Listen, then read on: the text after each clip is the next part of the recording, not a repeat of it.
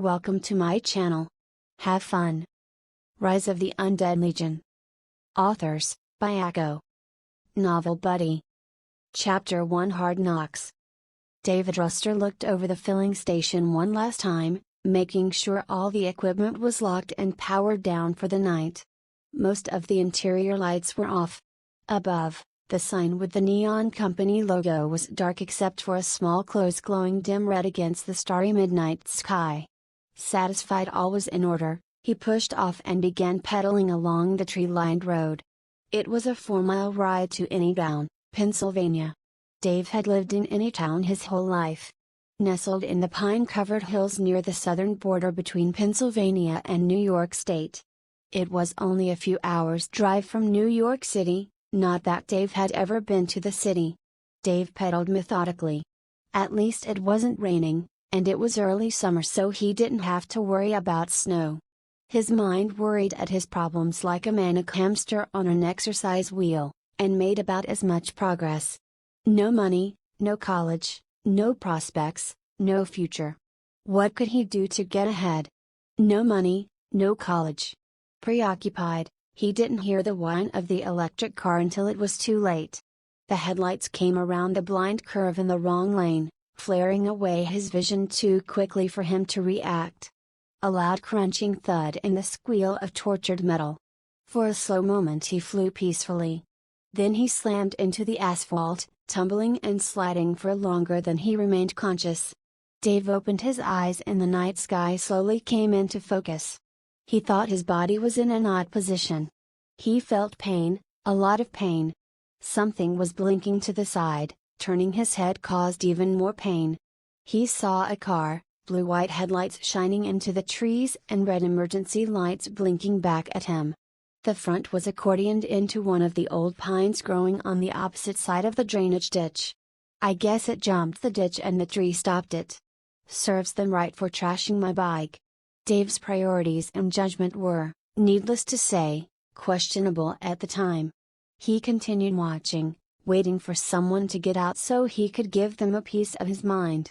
He probably wouldn't actually say anything, but he sure would think it at whoever was driving the car. A more pragmatic part of his brain worked on getting the phone out of his pocket, and pressing the emergency call button. It took him a while because the fingers on one hand were mangled, broken and bloody. The side of his face felt like it was burning, and that set off more burning sensations in the back of his arm and shoulder all the way down to his thigh. His stomach was sore on one side, like the mother of all bruises, and whenever he moved razors in his hip stabbed at him and made grinding noises. There was also something pounding on the back of his skull. He kept watching the car. Where are they? Why aren't they getting out of the car? There were small flames coming from under the front of the car. But electric cars aren't flammable. Usually. Dave dropped the phone, ringtone and all, and tried to stand up. He didn't get up all the way, he was only able to shuffle forward in a bent-over crab walk. It seemed like a long distance to the car. But he kept moving toward it, watching the small flames flicker underneath. Occasionally he croaked, trying to yell to whoever was inside, getting angrier with every crab drag step. Wrecked my bike. Burning, get out! Ruined my shirt, now I only have 3. Driving like maniacs. Wrong lane. Public road Give you a talking to. And you too. Finally he was at the wreck. The worst part was going down one side and then back up the other side of the ditch. Something was definitely not okay with his stomach. The windows were heavily tinted, the headlights were dimming, which Dave took as a sign the battery array was screwed. It was on fire, so that made sense. Dave leaned against the driver's side and tried to look in, but couldn't see anything. He tried to open the door and of course the thing wouldn't open for him. Story of his life. Who was he after all? Just a guy trying to make a life for trying to save someone in the car. Keep it together, bud. Dave reprimanded Dave in stern croaks. So tired, and miles to go before I rest. Pulling his multi-tool out he focused on the ends, looking for there. a little stud sticking out from one end. Car. Something especially for car window situations. Holding the tool like a nice pick, he swung the stud end at the window side armed, almost falling with a swing. The safety glass shattered into little cubes like it was supposed to. Little cubes of glass were all over the place. Carbide was very hard. Carbide. It was carbide. The window, it's open now, Bud. Enough with flapping your gums around, Bud. Move. Doctor. He's awake. A nurse called. Where am I? Asked Dave. Checking the monitors, the nurse turned to answer him. You are in Rambaldi's private institute of healthcare. You are a fortunate young man. Your injuries could have killed you. She said. Injuries? And accident, I remember. There was a woman there. Is she all right? Asked Dave. Woman? Sir, you were the only one there, it's okay, the fall may have scrambled your memory. She said. Huh? What? He clearly remembered someone in a car hitting him and then crashing into a tree. Christina. Barked a middle-aged man in a white coat. Mr. Rester. Please disregard whatever she said. There is someone here to speak with you about the incident. Said the doctor. As he spoke, two men in business suits appeared in the doorway. They looked like the guys from Men in Black, or some sort of bodyguards maybe? Dr. Hendricks, please leave us. Ordered the bigger one, walking over to the bed. The other suit watched the doctor and nurse leave, then leaned against the door casually. The first guy positioned a chair near the bed and sat. He looked like he was in his mid-30s, fit like a bodybuilder. He had a gruff voice and a serious expression on his face. Mr. Rester. This situation we are in. You got very lucky. You survived, and you saved someone very important. So kudos, guy. His eyes locked onto Dave and held, freezing him to the bed. But here's the thing. That important person was never there. You know what I'm saying, guy?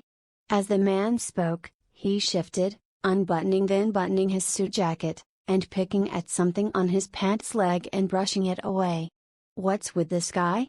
A full-on fashion diva, all obsessed with the fit of his clothes and staying immaculate.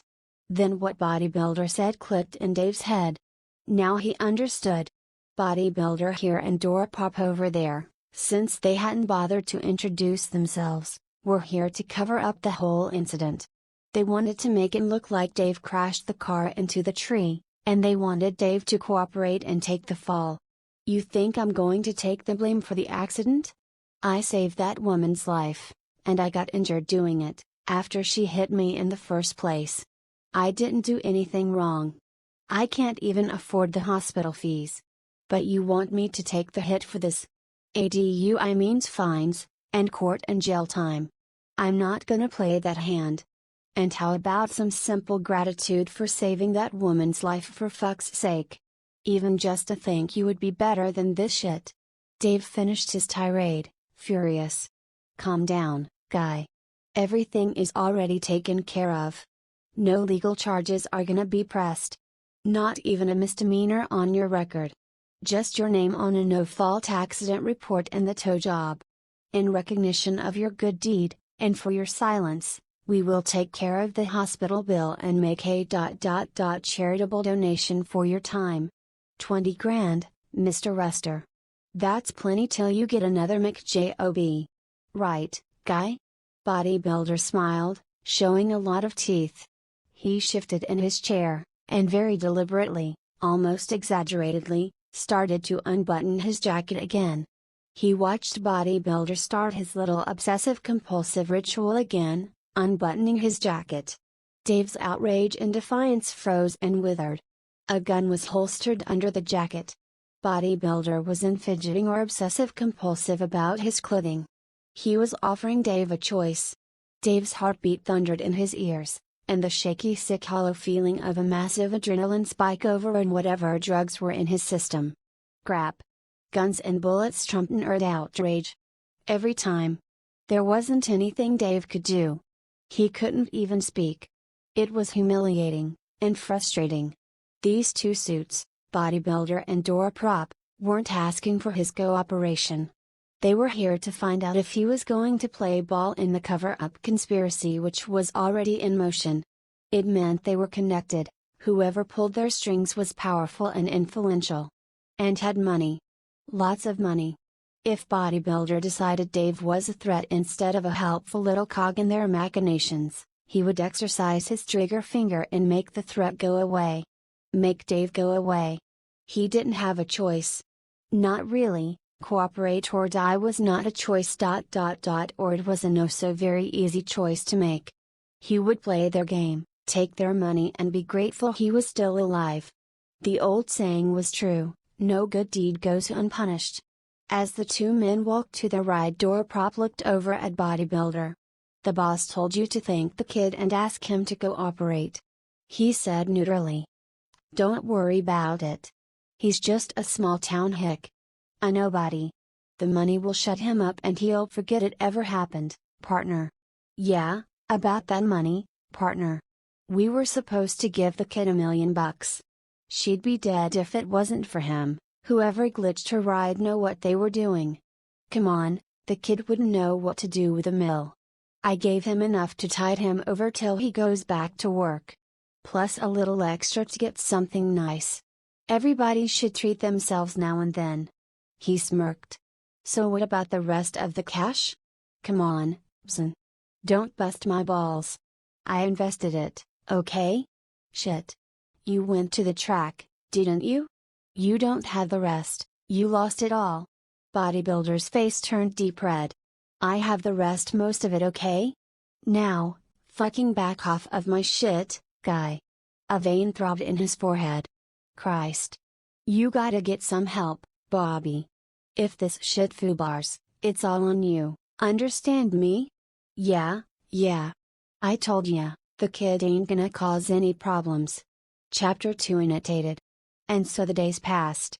Dave managed to leave the hospital and went back to his small town. However, his injuries were never healed. His leg and right hand were truly a mess right now. He would limp every time he tried to move and his right hand was unable to even properly hold a cup. Truth to be told, he became even more of a mess than he was before the incident. And now, due to his suffering, he is incapable of regular work. His former boss kicked him out from the petrol station due to his injuries but said that it was due to Dave's tardiness and his absence from work. Dave could do nothing but sulk at the injustice that has happened to him. More so now that he has to rely on his left hand to do all sort of menial tasks, it was a torture. Thankfully, Dave was not without friends. Ralph, Dave's best friend, just came back to town and saw the condition of Dave. They met at a coffee shop and Ralph was shocked at the current condition of Dave. He then urged him to tell him of the reason for this, but Dave had to keep quiet, afraid of implementing his friend in his problems. He had to tell him how his injuries happened though. I fell down the cliff, it was nothing serious, Ralph, don't worry, said Dave. However, his tone betrayed his words. Truly, Dave was depressed. Listen up, man. I know I don't have the right to say this, but you should have finished your studies and went to college. At least you could have managed to get a decent job, or enough experience to get a desk job. Working part-time or doing this kind of works have no future. I'll tell you what. Do you know about Conquest? He said. Ah, that game? Yes, I read about it, but what does this have to do with studies, man? Or work? You can make food out of a game, right? No, this is where you are wrong. I am a member of one of the strongest guilds in the game. I even receive a salary by just playing and doing some tasks. Though I am not a core member, I still manage to get about $5,000 a month by just playing. And due to the time dilation between the game and reality, I can manage to play for a long time. Doing different quests and bringing honor points to the guild will earn people more income. Last month I managed to get 12k my salary plus the benefits of doing a hard quest and managing to get the name of our guild in the server announcement. Wait, you are saying that you got $12,000 just from playing a game? Holy shit, I could barely get a third of that by working my ass off all month long, said Dave. Yes, you heard me right, And that was just because I happened to be on the same party of that did the quest. The guy who discovered the quest received $50,000 from the leader. This is all about commerce and sponsorship basically. If you get to do a legendary quest and manage to get the name of your guild or party up in the server announcement, you can input the name of one of your sponsors there, doing publicity to them. Thus you will gain sponsorship and receive money. Said Ralph, this sounds interesting. How can I join? I remember the price of those machines costing about 10 grand. Well, you're right, they're quite costly. But if you manage to get one you can start ahead and create your own character. Once you do that you will be able to join the game. Listen up, there is a minimum requirement for joining our guild, it's to hit level 50.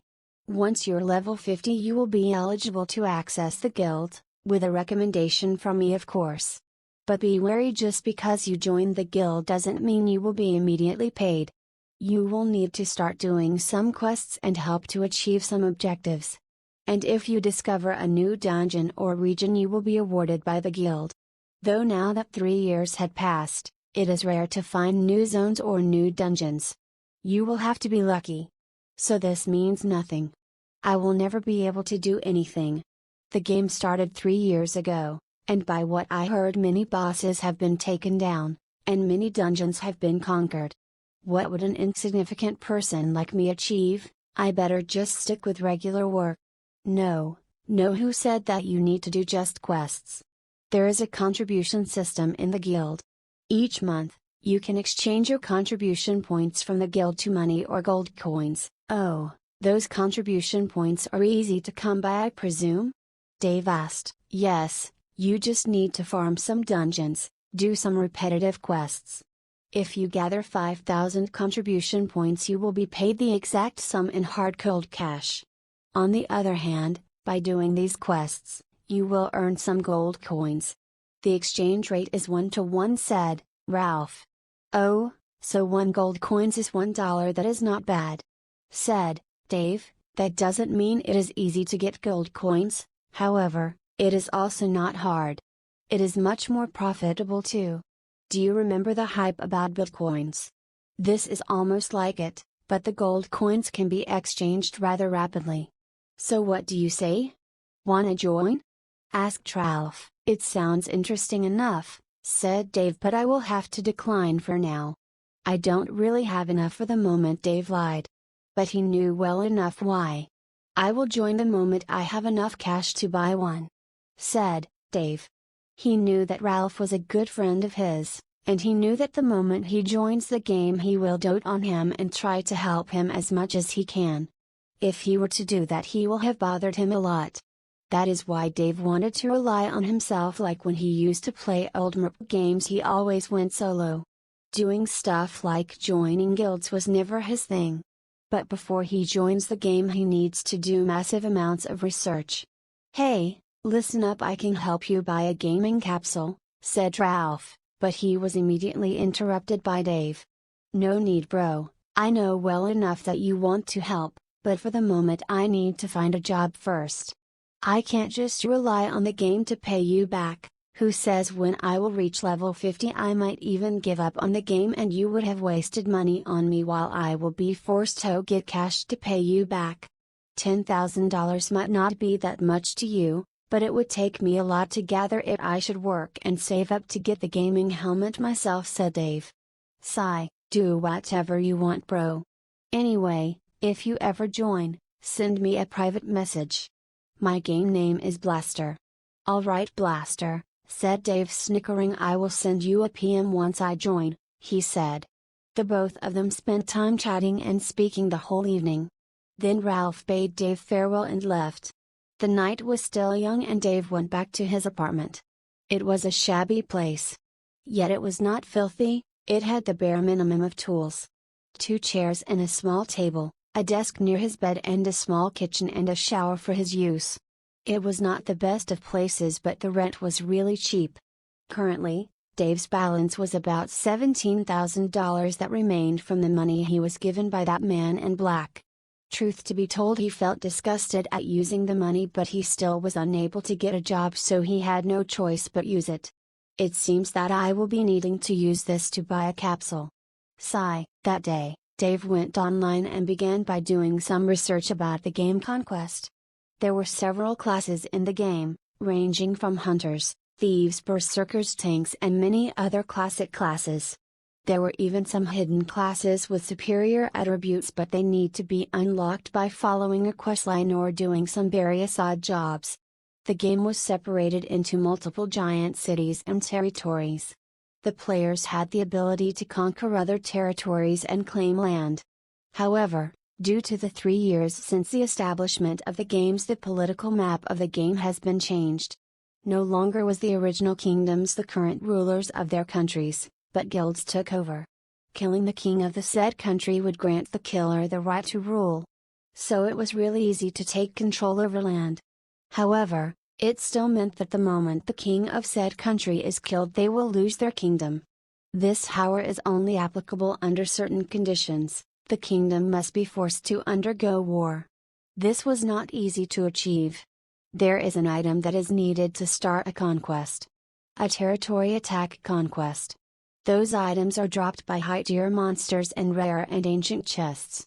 These high-tier monsters would require thousands of players to fight against, and even if they defeat them, the chances of the territory attack conquest to drop are abysmally small. From the beginning of the game, 3 years now, only 3 of such items were found. And they were used to conquer 3 major kingdoms. As such, the current game rulers are 3 guilds. Heaven's Dawn, that took the northern kingdom under it. Blood Rage, who took the southern kingdom of the desert. And the Devastators, who took over the western kingdom.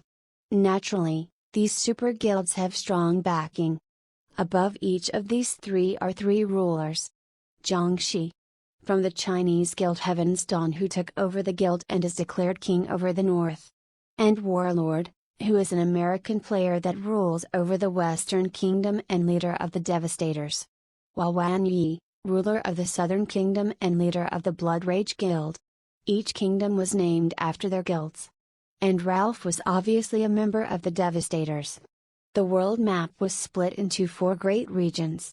Each of these regions has their own territories and quests and geography. Each of these regions has tens of thousands of miles of territory. To travel from one end to the other of the map would take about 10 months of travel on foot. This just serves to speak of the immense size of the game.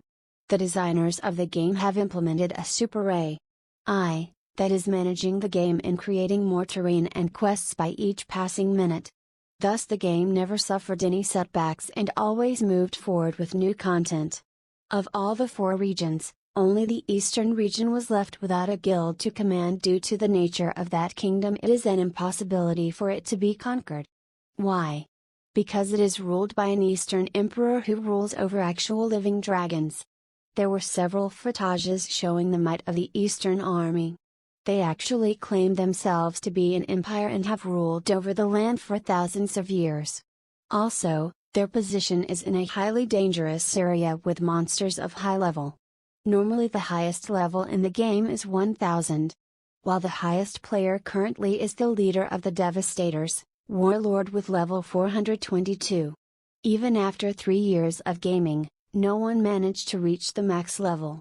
This just tells people how vast the world of Conquest is. While the rulers the domain of the Eastern Kingdom is vast, it also harbors highly tiered monsters and creatures. The lowest level beasts range from level 400 to 450. Even the highest level player cannot take on these beasts, thus the almost impossibility to conquer the kingdom.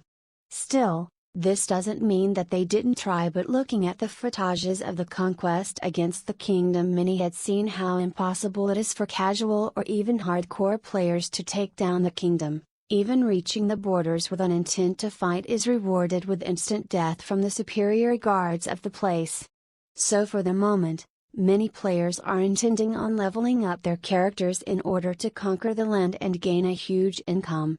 Due to the nature of the game, once a king establishes rule over a land, they are entitled to a percentage of the gold that circulates in the territory. Mainly, taxes. The rulers get to hog taxes from the kingdom, from fixing equipment, or buying anything, A small percentage of the money is sent toward the kingdom's treasury, and the king of the land is able to use that money to either reinforce his kingdom or use it as his own. The rulers of the 3 super guilds are currently billionaires, due to the amount of money that is circulating. However, they don't use that cash just for themselves. They use it to empower their guilds and reinforce their lands. This way they will not fear the day when someone tries to take over their kingdom and take away their golden egg-laying goose. This is the basic idea of conquest. One must take over territories to gain power. And due to the vastness of the kingdoms, even if a person manages to take over a city within the kingdom and is appointed as a baron by the king, they will be able to take a percentage of the taxes from the said city while also sending a percentage of the tax to the king. However, they will be needed to supply the king with forces if need arises, so to rule over a simple city is enough to make a person rich for life. The game encourages people to conquer new lands and new dungeons. The person who conquers a new dungeon will be eligible to hold the dungeon for themselves and will be able to set a fee for everyone else to access the dungeon. This, of course, is another mean to get rich. However, most of the dungeons are owned by one of the 3 major guilds. Still, some players were lucky enough to gain access to some dungeons. Dungeons rights can also be sold, and many players who managed to conquer dungeons would sell these rights to one of the 3 guilds for a huge sum of the money. Basically, this game is about gaining power. Financial power. Many companies are supporting the 3 major guilds for a share of the pie by giving financial support and organizing events to gain advertisement. After reading about this, Dave felt thrilled. If he were to own a small dungeon or conquer a dungeon, he might get rich by selling the dungeon right to any of the 3 major guilds. However, to do so he must first level up and go to uncharted territories. This is not easy, especially after knowing that others had about 3 years head start. This will be really hard, but if he is lucky enough, he might be able to turn this situation upside down. Dave then submitted a purchase order for the gaming capsule and waited for it to arrive. It took about 2 days for the gaming helmet to arrive, and in that time Dave did his homework on the game's mechanics and classes. Once he set up the gaming helmet, he put it on, hoping that the $10,000 would not be a waste. He logged in the game. A white light soon blinded him for a moment before a notification showed up before him. Welcome to Conquest. Please speak to Alfred. The notification then soon disappeared. Looking at where I stood, it was a blue platform where there was an old man wearing butler clothes and a single lens glass. He fixed his lens and moved forward. Welcome to the world of Conquest. Adventurer. Here you should know that everything you will be doing will affect not only you but anything and everything around you. Let's make this brief. Let's start with your race. Which race would you like to be? Asked the butler while with a wave of his hand he showed all available races, from humans to elves, dwarfs, gnomes, even orcs and trolls. Looking at the characters, one would see the difference in each of their characteristics and basic stats. Basically, it was the normal thing that most merc had. Name Deathstroke. Race, human, keep the same features, said Dave. Very well, quite direct I may say. Said the butler named Alfred. Then where would you like to start your journey? Asked Alfred. I am more of a solo player, I would like to start near the Eastern Kingdom, I said. The Eastern Kingdom? I don't think you will be able to survive there. Especially with that, said Alfred as he looked at my right hand. Ah! I totally forgot about this. Worry not, said the butler, and with another wave of his hand the mangled right hand and right leg were like new. Wow! That is amazing. How did you do that? The headgear is attached to your brain, I just tempered with your brain waves. Now you would not be bothered by your injuries in this game, but did know that once you leave the game the injuries will not disappear.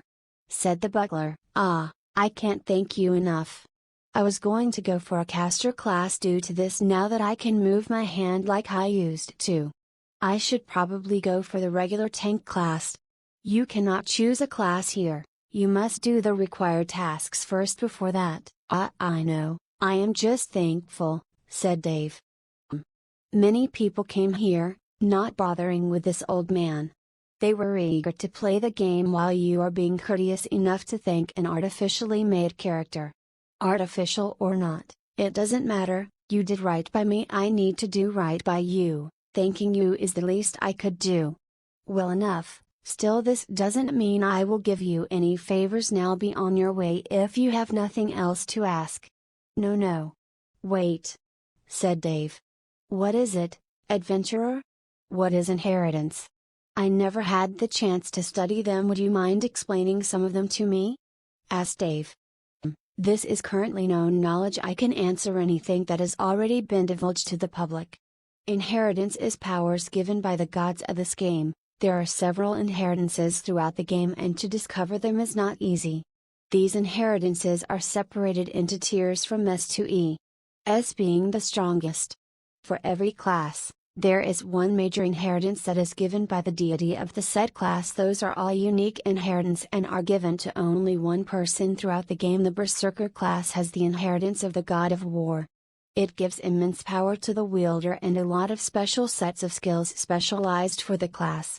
However, for the moment all of the S-class inheritance of the known classes have been found and are already owned. Oh, so that means that there is still the possibility of an S-class inheritance to show up if a new class is discovered? Said Dave with a smirk.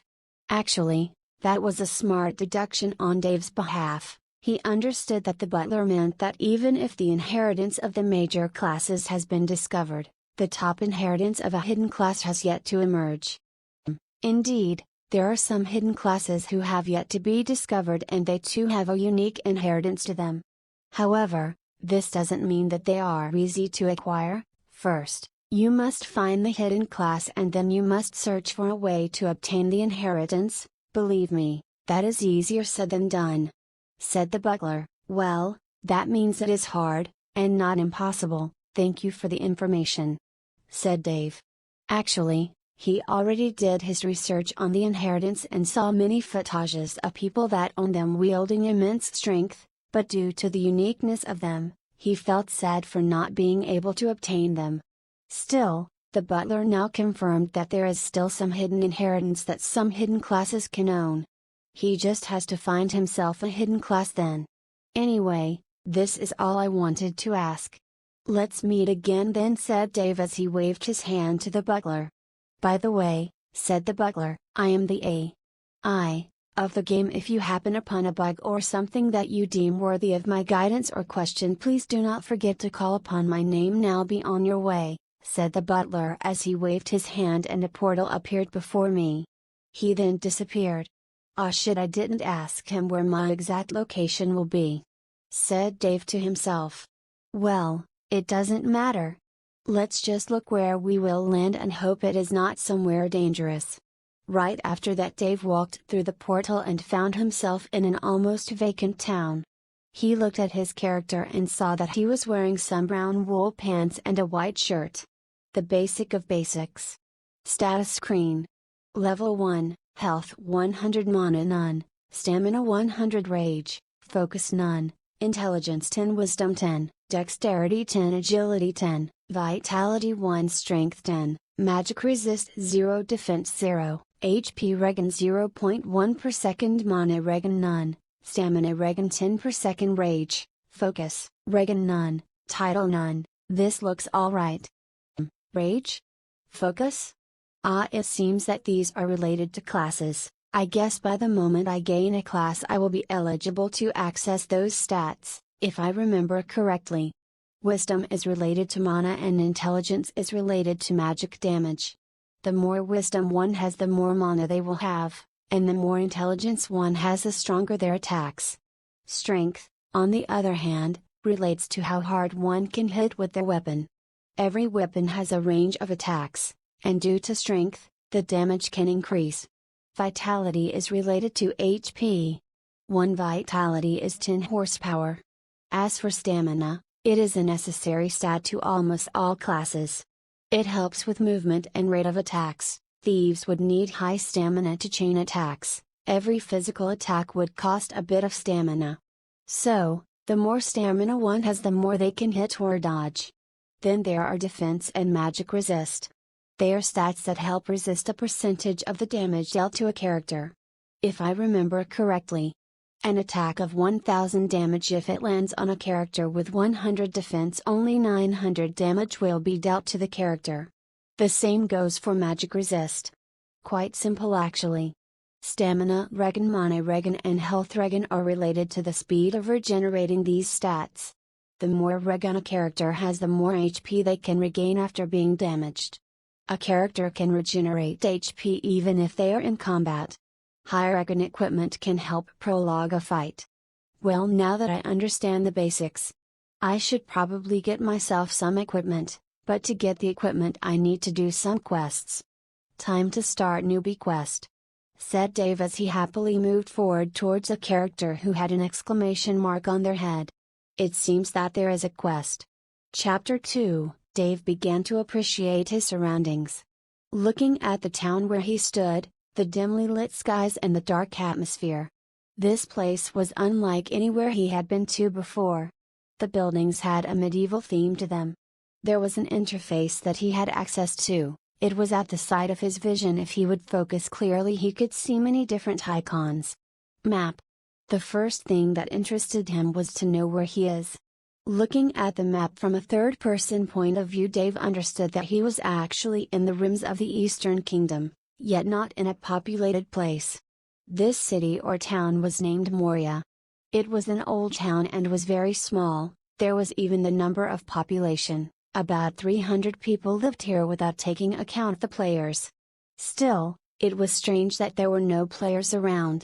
Dave began to think that this town was too far away from the main cities and not many players would want to venture this far, or at the very least that this place was of no interest to everyone else, thus the lack of other players. Right after he verified his location, he zoomed his view on the map to look at the town where he was. 3 major things caught his attention here: the teleportation gate, the church, the training center. The teleportation circle is a gateway that can teleport a player from city to city, so that they do not waste time going from place to place. The church was where he could take the simplest and easiest to acquire class, a paladin. And the training center where he could train his character to learn the basic skills that every class has. Should I start first by doing gathering quest, or should I head to the church to start the paladin questline?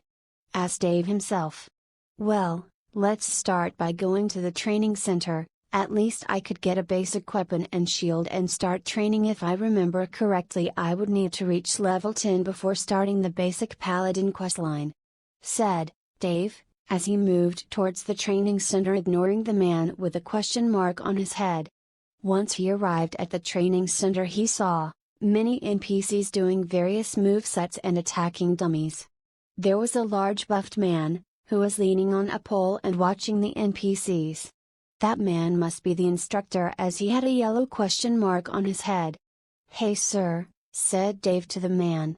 The gruff-looking man made an inspecting look at Dave and said, "Oh, fresh blood, you must be one of those adventurers, right? I have seen many of you.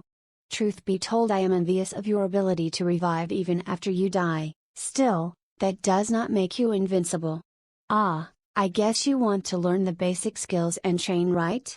said the man. Dave was a bit stunned, not at the man but the way he spoke and the expressions on his face.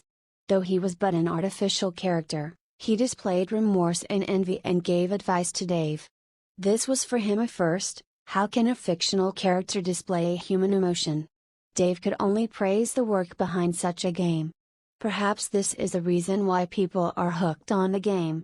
"Ah, yes, I was hoping to learn some basic skills. Others have said that they will be useful to train later on.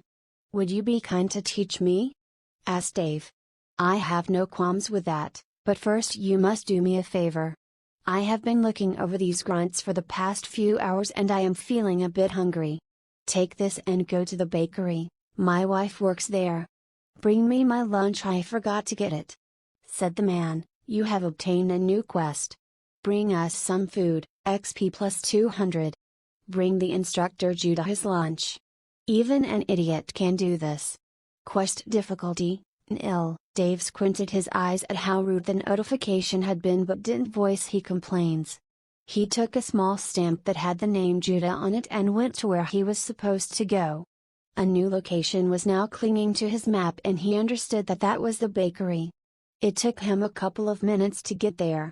Once he was there, a woman who had an exclamation mark on her head was there. She was the bakery's shop owner. "My lady, Mr. Judah had asked me to bring him his food," said Dave and brought forward the stamp. "Oh, that idiot had forgotten to take his lunch. Here you go, give it to him while it is still hot."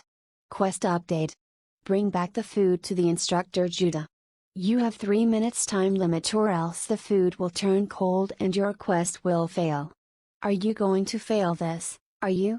Again with the rude notification. Sigh. Dave took the food and it was instantly placed in his inventory. It was a small looking pouch that said, "Hot food."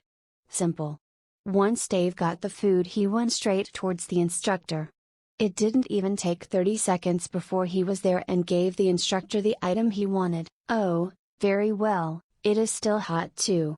Thank you, lad." Quest cleared. Plus 200 XP, time spent 33 seconds. Bonus reward plus 50 XP, only then, Dave fully understood the meaning behind this idiotic quest. Any character that has an exclamation mark can give quests. The quests have scored on them, and the better one manages their time in quests under the conditions of the quests, the more can one earn by doing them. This was a simple quest that many must have done to familiarize themselves with the system. Dave was no exception. Looking at Dave's gauge bar, he understood that he just got a quarter of the needed XP to level up. Judah the instructor soon disappeared and after a minute or so, he appeared again. That was very satisfying. "Anyway, kid, you wanted to learn the basic skills, right? You should know though, this is a training facility for warriors. If you want to learn magic you will need to go to the magic tower in this town," said the instructor as he pointed at a tower that was a bit far but still within the small town. "No, I wish to learn the way of the sword," said Dave. "Then you came to the right place. However, you need some strength before you can carry a weapon. You still lack strength. Let me tell you, you see those weights there, start by picking them up. Once you gained at least 15 strength then you can start by training with the sword," said the instructor. "Ah, so you can gain strength by lifting weights," said Dave. "Well, what do you think? If there is another way to do that then please tell me," said the man with a laugh. This actually made Dave sound like an idiot. These NPCs did not have the same view over the game as Dave did. They see weapons as weapons no matter the tier. They only gain strength and power by training. "Okay, I will start then." Dave then went towards a corner of the courtyard where there was a lot of weights spread across the ground. Starting with the 10-pound weights he grabbed each of them. Inspecting them gave Dave an idea about them. Lifting weights, 10 pounds. Training for 1 hour equals plus 1 strength. Capped at plus 5 strength. Limited under 15 strength, 5 stamina, lift. Oh, this was interesting. Dave then looked at another one. Lifting weights, 20 pounds. Training for 1 hour equals plus 1 strength. Capped at plus 5 strength. Limited under 20 strength, 25 stamina, lift. He then understood. There was a way to gain strength, but he will need to grind. Looking at the number of weights, he understood that he could train with all of them all the way to weights that had plus 500 pounds. Normally that would be difficult for anyone to carry, but this was just a game.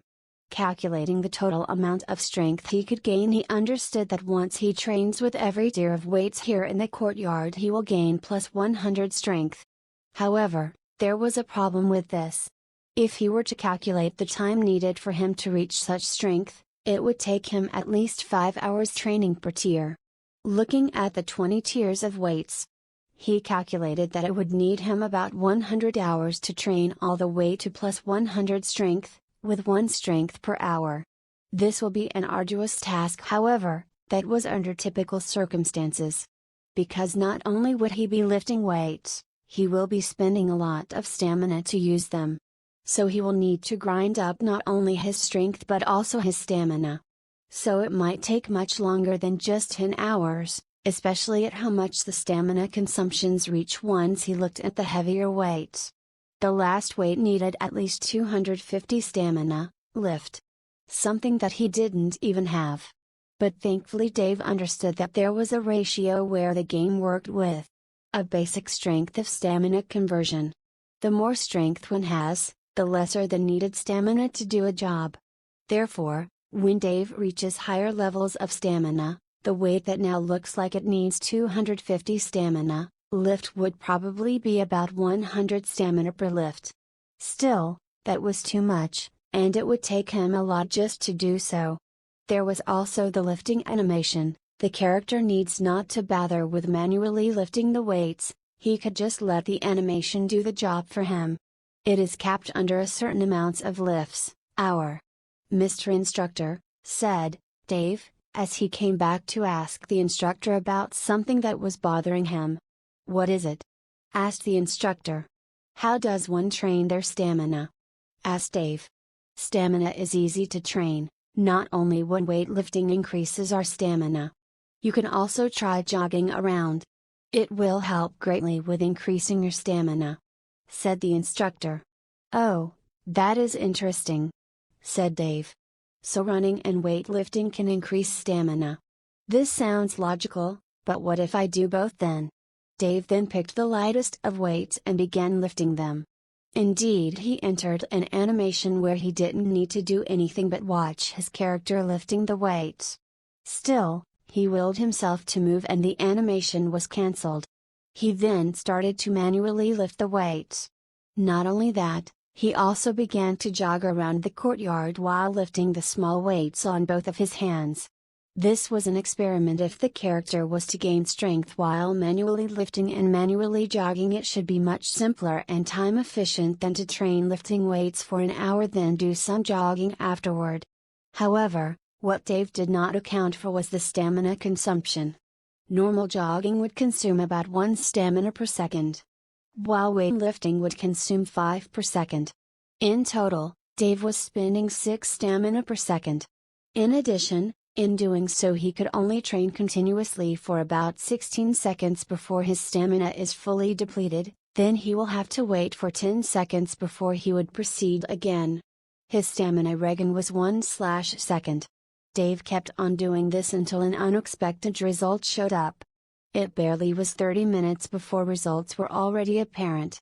You have gained +1 strength. You have gained +1 stamina. Surprisingly so, manual training was much faster than automatic lifting. This way Dave was sure that he could manage to finish the whole training in at least 50 hours instead of the 100 hours total that he calculated before.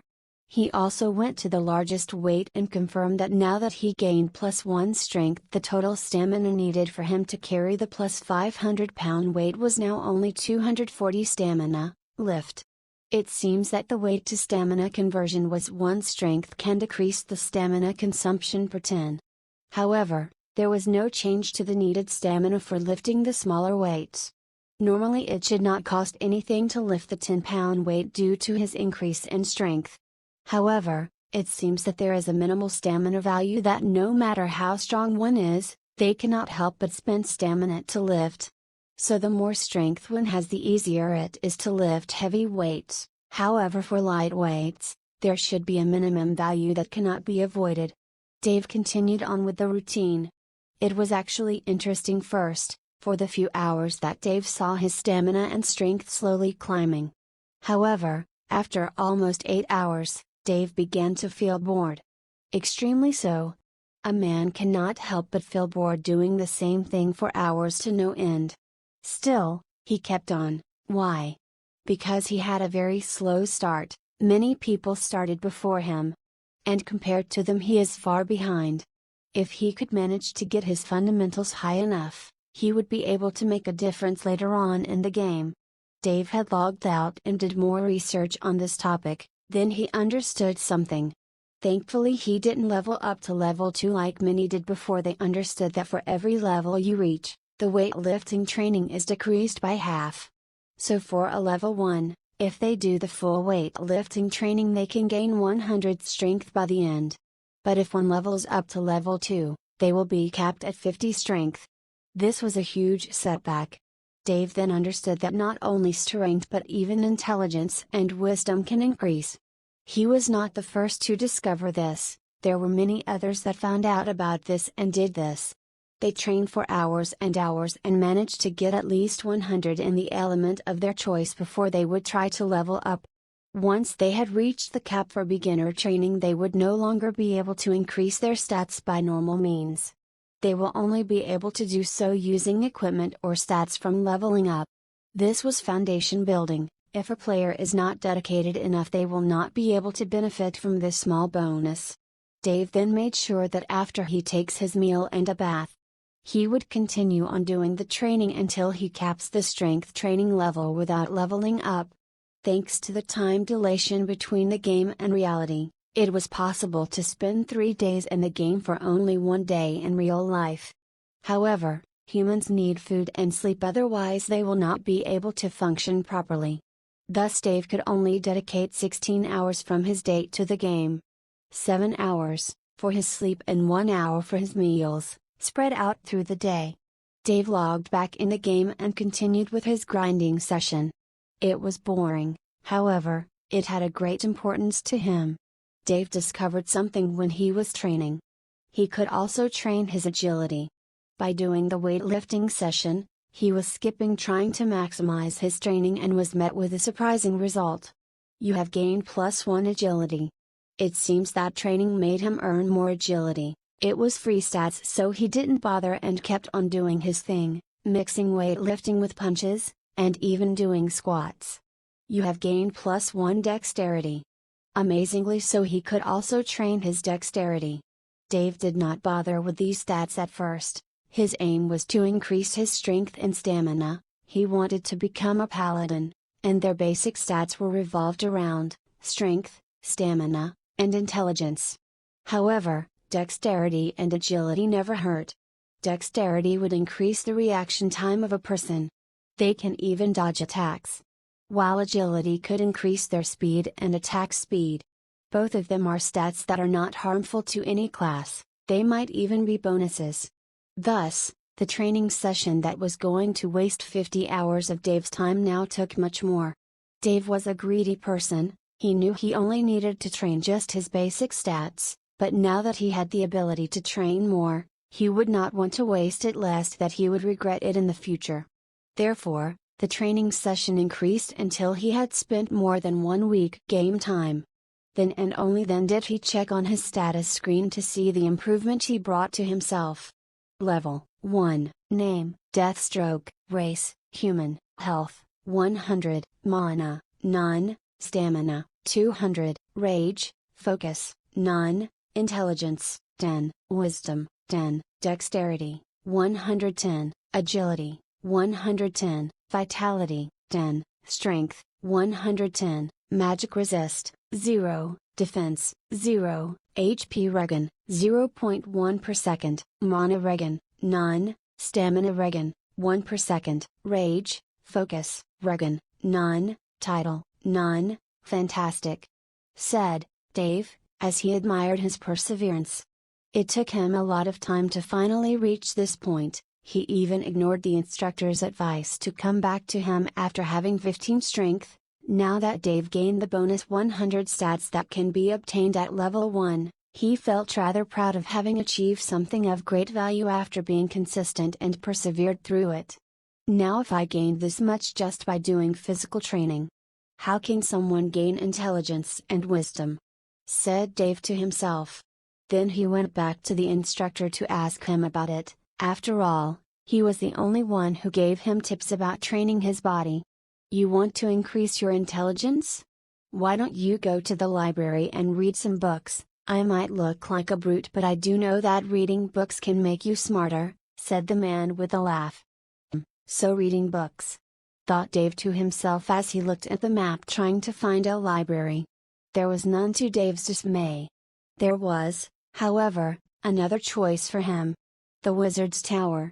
It is only logical, wizards would need to have a high level of intelligence and wisdom to cast their spells. Dave then headed towards the Wizard's Tower, ignoring the instructor once again. Dave did not want to proceed with skill learning before he claimed all the bonus points that one can have. Once at the wizard's tower he met a beautiful woman that wore a wizard's hat. She was at the front door with an exclamation mark on her head. This must be the magic instructor. "My lady, can I please ask you on the ways to increase one's intelligence?" said Dave in a polite manner. Being courteous never hurt anyone, this was a motto Dave always abided with.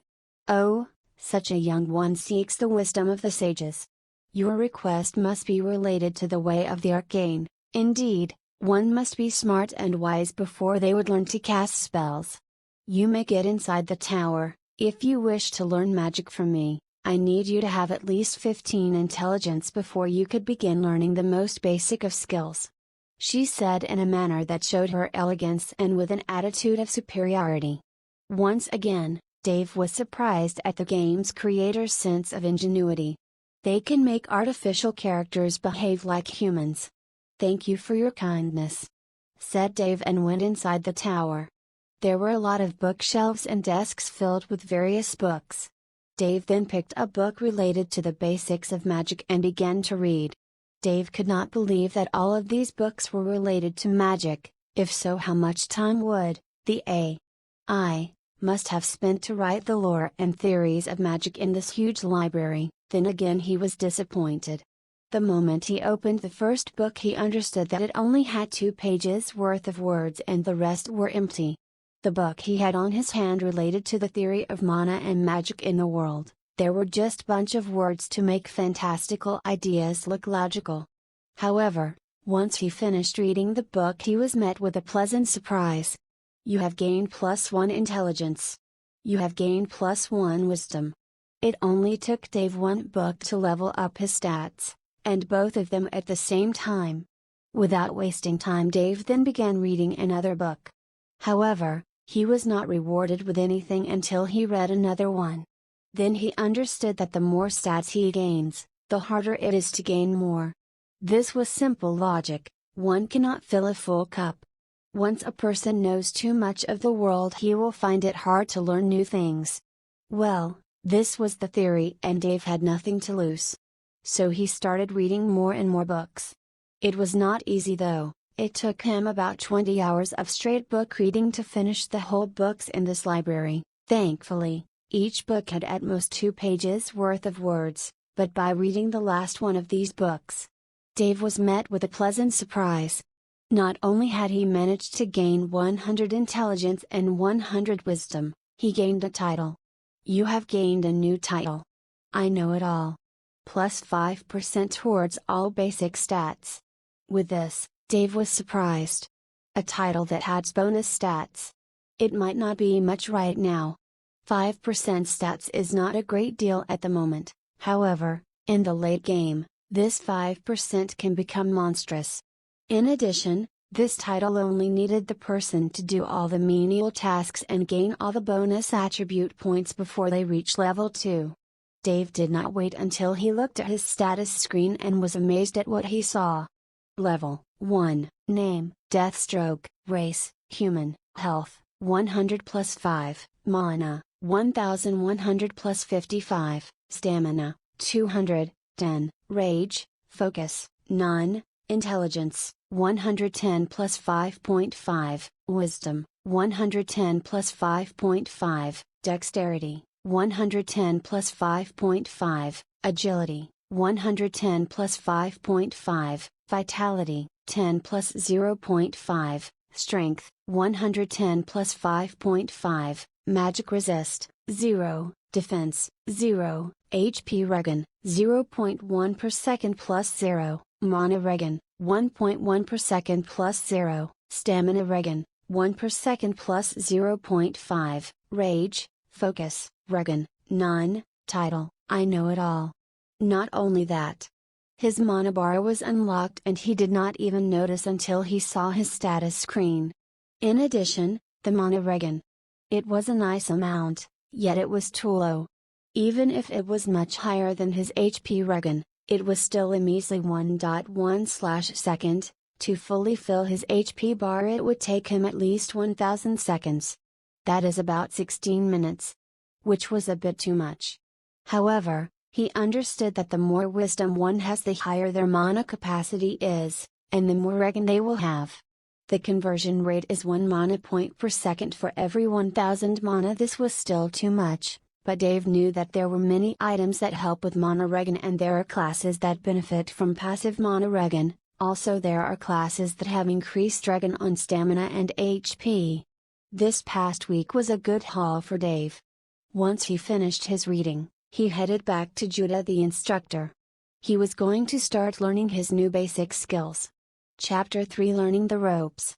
On the road back to the instructor, Dave had noticed many people living their lives as if it was the most simple thing to do.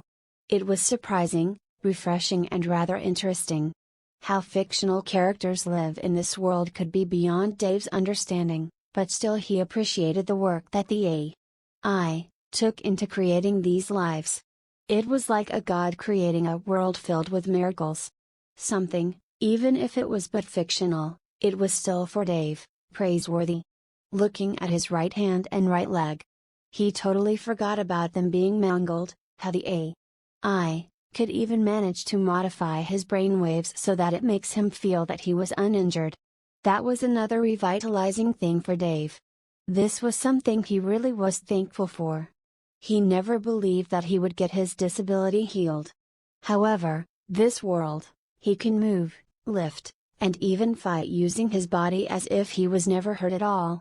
Truth to be told, if Dave had known that this game would give him a temporary respite from the world, and give him a chance to become normal and whole again, he would have jumped at the opportunity to play the game before Ralph would even mention it for him. However, nothing was lost. He had a long future ahead of him, and with the $7,000 remaining in his bank account, he could spare some time to build up his character's foundations and then fully focus on how to gather as much money he can. After all, this was a stunt he had to succeed in achieving. Otherwise, Dave's future would look grim. As a young man without proper and full education, nor a fully functioning body anymore. This was his only way to make his future, or at least the only way he knows of. Dave was not a stupid person, no, far from it. Though he never finished his studies, he always had a book in his hands. It was the year 2069, and many would only use smart tablets and holographic cards to read data. But Dave always loved the texture and smell of books, especially the old ones, thus he developed a habit to read and do research. Whenever he had time at the petrol station, he used to work in a book will always be under the counter. Every time he jumped jobs, he would always bring his stack of books and read them. Especially in fantasy books. So this world of conquest was both a blessing for him to truly live in the world of fantasy, and to achieve a future doing something he actually liked. Dave took on the attempt to better his life, unlike casual players or even hardcore players. Dave was betting his life. And a man who is betting his life can only face one difficulty. And that is to challenge himself to become better. And thus Dave was filled with both pride, perseverance, and hope. A hope to make something out of nothing. Once before the instructor, he asked him, "I have reached the required strength, could I now wield a weapon? And learn skills?" "Oh, let me have a look," said the instructor as he began scanning all of Dave's avatar. "Oh, impressive. You have grown strong. Very well. Take this," said the instructor as he gave Dave a metallic short sword. Category: Weapon, Basic Iron Short Sword, a short sword used for training. Not much of an actual weapon, but at least it is sharp enough to slaughter some chicken. Damage 15-20, Requirements 15 Strength. 10 Agility, Level 1, Bonus Stats None, Scaling, Class E, Strength, E, Dexterity. Class: Common Weapon. "Oh, a basic sword, what is this scaling thing?" asked Dave. The scaling of a weapon is related to the weapon's damage output or defense output. Mainly there are several scaling categories of a weapon, ranging from E as the lowest to SSS as the best. Any scaling weapon is factored by the related stat it is linked to. This is the diagram of scaling you will understand once you read through it. Scale modifier stat weapon damage finalized damage over 0 defense. E 0.25 115 25 100 plus 25 plus 15 to 25 equals 140 to 150 dmg. D 0.5 115 25 100 plus 50 plus 15 to 25 equals 165 to 175 dmg. C 0.75 115 25 100 plus 75 plus 15 to 25 equals 190 to 200 dmg. A1 115 25 100 plus 100 plus 15 to 25 equals 215 to 225 dmg. S 1.25 115 25 125 plus 100 plus 15 to 25 equals 240 to 250. SS 1.5 115 25 150 plus 100 plus 15 to 25 equals 265 to 275. SSS 2 115 25 200 plus 100 plus 15 to 25 equals 315 to 325. Oh, this is more like it. So the higher the scalar on a weapon, the more damage output. And looking at the basic iron sword, it has 2 scaling stats. I think it would take from the 2 stats. Looking at the diagram, Dave made some mental calculation and understood that with his current stats he could deal from 280 to 300 damage with the basic sword. Looking at his measly 100 horsepower, that amount of damage was ridiculous. However, once he took notice of an interesting thing in the diagram, he could not help but ask. It says here that defense value is 0. How can defense affect the damage output? Oh, before I speak of that, I need to explain about the defense first. There are 4 kinds of damage modifiers. Here, take a look. Defense type value, weapon damage result after defense, magic absorption 100 280 to 300 180 to 200, damage nullification 100 280 to 300 180 to 200, immunity 40% 280 to 300 112 to 120. Oh, there are so many. Could you explain it to me though? Why are there 3 types of defense reduction values? Said Dave, let me explain. The 3 types of defense are related to each other. You can find a shield that has 1, 2 or even 3 types of defense, and immunity is the best of the 3. In addition, it is the first that is influenced by damage, but still, the maximum a person can have is 40% damage immunity, and it is the first to be factored from the 3. Let me explain it further. Said the instructor as he explained in a manner akin to a teacher. If you would deal 1000 damage, a shield with 40% immunity will only let you deal 600 damage. Make note that immunity works both for magic and physical defense. Then what if the shield has 40% immunity and 100 magic absorption, which is the second factored value of defense types after immunity? Then you will only receive 500 damage. Lastly, damage nullification, which is the last to be factored and is the most common on all types of shields and armors. If it has 100, you will deal a maximum amount of 400 damage to your target. Oh, interesting, so the best type of defense is immunity. Then the damage will have to undergo several layers of defense to deal a finalized damage value. Said Dave in understanding. He also understood why the damage reductions are organized in such way. In the end, Dave understood that for a tank class they will need both magic absorption and damage nullification to be a good tank. There are several weapons that deal both magical and physical damage. If Dave only focused on one aspect, he might end up dead.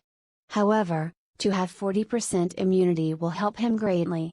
There are even ways to penetrate the defense. Some weapons have those, and they can deal damage even under heavy defenses. But still they will not be affected by damage immunity.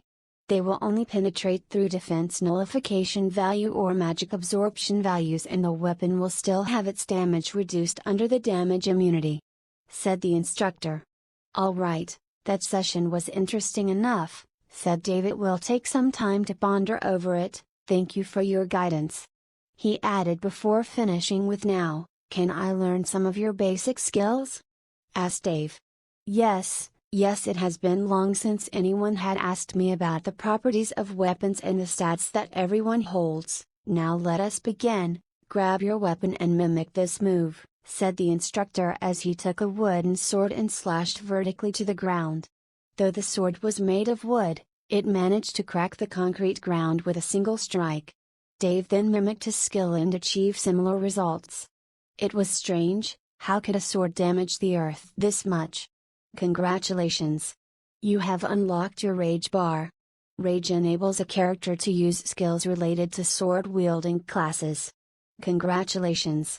You have gained a new skill, Destructive Smash. Skill, Destructive Smash, skill level Armature, 1, damage, affects 50% weapon damage, stuns target for 1 second, rarity common, E, cost 50 stamina, cooldown 1 minute. Chapter 4 Recommendation Letter. For a basic skill, it sure is costly and has a huge cooldown, said Dave. Indeed, however, that is because you are just starting. Once you train the skill to perfection, you will be able to use it more often and will be able to reduce its cost. However, this is a skill with a low tier. Even if you reach a Grandmaster level with it, it will still deal low damage compared to mythical tiered skills. Could you tell me about the tiers of skills and the tiers of mastership of a skill? Oh, there are 5 tiers of mastership of every skill. It starts with amateur, to beginner, expert, master, and grandmaster. One must reach 10 levels of each tier to reach another realm of the skill. So in total, to become a true grandmaster in this skill you will need to train it for 50 levels, but make sure that the higher the level of the skill the harder it is to train it. But it is also awarded with reduced costs of usage, and might sometime give higher damage, said the instructor. Then for the rarity of the skill. It starts with common, rare, unique, epic, desolate, mythic, and legendary, going from lowest to highest in rarity. As for the legendary skills, the only way to obtain them is by having access to an S-class inheritance. Anything below the legendary rank can either be obtained via learning under an accomplished master, or finding rare skill books. Dave then was surprised to have learned about the rank of the skills in inheritance carrying characters. This would mean that to have a legendary skill he will be needing to have an S-class inheritance. So far there are only 6 verified S-class inheritances. They are all related to the major classes of the game. Thieves/assassins/rogues are under the same category. They have the Shadow Dancer inheritance, which is obtained by some mysterious girl who seldom shows up in raids or fights. Someone was lucky enough to have caught a tape of her using her inheritance's skills and posted it online. The other one was the God of War inheritance, which falls under the warrior type class, which is composed of bruisers/berserks/tanks. It was obtained by the leader of the Heaven's Dawn Guild, Zhangxi. He used it many times to clear impossible dungeons and to fight for supremacy. Another inheritance was the Summoner class inheritance. Summoner falls into the category of summoners/druids/warlocks. However, warlocks are a type of wizards. They summon demons to fight for them, so they are categorized as summoners class with a high aptitude for destructive magic. Their inheritance was the Tree of Life's Light. A druid that is working under the Heaven's Dawn Guild owned it. The only guild to have 2 S-class was the Heaven's Dawn, and that was proof of their strength. As for the priest, healer's inheritance, it was called the Dawn of Light. It was owned by the leader of the Southern Kingdom, Wan Yi. He is a powerful priest that was said to be able to bring back the dead. He is a calculative and mastermind and was able to hold his head up high using his inheritance. Although not powerful in combat as the God of War's inheritance, it is strong enough to support allies and to conquer dungeons, which were the reason why the Southern Kingdom's leader is one of the richest guild owners in Conquest. There is 2 remaining S-class inheritance that is owned by solo players. The Hunter, Archer class, Divine Bow inheritance is owned by a powerful hunter guy. He is the very personification of a wandering adventurer. The Hunter class is unlike the Archer class. While the Hunter class is weak in PvP combat compared to the Archer class, it can tame beasts to help if fight enemies. The Divine Bow inheritance is unlike the others. It is an equipment, a golden bow that he obtained at the end of some dangerous quest, and with its high damage output and unique skills he managed to outshine even the most powerful archers. While he also has a dragon pet. An actual dragon as a pet. The last inheritance is the Worldbender's inheritance. It is a magic type inheritance that reduces mana costs, cooldowns, and empowers all the class's skills by a huge amount.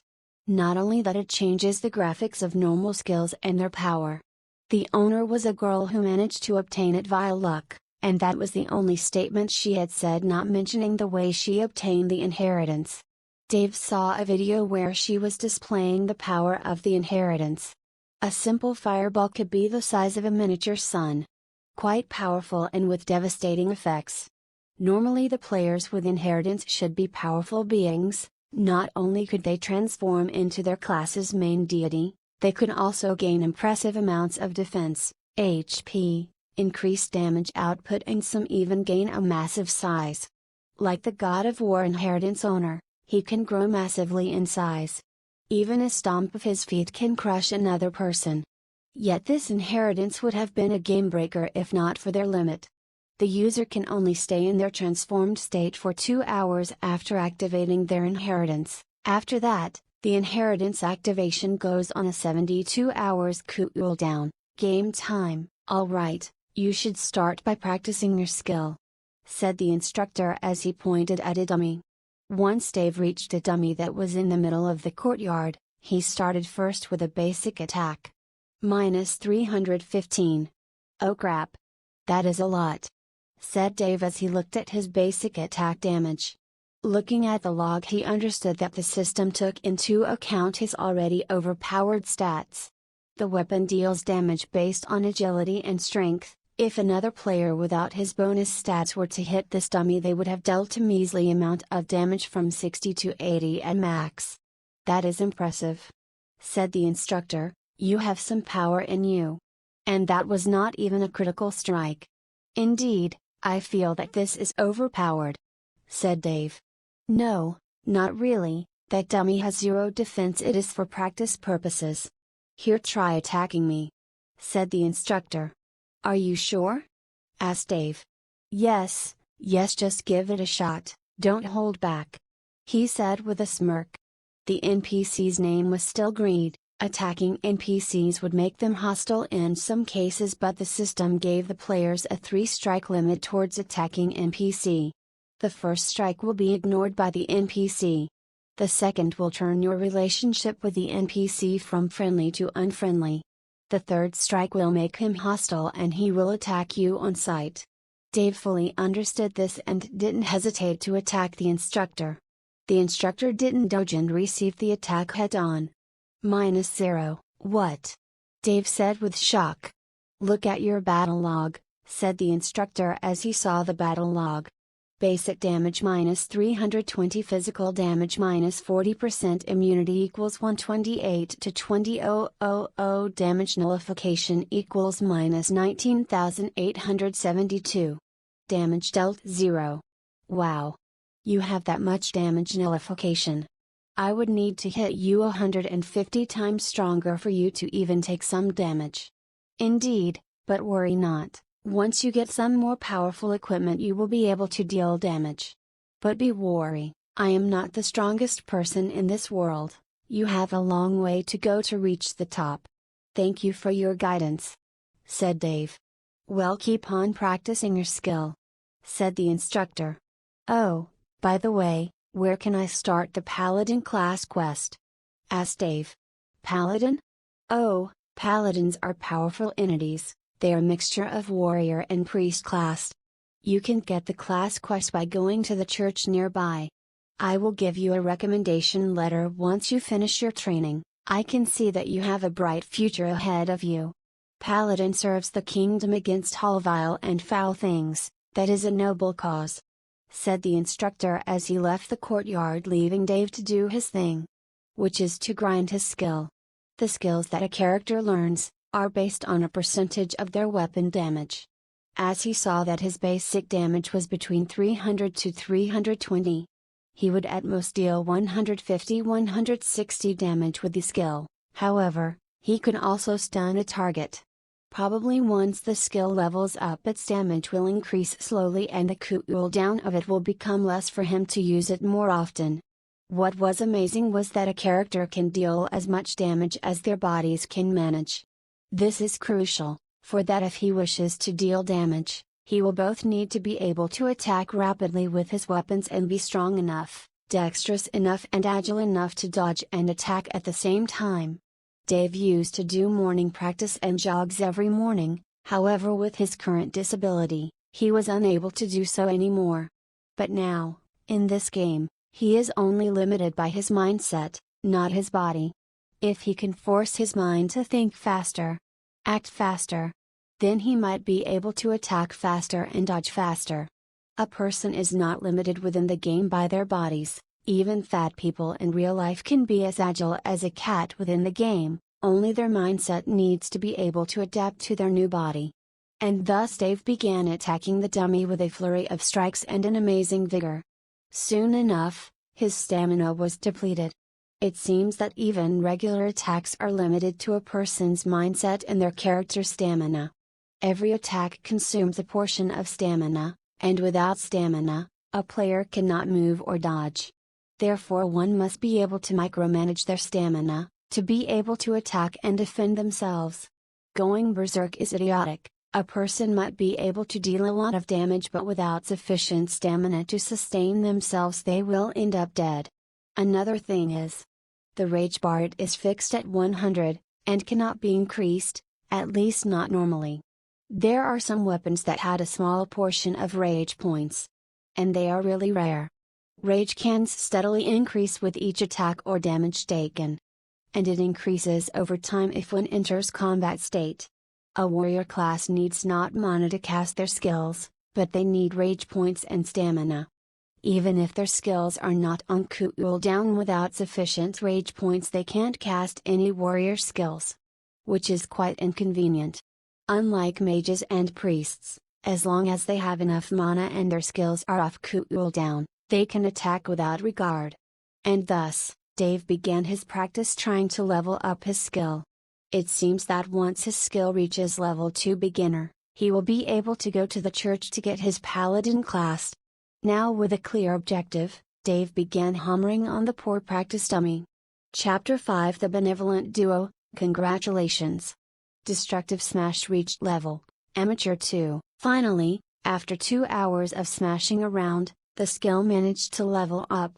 Skill, Destructive Smash, skill level Armature, 2, damage, effects 55% weapon damage, stuns target for 1 second, rarity common, E, cost 45 stamina 10 rage points, cooldown 55 seconds. Well, the only difference is the slight increase in damage and the cooldown reduction by 5 seconds.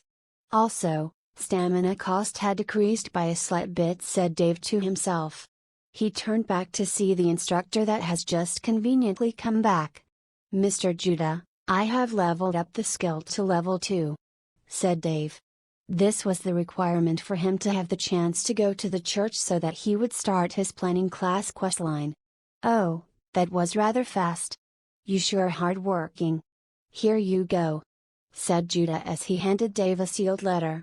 Quest item, sealed letter. Hand this over to the bishop in the church. It's at the northern side of town. I marked it on your map so you don't get lost, said Judah, and the exclamation mark on his head vanished. It seems that he no longer has anything to say to Dave, so he dismissed himself.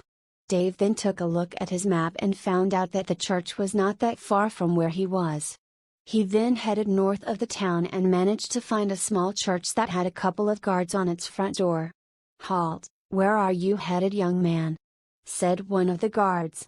The both of them had green names, so they were friendly, but it seems to Dave that they were programmed to do their job properly as guards. Looking at Dave, who didn't have the attire of a church's believer, they had to ask questions. I need to meet with the bishop. I have a sealed letter from Master Judah that I need to hand it to him personally, said Dave calmly. Ah, a letter from Master Judah. So you're one of the new recruits. All right, you may get in, said the guard and gave way for Dave.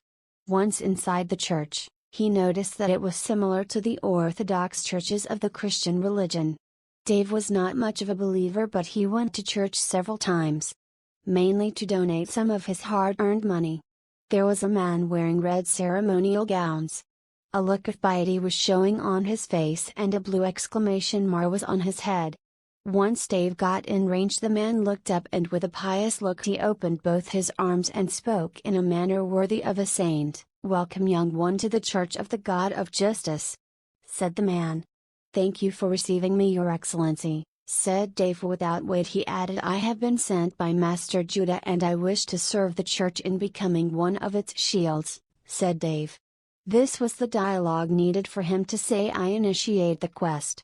"Oh, a young man like you wishes to serve the Holy Church. You have the heart of a good and benevolent person, but just the heat cannot defend the people. You need to prove your strength first to make people follow the teachings of gods," said the man. "This is a letter from Master Judah. He asked me to deliver it to you as proof of my strength," said Dave, as he handed the letter. It instantly disappeared from Dave's inventory. The old man took the letter and began to read it. His expressions changed a bit, then he smiled before saying, "Master Judah is a powerful warrior, and in this letter, he praised your hard-working ability. Indeed, if this is true, then you are worthy of joining the church's ranks. But before that, you will need to prove your worth. This is your first task. Deep within the wilderness that is positioned at the southern part of town, you will find an ancient tomb. It is filled with powerful creatures of the dead. Some of them are strong enough that they could topple kingdoms, but they are sealed within the perimeters of an ancient tomb. Your task is to reduce the numbers of the less powerful creatures so that when the army of God is established they could take on the dangers within the desolate tomb. Class Quest. Defeat 25 skeleton soldiers.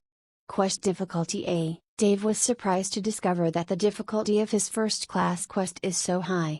Why would this be the case? Looking at your current level, this place is a bit too powerful for you. You should probably gain more strength and level up before you could start this task," said the bishop, confirming Dave's worries.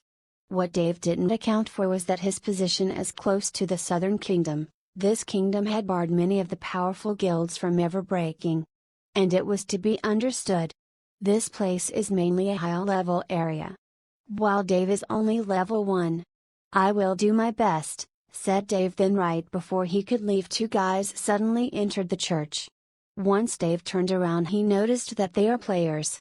One had the name, Bonebreaker, the other was named, Stainless Steel. This was the first time Dave met players in this game. Mainly due to the town where he was, Moria was an empty and vacant town. People rarely chose this place as their spawning point. It is too far from any of the more popular cities and has low resources, plus the monsters around it are too high-leveled from new players. High-level players would pass by here from time to time to do some quests, and this was the same reason these guys were here. "Oh look!"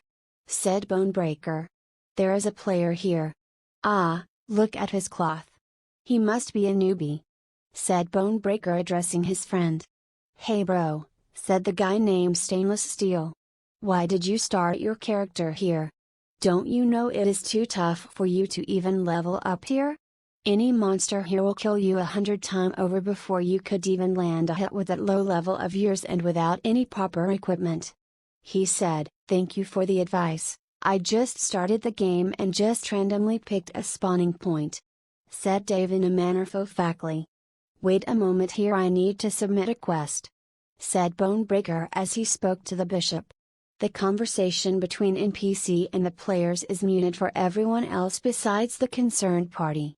So Dave couldn't hear the conversation, but looking at a glowing light that shone from Bonebreaker he understood that the man just leveled up and he must have finished a quest. "Alright, my quest is over."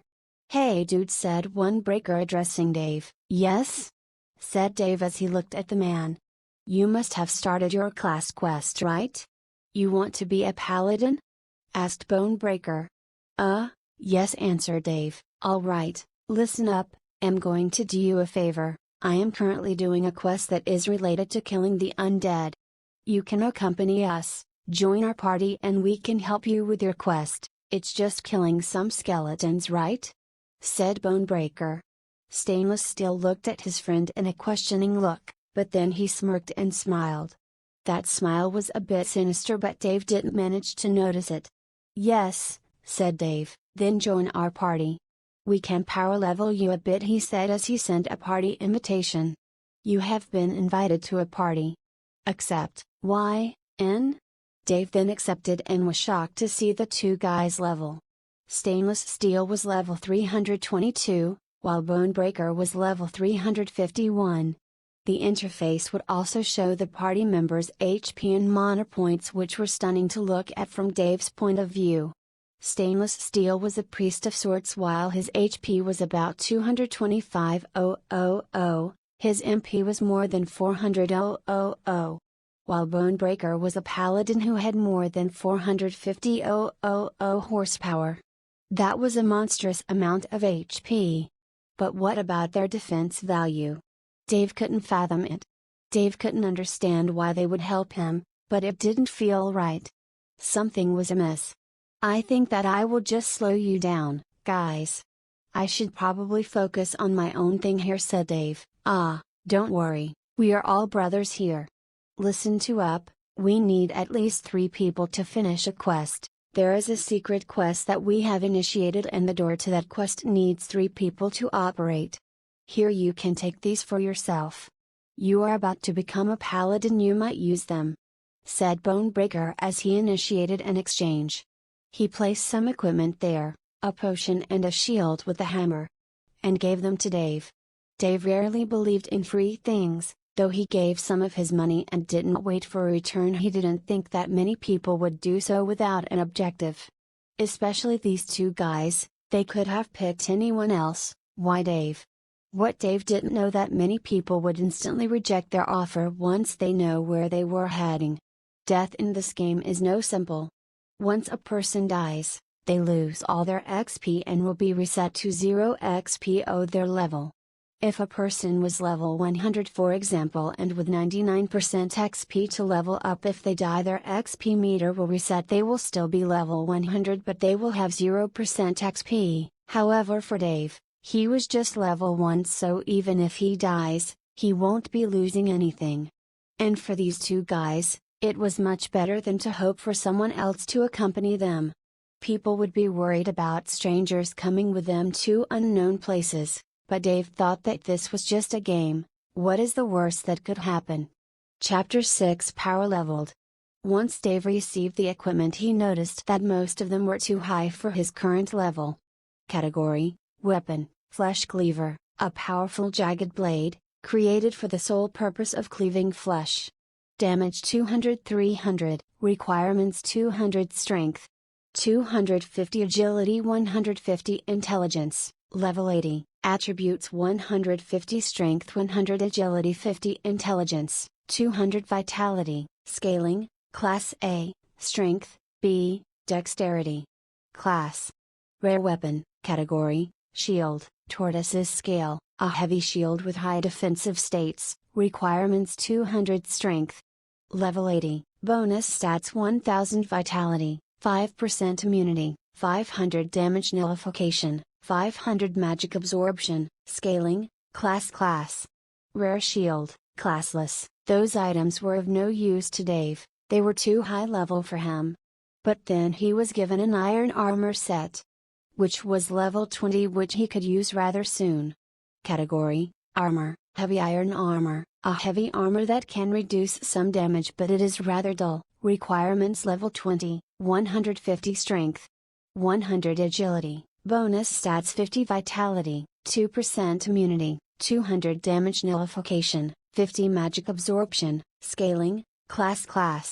Common Heavy Armor, Classless. Category: Greaves, Heavy Iron Greaves, a heavy iron greaves that can reduce some damage but it is rather dull. Requirements level 20, 150 Strength, 100 Agility. Bonus stats 25 Vitality, 2% Immunity, 200 Damage Nullification, 50 Magic Absorption. Scaling: Class.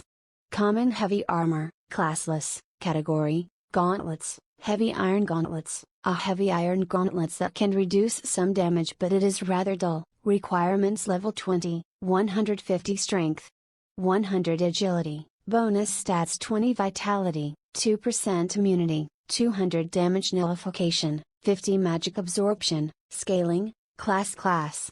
Common heavy gauntlets, classless, category, helmet, heavy iron helmet. A heavy iron helmet that can reduce some damage, but it is rather dull. Requirements level 20, 150 strength, 100 agility, bonus stats 25 vitality, 2% immunity, 200 damage nullification, 50 magic absorption, scaling, class. Common heavy helmet, classless. These pieces of equipment are rather good, at least he won't have to bother thinking about what he would be wearing once he is level 20. Everything is already up for him, so Dave didn't think much of it and thanked them for their kind gesture. "Alright, I accept. Where are we going then?" said Dave. "We will be heading to a tomb nearby. It has some high-level undead, and we can both use them to level you up and to finish our quest. We need to get deeper into the tomb. Once we are there, we will be fighting a powerful boss. Yet we can't access the booze. There is a pedestal that needs 3 people to open before the fight starts," said Bonebreaker. "But I don't think I am strong enough to fight any bosses, especially bosses within this region. I know it's a high-leveled area. Shouldn't you ask for someone else?" asked Dave, trying to prove some information. "Alright, let's just be honest here," said Stainless Steel, who tried to intervene. "This is a secret quest that we initiated a long time ago. We couldn't ask anyone else in fear that they might jeopardize our quest. You're low level and we only need you to stand on a small platform, that is it. As for the boss, we will take care of it ourselves," said Stainless Steel. Dave then understood that the reason for their actions was rather simple. The fewer people that know about the place, the better, and if that place were to become a dungeon, they might be able to put it up for sale. They will be able to get some money out of it. Dave wasn't an idiot, though they hid many things from him. He still understood the reason why he chose him. Even if they were to do something funny, they can easily kill him. Right after they open the boss's area, they can simply take him out and they could finish off the boss without him bothering them. However, he also understood that those guys were idiots. Why didn't they think that he could just tell his friends and they would come here rushing for the boss? They must have thought that Dave would be too greedy. Having received these requirements, he would just act as a docile slave and follow their every order. Dave actually didn't have any friends for the moment in the game, so he didn't think much of exposing their little secret, but still, he didn't appreciate the idea of being used, even if he was given compensation for it. This was the same thing that happened when he was hospitalized. He was sent to the hospital with injuries that would ruin anyone's future without hope of recovery. Still, Dave didn't have a choice. He was given free equipment, so he has to do his end of the bargain. "When will we depart?" asked Dave. "The road will be a bit longer. If you have something to do, you should go ahead and do it now. You might need to eat something. Once we start, we won't stop until we defeat the final boss of the Desolate Tomb." So it is the same tomb that the bishop spoke about. They wanted to kill the last boss of that dungeon. "Alright, I will have to log out for a couple of minutes. I will need to eat something first," said Dave, as he logged out. The first thing that Dave did was to access the internet and see the Desolate Tomb. He needed to do his research first. Then he was surprised to find out that the Desolate Tomb was an already cleared dungeon. What was the reason for them asking him to join him? Indeed, it had many and several high-level mobs, but it was not that bothersome for them to slay. This dungeon was a dead dungeon. Dead dungeons are dungeons whose boss once defeated will never respawn. Therefore not many guilds want to have these places. Once the boss is defeated, the value of a dungeon drops heavily. The boss will never spawn and is a one-time kill. It was kind of useless to grind there for high-level players. Still, why did they speak about a boss being there? It all felt weird to Dave, but he still had to go with them. Dave ate a plentiful meal and took a shower. Once he was refreshed, he logged back in the game to find the 2 guys logged out. He already added them to his friend list, so he didn't have anything to do but to wander around.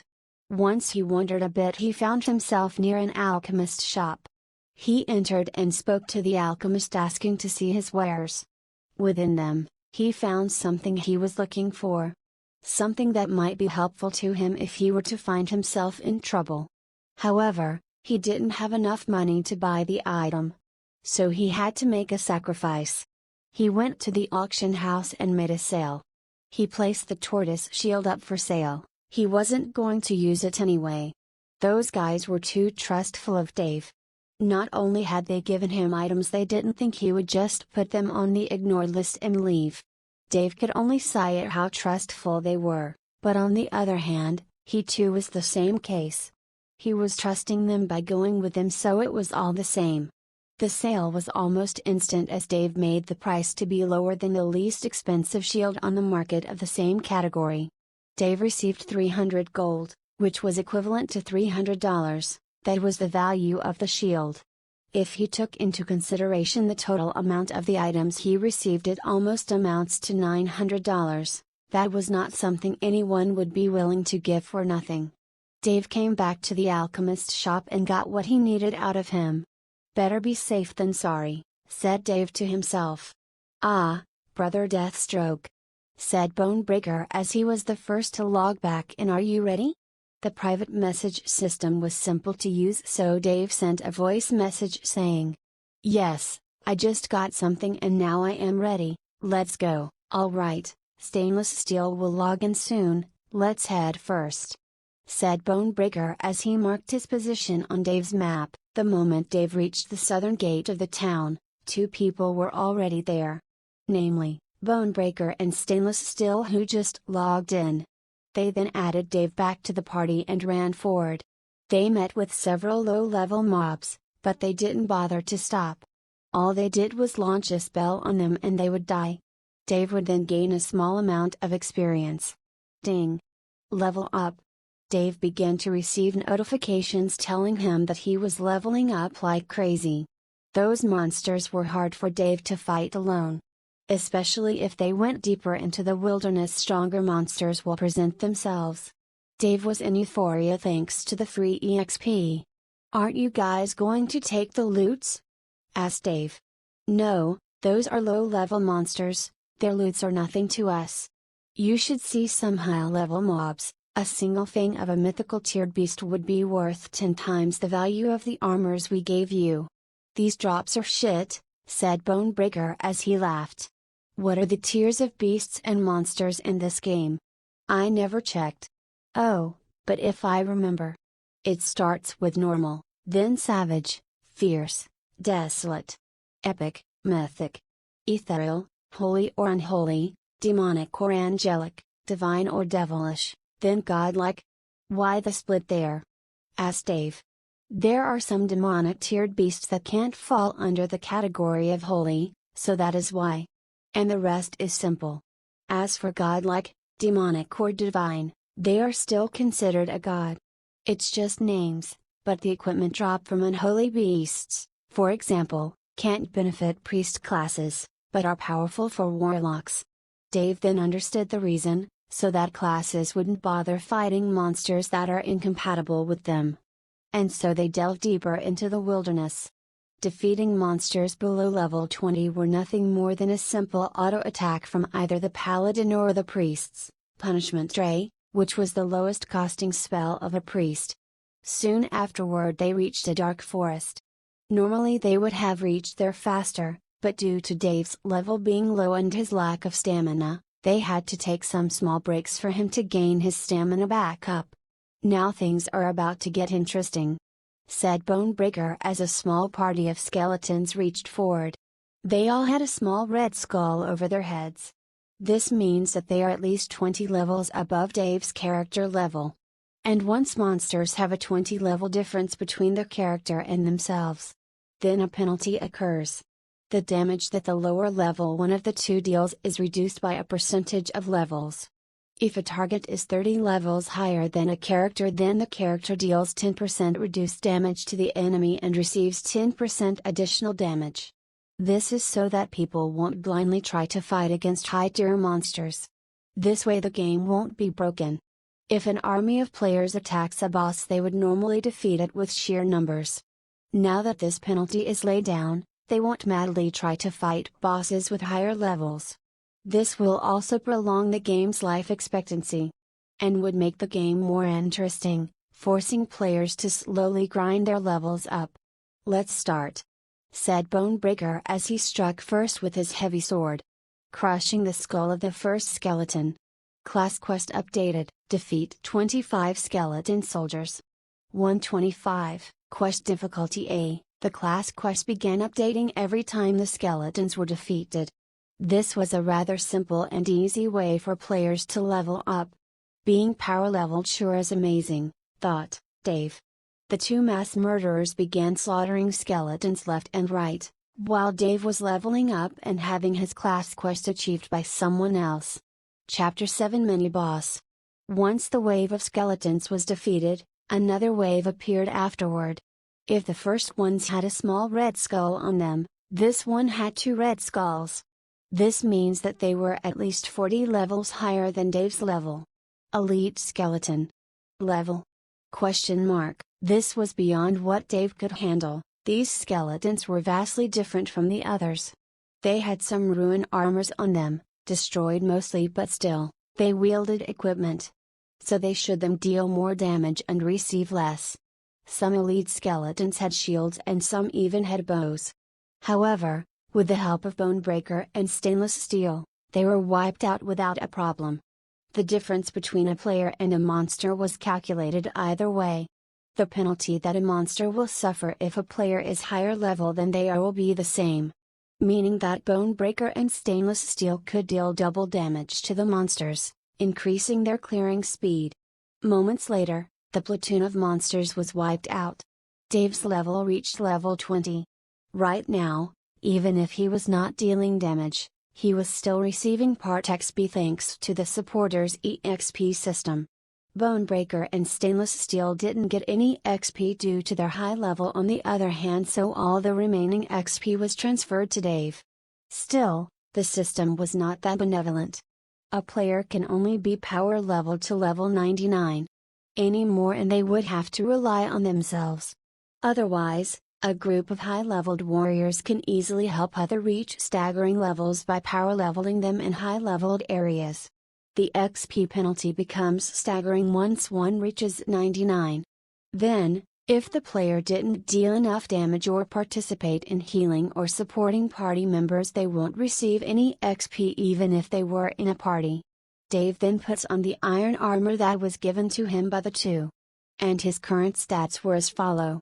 Level 20, name Deathstroke, race human, health 3500 plus 175, mono 1100 plus 55, stamina 2100, 105, rage, focus 100, intelligence 110 plus 5.5, wisdom 110 plus 5.5, dexterity 110 plus 5.5, agility 110 plus 15. Vitality 1 plus 0.05, Strength 150 plus 5.5, Magic Absorption 500, Damage Nullification 1000, Immunity 10% plus 0.05%, HP Regen 0.1 per second plus 0, Mana Regen 1.1 per second plus 0, Stamina Regen 20 per second plus 0.5, Rage, Focus Dash, Regen 1 per second, Title I Know It All. Dave wouldn't have been able to wear the equipment, because he didn't have the required strength for it. However, because he saved up on his attribute points, he accumulated enough to raise his strength by 40. Every 5 levels a player would gain 10 attribute points. Normally it wouldn't be enough for a player in the long term. Even a player with level 1000 would only have a total amount of 2000 attribute points. That is how hard it is to have attribute points.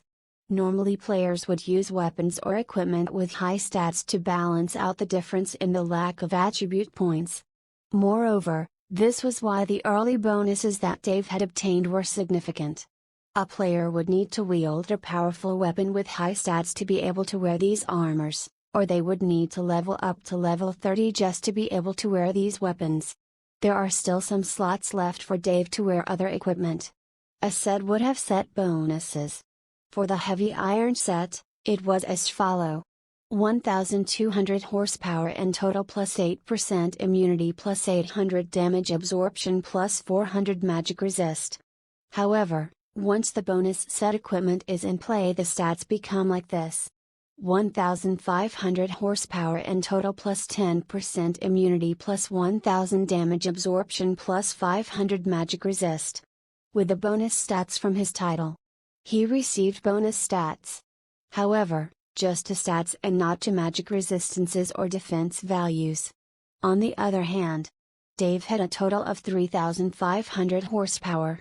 This was due to the bonus HP gained per level. Each level would give its owner 100 horsepower. Now Dave had a good armor for his level, though he had used his 40 attribute points. He no longer had any more to use on other stats. Dave wanted to raise his vitality, but still, the HP increase of these armors was much better than if he were to raise his vitality. Now that he had 1000 damage absorption, if someone were to deal less than 1000 physical damage, Dave would receive 0 damage. That is of course after it goes through the 10% damage immunity. It was not bad for a low-level player. In fact, it was rather amazing. But this was only due to his perseverance in gaining the bonus stats. Stamina had also the same effect. It would increase by 100 for every level up. So far Dave had only his basic weapon. Though his defensive values had increased, his damage output was still mediocre. But that was not going to last for long. Dave had the intention of selling the flesh cleaver he received from Bone Crusher to get a proper weapon suiting his current level. Oh, your stats have increased. You already had enough stats to wear that armor at level 20. Very good, you have good foundations, said Bone Crusher. However, a glint of envy was plastered on his face. Why would he be envious of Dave? It's all thanks to you. I hope to be of use now, said Dave. The two of them laughed. You don't really need to do anything really, we only need a third player to activate the small contraption. We didn't want to invite other players because they might get greedy and fight us over the boss. Or they might call their guild members to ruin our quest, said Bone Crusher, being truthful for once. Oh, what is your quest? Asked Dave. Let's stop loitering here, we are wasting time, urged Stainless Steel, trying to change the subject.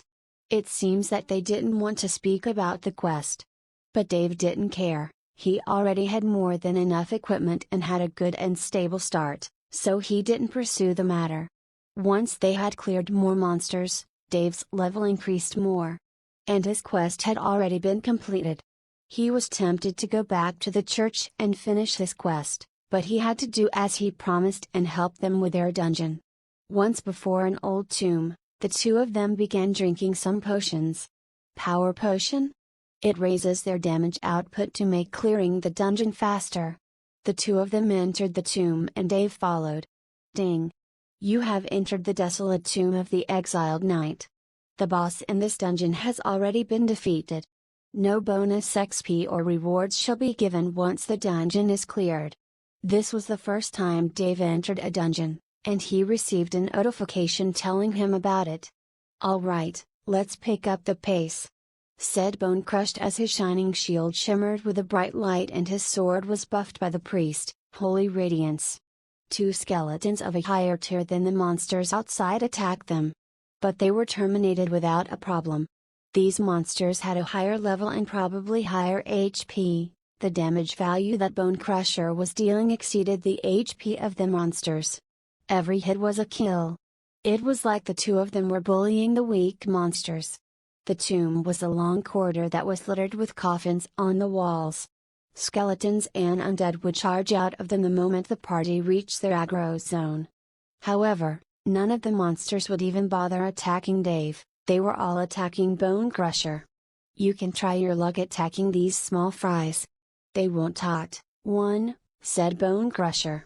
However, to Dave's dismay, -0 horsepower, sigh.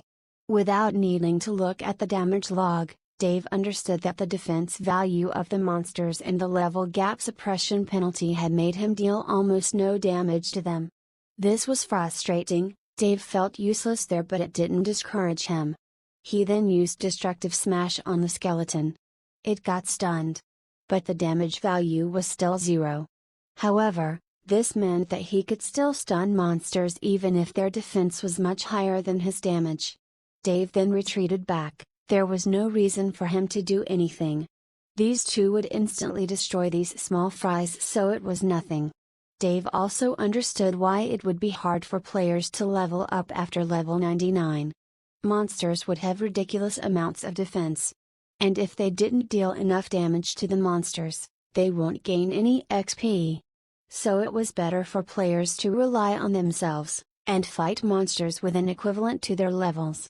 Going to a level 400 area while a player is level 100 would be idiotic. They would deal no damage to the monsters and won't get any XP even if the monster was killed by their party members.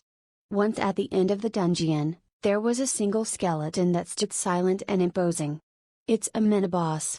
The dungeon's boss has been eliminated, but a mini-boss will always remain here. This is a Death Knight. Indeed, it was worthy of the name.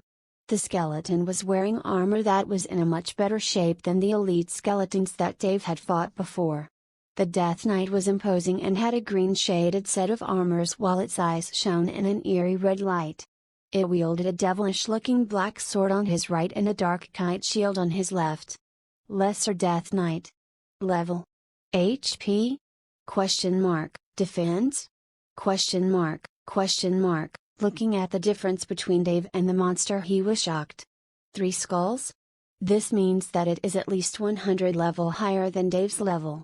Alright, after we kill this guy we can finish our quest, said Bone Crusher as he charged forward. Dave had to only stay on the sidelines and wait for experience. If a mini-boss was 100 level higher than Dave, the boss that was defeated? What level would he be? And this was but a lesser Death Knight. Sigh, this game sure is grand. If Dave didn't meet these people, how long would it have taken him to fight monsters of the level? Solo XP is really hard. But many made great discoveries even if they were alone, and having no one else to share with. No guild to tax them of their earning, they would benefit the most of their findings. And so Dave watched the battle between the lone Death Knight and the two bullies. 1. Odd or over threat in games means that the threat value of the attacker exceeded the main tank, highest threat in a party. For example, in games, tanks have high threat values, followed by priests and healers.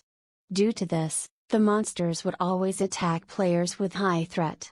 If a player rotted means that they had dealt more damage to the monster that it exceeded the threat value of the tanker.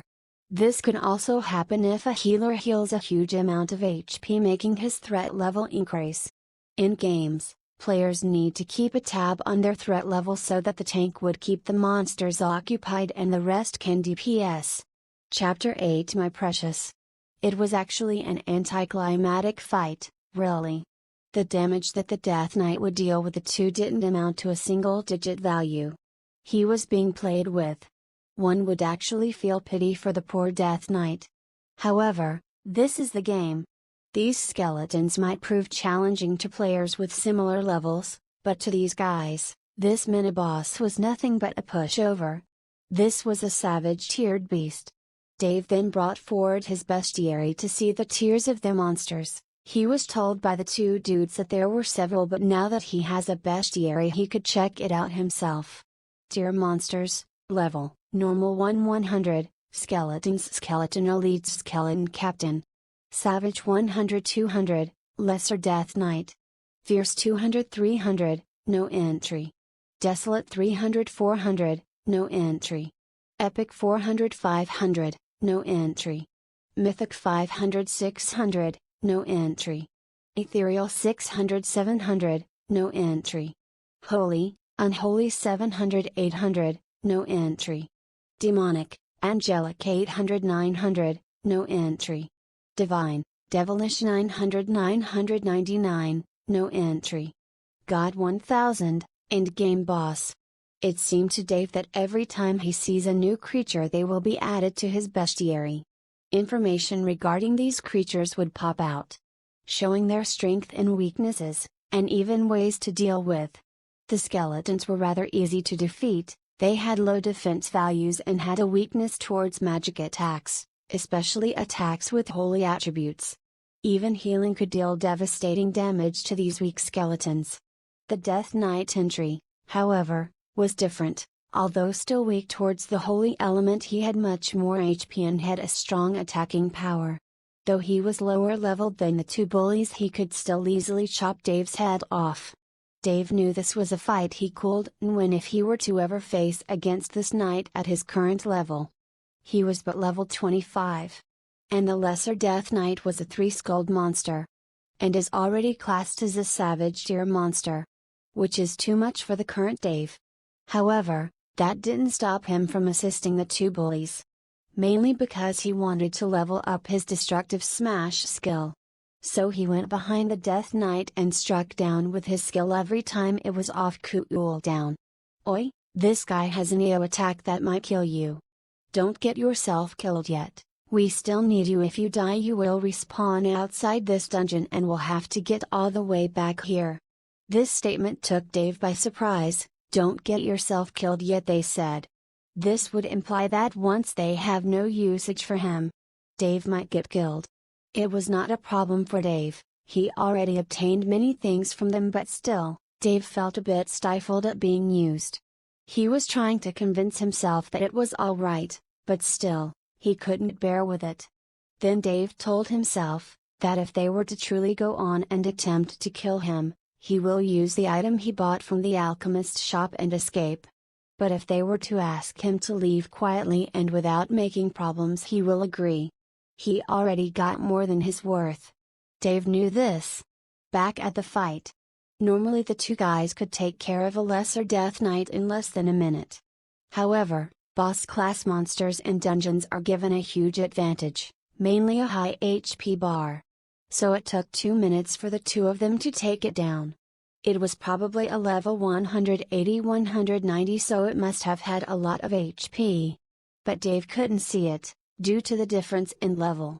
However, he could still see the damage dealt by his party members. -66,887. This was the damage dealt by the Sword of Bonebreaker.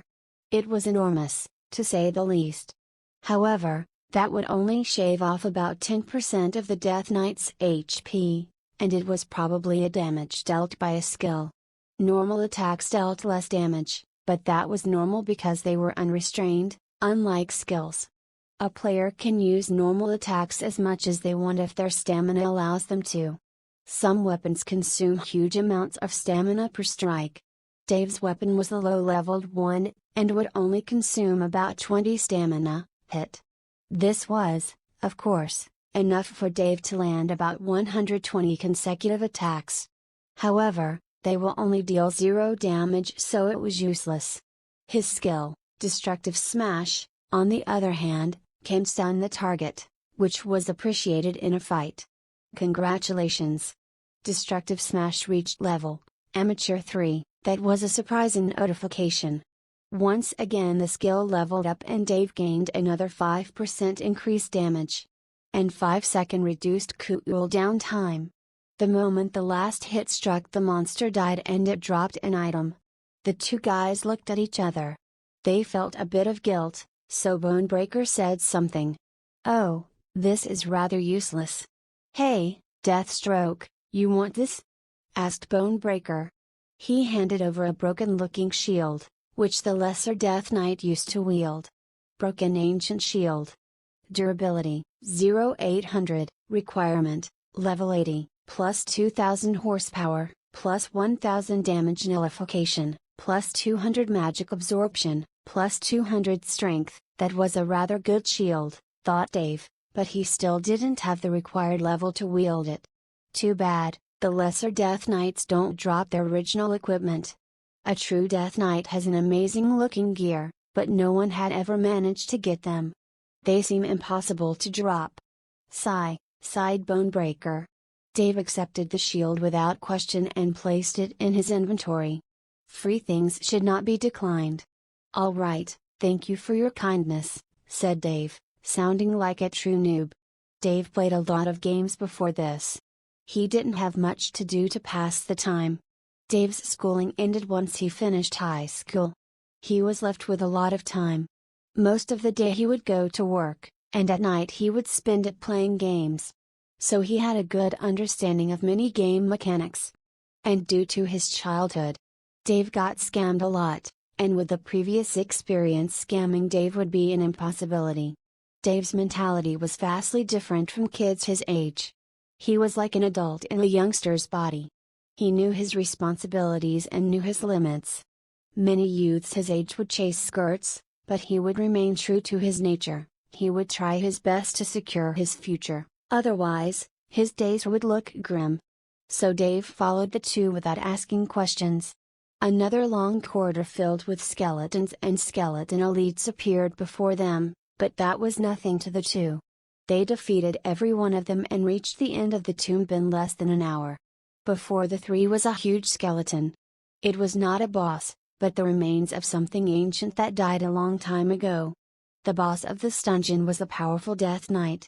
Unlike that trash we saw before, the boss of this place was a fierce-steered monster. It was level 300. It would have been quite the challenge to fight with the two.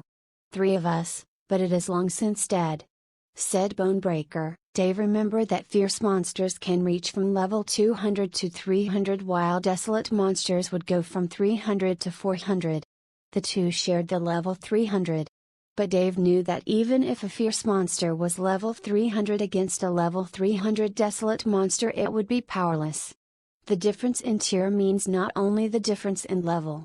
It also means the difference in the power of a monster. The two of them moved closer to a simple-looking coffin. It was one of many, and people would usually ignore them. They couldn't be opened or destroyed, so no one bothered. However, this coffin was different. It seems that one would need to have a certain quest to be able to move the coffin. The coffin's cover was then pushed to the side. And Bonebreaker picked up a glowing ring from within it. "You or me?" asked Bonebreaker addressing Stainless Steel. "You should do it," said Stainless Steel. "Many thanks," said Bonebreaker as he looked giddy. The ring was ominous. It had a golden luster to it, while a skull was printed on it. It was a bit too big, too wide for a ring. If one were to wear it, it would cover a big portion of their finger but leaving them the ability to move their fingers normally. It would look rather cool. However, Bonebreaker didn't wear it. He just kept it on his hand. "Let's go," said Bonebreaker as he approached the huge skeleton. Chapter 9: A King and a Servant. Once they got closer to the decrypted giant skeleton on the back of the hall, Bonebreaker held his huge sword and struck down, destroying the old remains. This was of course after a cutscene that Dave saw. It seems that the skeleton could not be destroyed. Normally one has to have the required quest. Once the skeleton was destroyed, a small gate behind it was revealed. This gate had 3 small openings. "Place your hand in any of the holes," said Bonebreaker. As he placed his hand on the central opening, Stainless Steel did the same. And the leftmost hole was for Dave. Dave didn't argue. He had a fear that his hand might get chopped off, but this was just a game. Once Dave placed his hand, he waited for a moment. A minute. 2. Nothing happened. "What is wrong?" asked Stainless Steel. "I don't know. Did we do something wrong?" This was all in the quest. It clearly stated that 3 people were to place their hands here. The hidden part of the dungeon would be unlocked, said Bonebreaker. "Is it because he is low-leveled?" asked Stainless Steel as he looked a bit disgusted. They wasted a lot of time on this stupid quest for them to be stuck at the last stage. "No, I don't think so. It said, 3 people, it didn't mention their level." Dave then interjected. "I guess I know why," he said. The two of them looked at him a bit disdainfully. How would a newbie even know how this quest, that took them, God knows how much time to initiate and fulfill the requirement they needed for the last part? How would he know that? He probably just started playing a few days ago. The two of them had spent almost 2 years in the game. Bonebreaker made a strange look towards Stainless Steel, but they didn't say anything. They probably sent private messages to each other so that Dave wouldn't know their thoughts. Well, I think it is because I didn't receive the quest.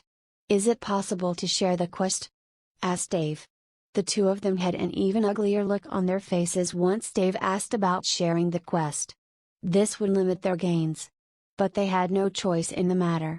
At least for them, Dave was low level, and if he were to try to get some of the loots of the possible hidden boss, they could just kill him before the fight even starts. Then they would deal with the boss alone and everything will be theirs. If they were to hire a higher level character, they might get greedy. If they didn't share with them, they would probably ruin their chance of fighting the potential hidden boss here. Also, there is a risk that the other party might ask their guild to join in on this discovery and might attempt the dungeon, barring the two that discovered the place from gaining anything. They could do nothing. Sharing with the lobby was the only choice they had. Here, said Bonebreaker. Ding. You have accepted a shared quest. Though you didn't start the quest, you will receive the same benefits of quest completion. Discover the whereabouts of the exiled knight. This is a continuous main quest. Finishing it will grant you luxurious rewards. Quest difficulty, S, wow. A main questline, said Dave, and an S-class quest at that too. This must have taken you a lot of effort to manage. But before he would finish his words, he was interrupted by Bonebreaker. Hurry up and place your hands there, we don't have time to spare. Dave kept quiet and submissively placed his hands in the hole. Almost instantly the hole door shuddered and it spun, with the three of them still placing their hands on the holes to the other side. It seems Dave's deduction was right. Once they were on the other side of the now closed pathway, a circular hall greeted them. It had a dozen glowing lamps, of an eerie blue color to them. And in the center of the circular space was a kneeling body of a terrifying-looking creature. It was an undead. A skeleton wearing glorious and ceremonial armor. It was pitch black, with a horned helmet. A round shield tattered with scars of old battles. With a ginormous sword on the other hand. The sword would easily have the width of a man's waist. While the round shield was ridiculously thick. He had a pitch black armor with black dragons sculpted on it. He had a left shoulder guard that protruded too high and almost covered half of his helmet. If the skeleton was to raise the shield on his left, he would be fully covered from that side. His sword was a silver color and looked sinister. It was jagged, almost brittle looking, but still, it had an ominous aura surrounding it. That blade must have taken thousands of lives. However, this monster was unidentifiable. He was kneeling towards a statue of a king of swords. The king had only a crown of bones on his head, while he sat on a throne made of stone and skulls. This sight was too eerie, too terrifying. However, the two bullies looked enthralled. They were happy. This was the boss they needed to defeat to continue on with their quest. All right, final step. You do it, Bonebreaker, said Stainless Steel as he moved back and began drinking all sort of potions.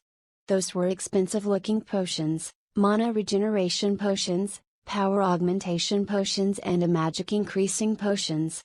These guys looked to be prepared. Bonebreaker did the same and then looked at Dave with a sinister look. Dave unconsciously was on guard and was ready to use the item he bought from the alchemist shop at any moment. Hey, Deathstroke. Thank you for your help, now let's not make it hard. You should leave this place, you're of no use to us now. Said Bonebreaker. Well, at least they asked him to leave, so Dave wasn't that bothered. He really wanted to know how the quest would end, but it seems that these guys didn't want to share the awards. But the door is closed. I can't leave. Said Dave. Ah, you are right here, said Bone Crusher as he gave Dave a scroll. He then held his sword above his shoulder in a threatening manner. Be a good lad and use that to leave this place. Said Bone Crusher in a dismissive manner. Ah. All right, no need to be difficult, I guess. Thank you for the free XP, said Dave and took the scroll. However, the moment he tore it, you are unable to teleport outside this dungeon. It seems that Dave was unable to teleport outside. The moment the two of them saw that Dave was still here even after he tore the scroll, they understood, due to their experience in the game, that this place was a teleport forbidden zone. Ding! You have been kicked out of the party. The moment Dave saw that, he instantly reacted by jumping backward and drinking a potion. Due to him turning and facing away, the two of them didn't see Dave drinking a potion. Dave then disappeared. "What the hell?" said Bonebreaker. "Where did he go?" asked Stainless Steel. "He must have logged out. That bastard knew that we were going to kill him the moment we reached the boss. Did you add him to your friend list? See if he is still logged in," said Stainless Steel. "He disabled friend request. We can't find out, but I guess he must have logged out. There is no way to explain his disappearance. He didn't enter combat and he could log out whenever he is out of combat." Sigh, said Bonebreaker. "Well, he is just a level 25, he can't do anything to us, but I fear that he might get some guilds to come here and annoy us in fighting this boss," said Stainless Steel. "Nah, they need to have the quest enabled, and it only accepts 3 people. As long as the 2 of us don't open the door for them, they won't be able to get in. However, there is a problem. If we die here, we will need to look for that cunt to open up the gate again." "Shit," said Bone Crusher. "Nah, I don't think we will lose, although this guy looks strong," said Stainless Steel, looking at the kneeling skeleton. "This is a level 100-200 dungeon. It shouldn't be problematic for us. At most we will fight a hidden boss of level 300, the 2 of us can handle it," said Stainless Steel. "Alright, let's start the fight," said Bonebreaker. On the side of the room under one of the lights was a hidden body of a person. That was Dave. He never left the room, he never logged out. He drank a potion. An invisibility potion that can make people temporarily invisible. It costs 100 gold coin, but for the moment it was more than worth it for Dave. It would last for 10 minutes and can be dissolved once Dave enters combat. This was a potion that enables people to become invisible, and it was really costly. However, it pales in comparison to a thief's invisibility. Because a thief can have 100% increased movement speed while being invisible, while Dave could only maintain his normal speed. A thief can have a bonus damage once he leaves stealth, but not someone that drank this potion. Furthermore, this potion had a terrible drawback. Once in the aggro range of a monster that is higher level than the user, the invisibility will disappear. This potion was given to the public to evade problematic people. Girls especially use this to evade stalkers. And Dave was doing this to survive. And so, Dave remained put, watching Bonebreaker approaching the kneeling undead. Chapter 10: The Exiled Knight. The kneeling skeleton had his right hand held forward, as in praying motion towards the king-like figure seated on the huge stone throne, that was a statue of someone of an important statue. It seems that this knight was serving that person. Or at least that is what Dave thought it was. "Hurry up," said Stainless Steel as he finished drinking more potions. Alright, said Bonebreaker as he moved forward. He picked up the ancient-looking ring and gently placed it on the knight's hand. Bone Crusher backed away, standing near Stainless Steel. Moments later, a dark aura exuded from the pores and openings of the Dark Knight's figure. It was powerful and shuddering, it made people's scalp tingle. The game mimicked reality, by controlling a person's brainwaves.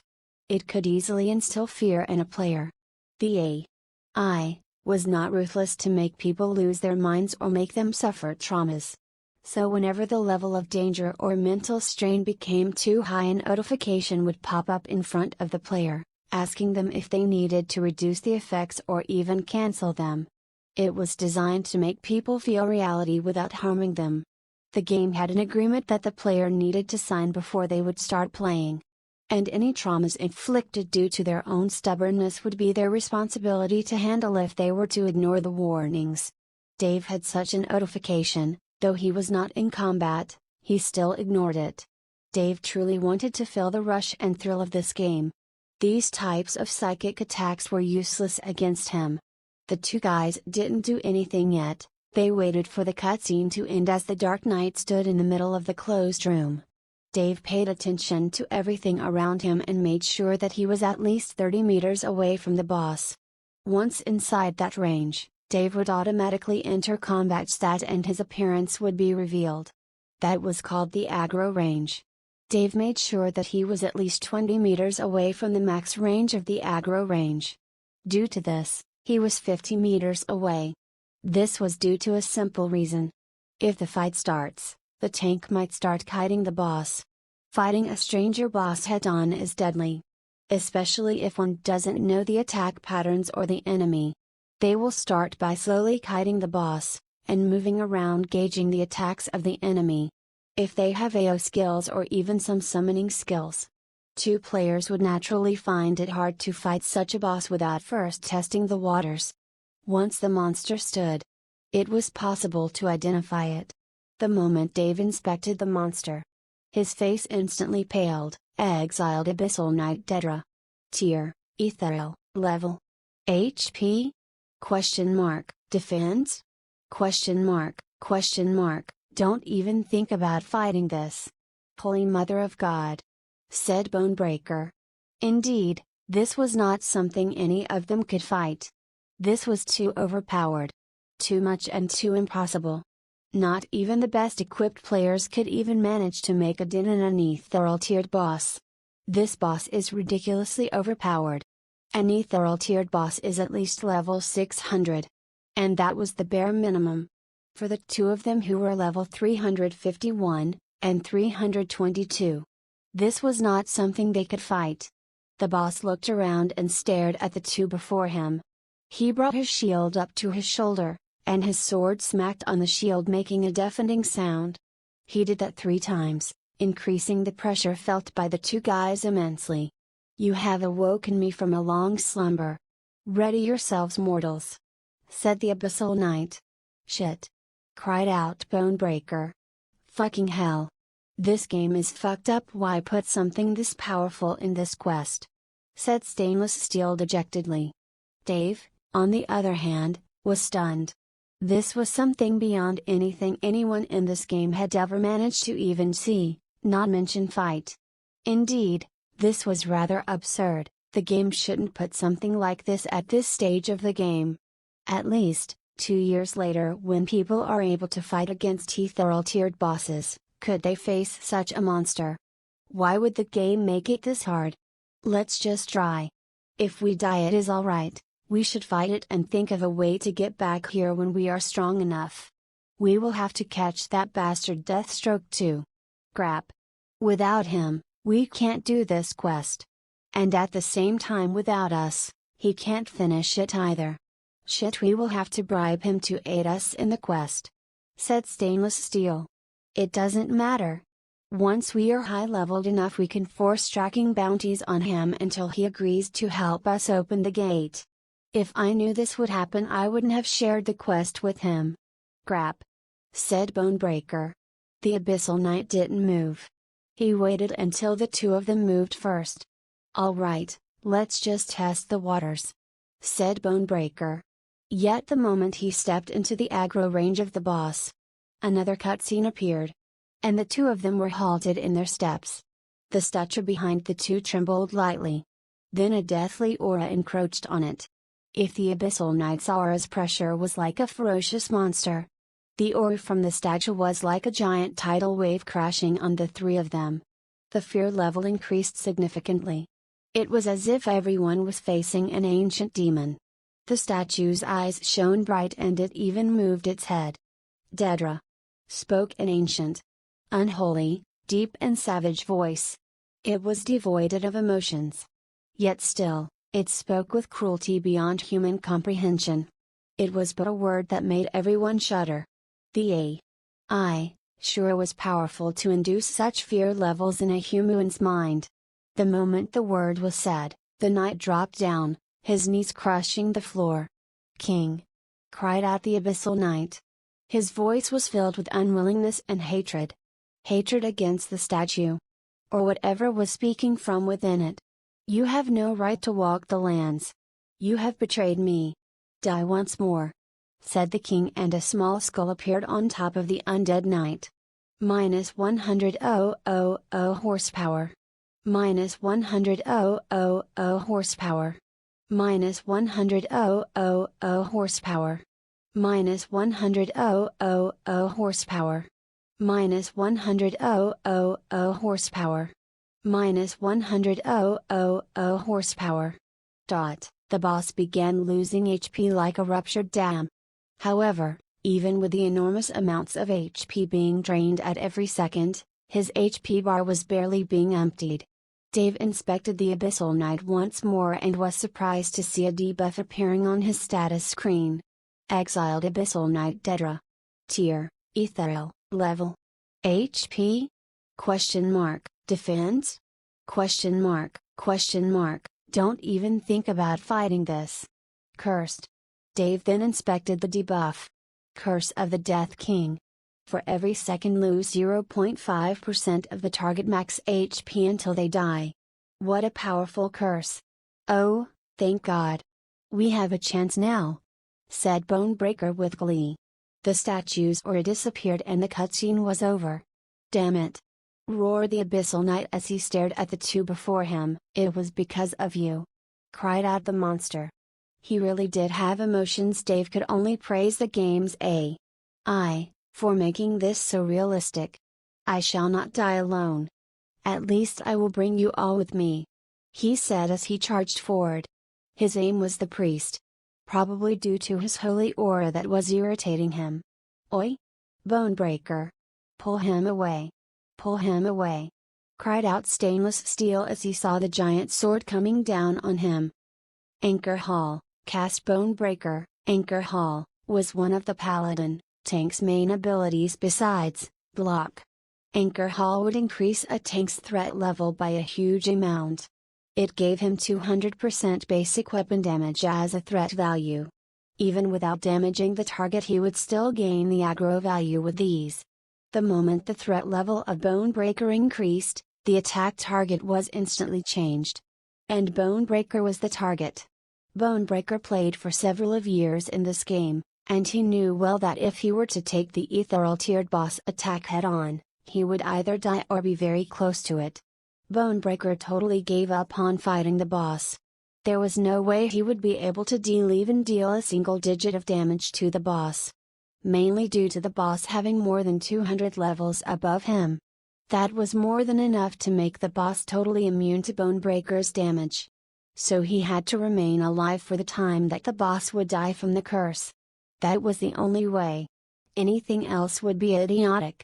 The game wouldn't make a quest impossible to achieve. This quest was meant for people of these two guys' level.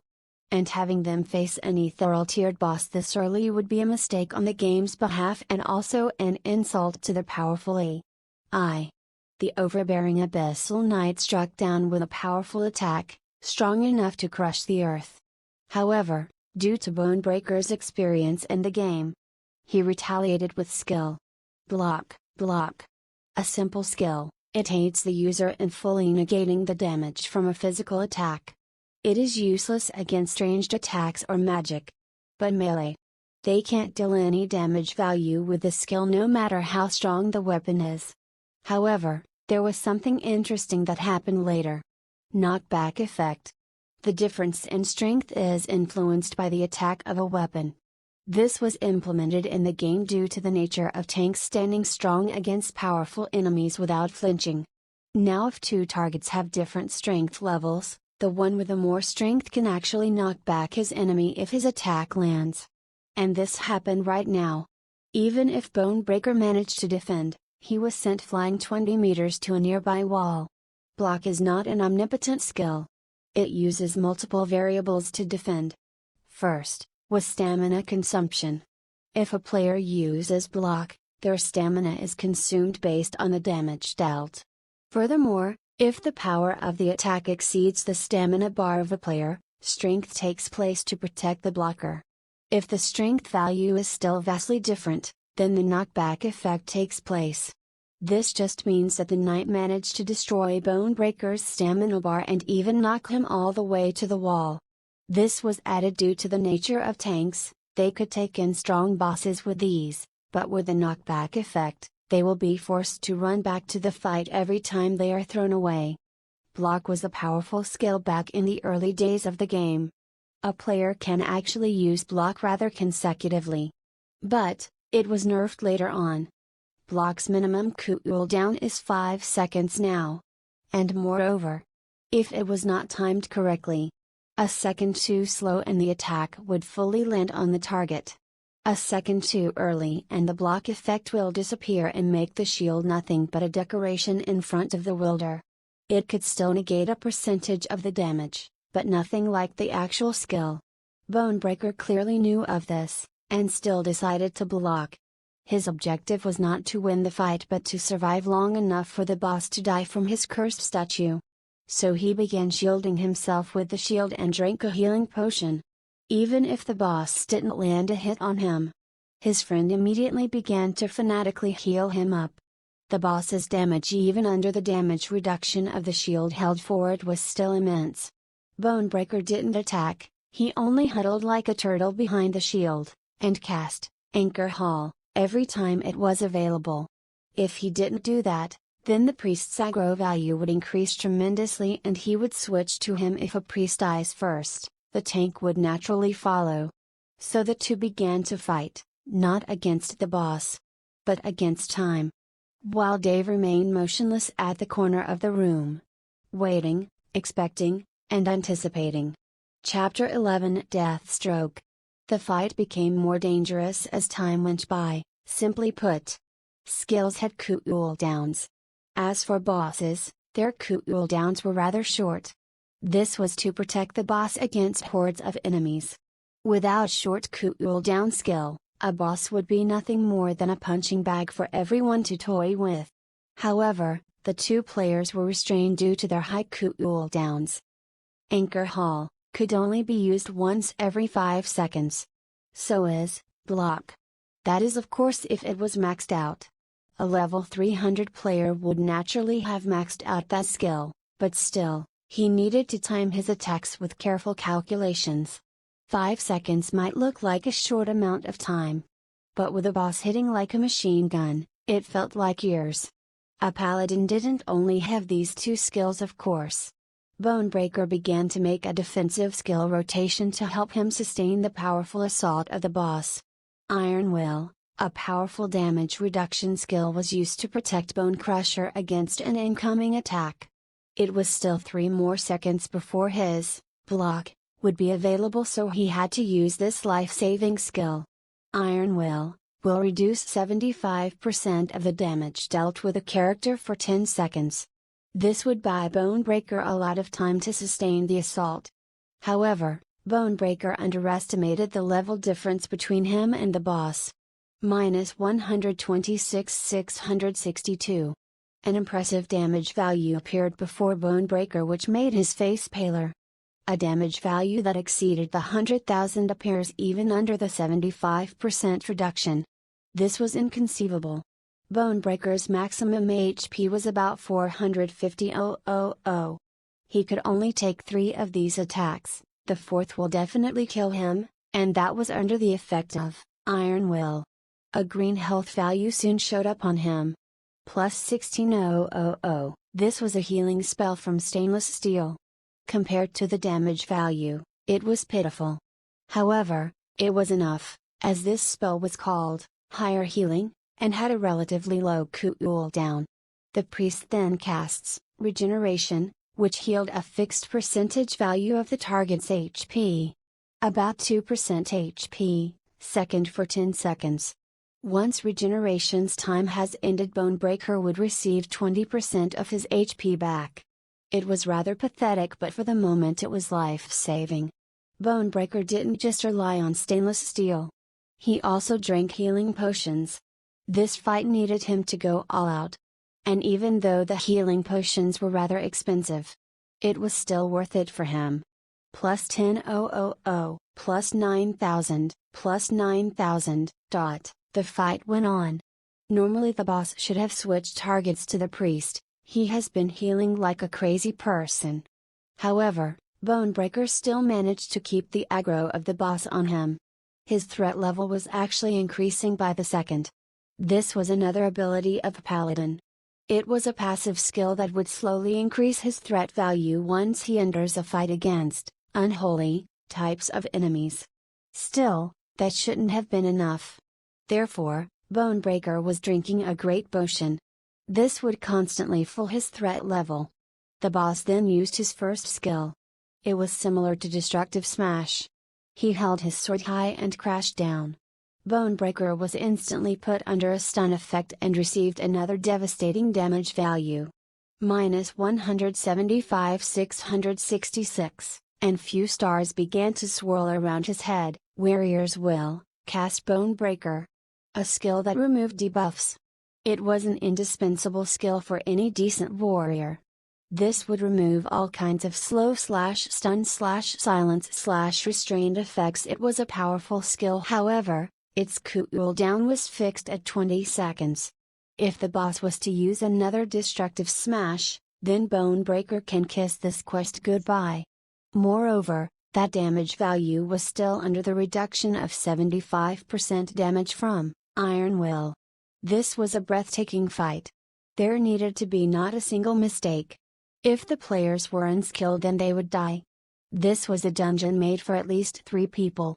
If they were to swap aggro and exchange the damage, then maybe it would be handled with ease. However, with just 2 players it was a very difficult task. Bonebreaker deep down knew this, but he refused to add others to the party. He didn't want to share this quest's rewards. If he wanted, he would have taken all to himself. After all, this was a main quest. The rewards should be luxurious. Bonebreaker then began formulating a plan. After more than 20 seconds of taking damage and fighting using all of his skills came the second Destructive Smash. It had a 25-second cooldown, calculated Bonebreaker. With the help of the priest, his character's abilities, and well-forged skills in the game, Bonebreaker began to see the light of hope. The boss had barely 10% remaining HP. This means it had 20 seconds more for it to live. His Iron Will be off cooldown in about 10 seconds. This means that if he were to time it right, he would be able to cast Iron Will once before the fight would end. Bonebreaker relied on several healing potions accompanied by block to sustain the heavy damage value of the boss. He even cast Holy Radiance, which negates 100% of the damage for 3 seconds. Most of his cards were laid down, and now the final part of his plan was about to be executed. The boss would land one attack every 2 seconds. The boss's Destructive Smash would be used in about 18 seconds. At that time his block would be ready. The moment the boss will stun him, he will use Warrior's Will to remove the stun, and instantly use block to block the other, and should be the last hit by the boss before it would die. This was perfect. With that, he would be able to survive. Now with this in mind, Bonebreaker noticed that his HP was about 200 horsepower. With 75% reduction of the boss damage, his Destructive Smash would only land about 170 damage. He would still have 30 horsepower. Accompanied by block, he can negate the boss's attack and survive the trial. The last part of the plan needed to be initiated right now. He pulled a potion and drank it. It was a bluish potion. It had a lustrous glimmer to it. Cleansing Potion. A cleansing potion had nothing but a simple task. It cleared a user's aggro and threat level. The moment he drank it, the boss immediately ignored him and went to the priest. "What the hell?" cried out Stainless Steel as a powerful attack came his way. -260-222, a huge damage value appeared on top of the priest. Normally the damage value should have been much higher. But Stainless Steel was able to cast God's Blessing on himself a moment before he was struck down. God's Blessing is a damage reduction skill. Although it was not as powerful as the tank's Iron Will, for a priest it was considered a life-saving skill. Stainless Steel was not an idiot. He immediately understood Bonebreaker's scheme. He wanted everything to himself. The moment the boss dies, everything it will drop will eventually come to Bonebreaker's hand if stainless steel were to die.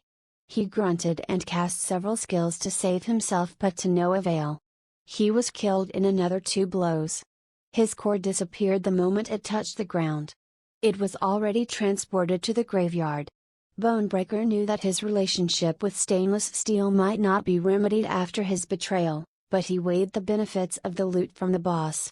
And it outweighed the value of his so-called friend. Now the boss, after having wasted several seconds, turned around to face Bonebreaker as he was the only target left. Bonebreaker was aware of his ability to perfectly counter the boss's attacks. He only needed to survive until the last 2 seconds. There were only 10 seconds left. Bonebreaker ran away from the boss as fast as he could. The boss chased him. 6 seconds remaining. The boss reached Bonebreaker and struck down. Block. Bonebreaker was slightly pushed due to the strength of the boss, but he was not sent flying like the first time. The damage was negated. This bought Bonebreaker 1 second. 5 seconds remaining. God's blessing. This made Bonebreaker invincible for 3 seconds. Not even the knockback effect would affect him. The 3 seconds passed slowly. They were like hours to Bonebreaker. He could already smell the victory. The 3 long seconds ended while Bonebreaker prepared for the incoming attack. The boss struck down with a destructive smash. The boss's HP was nearly emptied. Only 1% remained. Minus 180,552, an impressive damage value appeared on top of Bonebreaker's head. The stun effect took over. Now if Bonebreaker did not remove it, he would be hit once again by the boss. He had only 20,000 horsepower remaining. This was much lower than the damage the boss could deal. However, a knowing smile appeared on his head. He knew he had victory on his hands. Warrior's will, roared Bonebreaker. He removed the stun effect and prepared to use block. This is it. Victory. The last tick of the boss's HP would land the moment he blocked that attack. He would achieve victory. And the loot will be all his. He already began fantasizing about the epicness of a loot from an ethereal-tiered boss. It would turn people green with envy. Some large guilds may pay ridiculous amounts of money to obtain them. He could already feel himself becoming rich. This all happened in less than half of a second. The moment the attack was about to land, Bonebreaker was raising his shield to activate block. However, before the skill would activate, he felt an itch on his back. You have been stunned for 1 second, you have been attacked by a player. You can retaliate in the next 10 minutes. -0, huh? Thought Bonebreaker. Attacked by a player? How come? Many questions began to turn around Bonebreaker's head, but he couldn't explain it. It can't be stainless steel. No matter how fast he was, he couldn't be able to go back from the graveyard, which was at Moria, and rush all the way here fighting monsters and finally entering the dungeon just to attack him. No, it was impossible. They needed 3 players to open the pathway. Even so, if it was stainless steel, the damage value should not have been 0. However, that 0 damage filled him with dread. It meant that the one that attacked him was much lower level than him. There was only one guy that met that criteria. Yet before he could link the dots. -178,400. You died. You will be sent to the closest graveyard outside the dungeon. Just as his body was falling, he managed to look at the one that attacked him. It was a guy wearing level 20 armor. He had a strange and irritating smile on his face. It was him. It was that fucking bastard. Deathstroke. Chapter 12 Unfair? Fuck. Cried out Bonebreaker as he was standing in the graveyard near Moria. Hey, you fucking bastard! Shouted Stainless Steel, who was sitting recovering his HP. What was stupid shit you pulled there? Are you fucking tired of living? Naturally, this was the natural reaction of Stainless Steel. The tank that he relied on betrayed him by clearing his aggro. A priest cannot remove their aggro value without drinking that potion. Though Stainless Steel had a similar potion, He was too distracted to even think about drinking it while the giant abyssal knight was hammering him with his weapon. Eventually, the guy that betrayed him ended up being killed. Stainless Steel didn't know if he should be angry or laugh at the idiot's fate. "Stop with that shit right now, we have a fucking huge problem here," said Bonebreaker while gritting his teeth. "What problem?" "Yo fucked me over for that boss's loot and ended up with nothing." "You fucking idiot," said Stainless Steel as he held his staff forward. He was prepared to duke it out with Bonebreaker right now and here. Due to the sudden appearance of Bonebreaker in the graveyard, Stainless Steel knew that he had low HP for the moment. Stainless Steel was sent to the graveyard 20 seconds before him, so he had the chance to recover his HP. While Bonebreaker just arrived, he had a low HP and it was critical. A single spell from Stainless Steel would kill him again, forcing him to die once more. "Stop that shit," said Bonebreaker. "We have been played," he said. "Played? The way I see it, you fucker tried to screw me over. What the fuck is this nonsense you're speaking about?" said Stainless Steel while he was truly infiltrated. Deathstroke. That fucker was still there in the room. He never let. That asshole was hiding in the room. He must have drunk an invisibility potion. "Didn't you notice that the logout animation didn't initiate?" said Bonebreaker. "Normally when a player logs out, they have to remain motionless for 5 seconds while an animation would start. This was to make people aware that others were logging out. But due to the various events that happened in the dungeon, the two of them never paid attention to the animation, so they thought that he just logged out. Furthermore, how would a noob get enough money to buy an invisibility potion? He was level 1 for God's sake, at most he would have about 10-20 copper coins. That was pathetic. An invisibility potion of the lowest grades costs 100 gold coins. Then it struck them. That fucker must have sold the items we gave him. "Ugh!" cried out Bonebreaker. Then a notification appeared before him. "You have died to a player, you have lost your inheritance fragment. Your inheritance quest has been removed." Bonebreaker's face paled. "Nah, ooh ooh ooh ooh ooh ooh." He began to cry out as if maddened with rage and hatred. Stainless Steel was a bit shocked seeing Bonebreaker cry out like a madman, though he was truly pissed off. He didn't believe that he would be as angered as Bonebreaker. He was played by Bonebreaker, but still, even Bonebreaker got killed, why wouldn't he be pissed off? But Bonebreaker's anger was over-exaggerated. "What the fuck, dude, calm your tits," said Stainless Steel. "Shut the fuck up. Do you know what just happened?" said Bonebreaker. "My inheritance quest. It has been removed. That fucker took the inheritance fragment." "You had an inheritance quest going on?" said Stainless Steel, a bit surprised, but he understood Bonebreaker's rage. Inheritance quests, before they are completed, they needed the player to carry around the inheritance fragment. Once the quest is complete, the inheritance will be player bound. However, if a player dies during the quests, he will drop his fragment. And it had a 100% chance drop rate. But why would he drop it? Normally dying from monsters shouldn't affect it. Only players killed by other players would force the item to drop. Monsters shouldn't be able to get drops from players. "You deserve it," said Stainless Steel. Indeed, it was understandable. He was doing an inheritance quest and didn't tell him. That meant that he never trusted Stainless Steel. Which is understandable.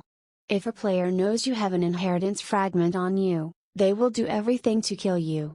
Inheritances are powerful power-ups to a player. You don't fucking understand. That was an inheritance fragment related to the main quest. It should be at least grade A. Cried out Bonebreaker. Stainless Steel gasped. An inheritance of at least grade A should be vied over in all over the game. Every guild would go to war over it. Not to mention if it is an S-class inheritance fragment. Then not only would the guilds all over the game vie over it. Every single player would rush here just for a chance at obtaining it. Inheritances were proved to be one of the strongest power-ups of the game. It can make a player an actual god. Why wouldn't people vie over it? Stainless steel only grew angrier. That fucker had an inheritance fragment of that level and never mentioned anything. No wonder he tried to get him killed, so that he would obtain it without troubles. Now a noob had managed to take it? That was inconceivable. What do you mean you dropped it? Shouldn't have been able to kill that guy, though? He is level 27. Said Stainless Steel, who was trying to figure out what happened. That fucker. He waited until the last second. I had the fight in my hand. The boss was going to strike down with his last hit. My block was ready, and before I could use it, that fucker used destructive smash on me. I got stunned and the boss finished me. Fuck. He should follow our suit. The moment the boss kills him, I will kill him and get back my fragment. Said Bonebreaker. Huh? If that is right, he should have died the moment you died. Don't you think that it had taken too much time? A level 27 noob shouldn't be able to withstand even a single hit from the boss? Then it just struck Bonebreaker. He was actually too confused to even think properly.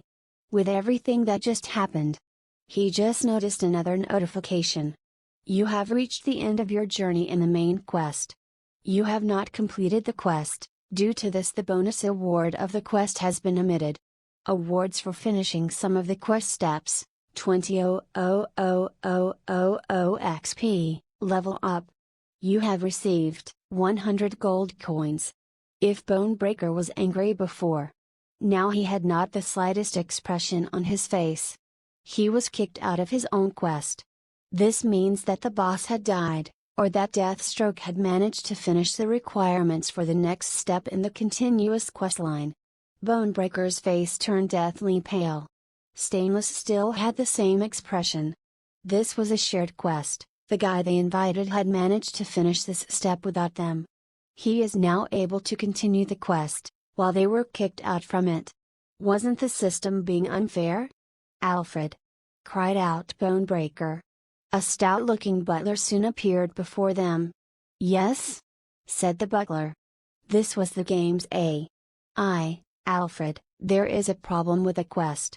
We shared a quest with someone else, he is just level 27 and we were kicked out of it, while he had the chance to continue.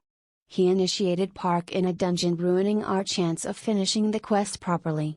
This is not a bug or glitch. Like I said, only call me when there is a problem with the game. Players' actions are not under my jurisdiction. And you should have been careful inviting untrusted people in your quest. You have been awarded proper compensation for reaching this stage in your quest, there is no problem with that. As for the players' actions, they are not deemed worth my investigation. Besides sexual harassment, there is nothing I can do for you. Said Alfred and disappeared from sight. Fuck. This system is corrupt. Shit damn.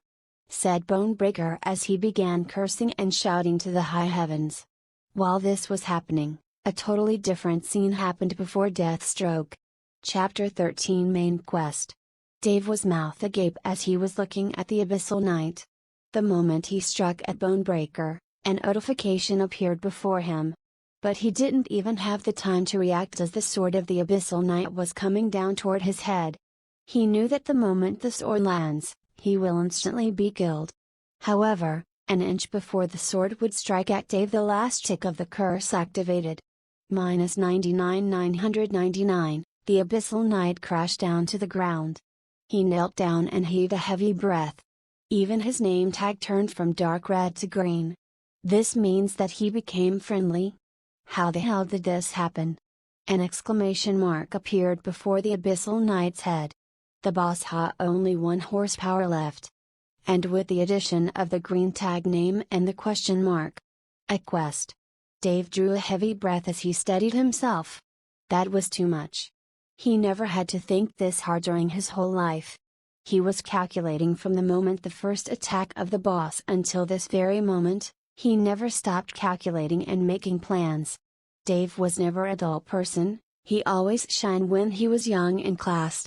But due to unforeseen circumstances, he never managed to achieve his true potential. However, during this brief moment, he managed to break through and fully concentrate on one single task. Calculating the risks, He noticed that the boss's damage was very high, with the addition of the high value of Bonebreaker's defense, and having a good grasp over the game's abilities and classes skills, he managed to deduce how the fight would proceed. He was surprised at first when Bonebreaker managed to kill off his friend. What Dave feared the most, that even if he was to achieve his plan, he will still have to face the other player. However, with one of them taken out, that was the best chance for Dave to complete his plan. He knew that Bonebreaker was going to use Warrior's Will to remove the stun effect from the Abyssal Knight's attack, then use Block to negate the last hit from the boss. He only needed to interfere. He knew that attacking Bonebreaker would result in him landing a measly 0 damage value. But what he wanted was the 1-second stun effect. If it lands, then the block would not activate and Bonebreaker would be struck down by the boss. That was the plan, and it was executed beautifully. Dave was never a gentleman. When he sees a chance, he will take it. Though he would help others, he would not mistreat himself. He was thankful for the two for giving him such a chance to get powerful equipment, and now even a quest was given to him. However, not only that, the moment Dave looked at the notification, he was stunned. You have taken over a main quest line. All the rewards for this quest shall be handed to you once it is over. You have killed a player with an inheritance fragment. You have taken over the inheritance quest. An inheritance fragment.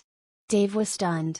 However, he in his inventory and found nothing but the items he was given by the two bullies. Where is that fragment? Said Dave to himself. Then he proceeded at initiating the dialogue with the fallen Abyssal Knight. There was a stream of dark gas exuding from the fallen Abyssal Knight. It was dying. The moment he tried to speak, the Abyssal Knight spoke first. Warrior. He said, you have defeated me.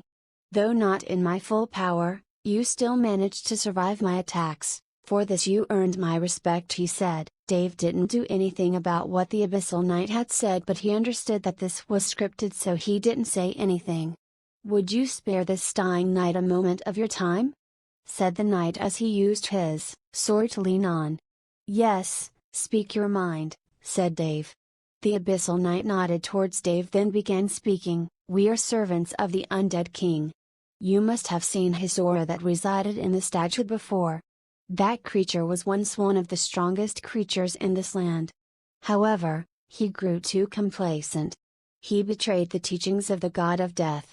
He chose to remain hidden within the undead kingdom, fully ignoring our reason for leading this cursed life. We are undead, we are the source of all evil. Yet he chose not to follow our way. He decided to remain safe while he could conquer the world. Our only objective in life is to conquer the living and lead everyone to the embrace of death. This I know is not something your mortal would wish to see. However, it is ingrained in our way of life, said the Abyssal Knight. Dave squinted his eyebrows. Why was this guy telling him this?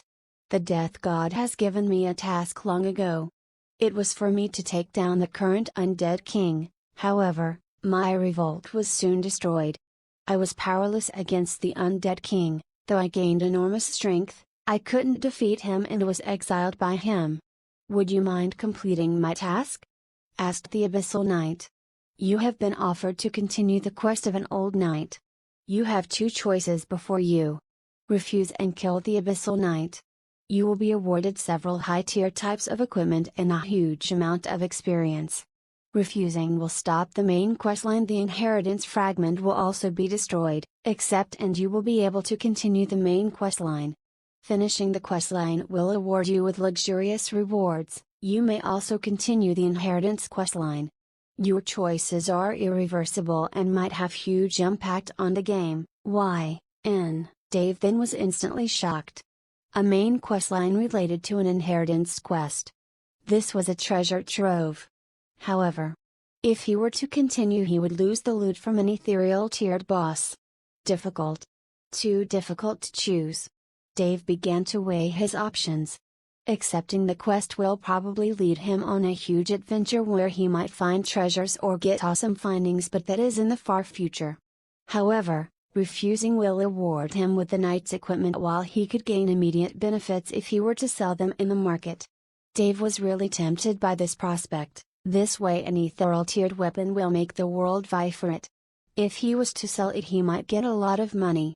However, that money will be fleeting, it will end one day. Dave might get other opportunities to get more rewards, but refusing this quest will torment him. Sigh. Alright, I will accept your request. However, if even you die to this undead king, how will I defeat him? I am far too weak at the moment. Your task might take a long time for me to accomplish. Said Dave. Indeed. I know that, which is why I will be leaving you with something to help you along your quest. The living cannot traverse the undead kingdom, while the dead cannot go against the undead king. Only you human who has the ability to remain unaffected by the power of the undead king can do this task. Said the Abyssal Knight as he removed the ring that Bonebreaker placed in its hand. This ring has the last of my power in it. It will grant you the ability to blend in with both the living and the dead at your whims. However, the cost of wearing it is heavy. Said the Abyssal Knight. Dave took the ring and inspected it. Category: Ring of the Death God. S-Class Inheritance Item, Player bound to Deathstroke, Requirements Level 0, cannot be removed. Bonus stats: has the ability changes appearance from human to undead. Sealed. Scaling, Class Scaling Accessory, Class Divine. Consumes some of the player's XP to level up, currently ring level 1. Dave's mouth was opened wide. He was truly shocked. A goddamned inheritance item. Dave's mind went blank for a moment. He was unable to understand his current feeling. The two guys must have been at the last step to get this item, then they could start the final inheritance questline. This was the inheritance fragment that Bonebreaker had, and now after some requirements have been achieved, thankfully by the two guys, Dave managed to reap the benefits without doing any work. He was in ecstasy. Inheritance quest items were player bound.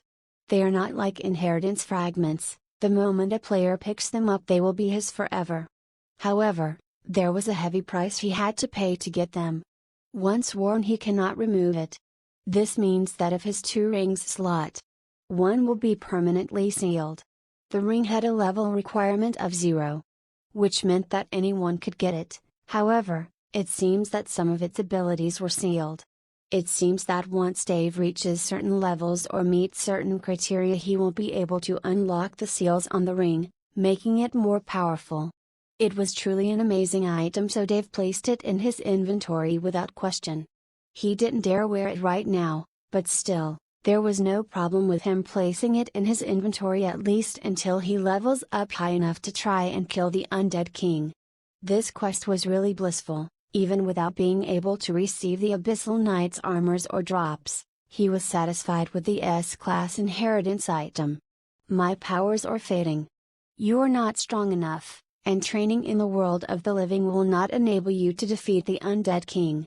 You must start from the undead kingdom, start from the bottom and rise to prominence. Only then can you have the right to challenge the undead king. Said the Abyssal Knight. Dave then squinted his eyes. What was this guy talking about?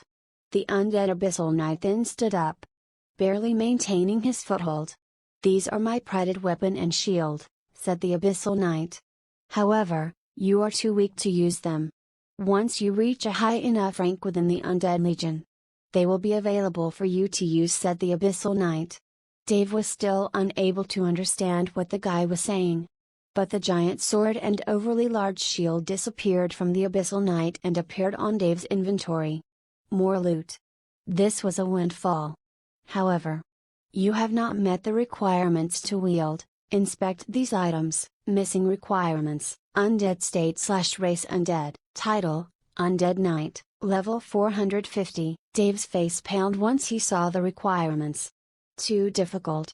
Even the highest level guy is just level 422. And he has been playing for 3 years. While being undead could easily be accomplished once he wears the ring and activates its ability. The title Undead Knight, how would he achieve it? Dave could only sigh. These items will require a lot of time to achieve. Yet before Dave could lament over his items, the Abyssal Knight's body started disappearing. It slowly turned to ash, but on his last breath he swiped down with his hand and a cutscene appeared before Dave. He was unable to move his body while a vortex opened up. Dave's body was thrown in the vortex while the abyssal night disappeared. Chapter 14 Dead Realm. Dave opened his eyes and saw where he was transported to. He was in a new and strange world. The skies were turned and the constellations were fleeting. The skies looked grim and a dark broken moon hung over the horizon. The dirt he stood above was dark and eerie. And the place he was in stunk from the smell of death. If anyone wanted to film a horror movie in this place, they would definitely win an Oscar. However, that was not everything. Right before Dave at the far end of the horizon stood a giant palatial city. However, not of glamour and luxury. It was a towering city of death. Towers and walls made of bones and sinister-looking bricks. A giant tower rose right in the middle of the city. It looked like a rising cone. Where at the top was a giant dark crystal that shone eerily. Dave could see the crystal even from the far distance and could see the aura that was seeping from it. Yet if that was all, Dave wouldn't have been as troubled as he was right now. Actually, where he stood was in the giant courtyard before the palace. Or at least that is what Dave thought it was. Next to him, behind him, to his right and his left, were hundreds, thousands, tens of thousands and maybe even more. Much more. Too many for him to even start counting. They were all undead. Skeletons. Zombies. Ghouls. And many. While he stood like a beacon for them. Every single one of these creatures turned their heads toward Dave's location. It was his signature, his life. It was beckoning them. The undead abhorred the living, and the living despised the undead.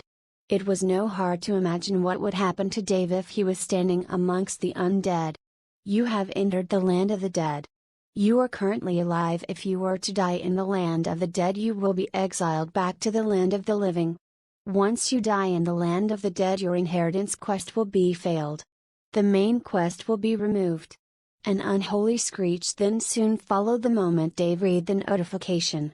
He didn't even have the time to react as a giant wave of enemies came forward.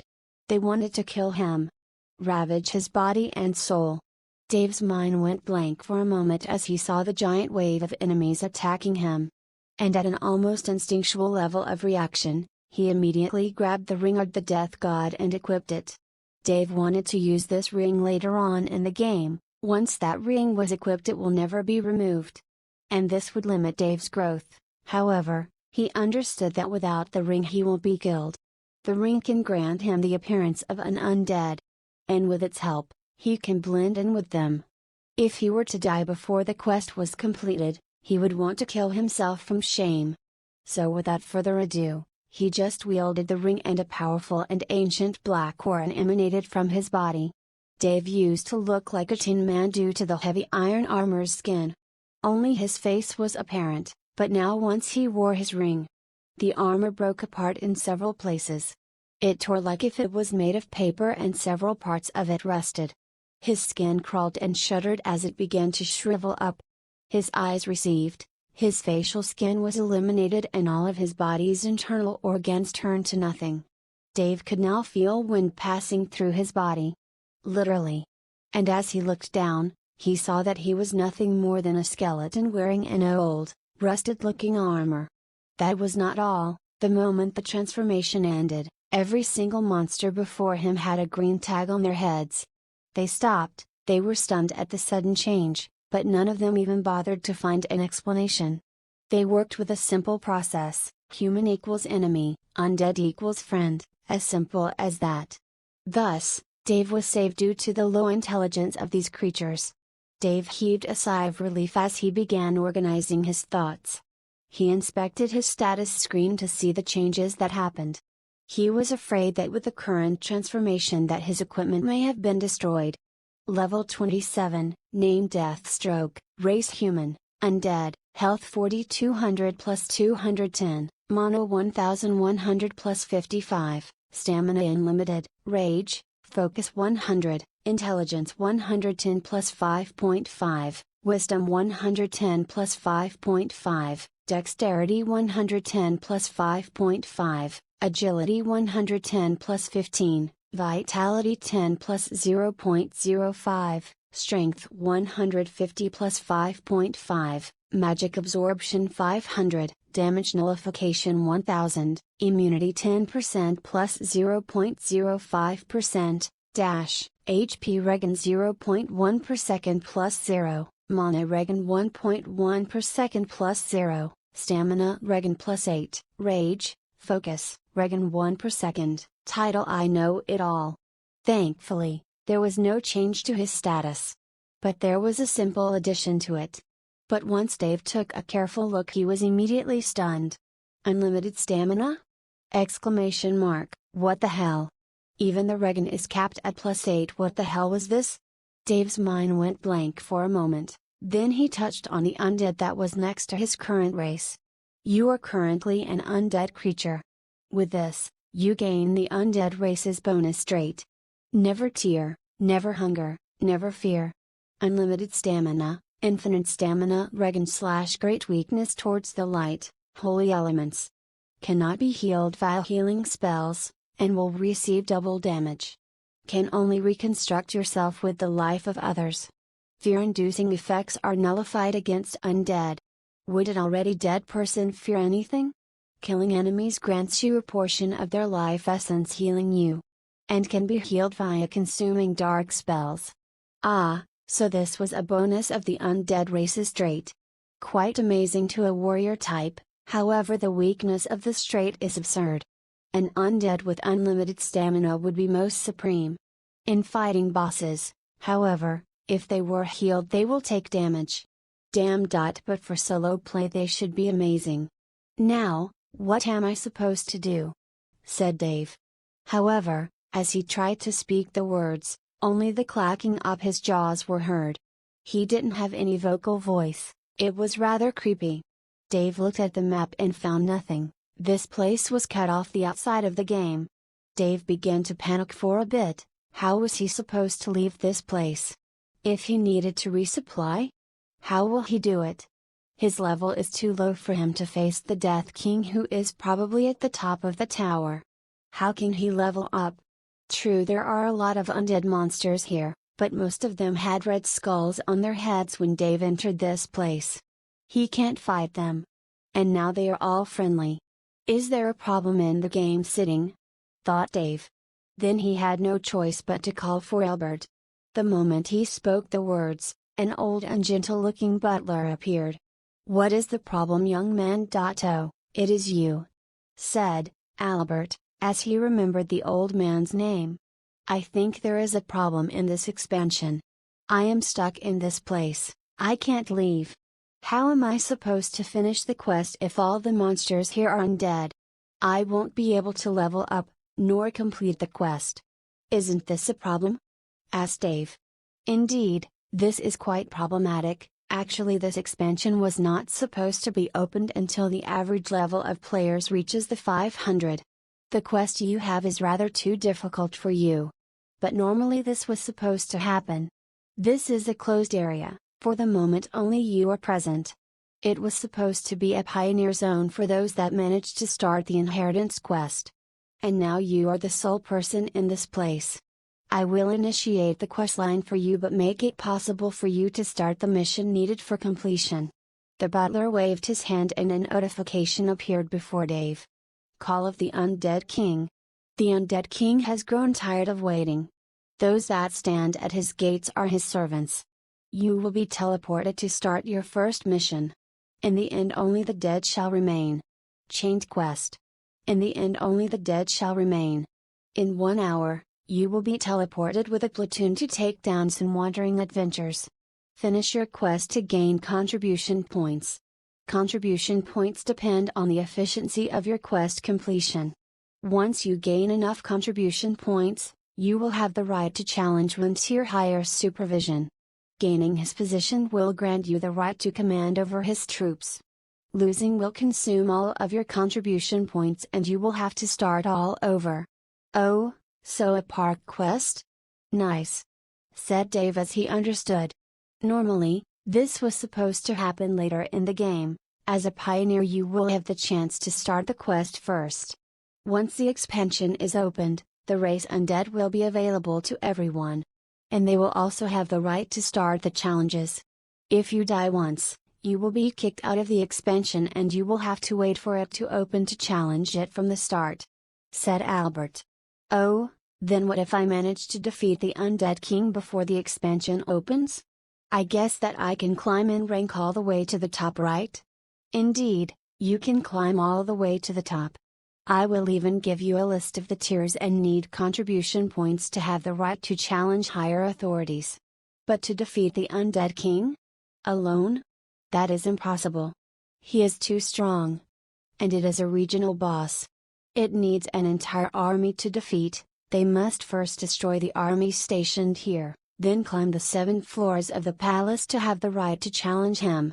Each floor has a boss guarding it, and the Undead King is the last one," said Albert. "However, defeating the Undead King will not go unrewarded. To defeat him means that one had gained the right to rule over the dead, the right to command his army, the right to start a world conquest, and this is what this game is all about.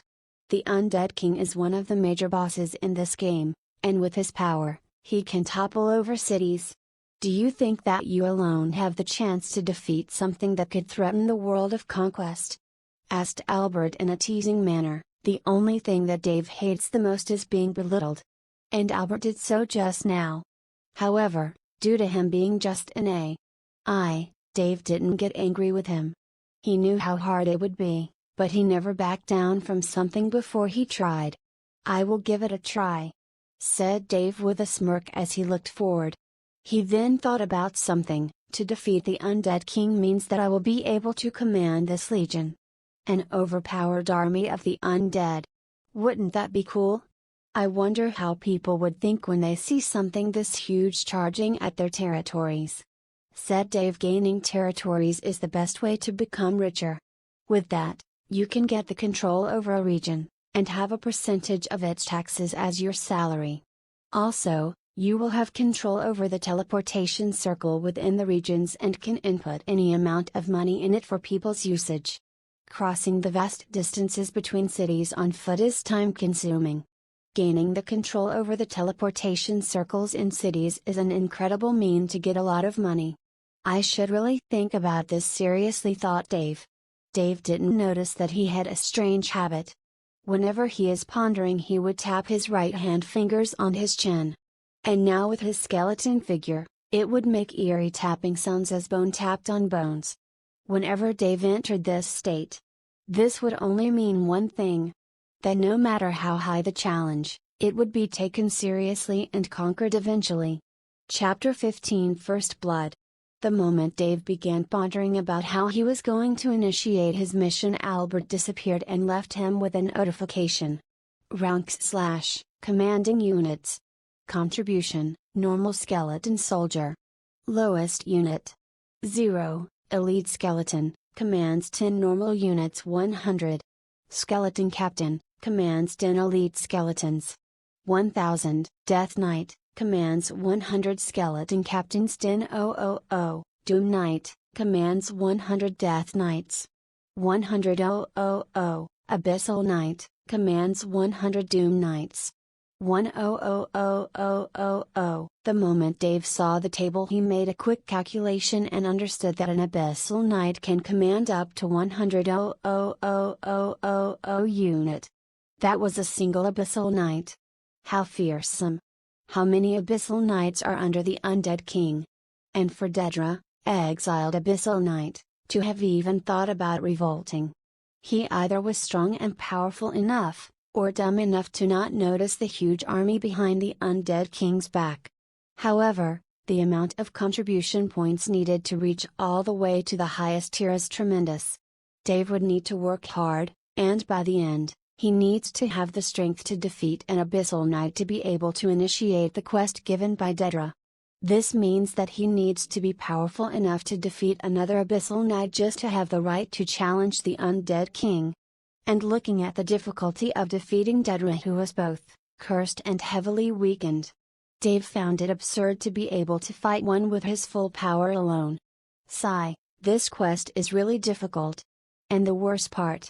I must not die a single time. Losing one challenge will kick me out of this dimension and I will need to wait for this expansion to open to the public so that I can challenge it again. Said Dave. A pioneer has the advantage of seeing things first. But still, he was disadvantaged due to the difficulty of the first experience. This quest gave Dave some headache, but he was not going to waste this chance. This was his pot of gold, and he needed to secure it before others would try to claim it. If he was to lose and be exiled, he will have to face competition in the future. Even if he was a pioneer and had an understanding, the game had more than 2 billion players. How could Dave be able to fight against all of them and claim the throne? He had only one chance at success, and he will try his best to make the best use of it. Backing down was not an option, his life depended on it. He only had $7,000 remaining. If he lost on this chance, then everything will be over for Dave. Dave felt a lot of pressure, but he took a deep breath and decided to start slowly. You have been assigned to Unit 22-255. You will be teleported to the Western Region's graveyard. Follow the leader and achieve your goal. Mission N1, kill the players that are invading the graveyard.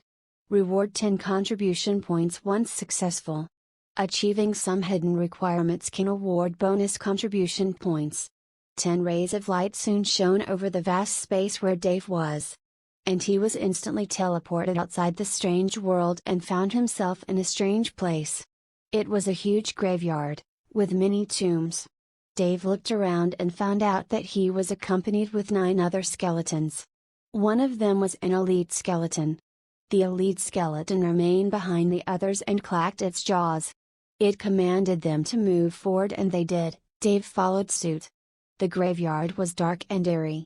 But to Dave, it was not that much of a problem to see in this dark space. It seems that the undead have some sort of nocturnal vision. Everything looked clear to Dave at the moment. After walking for a few more paces, they discovered some adventurers that were fighting against another batch of skeletons. The elite skeleton didn't bother ordering his minions as they charged without wait. The adventurers were shocked to see another unit appear before them, but they didn't panic. They reorganized themselves and fought head-on. "Oi, more units have arrived, how many have we been fighting?" "Damn!" cried out a priest that was trying to heal the tank. "Just shut up and heal me!" cried out the tank as he was trying to suppress the incoming waves of skeletons. "I am gaining too much aggro!" cried the priest, while a hunter behind him was shooting arrows left and right. They were disorganized and messy. They were low-level adventurers that went too deep in the tomb area. And the huge amount of skeletons was not that surprising for them. BTU, their teamwork was a mess. The tank couldn't hold the aggro and was ought immediately by the priest. The skeletons ignored the tank and charged at the priest. Anchor Hall casted the tank, but only managed to pull one skeleton to him. 3 more moved forward and attacked the priest. "Goddamned noob tank, you can't even hold the aggro!" cried out the priest as he spammed healing spells to attack the skeletons. With the priest compromised, the tank began losing more HP, and the archer was forced to retreat. This was the best chance for Dave. He moved forward and attacked the priest while ignoring the tank. Aggro and threat value only affects monsters. Dave was a human and no matter what aggro skills were used on him he could shrug them off and attack at his leisure. The 3 skeletons that approached the priest have shackled thanks to the archer's skill, binding arrows. It sends a volley of arrows with ropes that could snare enemies and stop them. Dave noticed the skill being cast and dodged to the right. This scene stunned the archer, but he didn't think much about it. As more skeletons were encircling him, Dave then attacked the priest from behind. -690, a huge damage value appeared. This was a critical strike. Dave's damage value increased thanks to his high state. But the priest didn't have a single item that increased his defense. Compared to what the Abyssal Knight's attack damage could deal, this was negligible. However, for these players of level 15-20, this amount betterfied them. How could a mere skeleton damage be this high? It was rather simple. Though Dave's weapon was just a training sword, he had a lot of stat bonus compared to these players. Furthermore, he had a set equipment that gave him a huge advantage.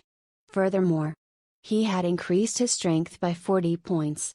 Due to this, his base damage value was from 315-325, his weapon was powered by both his agility and his strength value, with the plus 40 strength it was from 355-365. And as it landed a critical hit, the damage was doubled. The priest didn't have any defense reduction equipment, and so he received a huge amount of damage. Due to him having been damaged by other skeletons and his already low HP points, he was instantly killed by Dave. You have killed a player, plus 10 contribution points. Dave was surprised to see the notification, and glee filled his face. Killing other players granted him the chance to gain more contribution points. So he aimed at the tank. The hunter would easily be able to kite Dave, and he didn't wish for that. He just turned around and struck down at the tank.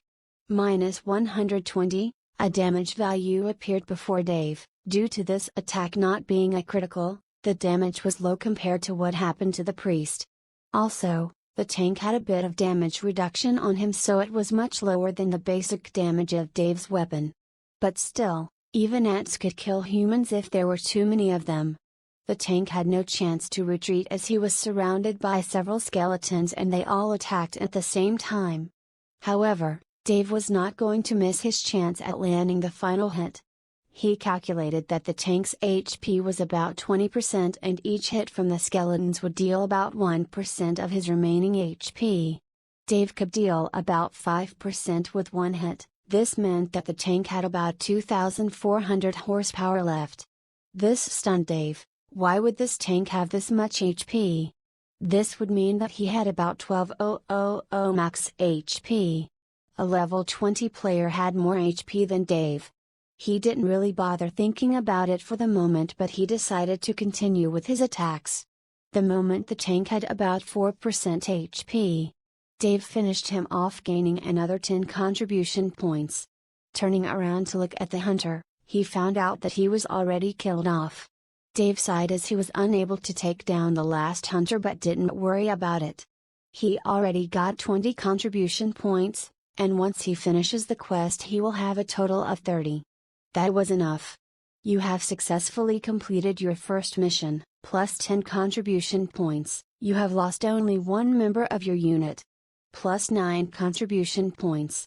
Total contribution points, 39.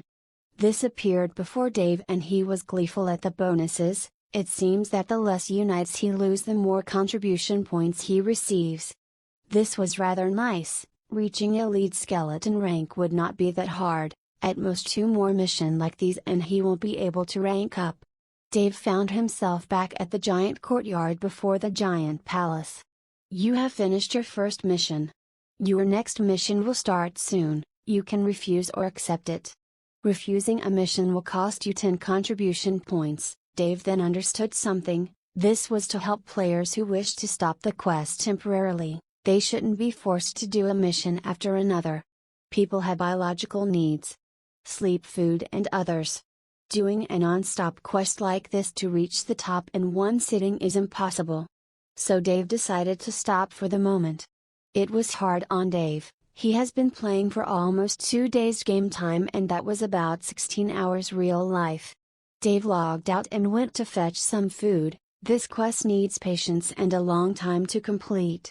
Reaching 100,000 contribution points is not easy and will take a lot of time to accomplish, so Dave was not in a hurry. Chapter 16 The Undead Shall Inherit the World. Right now Dave went to the convenience store near his house. Taking a few ramen cups and some snacks he went back to his apartment. He didn't have much money at the moment, and he knew that the quest he has started will take a long time. For him to amass money at this point in time is hard. This was not a problem for Dave as he understood that if he were thrown back to the outside world of conquest, he will suffer the same fate. A player with low level has a low chance of conquering a dungeon. Especially with Dave's solo play method. The only way for Dave to pedal through this is by reaching a higher level in the game. That too would take a lot of time, and his remaining money might not last him until then. For a college student, $7,000 is enough for them to tide through several months while spending as little as they could. Dave was, even more, a miser than college students. Once he reached his apartment, he took a quick shower, ate the instant food and went to bed. He was in no condition to continue playing after that long while. Once Dave woke up, he went online and looked through the forums. He wanted to understand more about the undead race. From the start of the game, only a few types of undead have been discovered, and this was confirmed by Dave's research. Ghouls, zombies, skeletons, banshees, ghosts, and the like have all been encountered. However, the higher-tiered undead was still a mystery to the people. Many of them knew of the existence of powerful liches. Some even got a quest asking them to follow the trail of an old and powerful lich. Yet so far none of them managed to discover any clues about them. The Undead expansion was supposed to be launched once the player was level 500. Dave managed to get a spot on the Pioneers side and now he is able to understand more about them. The most known types of undead for the players were skeletons, skeleton elites, captain and finally the Death Knights. Death Knights were a force to be reckoned with. Even in the dungeon that Dave just went through. If Dave was to take into consideration the undead chart of ranks, he would know that a Death Knight can command up to 10,000 units. That is an absurd number indeed. However, so far in the game most Death Knight that were met were lesser Death Knight. These types have no control over other undead, but they could still manage themselves and fight on par with several similarly level player. The power of the undead is not considered by their individual strength, but their coalition that can shake the earth. An army of the dead that would charge a city is bound to bring terror to the hearts of the bravest men. For the moment, leader-type undead has never been encountered. All of them were individual, and they were strong. However, once you give a Death Knight an army, be ready to be smothered with pain and death. Dave then took a look at some of the videos feeds that players posted once they were fighting the undead. Someone even recorded a fight with a Death Knight. He had a huge amount of views and ads on his blog. That was also a way to get money. Dave pondered about it for a moment, then his face flashed a knowing smile. This was an opportunity for him to gain some cash if he was to use it right. This might be strange, but people actually love the undead. At least watching them from afar. What if someone was to film the scene of the dark territory of the Undead King? Just a bit of teasing will get many people interested in this region. Perhaps they might start asking questions about it and more interest will be showered over it. Now if Dave was able to properly guide this piqued interest, he might be able to put in some ads or be sponsored by some company. Companies love traffic. The more traffic there is on a certain website, video, the more they will be interested in sponsoring the owner. This way Dave might be able to gain some financial support. However, Dave knew that this was hard.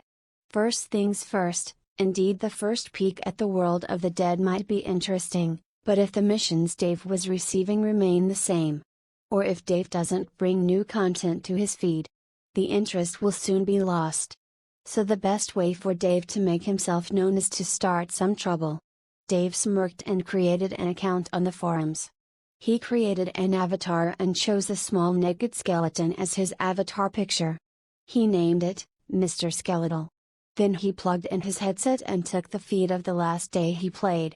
The game automatically records anything the player does and puts it in a saving spot. It will delete the feed after 30 days, but it can still be accessed by the player anytime he wishes to. It can also save and stream the feed directly to a player's website if they have one, or even stream it in the official Conquest's website if the player gains the right to do it.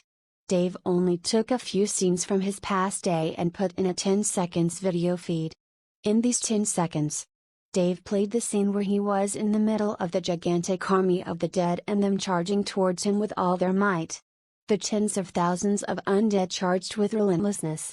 He only stopped the feed before he wore the ring. He saved the feed in the first person point of view so that no one will know who is the one facing the undead. Whenever someone sees the video, they will feel that the undead was charging towards him. It was quite the jump scare. The scene of the giant bone towers and the palace was engraved deep in the mind of anyone that would see it.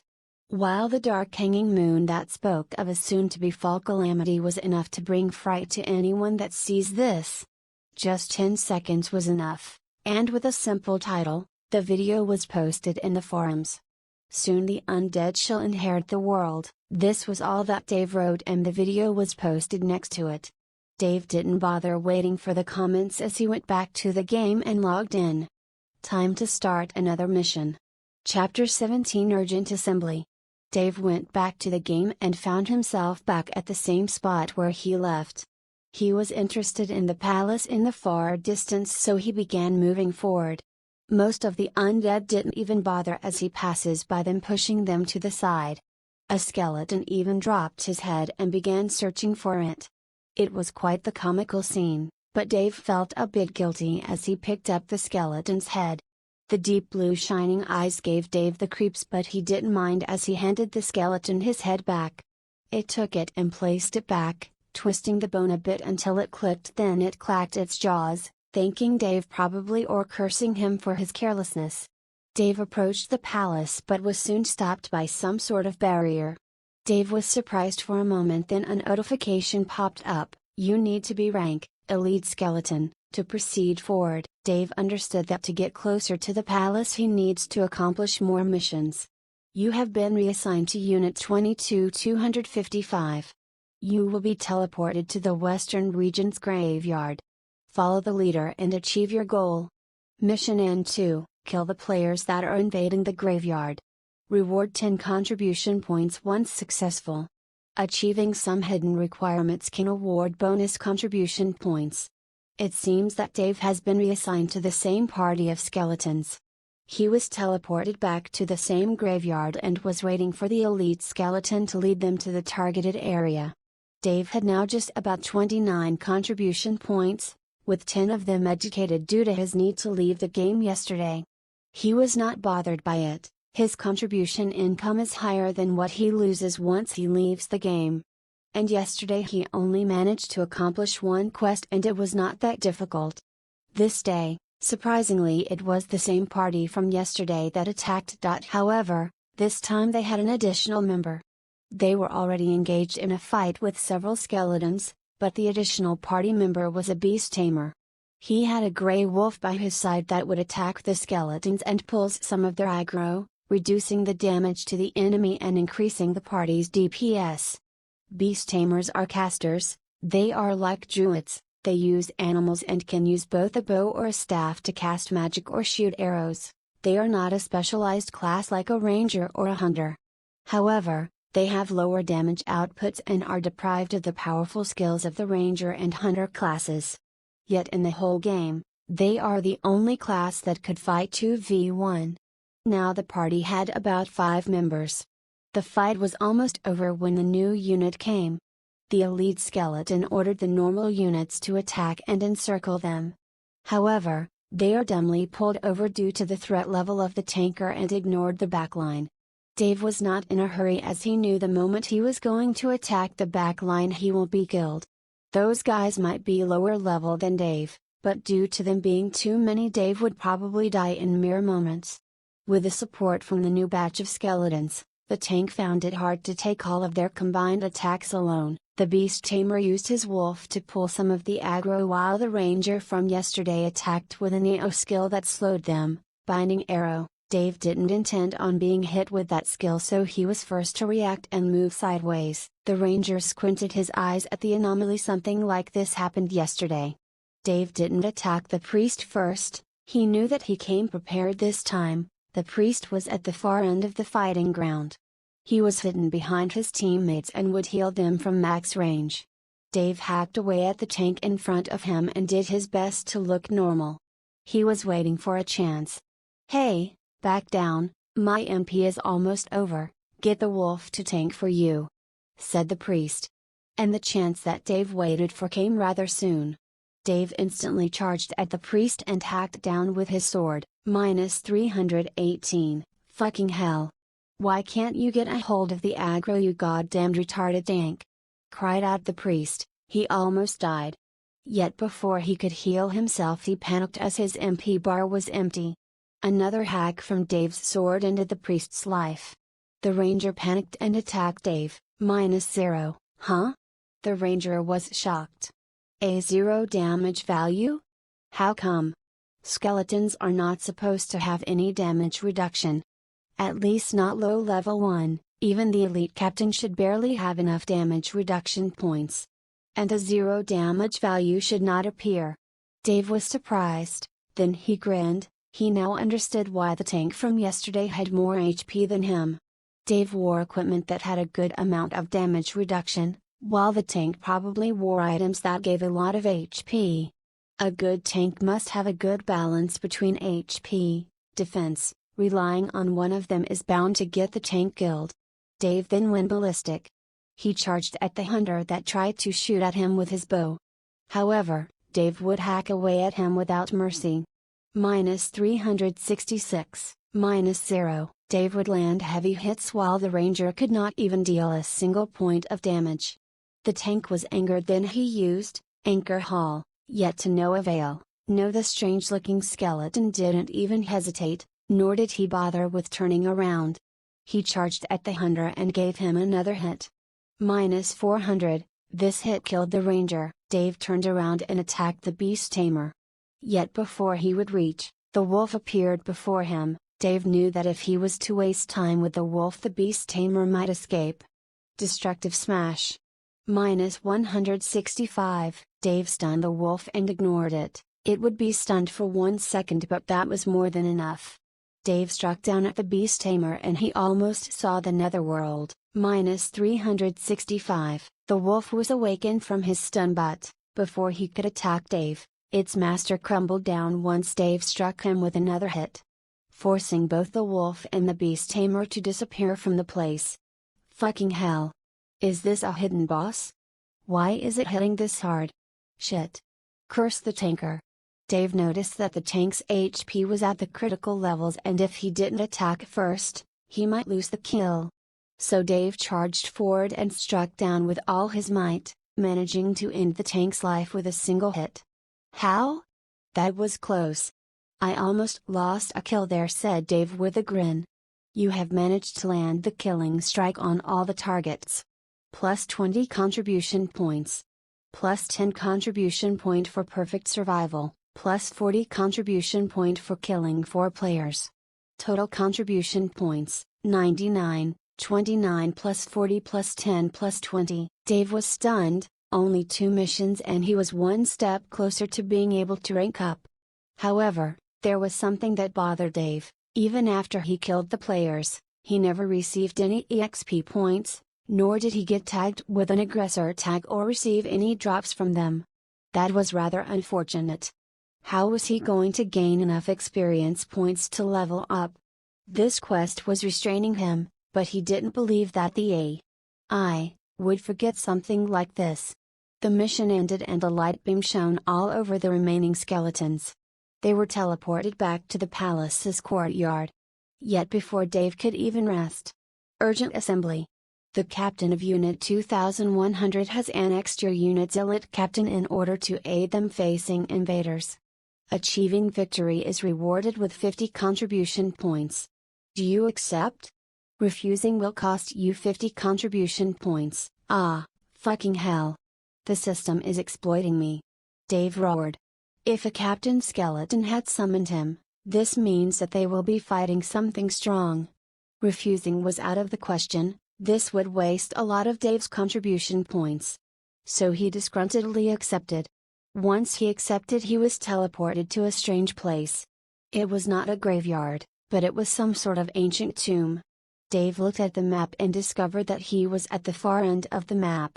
This is the Devastator's region. This is where one of the most powerful guilds in the game have occupied. And it is close to a high-level dungeon of theirs. They have a huge number of elite players that could single-handedly deal with an entire platoon of skeletons. What the heck? Dave would really die here if any of the high-leveled members of the Devastators appeared here. Your mission is to halt the advance of the incoming enemies. Survive for 5 minutes. Dave looked around and saw that his small platoon was just a small portion under the command of the skeleton captain. He was tasked with winning this small war. Several dozens of players were before them. They had a leisurely look on their face as if this was nothing but a stroll for them. Their levels were from 100 to 200 apparently. Dave's heart sank. He won't be able to deal a single digit of damage to these people. They are too high level for him.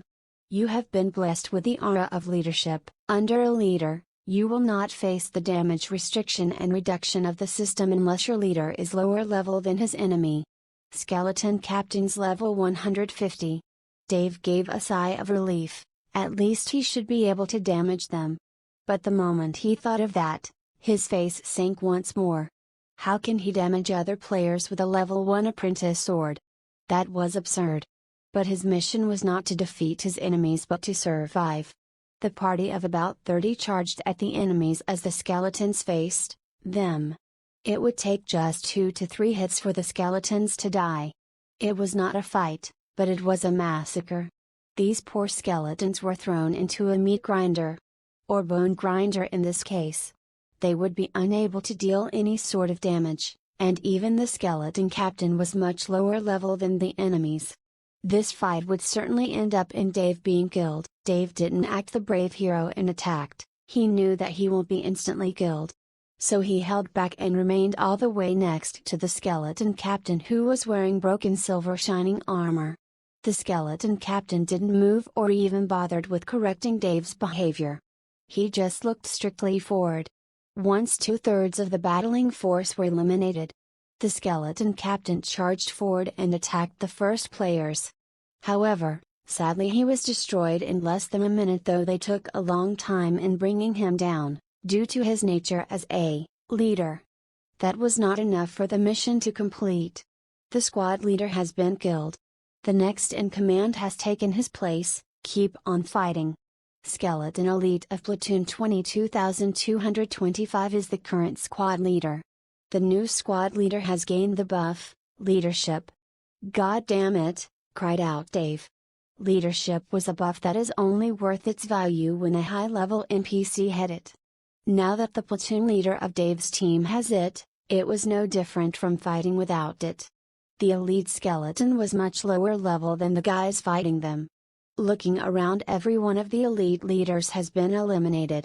Only Dave's platoon leader remained. He took in command and used the remaining undead to charge forward. What a waste of skeletons though, Dave. He began moving backward, looking at the place where he was. It was an old tomb with various entrances and exits. It was surrounded by a small broken wall, and a monastery of sorts was behind Dave. This was probably a dungeon. Skeleton Elite of Platoon 22,225 has been killed. The next in command has taken his place. Deathstroke has the most contribution points. Deathstroke has been assigned the role of leader. Huh? Dave was shocked. Me leader? Over these bunch of cannon fodder? His heart winced.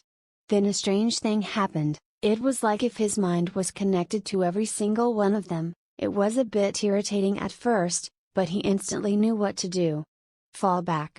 Every one of you, disperse, don't fight and retreat, Dave gave the command. Normally the undead will never stop attacking until they die, however with the order of the leader they had to follow. And so they dispersed in all directions. This was something the adventurer party did not expect. The skeletons that were charging like chickens to the slaughterhouse began retreating, and at an incredible speed. There was about 20 skeletons left. Dave used his connection to disperse them to create a sort of chaos. He needed to survive for 5 minutes, and if these skeletons survive he will be able to go back to the world of the dead. The adventure party awoke from their wired state and began to give chase. They also split apart to take down the skeletons, while Dave got closer to the monastery's door. An adventurer was chasing after him. Simply put, he had a small golden crown over his head. This meant that he was the current leader. Dave escaped to the inside of the monastery and went through the corridors. The chain adventure felt stunned. Why the hell would a monster escape once a player enters their aggro range? He was sure he was about 30 meters from the escaping skeleton. His rusted iron armor made him distinguished from the remaining skeletons, but that was it. This was a low-level skeleton he would be killed with but a hit. Yet he was escaping. This made the adventurer feel a bit irritated at having to waste effort to chase down a low-level skeleton. Once Dave was deep inside the monastery, there were a couple of monsters lurking around, mainly ants. These were low-level slave demons. However, they have huge attack power once they combine their strength. Thankfully they had a green name tag and Dave ran past them without the wait. The adventurers had to fight some of them to chase after the leader. A few moments later, the adventurer caught up. But Dave gave him a smirk as he disappeared from view. The time for the quest has ended, and Dave managed to survive until the end. Chapter 18 Rank Up. Within the Western Kingdom, a huge palace stood erect in the middle of a ginormous city. It was like a middle-aged city with castles, towers and giant walls surrounding it. It looked impregnable. However, the leader of the Devastators had managed to conquer this city 2 years after the game was launched. Now it was the headquarters of the Devastators. Anyone within the city was a member of this super guild. Its members were more than a few million, while they had several sub-guilds that were annexed to them. This guild was led by absolute power and made the world recognize it. Their leader was named Divine Cutlass. This was the guild where Ralph, aka Blaster, was serving under. Ralph had a low standing in this guild. However, compared to many others high prominent members of other guilds, he was still a member of the Devastators. This gave him a position of power. Now, what happened was that a rumor began to spread around the guild. A strange skeleton appeared in the vicinity of their base. Normally this small information would not agitate the higher echelons of the guilds, it was just spreading around the lower level members, especially those that were there. What happened that they were supposed to clear the demon-infested monastery. There were some skeletons and undead that roamed the place, and normally once their numbers have been reduced, a small party of skeletons would usually spawn and they had to fight it to proceed forward. The guild members did this so often that it was normal and no one thought anything of it. However, today it was rather different. The skeletons that charged at them at first were ground to bone dust without a problem. Even the skeleton captain that was higher level than most of those skeletons was no match for the party of 30 or so high-level adventurers. Yet the moment only 20 of them remained, they dispersed everyone in a different direction, forcing the adventurers to either change them or stand still like wooden poles. That was strange. Some even summoned Alfred to see if it was a bug in the game, but he denied it and didn't give them any information. The strangest part, however, that the skeleton leader at the moment that was nothing but a low-level skeleton had run into the monastery, using the various demons within it to halt the advance of an adventurer that was following him, and the moment the skeleton was cornered, it smiled and disappeared. The adventurer, of course, didn't suffer anything in that chase. He didn't delve too deep in the monastery, so he was able to turn back and sent his party members the feed of him chasing the skeleton and it disappearing in thin air. This was a small incident that was swiped under the carpet rather fast. It was strange, but no one paid it any heeds. Only if they knew that that was the prelude to a game-changing event, they would have done their best to kill that strange skeleton. Dave was now back at the giant courtyard. You have managed to survive until the time limit. Plus 50 contribution points. You were the sole survivor of the expedition. Plus 1 contribution points. You currently have 150 contribution points. You can now issue a challenge to your platoon leader. If you were to win, you will take his role in leading the platoon number 22,225. Once you lose, you will be kicked out of the world of the dead. Dave was not surprised. This was to be expected. However, he was still a bit distraught. Mainly due to his level. His level never increased, and he never got any forms of experience or drops. This would force Dave into a corner rather soon. Even if he manages to take the place of the elite skeleton leader, he will remain level 27. No matter his rank, even if he miraculously manages to become an abyssal knight, he will still be useless. Dave could only sigh. He didn't think that the AI would leave something this problematic in this quest. He was not allowed to leave this place until he dies, or by some heaven-defying miracle to defeat the Undead King and take his position. This is absurd, thought Dave, but he didn't bother for the moment. He issued a challenge. You have issued a challenge against platoon leader of the unit 22,225, minus 100 contribution points. Normally the platoon leader should have been dead, but it seems that even after death, these undead will be resurrected back here in this world of the dead. He inspected the platoon leader and saw his stats. Elite skeleton, level 35, HP 3500, damage 60-80. 200 damage nullification. The two of them were teleported to a small arena. The seats were empty. This was probably a challenge not worth it for anyone to witness. The platoon leader was an elite skeleton of level 35. He shouldn't be a challenge to Dave, at least from what he saw. He was alone and Dave had enough strength to fight against a sole enemy alone. The fight initiated and Dave was first to strike. The platoon leader was only equipped with a rusty old sword and he charged at Dave blindly. No tactics, no skills, just instinctual level of fighting. Dave was able to strike with his sword while taking the hit from the skeleton. He wanted to see how much damage he was going to receive. -0, well, that was expected. Dave had a lot of defense for a player his level. Dave struck down with a skill rather than hitting his target with his normal attacks. Destructive Smash, -180. Dave then waited until the cooldown of the skill was over and struck once more, -190. Every time the skeleton was struck it would be stunned. And Dave just kept on taking 0 damages while striking down every time his skill was off cooldown. He could defeat the elite skeleton with ease, but he didn't want to waste this time to grind and train his skill. Destructive Smash has reached Amateur level 3, Destructive Smash has reached Amateur level 4, sadly it didn't go any higher as the elite skeleton has been defeated. He couldn't regenerate HP so Dave was a bit saddened. Yet if others knew how he tortured a skeleton to train his skill and felt sad about it they would feel their heart wincing. You have defeated the skeleton elite of platoon 22,225.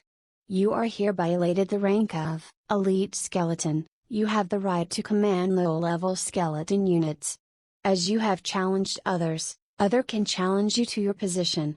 Plus 200 contribution points. Do well to serve the Undead King. Your appearance had slightly changed.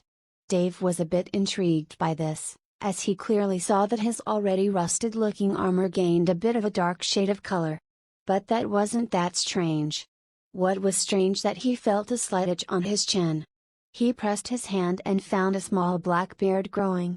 The elite skeleton that he defeated had something like this. Dave found it interesting and stroked it a bit. But didn't delve into it any further. There was something interesting that caught his attention. Dave felt a bit happy, now he can no longer follow, he could now lead. Looking through a small screen he saw 3 different types of undead that he could recruit in his unit. Ghouls, zombies, and a variety of skeletons. Ghouls had a huge amount of vitality but their attack power was low. The same could be said for the zombies, but they were much slower but had higher defense and would not succumb to attacks of players. They would always move forward even if their limbs were cut off or their bodies were mangled, they could just bite on the livings to retrieve some health back. As for the skeletons they had different varieties. Especially archers and casters. He could even hire casters. However, every one of them had a cost. A single caster required Dave to spend 20 contribution points to hire. He could even hire 10 of them, but that was not efficient. Dave then thought seriously about this. An archer would cost 15 contribution points, while a normal skeleton soldier costs only 5 contribution points. Ghouls needed 10 contribution points, and that was the same for the zombies. Dave then chose 3 ghouls, 3 archers, and 3 casters. And 1 zombie. The total cost for this was 170 contribution points. That left Dave with 80 contribution points. If he was to rank up to a captain rank, he would need 1000 contribution points, and he needed God soldiers to fight with him and handle the threats of other members fighting him. However, Dave's heart was still heavy. He needed to level up fast if he was to attain his goal of defeating the Undead King. And the risk of him dying at the hand of adventurers would grow slowly. He noticed that the missions that he was sent to accomplish were relatively close to his level, except that Urgent Assembly bonus quest. Next time he would need to refuse those, as if he found himself facing high-level adventures he might die with a lot of regrets. Something bright shone before Dave, and a huge wall like glass seemed to shatter before him. It was the barrier that held him from moving closer to the palace. Dave approached and was not met with any resistance when he went past the range where low-level monsters stood. In this second level of the giant courtyard of the dead, everyone here was an elite tier monster. Some of them were not just skeletons, there were several casters and variation of zombies and ghouls here. Dave then understood that every time he ranked up he would get closer to the palace. Though the numbers here were fewer than those behind him, they still numbered the millions. There was a small hut before Dave where an old-looking bag of bones was lording over. He was a zombie that was selling stuff. Dave was surprised at the strange scene but went forward to check out the vendor's wares. "How may I help, a brother in arms?" said the zombie as he was smiling, showing several rotten and yellow teeth. That was probably supposed to be a smile. The scene disgusted Dave, but he didn't bother. "Show me what you have to sell," he said. And then a small screen appeared before Dave. It had several types of equipment and elixirs, there were even books of sorts. However, the price was astronomers. The least expensive item was a small bottle that had the words, "EXP bottle," and it cost 100 contribution points. Dave couldn't even afford it. Dave sighed and finally understood that there was a way for him to reach higher levels. He would need to buy these and drink them, but he didn't know how much XP they would give him or if they were enough at all. So he just, Chapter 19 Massacre. Dave had to wait for the next expedition for him to leave the place. He began inspecting his platoon members. Most of them were rotten and they all looked, for the lack of a better word, dumb. "Sigh, what am I going to do with a bunch of you?" said Dave to his small group. He still felt proud though. This was his unit, something he will treasure, something that will help him in reaching a higher goal, so he decided to make the best use of them. Platoon number 22,225 has been summoned to defend against an invading force. As a leader of the platoon, it is your duty to serve the king in protecting his land.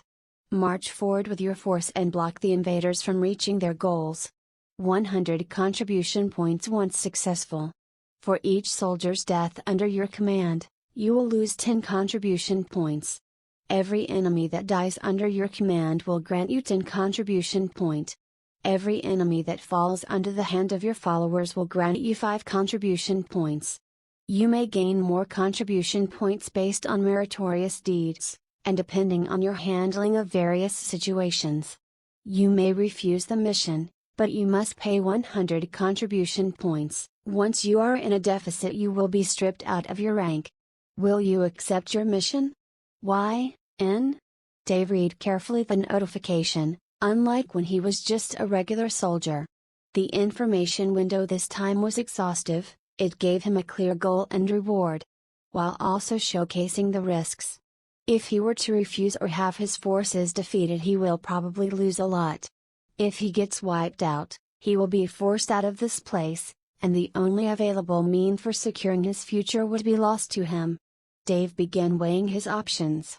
In these times, people would need to sit down and think carefully about what to do. Dave didn't have the luxury to sit down as the quest was hanging before him. The first thing that came to his mind was the A.I.S quest design. The last mission he was sent on was really difficult. Thankfully Dave was able to survive by playing the distraction card. However, if he was to rely on that plan again and again, one day someone will come prepared. The undead's new behavior must have alarmed people. When did anyone see an undead turning tail and running from a fight? Undeads are supposed to be dumb in nature. Well, at least the low-level ones. Dave, however, managed to force them out of their instinctual habits and led them to do things they would normally not do. So he needed to make sure to have a backup plan once people become aware of the unique running undead. This, however, was put on hold. For the moment people don't know of Dave's existence. And he didn't make it apparent. The second point is, what if on the off chances Dave gets sent to a high level area? If he was to face against, let's say, people of level 300 plus, his entire platoon will be wiped out in a matter of seconds. Forget about running, if he manages to escape under the hunt of a level 300 player, that would be an achievement in itself. Dave, however, didn't have the luxury of choice. He had to initiate missions with strange odds. He has yet to understand the principle behind these missions. Though he was sent 2 times to low-level areas where he defeated the same party twice. The third time threw him off course. Indeed, it was a strange event, but one day if he was to blindly accept those events he might end up dead. And that was something that Dave didn't wish for. And the last point. Dave's level. He was too low level and it was pathetic. He needed to increase his level first. If he levels up his rank high up, he might be forced to lead a huge party of undead to face against much stronger foes, and with his low level, the leadership aura will be useless. The leadership aura grants all undead under the leader the ability to attack people without the level disparity penalty. And due to Dave's level being a measly 27, fighting against a level 80 even with all his 10 undead would be nothing short of a mass suicide. Sigh, this is getting problematic, thought Dave. Indeed, he had a good advantage over several players due to his high-end equipment, but this will only serve him in his low-level period. Once he grows out of his shell, he will need better equipment to balance the low level. He could use contribution points to get more equipment, but that would hold off his leveling up speed. However, once Dave thought about it, it sounded rather plausible. Dave was in no hurry to level up. Though he could face high-level players, it would still be useless even if he was of similar level, mainly due to his lack of proper equipment. And as Dave remembered the shop owner, he consolidated the idea of gaining basic strength over leveling up. The first thing Dave needed was a class. And now, without the ability to complete his paladin questline, he was stuck without a class. He couldn't leave the world of the dead to get to the church, and he sure as hell didn't want to impose on the church while looking like an undead. How would the priest answer to him? Ah, yes, Mr. Undead, you want to be a paladin? How about no? And then a divine punishment, Ray would follow, rendering Dave to bone dust. Sigh, too many new things are making this journey rather difficult. Being a pioneer is not always advantageous, one needs to tread carefully and weigh all options. Though Dave. The screen still flickered before him as it was not going to disappear without Dave making a choice. It was like a ticking at the back of his mind that urged him to choose. Fight or flight.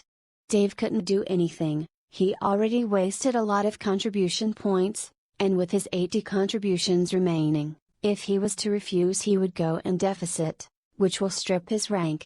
That was something that Dave didn't wish for, as it might even be considered as failing the main questline. For the moment Dave had 2 quests. The first and most important one was the main questline, which needed him to defeat the Undead King. The second quest was the Inheritance quest, which will only be unlocked for Dave after achieving some hidden requirements. Dave already made research on Inheritance quests and understood that even with an Inheritance piece, one needs to accomplish several quests to unlock the full potential of the Inheritance item. The God of War's item, for example, was a giant glaive. It also had 5 seals on it. And the player that owned the item needed to defeat several strong bosses to fully unlock its potential. The last seal is the hardest, yet unlocking it unlocked the best skill in the game. Transformation. Once a player transforms, they will gain abilities related to their inheritance item. And they are all powerful. However, the transformation has a time limit of usage. It can only be used for 2 hours and will have a cooldown period of 72 hours of game time. However, Just those 2 hours were enough for several guilds to defeat mighty bosses and clear impossible dungeons. Dave didn't wish to lose on either one of those quests. So he made sure to try his best to accomplish both. Dave pressed the accept and was teleported yet again to the same graveyard. This time it was not the same party of 4, but it was another group of adventurers that were moving around the graveyard. They were not facing any skeletons but were alerted at the sudden appearance of the new group of monsters. "Alright guys, let me tank for you, you can back up and heal me from behind, these damn skeletons should be easy to defeat." "But I never thought that they would have mixed species," said the guy who was supposed to be the tanker of the party. Indeed, normally all the types of undead that the adventurers would meet were either full skeletons, full casters, full archers or full ghouls. This was the basic group, but this one was different. It was a chosen group of Dave. Unlike the tanker from the last party, this one was even worse equipped. He had a rusty-looking shield and a one-handed sword that was no different from Dave's main weapon. The others behind him, however, were slightly better dressed. There were 2 priests dressed in casual white, and a sword master who wielded a long 2-handed sword. This was a typical DPS party, 1 tank, 1 DPS and 2 healers. This was based on the holy trinity of all MRP games, however, 2 healers were too much, they probably went with this just to make the journey smoother. "Alright," said the sword master, "get a good hold of aggro, I will try not to ult, and you guys should spread back and heal us if we're damaged," said the sword master, addressing the 2 priests who were, by the way, 2 young ladies of similar looks. They were not that good looking but not that ugly, they were plain, like the face of someone you will see on the street and forget about him the moment you pass him by. This was what Dave thought about this mission, they were just passerby. Dave didn't make it hard on them too. He used 3 of his ghouls to attack at first and engage on the tank, then moved the archers to the left side of the party, and the casters to the other side. This strange phenomenon caught the party of adventurers off guard. Not only was this group of skeletons differently assembled, it could even organize itself and make strategic positioning. At first, they didn't think much of it, but the moment the fight broke, the aggro was all over the place. How could the tank keep hold of the aggro? The archers and skeleton casters were outside his range but at the same time were positioned in a way that they could attack the priests. The ghouls didn't let the tank move an inch back as they surrounded him, and the moment the swordmaster tried to rid the tank from the leeching ghouls, Dave came before him and with a glint in his eyes, -260, -12, "What the fuck?" cried out the swordmaster. He couldn't believe that he dealt such measly damage to the strangely bearded skeleton. However, in retrospect, he received a huge amount of damage. It was twice as high as a normal elite skeleton would deal. "Damn!" cried out the swordmaster as he cast a skill, Slice and Dice, -0, -0, -0, -0. Dave was dumbfounded at the idiocy of this guy. Slice and Dice was a skill of a swordmaster that would land 50% weapon damage over 4 consecutive strikes in every tick in the span of the same time it would take to land a single attack. It was a fast and flashy, but it was really a bad move to use against Dave. This normally would deal twice the damage of a normal attack, but every tick of the damage needed to go through Dave's defense separately. If his normal attack dealt 12 damage, 50% wouldn't deal even a single digit of damage. 1. Dave didn't bother with him as he kept him distracted while he kept landing heavy attacks on him, and even used Destructive Smash. Whenever Dave found the chance he would use this skill, he really liked how it would go on lower and lower cooldown whenever it was upgraded. It could even one day exceed his weapon damage. "What the hell are you guys doing? Heal me!" cried out the sword master. But once he turned around he saw that the priests were struggling to fight against the archer class and casters that were bombarding them from behind. They couldn't even heal themselves, and he wants them to heal him? He sure has wishful thinking. The idea behind this tactic was rather simple for Dave.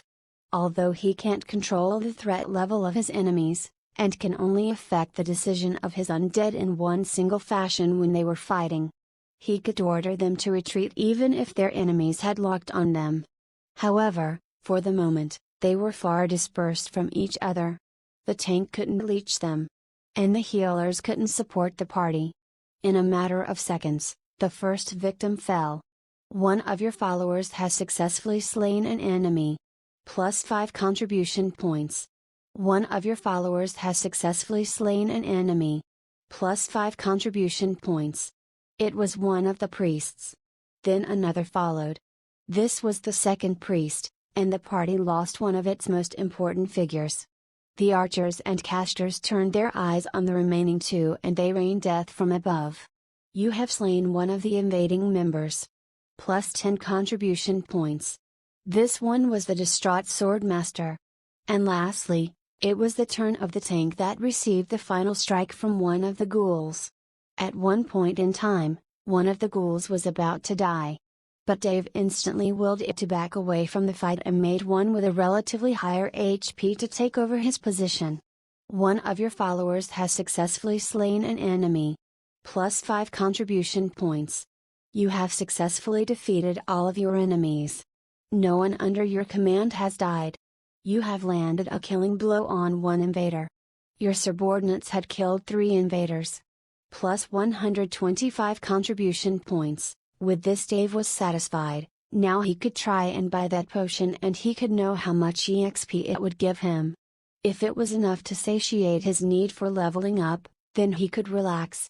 If not, then he would have to ask Alfred to come down and explain more about this problematic aspect of the quest. Yet a strange notification appeared before Dave. Platoon 22,225 had successfully cleared the invading members. You may remain here for further instructions or to obstruct other invaders. Defeating other invaders would grant bonus contribution points as this is an off mission. Do you wish to remain here waiting for further instructions? Why, N? Dave was met with a dilemma. Should he wait and try to get more contribution points? Or should he head back and wait for the system to send him back to another location? The first option was rather tempting for Dave, as he was in desperate need of contribution points. And with the skill of his handling of the undead that he just showed, he was a bit confident in defeating most of the parties of the same level of these guys. However, there was a hidden threat in that message. This would mean that he would have to remain in this place. Unlike when he is sent from the world of the dead to a random place, he would typically be sent to a location with low-leveled enemies of his rank. What if a high-level player was to show up here? Wouldn't that spell doom for Dave? Though the chance was low, it was not impossible. Wait and get more bonus points? Or go back and wait until he is deployed once more? Dave had to choose. Chapter 20 Mr. Skeletal. Outside, Dave noticed the low-level community was becoming more and more restless. Mainly due to the strange happenings in the graveyards around the world of conquest. Graveyards were mainly the spawning points of dead players, and also was the dwelling of several low-level skeletons. Most low-level players would indulge in killing these skeletons as they gave a lot of EXP and were rather easy to kill. They were numerous and dealt low damage and were like farming points. At first, these plots of lands would be filled to the brim with new players. But these days the undead community began to increase in activity. This was mainly due to Dave's initiation of the quest The Call of the Undead King. Normally a graveyard would only have about 100 skeleton at most. But now, whenever a batch of them was killed, a new one would soon spawn and might even overlap with other skeletons that were still present. This was a bonus for low-level players as many of these monsters were considered to be extra EXP.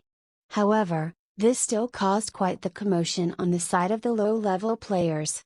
Mainly, they couldn't even find the time to recuperate as more and more skeletons would spawn. Some players would usually take a small break after having fought a group of monsters, but with a constant spawn of the skeletons, it was becoming harder and harder to survive. Thankfully the game did not penalize players for dying against monsters, they would still keep their XP bar filled. However, death to a player would drop them to the 0% EXP if they were to fall. But still, fighting these creatures created a good chance for the low-level community to grow stronger in a faster manner. Some people began posting updates on the official Conquest forums indicating the new changes. They were minute changes, but still, a change meant one thing: an event might be initiated. Some players had asked the officials about the strange phenomenon, but they were ignored or met with words like, "Everything in the game is happening due to a reason, you must figure out the result of it yourselves." It was a simple statement that left many players disgruntled. They didn't know what to do. But for the moment the event was probably in its initial stages, so it was not worth remembering. On the other side of the forum, someone was looking through Undead-related articles, and happened to stumble by chance on a post by a man named Mr. Skeletal. The member looked to be new as they had only one single thread under their names, so their post was almost overlooked. However, today with the changes happening in the game Conquest, his post was a bit interesting. It had one caption: "The Undead shall soon inherit the world," and that was it. Under it was a video that had just 10 seconds. The forum viewer didn't really think it would be that much of a waste to see a 10 seconds video, so he played it. At first, it was dark. The video was from a first-person point of view. It had no sound effects, and it was clear that it was taken from within the game. However, the one that took it didn't show their status bar, map or any of the like. It was like watching a movie from a first-person point of view. The dark space soon began to gain light as the video continued rolling. There was a space distortion in the sky and a dark moon hung on the broken celestial world. The weather and the sky were eerie. While at the far end of the horizon was a ginormous ancient-looking palace made of bones. This gave the viewer the creeps. Why would this be here? Was this a trailer from the officials? He thought. But a moment later the point of view looked a bit down and the viewer saw a scene from the apocalypse. Undead. Undead littering the place, so many of them that if you throw a blind arrow you were bound to hit something. These undead covered the entire giant platform around the palace, and by the looks of it, this was but a small portion of the undead that was visible to the onlooker. What was scary that they all had dread tags on their heads, so this meant that it was probably caught by a player. But where was this place? In the whole history of the game that was 3 years right now, never had anyone seen something like this. Once these undead took notice of the one taking the video, they all turned their heads. As if they were filled with hatred to whatever lived, they shouted at the top of their lungs and rushed forward like the floodgates were burst open. The video ended right there and the onlooker was shivering. He was not even there and he already felt the creeps. What if these undead were unleashed in the world of Conquest? How will the damage be? Will the game allow something like this? The onlooker was shocked and instantly began spreading the video. In a matter of hours, it went viral. The undead shall soon inherit the world. Simple words, but they were filled with dread. If this was true, and this was the prelude to the change of undead activities in the game, then the consequences of these things being unleashed in the world would be devastating. It might even become a world event with every faction or super guild included and pulled by the current. Everyone turned speechless as they saw the feed, and the demand on the officials increased. It increased so much that they were forced to give a proper answer to the demanding players.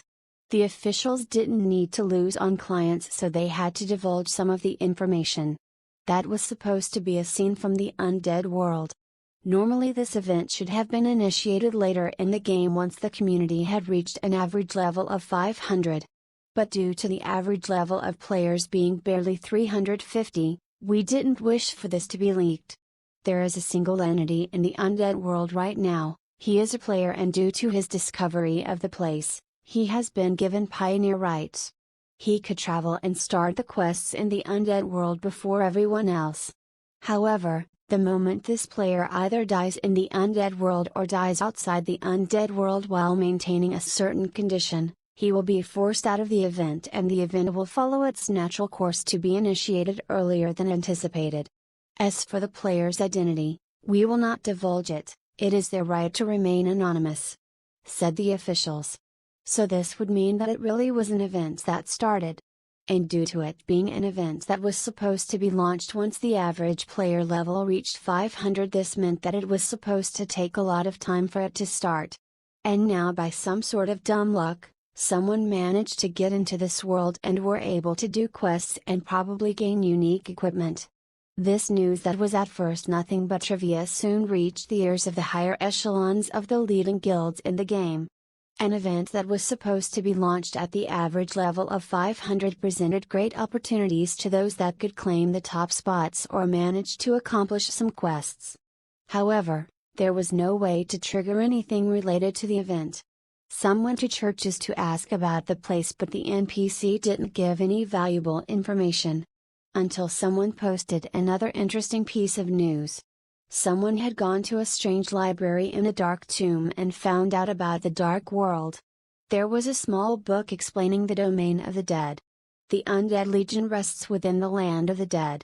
Finding the Legion would mean instant death. The Legion is ruthless and unyielding, and they are ruled by a powerful king.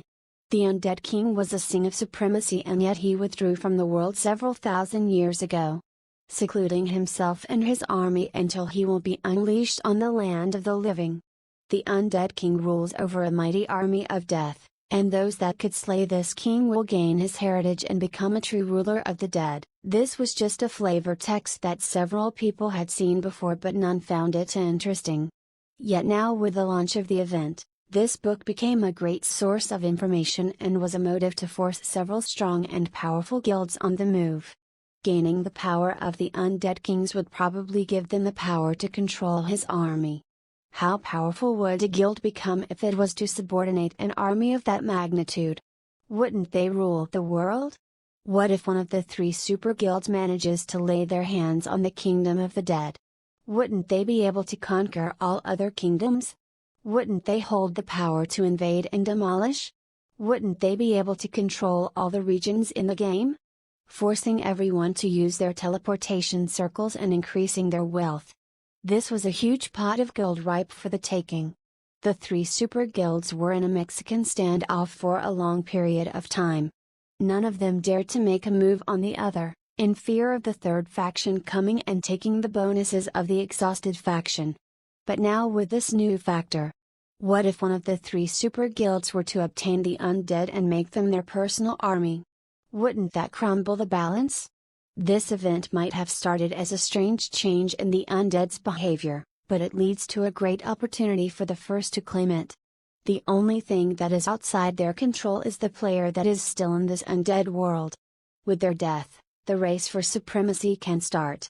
Now what is left for these super guilds is to find out who this player is. But due to having more than 2 billion players in the game, how are they going to find him? Chapter 21 Legacy Challenge. While all of this was happening, Dave had already accepted the subquest. Why? It was rather simple. This was his best chance to gain as much contribution points. People still needed to link the dots, and Dave just went on with it. He had managed to subdue more than 6 parties. He even found several solo players that were eradicated without weight.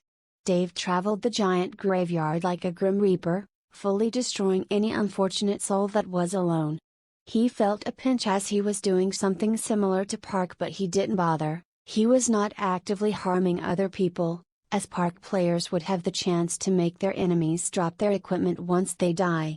But Dave was, in this case, considered a monster, so even if he killed others, they will not lose their XP, nor would they drop equipment. This was something that made Dave bear with killing other players. And it also gave him quite the real-life experience in how to handle other enemies. So far Dave had about 960 contribution points. The bonus points for doing the sub just were amazing. Everything was doubled. However, he didn't get the supplementary plus 100 contribution once he defeated an entire party. Still, getting 20 points for each personal kill was luxurious, and as for his minions, he would get 10 for everything they kill. At first, there were several adventures that were present in the graveyard. But 4 hours later, it was known that this place was a place of death. Many adventures fell to Dave's strange party. And they decided to stop going deeper in the graveyard. Dave then understood that it was time for him to leave. Mainly due to one single reason. People, once they find something hard to deal with, they will usually ask for stronger party members to help them. If they were in a guild, they might ask others to come with them. You have decided to retreat from the fight. You have made a great contribution to the Undead Legion. Total enemies defeated under your command. Your followers have killed a total of 40 invader. You have personally killed 28 invaders. Total points, 960 plus 205 equals 1165. Dave was surprised as he saw that in one single setting he was able to accumulate enough points that he could directly challenge a Captain Skeleton. However, that was obviously a bad move if he were to hastily try it. The accumulation of contribution points was not that hard, well, at least from Dave's point of view. Accumulation 1000 points in 4 hours is an incredibly fast speed, but that is only because most low-level players are not adept at handling his strange party. This will probably cease to be the case after a few days. Some might call help and Dave might end up dead. So he wanted to take advantage of people's ignorance. And now he went back to the undead world, directly heading for the shop owner. "What can I offer a brother in arms?" said the merchant as he smiled with the same disgusting smile. Dave didn't bother as he began looking at his wares. There were skill books, nothing of great value, but still, the prices were exorbitant. Dave, however, was interested in the EXP potion first. "Give me one of those bottles," said Dave, as he took one with the lowest price of 100 contribution points. Dave looked at the dark liquid that was faintly shimmering inside the bottle and took a gulp. It had a terrible taste, thought Dave, and he didn't even want to know what it was made of. "You have gained 100 XP, level up, level up, level up, level up, level up. Your ring has absorbed 20% of the total XP, ring level 11, the first seal has been unlocked." Dave was shocked. He didn't believe that he could level up 5 times in a single sitting. That was amazing, and looking at the shop, there are several tiers of that bottle and he could drink pricier ones. However, he decided against it. First of all, he is poorly equipped as his level began to outgrow his equipment. He needed to change his gear. The second thing was his lack of contribution points. The next tier costs 1000 points, and if he was to drink it he would have nothing but 65 points. He already lost 2 ghouls and a skeleton archer. He would not have enough to replenish his forces. And he was also interested in some of the equipment in the shop. But first thing is that he needed to see the unlocked seal on his ring. Dave inspected the ring and saw the small changes on it. Category: Ring of the Death God. S-Class Inheritance Item, Player bound to Deathstroke, Requirements Level 0, cannot be removed. Bonus stats: has the ability changes appearance from human to undead. Can switch back to human. Death Siphon, Sealed, Sealed, Sealed, Scaling, Class Scaling Accessory, Class Divine. Consumes some of the player's XP to level up, currently ring level 10. Dave noticed that now he had the ability to switch back to human form. At first, he was stuck with being an undead. Now he could probably go back to his human form. Though that was not useful at the moment due to his inability to leave the world of the dead, once in the graveyard. He could switches back to a human form and probably escape other players' notice. If the quest allows him that. You are now eligible to partake in the first challenge of the Inheritance quest. Would you like to start? An notification screen appeared before Dave. This was the first challenge of the Inheritance quest. It is usually the easiest as it gets harder the more seals that are unlocked. Inheritance pieces unlock an ability every 10 levels. So once the ring reaches level 50 he would be able to unlock all the abilities on it. However, that doesn't mean that it is easy. Some people who are much higher level than Dave have yet to unlock the final ability of their inheritance item. And for an S-Class inheritance item, the final challenge would be immensely hard. That was far in the future, so Dave walked toward the shop owner and bought 2 items. Category: Weapon Rusted Cutlass, a blade that belonged to a brave pirate. However, bravery can sometimes lead to undesirable results. Otherwise, this blade wouldn't belong to the undead. Damage 150, 250 stamina, strike, requirements 100 strength, 100 agility, level 25, bonus stats 5% chance to cause bleed the target for 500 horsepower, flat, over 5 seconds. Can stack 2 times. Scaling, Class E, Strength, D, Dexterity. Class. Rare weapon. Dave was surprised at the high damage value of the weapon, especially the bonus of causing bleeding. Though it is hard to proc the effect as it is only 5% if it gets picked twice, that would lead to a huge blood loss. It is an amazing weapon that has a good basic damage output. Considering the damage range and Dave's stats, he could deal up to 775. Dave's stats are 140 strength, 100 dexterity. You can do the math. Weapon damage is from 150 to 200, and with the modifiers and stat value it will be 775 if I did the math correctly. For a weapon, it sure dealt a huge amount compared to his old basic weapon. Just a regular attack was in the range of a critical strike from his old one. Then he picked up another item. It was a small kite shield. Category: Shield. Old Order of the Eagle Kite Shield, a shield that belonged to a once prosperous order. However, their beliefs were corrupted and their power waned against the power of the undead. Now most of them belonged to the very faction they hated. 400 durability, plus 500 damage nullification, plus 250 magic absorption, plus 3% immunity, requirements 150 strength. Level 25, bonus stats: basic shield skill, block, nullifies physical attacks, cooldown 5 seconds. Scaling, class. Rare shield.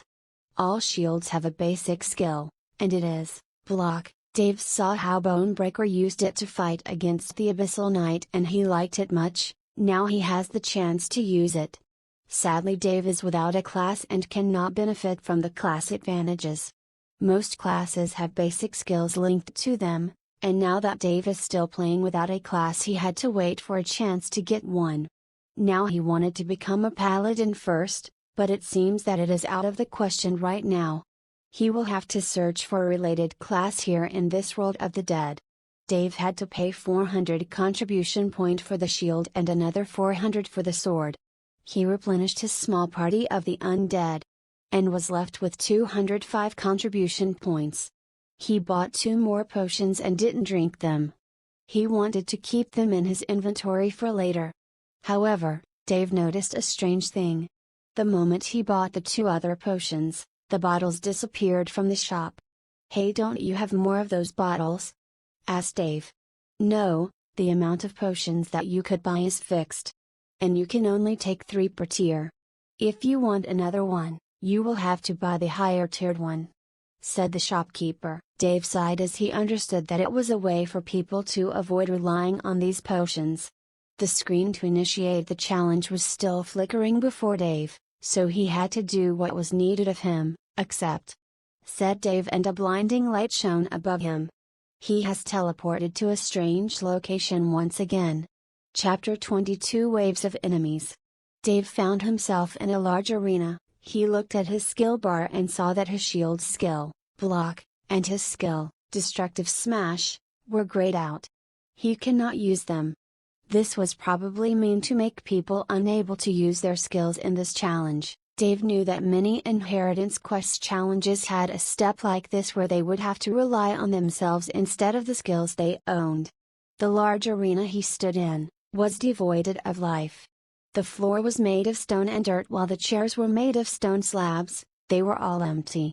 However, the sound of cheers was still booming through the voided arena. "Champion of the Death God!" cried out a voice that rocked the world itself. "Do you think yourself worthy of your deity's blessing?"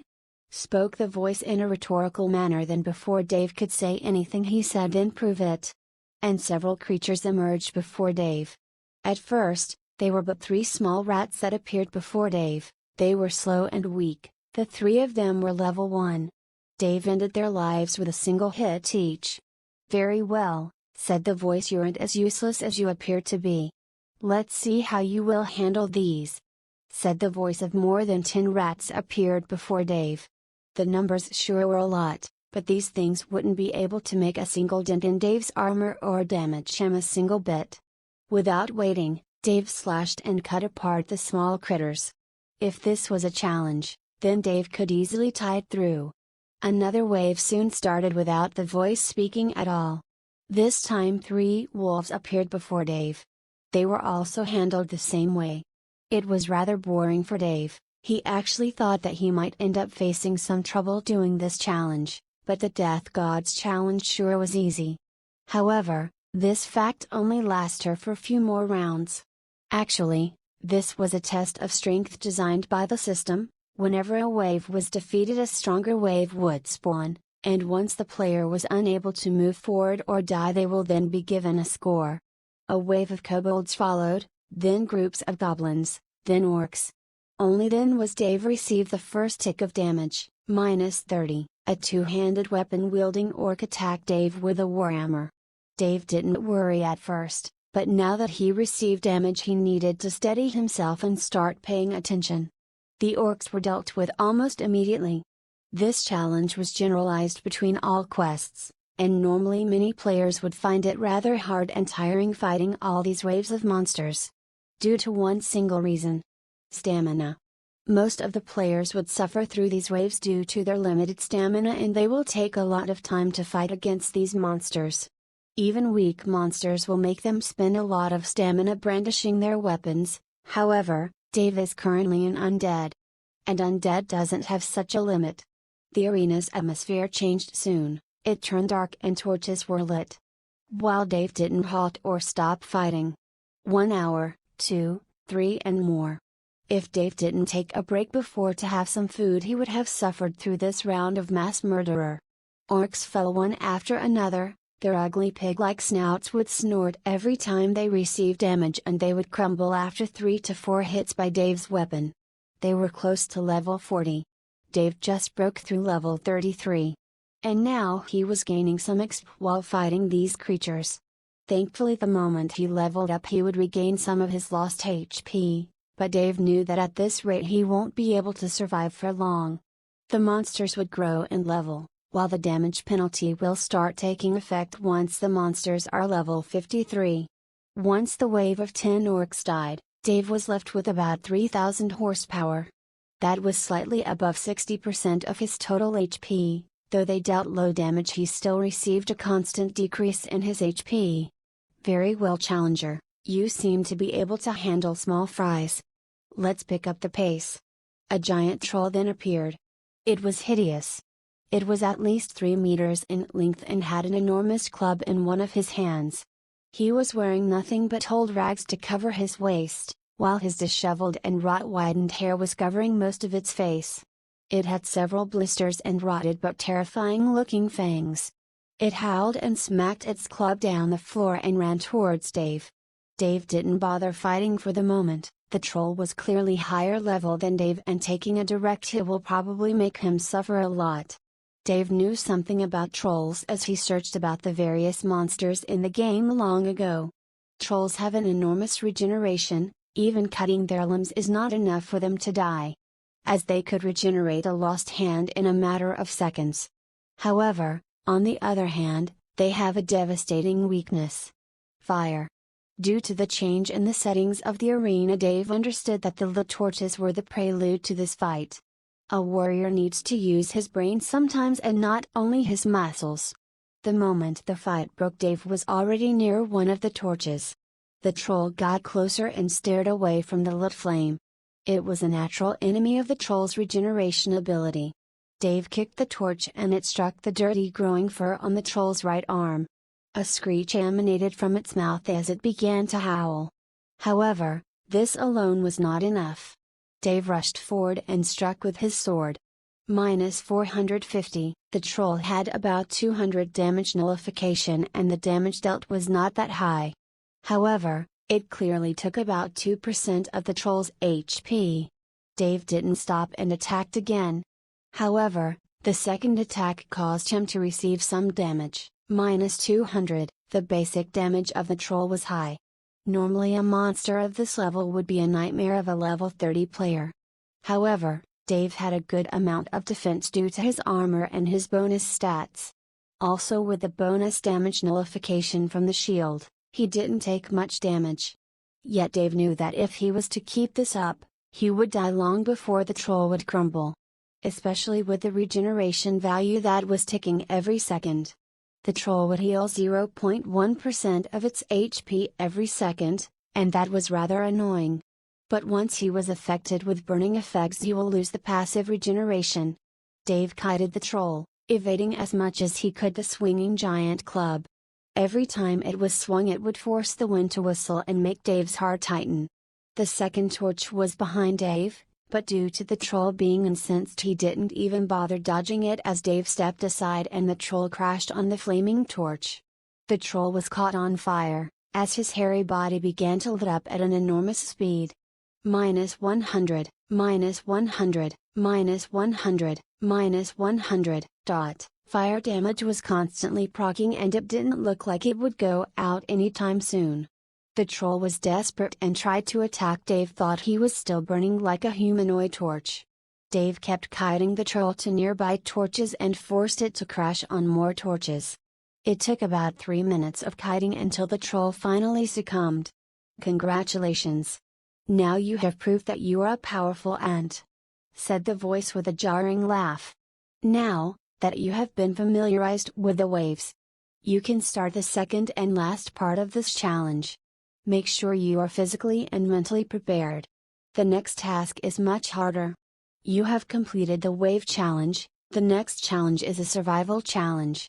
The longer you last, the better the reward. All your abilities will be unlocked. The enemies will correspond to your current level and the number of abilities skills you currently have. You may start this quest whenever you wish. Would you like to schedule this challenge? Why, N? Dave thought about it for a moment, then he said, "I would like to schedule this mission. I will start this quest in 24 hours, game time equals 8 hours real life." Dave needed to sleep. He has been playing for the entire day now and he needed to take a rest. Sleep has a shower and many other things. His mind began to become hazy from all the playing. The game has been scheduled for 23:59 and 56 seconds. Dave then logged out and went straight to the kitchen. He was a bit hungry, so he needed to eat first. Preparing a meal of instant noodles and munching on some snacks, he went back to the forums to have a look at the news. And boy was he surprised. It seems that Mr. Skeletal's video made him a legend. Chapter 23 Fighting On. Dave was utterly and totally confused. People were talking about the strange video. How the scene is making more and more people comment on it. Some gave their thoughts and said that it was probably a game trailer for the event, while others said that it was clearly filmed by a player. The forums were filled with comments, as people began giving theories about the world of the dead, and some even thought that it would turn the current game upside down if this amount of undead was released to the world. However, what interested Dave the most was the statement by the game developers. They even gave the players hints about the game and the pioneer who was able to travel the undead world. At first, Dave felt a bit stifled because they divulged the way for the players to have access to the event. Indeed, he didn't have the right to monopolize the game's event, but still, he somehow felt that he was treated unjustly. Dave kept scrolling down the forums until he saw a post that interested him the most. It was a post made by the Devastators. They even gave a small bounty for anyone that gives hints about the one who was in the undead world. Even the player himself would be awarded $10,000 if they come to the Devastators and give them the right to access the zone. Mainly, it was a kill order for Dave. They wanted to kill him so that the event will be available to all. Dave didn't like how this was going. If he were to make his presence known, he might end up catching the attention of high-level players. He doesn't have the power to protect himself right now, but he couldn't help the urge to do something. He posted a small sentence under his forum name Mr. Skeletal and said, "The undead will never submit to the living." He then left his computer and headed for his bed. He needed to relax first and sleep as his eyelids felt heavier than lead. Once Dave woke up, he ate his breakfast and went back to the game. Dave's savings were about $6,500 right now. Paying the rent and getting some of the food made a small hole in his pocket. Dave could only sigh at his rapidly decreasing savings. This was another motivator for Dave to get on with the quest and make sure he obtained the throne of the undead. Once Dave logged in the game, there was 1 hour remaining until his quest starts. So he made sure to rest. Once Dave had logged out, his HP had fully recovered and now he only needed to wait until the timer ends for the quest to begin. Dave didn't waste his time loitering around as he began moving closer to the Bone Palace. Once he reached a certain threshold, he was stopped once again by the strange barrier. This is where he would need to go once he reaches the next rank. Looking from behind the invisible barrier, Dave could see various and different skeletons. Some were giants and some were smaller than Dave. Most of them had a humanoid form, and yet some were giant orcs. Or ogres. Some were zombified trolls, and some were even flying skeletons. This is the skeleton captain rank. And behind it was the powerful rank of a Death Knight. The true backbone of the army of the dead is the Death Knight. There are several thousands of them, and every one of them can lead a party of 1,100 skeletons. 100 captains with 10 elites under every one of these captains, while every one of those elites had 10 normal skeletons, undead below them. If Dave is able to attain the rank of Death Knight, he would be able to fight stronger foes. However, his level is severely limiting him. Even the rank of Skeleton Captain needed Dave to be at least level 150 to fully utilize it. This meant one thing. Dave needed to accumulate huge amounts of contribution points for him to reach that level rapidly. Buying those potions will give him a huge advantage in terms of leveling up.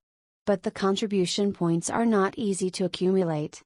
And with the current turn of events happening in the forums and the increased attention of the stronger and more powerful guilds, Dave's chances of gaining more contribution points is being severely limited. However, what gave Dave some hope was the strange upgrade to his ring. He could switch back his appearance to a human form, but Dave has yet to know if he was to die in his human form, would it foil the mission? Also, how will he even exit this region? He is stuck here without a chance to visit the outside world. Alfred spoke Dave and Alfred showed up soon. Huh, it's you again, what is it? Asked Alfred. This pioneer mission is too complex. I am severely limited in my options. I will not be able to overcome the difficulties at this rate. The game should not be unfair. And right now I am stuck in this region, unable to gain any levels from the outside world besides drinking those potions. Even those potions are limited and will probably not last me enough to grow into the level needed of me to rank up. Don't you think it is rather unfair? Said Dave. Those potions are nothing but bonus 6 points, indeed they will not help you a lot to gain higher levels. Even if you drink all the potions here you will barely reach level 300. They were considered rewards for people that are finding it hard to level up, and are not meant to be relied on. As for your other question, it is indeed unfair, but I did not overlook it. Once you successfully finish your inheritance quest you will find out why. Normally I will not help other players, but regarding your situation as a pioneer you should be given hints about your objective, otherwise, it is indeed unfair. Work hard in your inheritance quest and you will find out how the system of the world of the dead works. Said Alfred, as he disappeared from view. Dave was thankful. Alfred normally would only consider giving his insight if there was a bug or a flaw in the game. And due to Dave's limited information on this place, it was considered a flaw. Normally if all the players were able to access this place, Alfred would not have helped anyone. Because with numbers a solution to Dave's problem will naturally be discovered. However, due to Dave being alone, he needed some assistance, otherwise it would be unfair to a pioneer. The timer was over and Dave's second part of S first inheritance quest started. You have been teleported back to the Divine Challenge Arena. The second part of your quest has been initiated. Survival. Based on how long you survive you will earn greater rewards. Dying here will not affect your progress in any other quest or even outside the arena. First wave start. The first wave was initiated, and it was similar to the one that Dave first underwent. It was rats. However, instead of a single rat, there were about 24 of them. Dave struck down the first creature and a small notification appeared before him: "You have killed an enemy. Death siphon activated, healing value, 0. Huh? Dave was a bit dumbfounded, as he didn't know what went on. He pressed on the notification, ignoring the rats that appeared before him. Death siphon. You can heal a flat 5% value of your HP every time you kill an enemy. God tier skill. Dave was awestruck. A fixed HP percentage. That was amazing. But, this was different than lifesteal. Lifesteal equipment would heal a percentage of the damage dealt and they are affected by defense value. However, this skill allowed Dave to heal a flat percentage of his HP whenever he killed an enemy. This might be rather difficult for Dave to accomplish once he is fighting her-tiered enemies, but against small critters, this would be a good way for him to heal back up to full health. Dave started killing some of the rats, but before he could fully eliminate them, another wave appeared. They were wolves. Ah, shit. Dave finally understood that if he took a long time fighting each wave, at one point in time, he would be swarmed and will die miserably. Dave ignored the small rats and started hacking at the wolves. The rats and the wolves dealt nothing but 0 damage values. So they were not threatening to Dave. However, after these creatures, there will be orcs and goblins, even trolls. They will start hitting hard and the cumulative damage will be immense. Dave ignored the rats for a single and simple reason. Death siphon. He could use the rats to heal back 5% of his HP once he is low, and this will increase his chances of surviving for a long time. The wolves would have been a good mean to heal up. But they needed 2 hits from Dave, and if he left them running amok they would tear him out. The wolves had a strange skill, Howl. This skill affects the player's movement speed. Dave would have to suffer slow effects if he was hit with several layers of Howl. Once the wolves were eradicated, a wave of 20 orcs appeared. Dave immediately ran forward, attacking the closest orc. The orcs could deal about 20 damage to Dave. In the moment the first hit landed on Dave, block, Dave used block to cancel the damage from the first orc's strike, then smacked down with his cutlass. Minus 680, the orc lost about 2/3 of its HP, then Dave followed up with another slash before the orc's hit would land. Minus 720, the orc died. Death siphon had activated, plus 0, very well, thought Dave, this way he would naturally survive for a long period of time. He just needed to use his abilities and manage his skills accordingly. This challenge was a simple challenge to test the player's micromanagement of his enemies and skills. If other players began directly by killing every creature, once the tougher monsters appeared, they will find themselves overwhelmed. While if they left the smaller creatures they could heal up a good percentage of their HP by attacking them, and thus having a higher chance at standing strong and fighting against the other monsters for a longer period of time. And so Dave fought on. Chapter 24 First Death. This was not a fight against time, so Dave took his time killing various monsters. However, once in a while his HP drops below 75% he would take down one of the small rats he had saved. The scenery in the arena changed to nighttime and the fire torches were lit once more. The troll wave. This time, however, 2 trolls appeared before Dave. The first charged forward while the second thumped on his chest before staring to Dave's right. The first hit from the closest troll was blocked by Dave's weapon, then he struck down with his sword.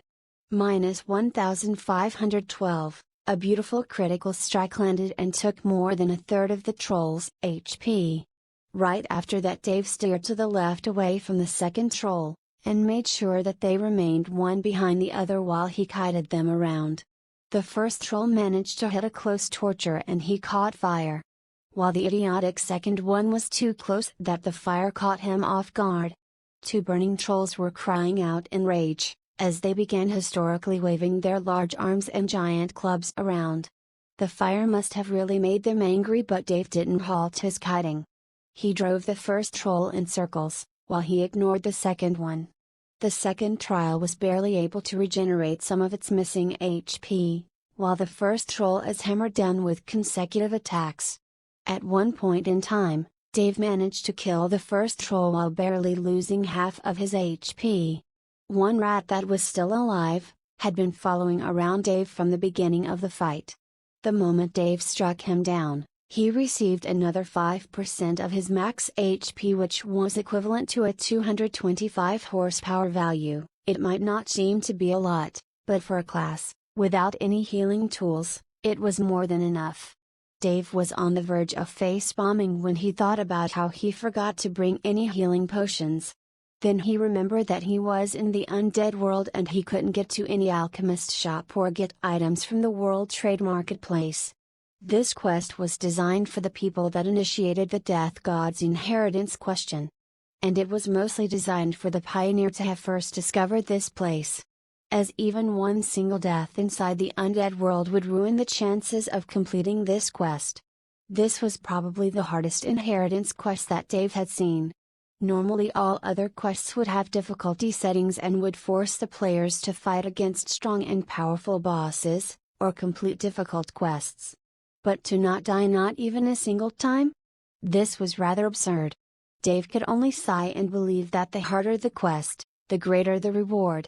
Dave aimed at the second troll and ended its misery in less than 2 minutes. Nothing spawned after Dave had killed the 2 trolls, so he waited for an announcement or anything of the sorts.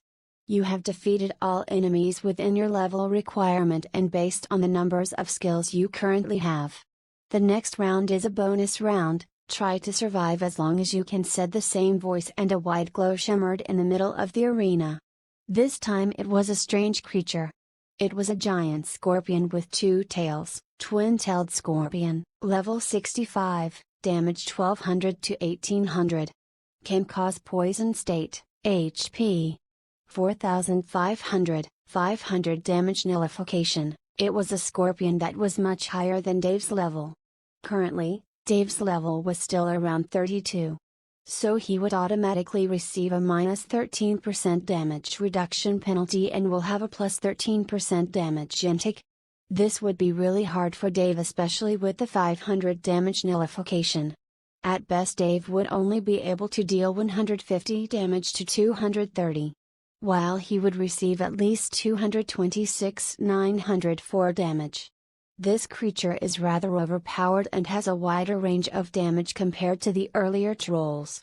Thankfully it had low HP, but still, it had a high defense value which the trolls lacked. Dave walked back for a bit before the scorpion skittled forward. Its paws would make strange sounds once they hit the arena's concrete ground, but Dave didn't have the time to admire that. The black scorpion struck down with its claws, but Dave managed to use a block to nullify the damage. The moment the damage was nullified, Dave struck down with his cutlass and dealt a significant amount of damage. Minus 200, however, it was far from enough. The scorpion struck this time with its tail twice in a rapid fashion. Minus 0, due to your nature as an undead. The scorpion failed to apply poison state. That was a comforting surprise for Dave, as he was not damaged by the effect of the poison. Dave struck down with its sword once again. Your weapon has broked, bleed, minus 500 horsepower over 5 seconds. Even if the chance of proccing the effect was low, it still managed to trigger. And it was a pleasant surprise. Dave didn't trigger this effect even while he was fighting all of the enemies from before, but it proked on the second hit. Thankfully, bleed is a flat value, so no matter the HP or defense of an enemy, it will still take the same amount of damage. However, proccing the effect is random. And Dave can't rely on it. Minus 360, Dave was struck with a powerful chomp of the scorpion's claws and it took about a tenth of his remaining HP. Dave struck once again and surprisingly, your weapon has broked, bleed, minus 500 horsepower over 5 seconds, unamazing luck indeed. The weapon poked twice and the scorpion was now bleeding and would lose a huge amount of its HP over the fight.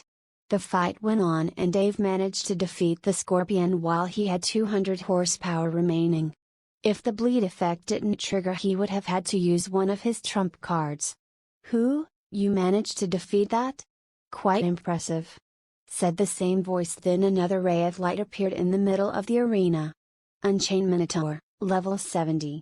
Damage 1400 to 2100, can use Stampede to knock away all enemies in a straight line. 400 damage nullification, 200 magic absorption, 8000 horsepower. An even stronger foe appeared before Dave, and he could only sigh as he picked something from his inventory. Indeed, after having killed the scorpion, he healed another 5% of his max HP, thanks to Death Siphon, but for the moment, that was not enough. Even a random attack from the Minotaur would kill him. The item he picked up from his inventory was an EXP potion.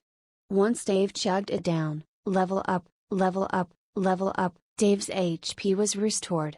Once a player levels up, their HP, mana and stamina are restored to full. And Dave used this instead of a health potion. It might be against the game design that made him unable to buy health potions, but he used his head and managed to find a small loophole to heal himself back up. This normally would not work on higher level players, as they would need a stronger potion, and the level EXP required to level up once a player reaches level 100 becomes staggering. The Minotaur attacked Dave as it charged forward with unyielding resolve. Dave waited until the last second before he used block. The bull's charge was considered a melee attack, so Dave thought he could block it. What happened next stunned Dave, both literally and figuratively. He was hit with the charge's stun effect and was sent flying a few meters. He didn't take any damage but was under stun effect for 2 seconds. The bull turned its head and went once again to fight Dave. Its two hulking giant hands smashed down the ground, knocking rubble and dirt and sending a shock wave towards Dave. Minus 415, shit! Cried out Dave as he attacked with his sword. The blade in his hand felt a bit of resistance as a low amount of damage appeared above the Minotaur. Minus 89, that would take Dave a lot of time before he could with the Minotaur health bar. Dave followed up with a destructive smash, minus 44, that stunned the Minotaur, then struck once again with his sword, minus 98, he backed up, a bit and waited for the Minotaur to attack. The Minotaur blew hot air from its nose and charged forward. Dave learned from his past mistake and forced his body away from harm. The Minotaur continued on with its charge until it struck the walls of the arena. Instantly after that, small stars appeared on the head of the Minotaur. It was stunned by its own attack. Dave then understood the method to defeat the monster. Dave got closer to a wall and waited for the Minotaur to come closer. Once it was in range, it charged once again.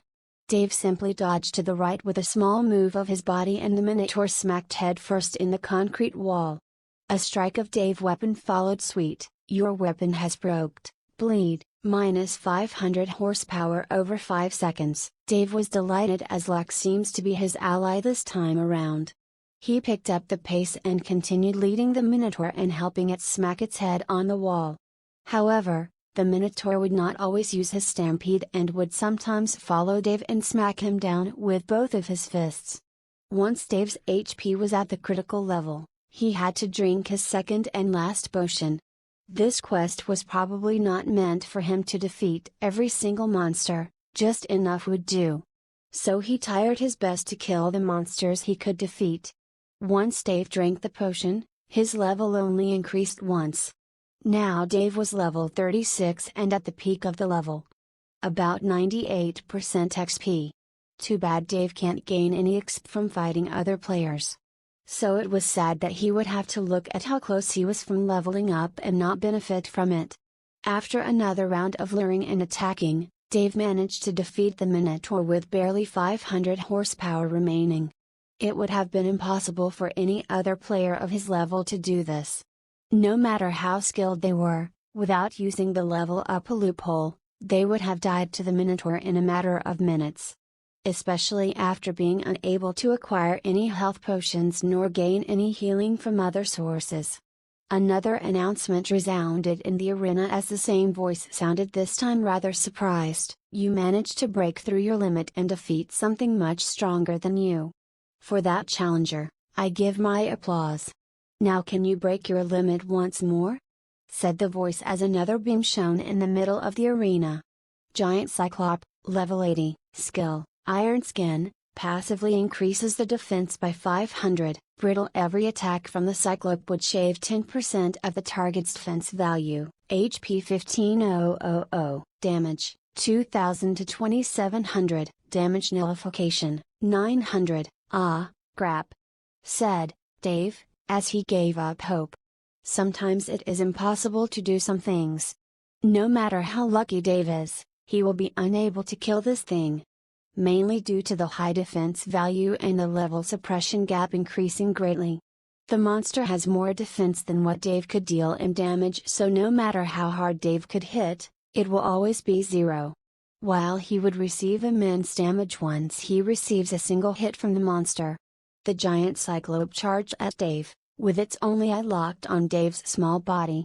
Dave raised his shield to block the attack and was sent flying a few meters until he rolled around the ground for a bit. Dave didn't want to go without a fight, so he still struck down once the Cyclope closed the gap. -0, a pitiful damage value appeared before Dave.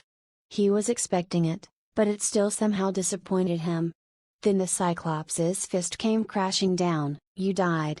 -1850. Dave's mind blanked for a moment and he noticed his body disappearing from under the Cyclops' fist and reappearing in the middle of the arena while the monster dissipated into specks of light. It was a brave and Taver challenger. This is your current limit, but I am surprised you managed to survive thus far. As an award of your efforts you're entitled to the following gifts. Said the voice as numerous notifications appeared before Dave. Chapter 25 Death God. You have successfully cleared the first trial of the Inheritance Quest. Your result, S+. Dave was astonished as he saw the result. Clearly, he didn't expect it to be this high. But then he understood that normally any other participant wouldn't have been able to defeat both the Minotaur and the Scorpion.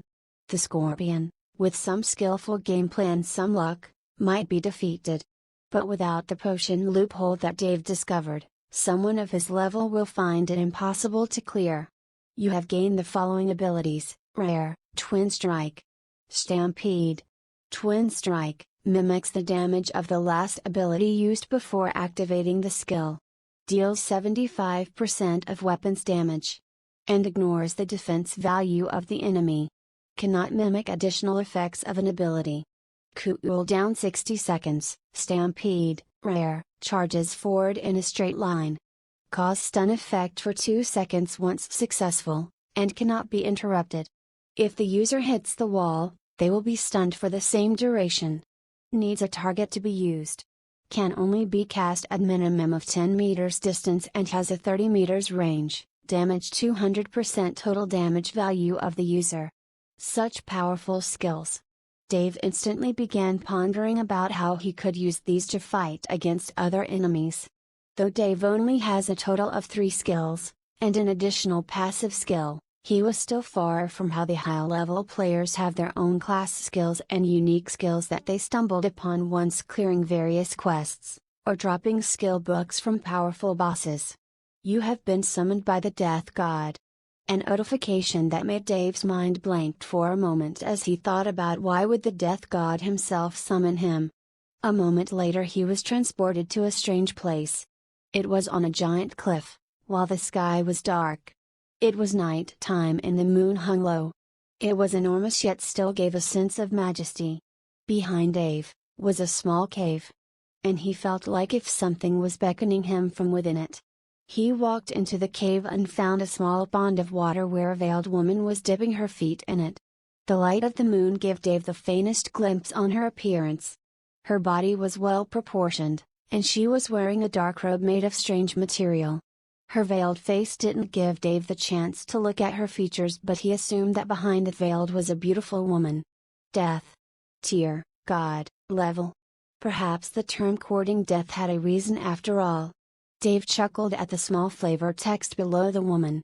Indeed, if this was a real woman on the outside world, people would definitely fight to gain her favor. Even with her face veiled, she looked stunning. And indeed some might dare court death even if they know their end is imminent if they were to just have a single glimpse at this person's beauty. "Child," spoke a woman from under the veil. Her voice was neither soft nor mesmerizing as Dave believed so. It was just average, yet at the same time, it conveyed a strange feeling. A feeling of emptiness, sadness, and loneliness. That was an aspect of death itself. "You wish to gain my blessing? To what end?" spoke the voice. "For my own benefit. To secure a future and to become a king," spoke Dave. Indeed, those were his thoughts. He needed her inheritance to become stronger, to claim a piece of this world and become a prominent figure. However, he knew that without hard work and fate-defying luck it would have been impossible. Many guilds have become corporal tycoons the moment they claimed a piece of the world conquest. And Dave had the same dream. "Greed," spoke the woman, in a voice that had a hint of contempt in it. "However, you do not speak lies. You spoke of your goals in the face of death without hesitation. And that shows your resolve. However, having dreams of supremacy and not the ability to follow up with them is meaningless. You are weak. Extremely so. None of those in this world have the right to be my champion. Yet you ended up with my piece of inheritance." Even Dedra himself lost his life trying to accomplish his goal. Trying to become a king. He too lost to his own greed and his inability to fulfill his goals. Spoke the woman, with the impassive voice once again. "Then give me the same chance as he was given, and I will do better," said Dave. "You are not the first to try and claim my bestowal. And you will not be the last. Indeed, you have earned the right to carry that ring. However, you have yet to earn my approval. Your strength is lacking. And your reliance on the sword is limiting you from achieving higher ground. I will give you the same chance I gave Dedra. And only your resolve and power can be the proof of fulfilling your goals. Your patron had chosen to grant you their blessing. You have been offered the class, Death's Apostle. Will you accept the class change? Your progress in the Paladin questline will be removed. Already established classes shall be removed. Will you accept?" "Why, of course," said Dave. Why wouldn't he? The class's name was already amazing enough. And due to it being bestowed upon him by death itself, it will be amazing in itself, right? You have accepted the class, Death's Apostle. The following skills have been added to your arsenal: Death Grip, Rising Strike, Counter. 3 skills in one go. That was amazing for Dave. Dave then checked the class's description and his surprise increased even more. Death Apostle, unique, a class worthy of the one that follows the teachings of death, increased damage by 10% while wielding a sword, all defense value increased by 10%, can defy death once. If the player dies, they can resurrect themselves with half their HP, mana. If the player dies within 2 hours after their resurrection, they will lose 1 level. Even if their death was to a monster. Cooldown 72 hours, the resurrection can be accepted or refused. This means that he has a free death if he could control it. Sometimes a monster would have just about 1% of their HP and they could kill a player. That situation would frustrate many players. But Dave had a way against it. He then checked the skills he gained once he switched class.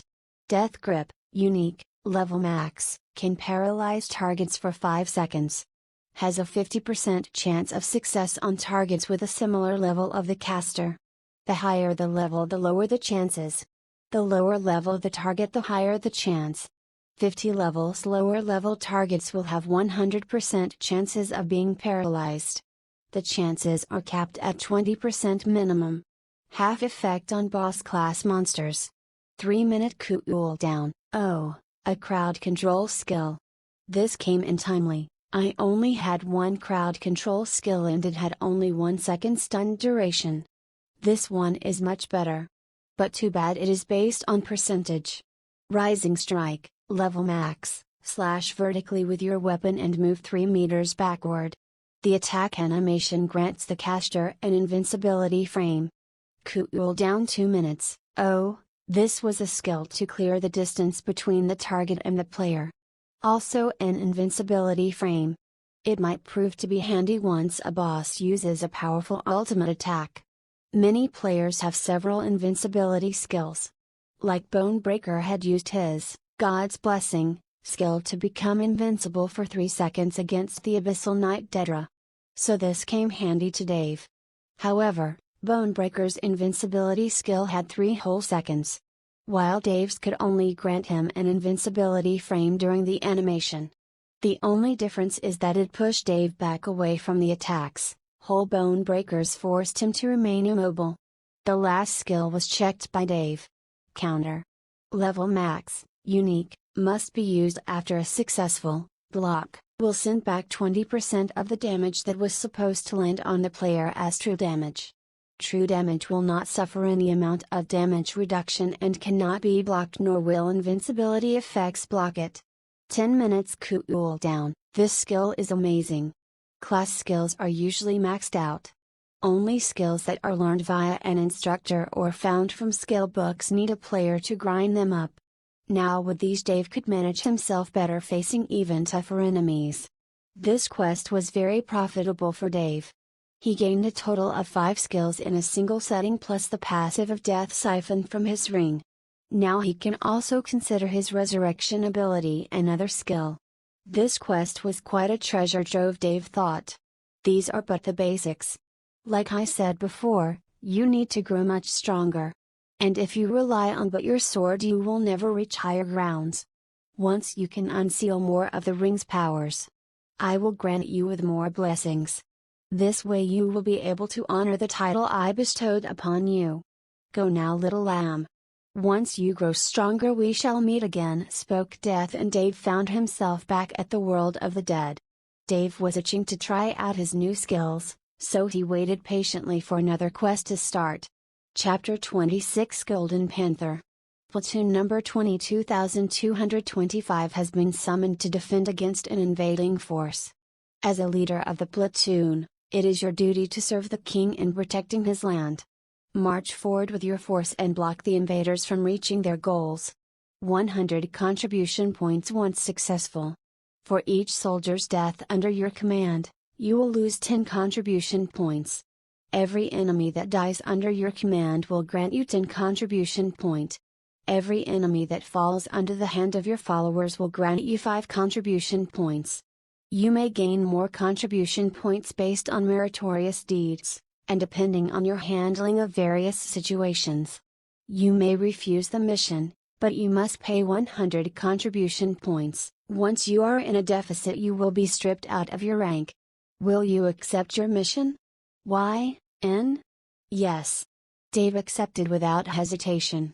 He was transported to a different place this time, not the graveyard, but a giant hill, almost a mountain with its sheer size. There were several giant trees littering the place. It was like a forest atop a hill. The weather was humid and a bit eerie. Just like an undead's tomb. Dave and CO were walking down the hill when they noticed 2 adventurers walking up. They were both using 2-handed swords. Player, no tits no life, level 31. Player, can't touch this. Level 27, oh, 2 high-level sword masters. This might be a little difficult, thought Dave. He then commanded his unit to spread in a wider range and wait for the player to approach. Hey, tits, said, can't touch this, don't you think that undead party is weird? Yay, I have been playing for 2 months now and never saw a party of undead this strange, said the other player. Indeed, it is very rare to see a party of undead with different types of undead. And this piqued their interest. Alright, they are still lower level than us. We can beat them up, just kill the leader first. Where's he? Asked Notits. I can't see him, they are probably without a leader. The leader hello is not on any of them. Said can't touch this. Alright, let me take down the ghouls first, you should keep the casters away from me. Get to their meal range and break their formation, the archers won't deal much damage anyway, If you think your HP will get too low, just drink a potion," said Notits. As he was the highest level of the two, he knew about how to handle the undead. Always take down the ranged monsters first, then focus on the tanks later. Yet the moment he got closer to the ghouls, something strange happened. The ghouls backed down a bit. They distanced themselves from the attacker. This was off script. Normally once a player enters the aggro range of a monster, they would instantly trigger their reaction and they will attack. But these ghouls backed off. Notits were forced to run after them to engage in a fight, and he made a small mistake. He was now too far away from his friend. The moment the distance became too much, it was the time for Dave to enter the fray. Dave used Stampede, and approached the lower level player. Can't touch this from his blind spot. The earth cracked as Dave was stomping on the ground. He broke the dirt and sent rocks flying as he approached as a haywire train. Once Can't Touch This turned around, he was faced with a grinning undead. Dave's appearance was vivid in his face, as he was the only skeleton that had a semblance of skin on his body, while his rusted dark armor made him different from any other skeleton. He looked special. This monster that was approaching Can't Touch This looked like a dradger from Norse mythology. He even had a goddamned beard. Once Can't Touch This noticed the advancing bearded skeleton, he couldn't even react and was struck with a shoulder bash by him. At that moment, his body was sent sprawling down the ground. The archers didn't even wait to launch multiple attacks on the swordmaster, and his HP began to drop at a rapid rate. Warrior's Will was activated by the downed swordsman. Warrior's Will was a commune skill, and every warrior class would obtain it once they go back to speak with their instructor once more. Dave would have had it, but he never got the chance to leave the undead world. Can't Touch This stood back up. The moment he tried to drink a potion, Dave was already before him. Destructive Smash. Minus 450. That nearly took a third of the player's HP and cancelled his potion drinking attempted. Now that the low-level player was unable to use another stun-removing skill, Dave struck down with his sword instantly. Minus 620. The damage that Dave was dealing was not optimal, mainly due to the player having some damage reduction items. Indeed, it was not as powerful as a tank. But still, it reduced Dave's damage by a bit. However, now that another huge portion of Can't Touch This's HP was already shaved off, Dave instantly activated Twin Strike. A shadow of his sword was soon mimicked and another strike followed, hitting the still stunned target. Minus 644. The damage was insane and Dave managed to kill one of the two in less than 2 seconds. You have slain one of the invading members. Plus 10 contribution points. Death Siphon has activated. Plus 0, wow. Said Dave as he saw the dissipating body of the adventurer. Dave turned around and noticed that 2 of his ghouls have already succumbed and the last one was about to die. He willed it to come towards him, and the other ranged mobs to stay behind Dave and follow him suit. Damn idiot. How the fuck did he die? Cried out No Tits No Life as he ran after the ghoul. The ghoul was inherently slow, but when Dave and his party of undead ran toward him, they managed to close the gate rather fast. Dave's ranged troops managed to give him some covering fire and he managed to retrieve the ghoul with barely any HP. What the fuck is going on here? Said No Tits as he looked at Dave. It's the bearded skeleton. Finally, I found it. What a good stroke of luck. Said the man. He already knew about the strange phenomenon happening with the undead. And with that, he knew that there was a strange undead doing some mischief. The undead bearded skeleton has made a huge trouble to the Devastators back at their demonic monastery dungeon. And now he was here. How did it get all the way here? But No Tits No Life didn't bother thinking about a solution. He knew that this was one of the major characters in the event of the undead. Probably killing it might grant him some sort of opportunity. No Tits No Life turned serious as he closed the gap with a bearded dradger-looking undead. Piercing Strike. Piercing Strike was an ability similar to the Berserker's Charge. It could close the gate with an enemy and damage them while ignoring 100% of their defense. Unlike the Berserker's Charge, which would stun a target and deal twice the normal damage. Dave had a variation of the charge skill as he had Stampede. Stampede had a higher range, but could stun targets longer.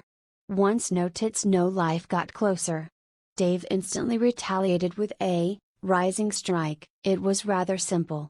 Using Rising Strike will put Dave in an invincibility frame and widen the gap between the two at the same time, fully nullifying the Piercing Strike of No Tits No Life.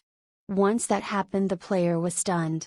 How could a mob have such reactions, and that skill? He never saw it before. The player charged once again, trying to close the gate, but he was bombarded with blasts and arrows that rained on him non-stop. "Fucking annoying pests!" cried out No Tits No Life as he was enraged. He couldn't get closer to the bearded undead as the others were slowing him with attacks that had slow effects, and some casters even used rooting effects. Warrior's Will was used to remove the effects, and he got once again closer to Dave. Death Grip was used. A small ghastly hand appeared behind No Tits No Life. It aimed directly at his heart. He felt the cold hand of death clinging to his heart tightly as it pumped with fright. Resisted. Dave frowned as the ability failed to activate. Though he was higher level than the player, the ability relied on luck. "Get wrecked!" cried out the Swordmaster as he used Destructive Smash on Dave. Dave raised his shield timely and used Block. It could nullify the damage and ignore stun effects if it was properly blocked. The player was shocked at how his attack was blocked, but didn't think much of it as he prepared to attack once more. Counter, used Dave and his shield, that was still raised, shone brightly for a moment, and a similar attack that the player used struck back at him. -360. What the fuck? Counter was one of the Death Apostle's main skills. It was really powerful, and it could send back 20% of the attacker's damage back to him in true damage, disregarding the defense value of the attacker. No Tits No Life was a sword master, and he was level 30. He already had a huge attack value and could easily deal more than 2000 damage to a zero defense target. Now that Destructive Smash would increase the weapon's damage the higher its range. The stronger the attack, the worse the aftermath. Dave retaliated with a sword strike, and luckily Bleed was activated. Shit. Yet before No Tits No Life could do anything, more attacks struck him down. His HP was being drained constantly. "Shit," said the player, and he tried to back off. Otherwise, he would die. But Dave wouldn't let a free 10 contribution points escape that easily. The archers were willed to go behind the player, and Dave was confronting the player while 3 more casters were behind him. He would have no way to retreat, and if he tries to charge at the archers, he would let his back prone to attacks. It only took a few more seconds for No Tits No Life to die. And Dave managed to get more contribution points. Dave was asked if he wished to leave or remain here to fight once more. But he decided against it and remained in the region. He wanted to venture the place, probably finding more players. The next tier of the potion he wanted to drink cost much more than he currently has. Dave already lost 2 ghouls, and the final one was slowly regenerating its HP. After a minute or two, it was back to full health. Dave commanded his unit to go up the hill. And surprisingly, there was a monster laying there. It was a Golden Panther that was alone in a small opening. Golden Panther, level 50, damage 1200 to 1600, HP 5500. The Golden Panther is the king of the hill. No one likes being awakened from sleep, and this one retaliates without concern to those that invade his territory. However, what struck Dave as odd was that it had a red name tag. This meant one thing: he could be attacked. What would be the result if Dave actually killed a monster? When he was back at the monastery, the monsters there had green tag names. They were friendly. Perhaps they were considered of the same faction, the evil faction. As for this panther, it was a neutral monster, and it was alive, so it was a viable target for assault, and was naturally an enemy of the undead that hated anything that lived. Dave waited for a few more minutes until all his skills were off cooldown. Then he gathered his troops to attack the dormant monster. Chapter 27: A Grim Situation. Once the party was reading up, Dave was first to initiate the combat as he used Stampede. The moment he entered the aggro range of the Golden Panther, it awoke and growled at the incoming Dave. However, it failed to dodge and was struck down with Stampede. Minus 1230 horsepower. The damage amount was insane. Due to Stampede dealing twice the damage of the wielded weapon, it was normal and the monster was stunned at the same time. Dave struck down with his sword after that and instantly used Twin Strike as more damage was exerted. The Panther relied on his agility, so it lacked defensive abilities and defense in general. Minus 680, minus 420, the monster was taking a huge amount of damage before it could even do anything. Dave didn't let up on his advantage as he used Destructive Smash, prolonging the stun effect by another second and at the same time letting his followers line up to start their attacks. Minus 400, that was the damage from Destructive Smash alone. And the undead following Dave began their assault, landing about hundreds of damage points per hit. The Panther was finally able to awaken from the stun effect, but Dave used a Death Grip. Resisted. Dave could only sigh as it was yet again resisted. An ability that relied on luck was not something to rely on. The Panther that had lost almost half its HP struck with its paw. But Dave didn't wish to take the hit head on. So he used Block, and immediately followed with a counter. Minus 360, another decent amount of damage was dealt with the Panther as it was destabilized. Dave struck down once again with his sword, dealing another good amount of damage. Minus 662, the Panther was incensed. It never managed to even touch Dave and it was already on the brink of death.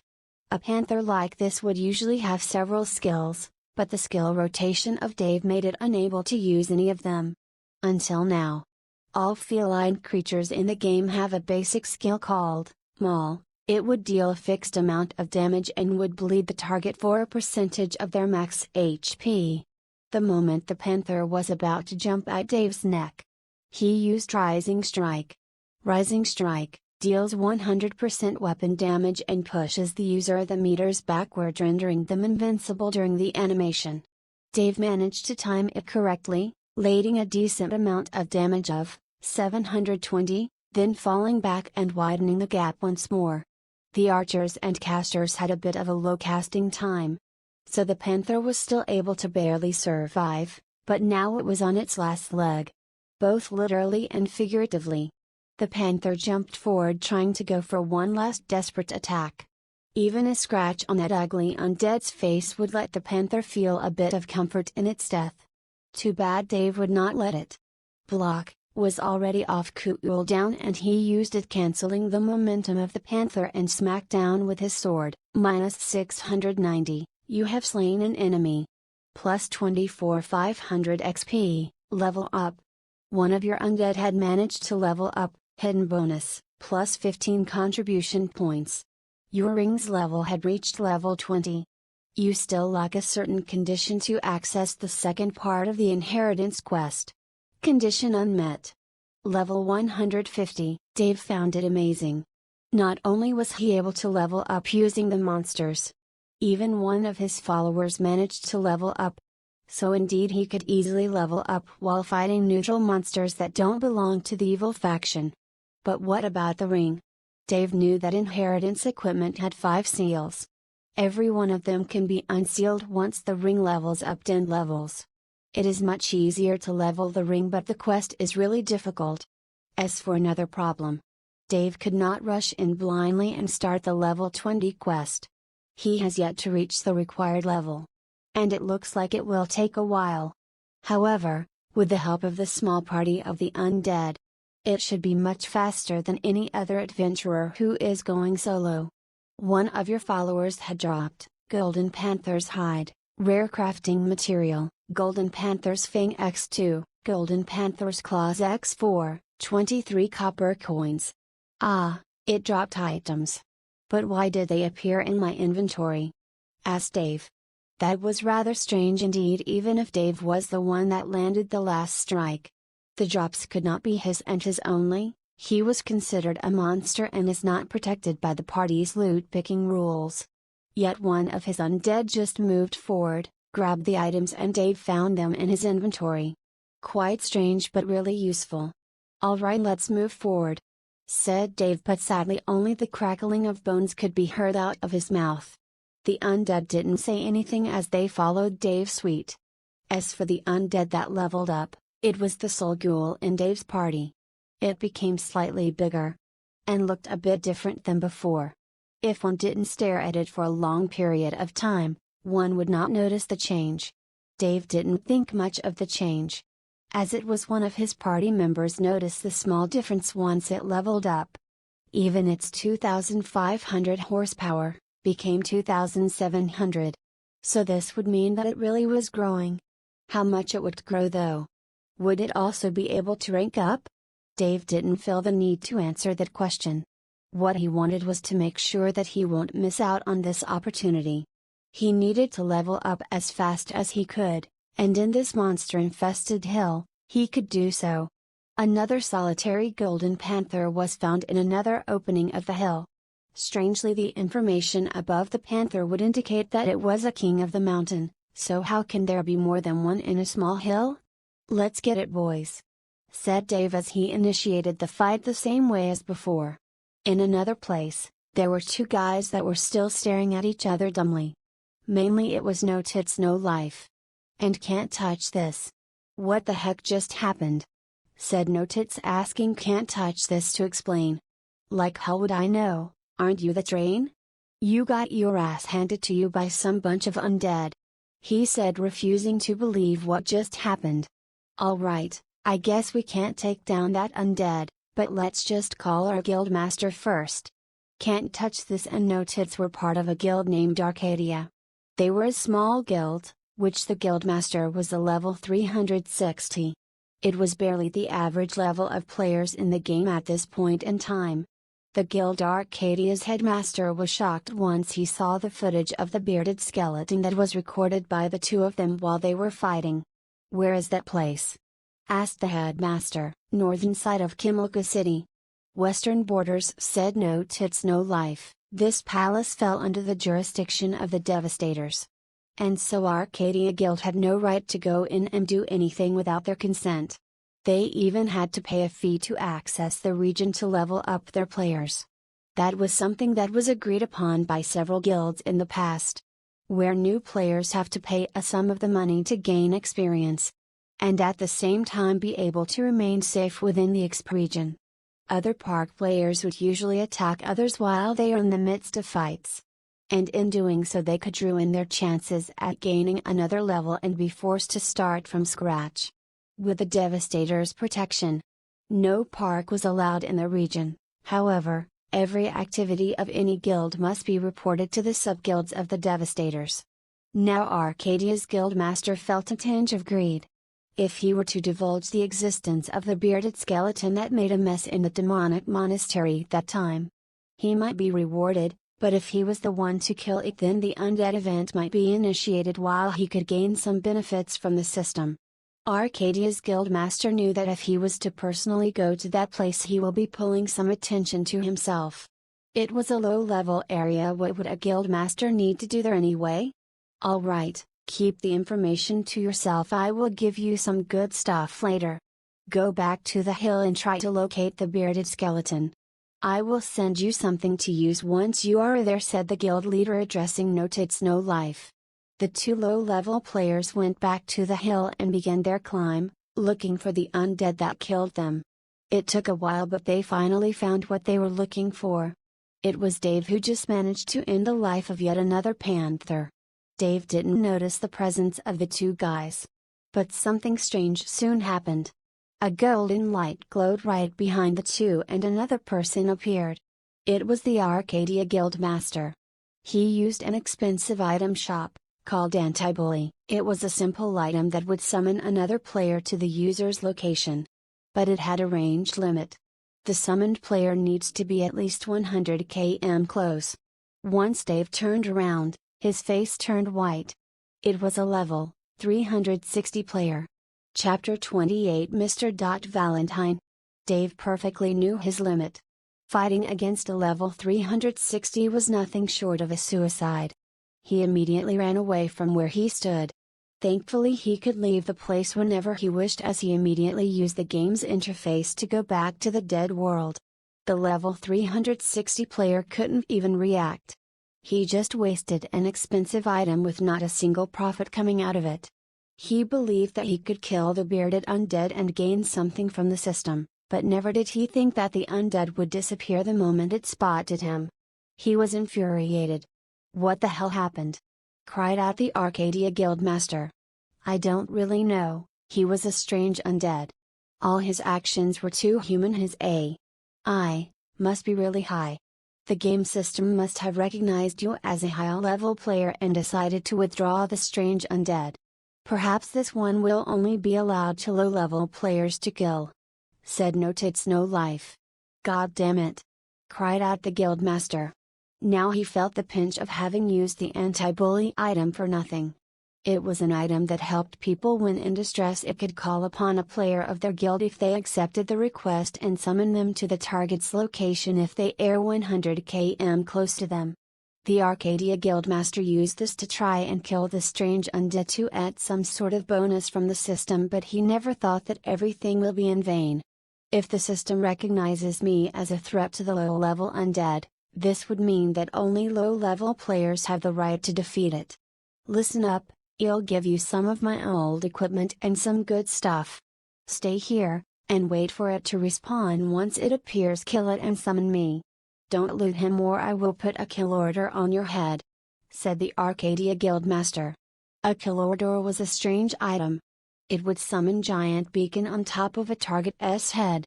And it will remain until the target has been eliminated. Once the target has been killed, they will gain the bounty placed by the owner of the kill order, and it cannot be less than 100 gold. In counterpart, the longer the kill order remains on top of the player's head, the price of the bounty will slowly increase. Sometimes some players will be unable to afford the bounty and will be forced to suspend it. The moment the bounty is suspended, all the increased value of the bounty will be sent to the target. This would mean that the longer the target remains alive, the more expensive his head will get. And if the user cannot afford it, the target will end up gaining the benefits. Not only that, the target will also have one more bonus. Due to being a kill target, he might end up being swarmed with players. But if he ends up killing one of the attacker will 100% drop one of his equipped items. This was to limit the use of the skill order, so that many players won't abuse the system. It is a balance between risk and reward. Only those high figures can afford to make a kill order. And once it is established, it will only get more and more expensive until it cannot be afforded. No Life felt shivers down his spine after the mention of the kill order. He already saw many people being harassed and ganged up upon, forcing them to hide or not log in. If a player remains outside the game, the price inflation will not continue. So they will always be forced outside the game. And moreover, a player with a kill order on their heads can only remain within safe zones for about 1 hour. And that time is shared between all the safe zones of the game. If they spend half an hour in a zone then teleport to another, they will only have 1 hour left until they get kicked out of the city and be killed. The Guildmaster exchanged several items with No Life, which made Can't Touch This a bit jealous, but he didn't speak. "Now stay here and report to me once you see the bearded dredger," said the Guildmaster as he tore a teleportation scroll to go back to his save point. "What should we do?" asked Can't Touch This. "We will just stay here, these equipment are rather nice. We can grind in this place for undead and golden panthers. And if we see the bearded dredger, we will report to the Guildmaster. Just like he said, he might reward us if we do a good job," said No Life. But he knew that deep down, that whatever the Guildmaster would offer him would probably be much lesser than what he would receive if he was to kill the undead. But he knew even with these requirements it would be really hard for him to do so. A glint flashed past his eye as he remembered that he read something interesting in the forums. Then he began scrolling down his friends list until he found one of his friends online. "Hey, Jeff. You are from a sub-guild of the Devastators, right?" said No Life. Yes, "What do you need?" said the man that was named Jeff. "I think I have some information regarding the strange undead that is plaguing the forums and is related to the event of the Undead expansion. Link me to one of the higher-ups of the Devastators Guild," said Noted No Life. Just tell me and I will send them a message," said Jeff. Noted No Life immediately understood that Jeff was a greedy person. He wanted to know about the discovery he made, and he will probably say that he was the one that discovered it to gain the benefits. "No, just link me to one of the higher-ups. Otherwise, I will tell you nothing. And once I contact the higher-ups I will make sure to mention your name," said Noted No Life. This was both a bonus and an implied threat. If Jeff was known to have tried to disregard the information related to the event, he might be punished. That is, of course, if Noted No Life refused to tell him anything after having supposedly come in contact with an information regarding the event. Even rumors have power. And if Jeff was discovered to have hindered the Super Guild's access to this valuable information, his end would be sour. Alright. Wait a second. I will contact one of the higher-ups." Moments later a friend request was sent to Noted No Life. It was Mr. Valentine. This guy was a powerful player that always accompanied the #1 player of the Devastators. He was only 2 levels behind him at level 420 and was well known in the whole game. He was the one that managed to finish an A-class inheritance quest of the Shifter Lord and had one of the strangest and most useful skills in raids. "What is it? You say you have information regarding the Undead event. If you are lying or trying to get some benefits without proper information, I don't need to tell you what would happen," said Mr. Valentine. "No, sir. I really do have critical information regarding the event. But first I want something in return besides the reward, of course," said Noted No Life. He really knew how to use his bargaining chips correctly, and now he is trying to make the best use of them. "What sort of information you have? Tell me first," said Mr. Valentine, who sounded a bit annoyed. "I just need protection first. The moment I divulge the information my guild master will probably put a kill order on my head," said Noted No Life. "You are from Arcadia? That is a small-time guild.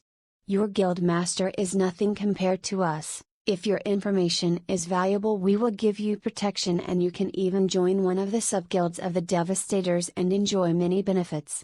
Only if your information is valuable, also your reward of $10,000 will be handed to you," said Mr. Valentine. "Alright. I will send you a footage of the strange undead, and his whereabouts, and everything I know that is related to the current event." Noted No Life accessed the footage option and picked up the whole video of his fight with the bearded undead. How he moved, and his skills and everything, even the battle log. He sent the video and added a critical information: the bearded undead is probably designed by the system to disappear once a high-level player is in the region. He will fight low-level players close to his level, and once a high-level player appears he will disappear. So the only way to defeat him is probably by sending powerful low-level players with good equipment. And his last known location is here," said Noted No Life as he sent the location of where he was. "Very well, the information sounds plausible. I will discuss with my guildmates and we will see about it. Now you just have to wait. And if you manage to find his location, don't engage in a fight, let us send a party of our main guild to deal with him. Once he is defeated we will add a bonus reward if it is actually related to the event," said Mr. Valentine as he cut the connection with Noted No Life. This was the world of business. Mr. Valentine knew that if he contacted the guild master of Arcadia he will ask them for more than what a level 30 would ask. A level 30 could be satisfied with but a mere $10,000. That was not even half of what a low-level dungeon that is owned by the Devastators would generate per day. The Devastators were a huge guild.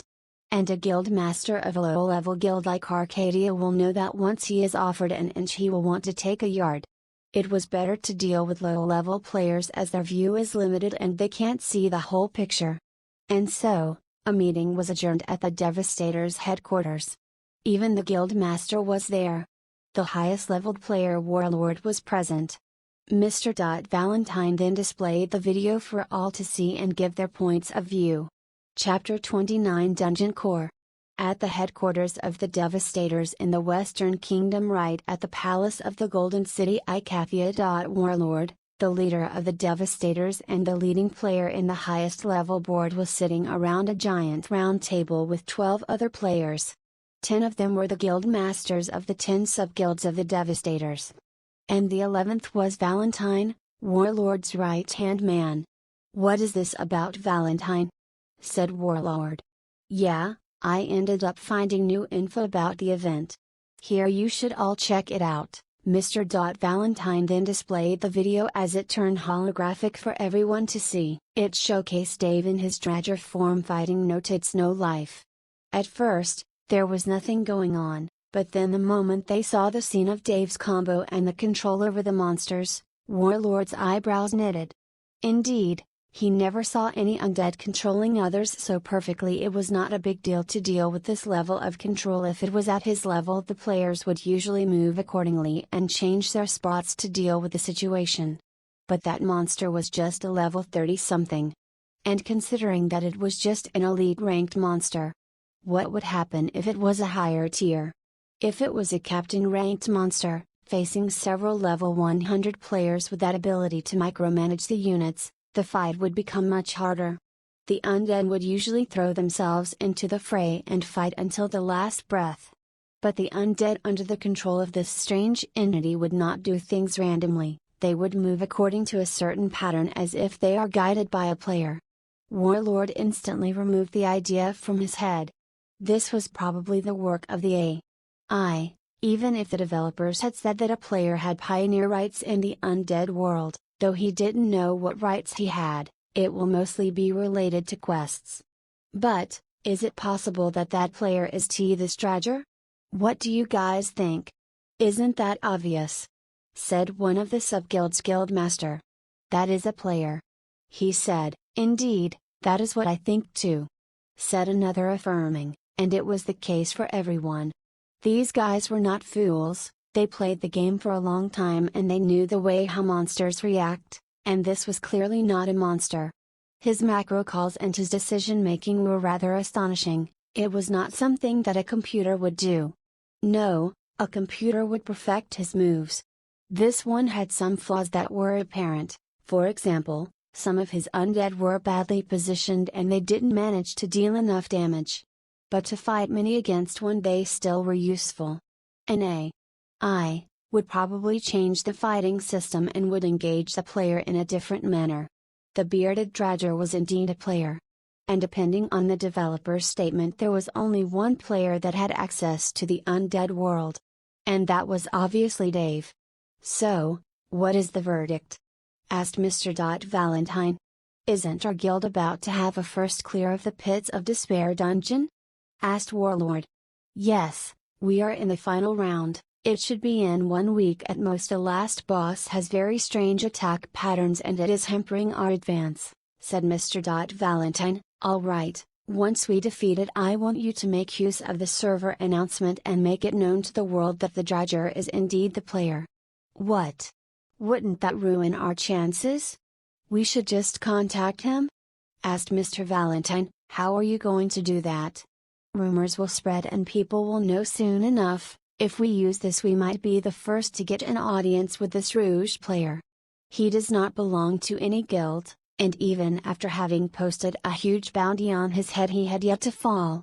We could make an announcement where we will offer the player a huge sum of money and be a part of our guild. Even more, we could support him in his quest if he was to agree to let us take and control the undead army. We need that army to expand our guild. It should be tempting enough to such a player, especially due to his low level, said Warlord. Indeed, what he said made perfect sense, offering the player a huge amount of money then adding the right to join the Devastator's main guild was a tempting offer to any player. The player would only need to give them the army and they will support him in the game. Indeed, that is a very good decision, Guildmaster, said one of the 10 sub-guild masters. Yes, that player sure is lucky to have ended up with the pioneer rights. Now we need to hush every rumor, make sure that the Arcadia Guild Master shuts up. He and the 2 other members that discovered the bearded dredger need to be goaded in keeping their mouths shut, said Warlord. By doing this, they would stop any information leak until the dungeon's boss is defeated. Once that is done, they could then start by making a general announcement and even offering a good sum of money for the pioneer. Everything that anyone would wish for was given to a sole player. Wouldn't anyone feel envious of him? Dave was back in the undead world. His heart was beating. Thankfully he had the ability to abandon his current task and come back whenever he wished. However, what if that player appeared before he finished his first mission? Thankfully Dave had obtained 135 contribution points from killing the 2 players. 100 for the mission and 20 for killing the players. He lost some contributions for having 2 of his ghouls die. But due to having leveled up one of his minions, he gained a bit of contribution to compensate for it. Thankfully the death of his minions against monsters did not deduct his contribution, only against players will he lose them for good. And when he came back to the undead world, he discovered that the 2 ghouls that died are back. And his group was back to how it was. Dave was now trying to think of a solution to his problem. So far the system never sent him to fight against stronger foes. Every time he would be sent he would have to fight against similar level enemies. And that was the same case this time, only when he decided to remain would he be risking himself to die against strong and powerful foes. Dave went back to the item shop to see what he could buy. Naturally, he could not afford anything at the moment. As the cheapest item was the EXP potion that cost 100 points. Other than that, normal tier equipment that has at least 400 contribution points and value. Dave looked through every available object until he discovered an interesting item. It was not that expensive, but it still caught Dave's attention. Low tier dungeon core. Cost 1000 contribution points, mutates a dungeon's core. Making it change the race of the spawning monsters. Can generate a constant amount of contribution points if players die within the dungeon. There was another item that caught Dave's attention. Core Resonance Amplifier. Can force close dungeons who have been tampered with by using a corrupt dungeon core and force a dungeon break, cost 10,000 contribution point. Dave know what would be the use of a dungeon break. So far, there was only one case of a dungeon break in this game. A dungeon break is a really terrible outcome for players. Hordes of monsters will constantly spawn from nearby dungeons creating chaos. It would usually last for a few days or until most monsters have been defeated. Once a dungeon break was over, the dungeon would be exhausted and the bosses won't spawn until a long period of time. This might trouble high-level guilds, but for Dave, taking into consideration the price of this item, he would probably get a lot of contribution points if he was to instigate a dungeon break. The idea planted itself in Dave's head and he began to seriously think about it. He needed contribution points, and if he manages to make a dungeon break, it will create chaos and force several players to come and fight the hordes. Then, he would find some time to level up without being bothered. However, the price of such item is rather expensive, and he can't afford it at the moment. Another mission started and Dave checked out the location. Thankfully it was not on the same mountain and was back at the old graveyard where his first mission started. Dave and his party spawned in the same graveyard and began a mass massacre. Players were unable to stop the bearded skeleton as he struck too hard and his minions would move strategically and hold them off.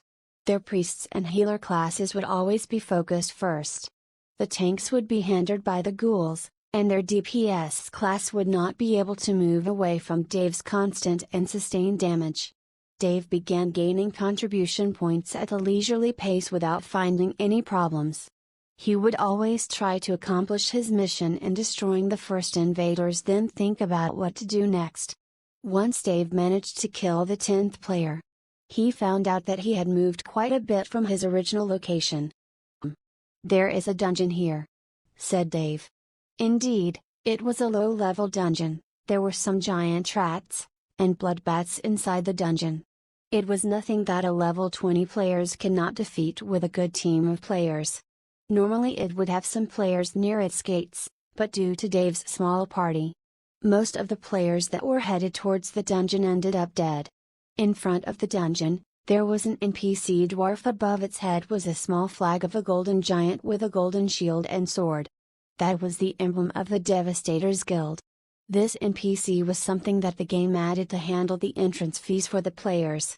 Normally a player would usually pay a small sum of money to enter a conquered dungeon. And the guild that originally owned the dungeon would take in that amount of cash automatically. The NPC cannot be killed and no one can enter the dungeon without paying. Dave got closer to the dungeon, and the moment he tried to speak with the NPC, the small dwarf's face turned pale and screamed, "You undead! Kaya!" Dave's eyebrows squinted. He just wanted to pay the NPC to see if he could access the dungeon, and the NPC just fell on the floor scared shitless. Dave ignored him and went towards the dungeon. He pressed his hand forward and found out that the barrier that would stop non-paying players was not present. He was considered a monster for the moment, so he was not needed to pay anything. Dave smiled and stroked his beard. This was becoming a bit of Dave once he began pondering over things. If he was to not pay anything to enter a dungeon, wouldn't that mean that he could exp for free? Once Dave entered, his party of monsters followed. Chapter 30, The TNT.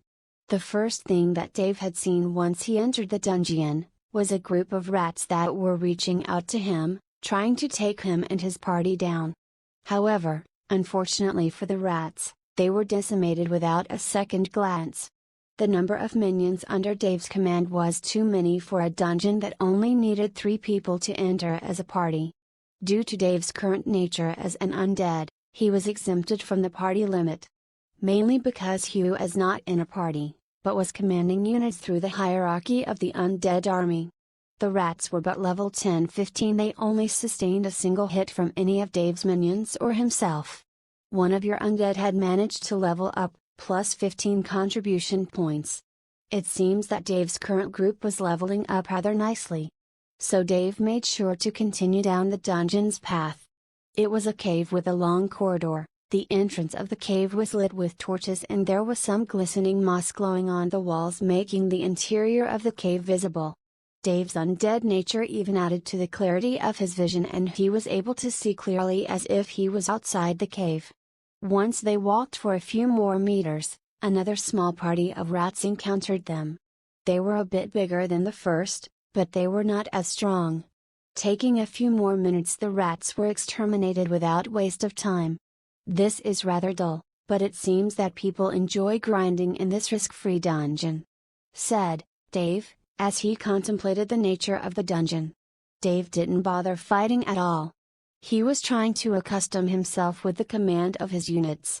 Once he grows up in rank, he will be forced to control more units, and it is better if he gets adapted to it right now.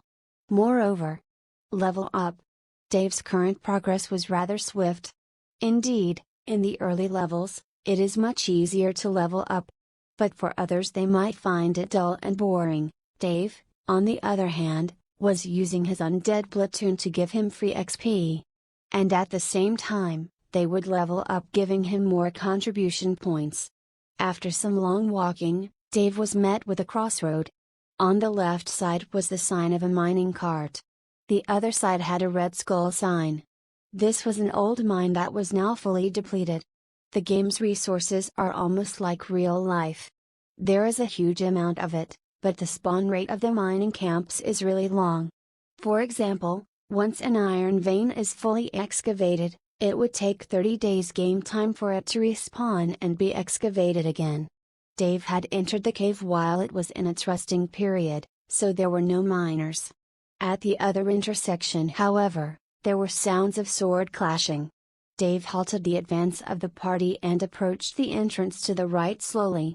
You have learned the skill, Sneak level max, muffles the sound of your footsteps by 50%, costs 10 stamina per second. The more equipment the player is wielding, the lesser the effect of Sneak. Oh, a free skill.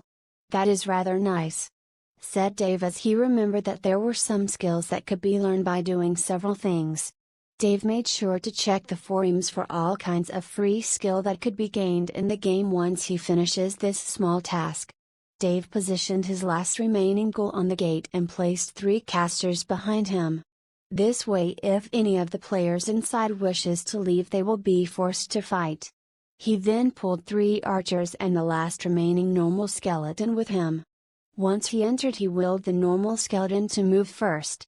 There was a party inside. And amazingly, it was the first party that Dave had ever met. Now that Dave found it interesting, he inspected their levels.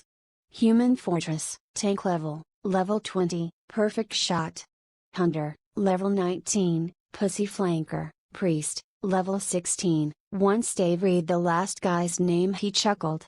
Some people have weird naming sense, not that he was any better with his Deathstroke name. "Hey, don't you dare let the bats out!"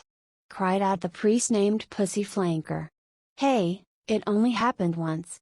Stop crying," said Human Fortress as he was kiting 2 giant blood bats toward him while Perfect Shot was shooting arrows like a minigun. "Rest assured, that was a strange skeleton that ruined our game. He is even being united by several high-level guilds. There is no need to worry about it. It's not like he will appear here," said Perfect Shot as he kept on shooting the bats down. Dave then knitted his brows. Was he being hunted down? The damned developers sure didn't make it easy on him as they placed a giant target on his back. Though no one knows his name, many will soon start paying attention to the undead's strange behavior. If this continues, Dave will sooner or later succumb to someone. Dave needed to hasten his progress in his inheritance quest. At least, Dave would need to finish his inheritance quest first. As for the Undead Legion, if he fails at claiming the throne, it would be a huge waste, but he wouldn't be that saddened about it. The moment he gains the inheritance of the God of Death, several super guilds would vie for him and would surely try to recruit him in their guilds. That would ensure Dave's future. But if he were to claim the Undead throne, he would forge his own future against the whole world. That is, if he ever manages to defeat the Undead King. Dave had thought about it a lot. To kill the Undead King, one would need an entire army. Mainly due to him being a boss, or that is what Dave thinks. If it was really a boss, and the Abyssal Knights below him were at least level 600, then the Undead King's level would be between level 700-800. And that is something that Dave could not handle alone. The only thing that comes to his mind that he would need to at least reach level 900 for him to be able to solo the boss. That is, of course, if he ever reaches that level without dying a single time. Which is probably impossible. So didn't really feel the need to rush things, at least for the time being. There is still a lot of effort that needs to be put into this matter before he would attempt at taking down the boss. However, he would still need to hurry up and get the inheritance quest completed. Once Dave showed his face, the party had just managed to defeat the 2 blood bats. Human Fortress's face turned white as a paper. "You fucking had to jinx it. IT is here!" cried out Human Fortress. The party turned around to see a smirking bearded undead. His pale skin and his unholy appearance were like an ancient dragon from Old Norse mythology. Dave rushed forward and struck down with his sword at Human Fortress. -450, fucking hell. He still hits like a goddamn truck. I even changed my equipment and am still getting hammered. Cried out Human Fortress. "Use your goddamn damage reduction skill," said Perfect Shot as he tried to kite the monster away from the tank. Human Fortress had just managed to survive the fight against 2 blood bats and he had yet to fully heal himself. If the tank dies, they will follow. It is on cooldown. Cried out Human Fortress as he tried to strike back at Dave. -0, fucking hell. Shouted Human Fortress. It was exactly the same like before. He couldn't even put it in the damned dredger. The moment the priest tried to heal Human Fortress, he was interrupted by the archers that followed Dave. And the last soul skeleton rushed forward to hamper Perfect Shot as he didn't give him a clear vision. The way the skeleton positioned itself was always to force Perfect Shot to move to the side and aim to take the shot. A hunter would always need to lock on a target. Once something or someone blocks the way, The archer would lose the lock-on effect and would need to aim once again. Now the only job for the skeleton was to ruin the archer's aim, as he would move with him every time the archer tried to attack. "Damn!" cried out Perfect Shot as he saw the HP of Human Fortress slowly depleting. "You have killed a player, plus 10 contribution points." The tank fell down first. The priest was unable to help as he was hammered without stop. The hunter decided to run away. There was no need for him to die here, he would only lose equipment durability. It is better that he runs for his life and escape. Dave didn't bother following the escaping hunter as he used Stampede to close the gap with a priest. The priest started spamming spells on Dave. Undeads have a huge weakness toward the holy element, and priests would have a natural advantage over the undead. Minus 180. It seems that the damage the priest could deal to Dave was the highest in the party. He was the only one that could force Dave to become slightly careful about. Indeed, a single priest is nothing, but once the numbers become too many, an undead is bound to die. Once Dave struck the immobile priest who was unable to move while casting spells. The priest was stunned. Minus 1200, you have killed a player, plus 10 contribution points. Dave totally forgot that Stampede can deal twice the weapon damage. As for the priest, he was already harmed a lot by the archers and now Dave only finished him off. Your underling have killed a player, plus 5 contribution point. Dave then smirked as he understood that Perfect Shot must have died to the group of undead that was standing guard at the door. The poor Perfect Shot must have had his mind go blank as he was met with a volley of the caster spells and the ghoul that was holding the door. Dave then commanded his party to regroup and regenerate any loss of HP. So far Dave had only 1 ghoul, 1 skeleton and 3 archers and casters. A total of 8 underlings as he already lost 2 before against the Golden Panther. The remaining ghoul was Dave's first underling to level up. Followed by that, was one of the casters. Now Dave began to venture forward in the dungeon and tried to get to its end. There could probably be more players inside the dungeon, and that would mean more contribution points for Dave. Chapter 31 Royal Bloodbat. Most early level dungeons are rather easy to accomplish. They are straightforward and are basically a long corridor with some rooms on the sides that might or might not be needed for an adventure to clear. It all depends on the dungeon. In this case, this was of the simplest dungeons in the game. The first part of the dungeon had a crossroad that people need to choose which room to go to. A miner would go to the mining vein, and an adventurer will go to the other side to seek fights and EXP. Dave went deeper into the tunnel and reached a small round hall. It was man-made. Probably some old dwellers had lived here before and after they left or probably died. This place became the spawning point of several monsters. Mainly rats and bloodbats. Bloodbats were not that bigger than the usual bats, but the only difference that they were really sturdy and could replenish their HP by sucking the blood of the living, forcing the adventurers to fight prolonged fights against a group of them. Bloodbat, level 21, damage 400-600, 1200 horsepower, 100 damage nullification, 100 magic absorption. It was not that much of a threat when these bloodbats were alone. But they always come in droves. The least amount of these bats in a party was 3. And so is the number facing Dave at the current moment. Dave didn't even hesitate as he struck at the first habt and ordered his friends to struck down the other bats. They were helpful in taking down the first bat in almost no time. Dave's XP bar rose slightly at about 2%. It would not take Dave too much time to level up again, especially after he had gained a substantial amount of EXP when he was fighting the Golden Panthers and the rats at the entrance of the cave. The bats were killed in moments. Dave moved deeper into the dungeon and kept on killing all bloodbats he met in the dungeon. After an hour or so Dave reached the end of the dungeon. There was a huge dormant bat inside. Normally low-level players would not dare fight against it as it was too tough for them. Players of level 30 and below would rather gain XP in the dungeon and only undertake the boss once they are sure they could defeat it. Mainly due to the boss's level. Royal Bloodbat. Once a servant of a powerful vampire, the Royal Bloodbat succumbed to grave injuries and now rests in this region to recuperate. Its only wish is to go back to his lord's command once more. Level 65, damage 1500 to 2000, damage nullification 250, magic absorption 300, 6000 horsepower, blood steel, bloodstorm. Dave was surprised to see the status screen of the bat.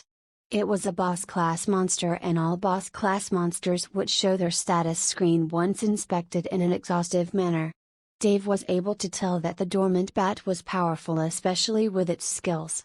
Bloodsteel, the royal blood bat attaches itself to a target and would drain 1% of their HP and regained 1% of their max HP back.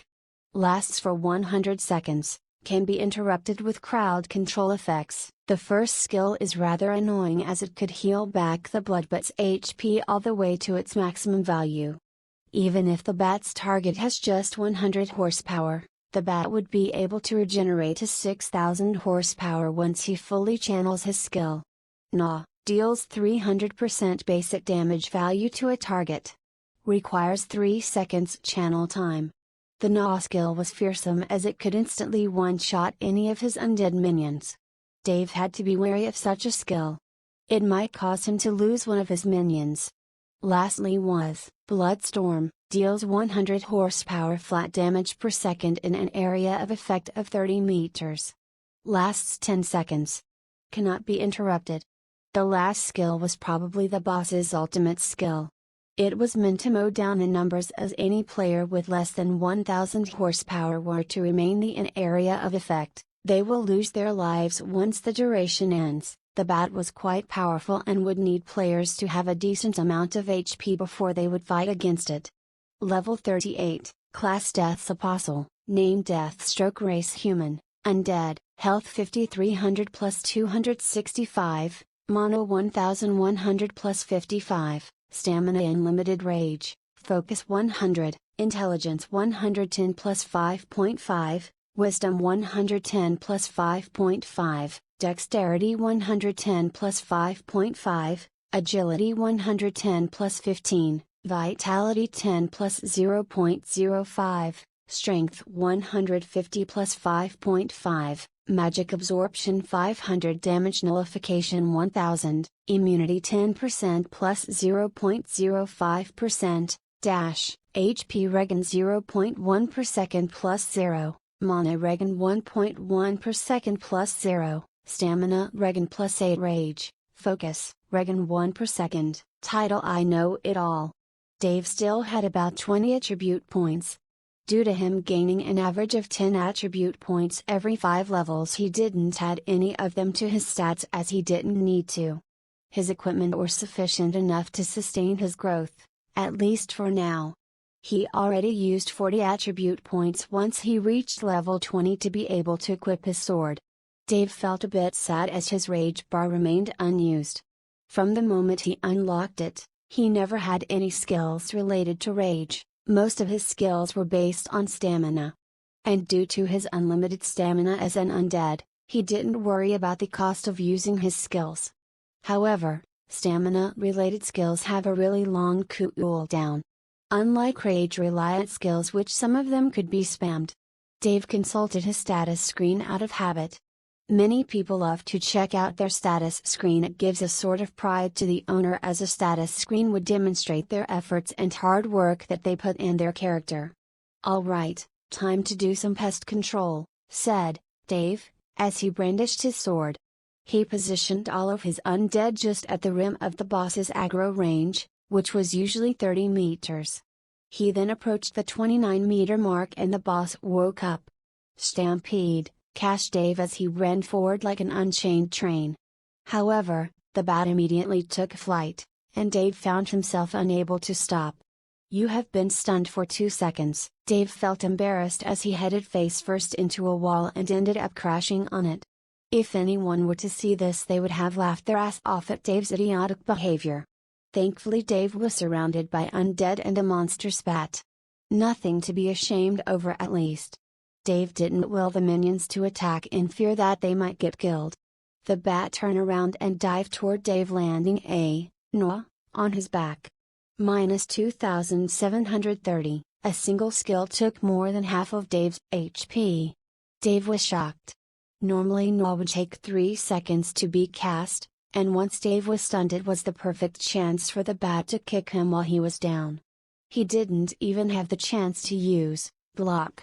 Dave turned around and smacked the bat with his sword, landing descent damage. -680, he then willed his undead to enter the fight. After having established a good aggro base, he didn't fear his undead to aunt him. They can't deal more damage than him, but their total amount of damage could easily surpass Dave's. The bat struck again with one of his hands that were cased in disgusting looking fur. Block. The attack was nullified. Dave didn't really have the pleasure to take more damage. Once block was activated, Dave struck with another attack, -780, a good damage value appeared above the bat's head. Once Dave gained the Death Apostles class, he benefited from plus 10% attack damage when he was using swords. The bat was incensed as more and more damage landed on it. The bat charged at Dave and used Bloodsteel. Dave wanted to save Destructive Smash to knock down the bat. However, something strange happened before he could react. Due to your nature as an undead, the Royal Blood Bat is unable to suck any blood from your body. Soon afterward, instead of the bat gaining HP, something that made Dave unable to either laugh or cry happened. The bat began losing HP. After having consumed corrupted blood, the bat entered a poison state. -60, -60, -60. Dave then inspected the bat that was clinging to him to see what was happening. Dave then smiled as he understood. The bat used his skill, and due to his nature as an undead, it only sucked in poison blood and made it damage itself instead of healing. Dave was not taking any amount of damage, while the bat was literally killing itself. Dave then decided to help the bat and accelerated his suffering as he struck at him with all of his attacks. The poor bat could not disengage from using his skill. He needed to be interrupted, and Dave didn't want to give him that chance. So he didn't use his Destructive Smash, or even the Death Grip skill that could paralyze players. He just slowly withered the bat down with normal attacks. It didn't take more than 1 minute before the bat died miserably, not even having the chance to use his Bloodstorm. You have defeated the boss of the Bloodbath dungeon, plus 60,000 XP, level up, that was nice. Dave then looked at the corpse of the fallen bat and checked out the drops. Bloodied Fang of the Royal Blood Bat, consumable, grants plus 10 vitality upon consumption. Oh, a consumable item that adds to stats. Wicked, said Dave, as he was impressed with the drop. Royal Blood Bat's hide, rare, crafting material, dungeon core. Special item, can be used to modify the nature of the dungeon that has been claimed from. Dave's mouth went wide open. This was an item at the Undead world and it cost 1000 contribution point. How the hell did it end up in Dave's hand? Chapter 32 Madame Clementine. Once Dave held the small orb in his hand, it shone lightly in a red light. It was the size of his palm and didn't seem out of place. This was the Bloodbath's dungeon, so its red color seemed to fit the theme. You are in control of the dungeon core. Would you like to modify the structure of the dungeon? Why, N? A small notification window appeared before Dave as he immediately pressed yes. Error, you do not have sufficient right. Would you like to modify the type of the spawning monsters in the dungeon? Why, N? Dave felt a bit perplexed. It seems that he would need something to be able to modify the structure of a dungeon, but what about the monsters that spawn within it? Would it once again put an error before Dave? Dave pressed yes once again and was met with another notification window. You can only change the type of monsters to the Undead race nature. This is a low-tiered dungeon. It can be upgraded to a higher-level dungeon core. Once the modification takes effect, all monsters within the dungeon will change nature to being undead of the same species. Giant cave rats will become undead. Giant cave rats, bloodbats, will become life-sucking bats. Dungeon boss will spawn in 30 days from now.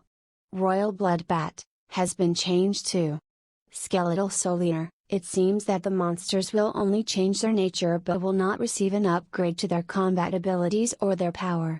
This will probably ruin people's idea about this dungeon. Many who will come prepared to fight the bloodbats will be met with different monsters and races. This would be quite a sight to see. You have modified a dungeon. You will be granted a 1,000 monthly contribution allowance for having conquered a dungeon. Every player kill within the dungeon will grant you plus 10 contribution. If the dungeon core is damaged or destroyed by another player within the month, the dungeon will go back to its former nature and you will lose your monthly allowance. Only players with dungeon cores have the ability to see other dungeon cores. Dave felt astonished. He could receive a monthly income of contribution points as long as the dungeon remains standing. How many players have dungeon cores anyway? And even if they did, would they waste them on this low-level dungeon?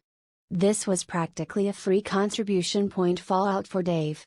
If only he could get more of these, thought Dave. Indeed, spending 1,000 contribution points to buy a single dungeon core would be expensive. However, if the dungeon stands for at least 1 month, he would have reimbursed his expenditure and would then start getting more contribution points every month. This was indeed a fallout. And probably this was the benefit of being a pioneer. It was indeed hard for Dave to see benefits in starting this quest.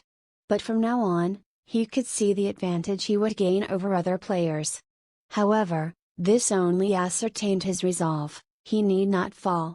He must finish his quest and reach as high as he could in the undead skeleton ladder.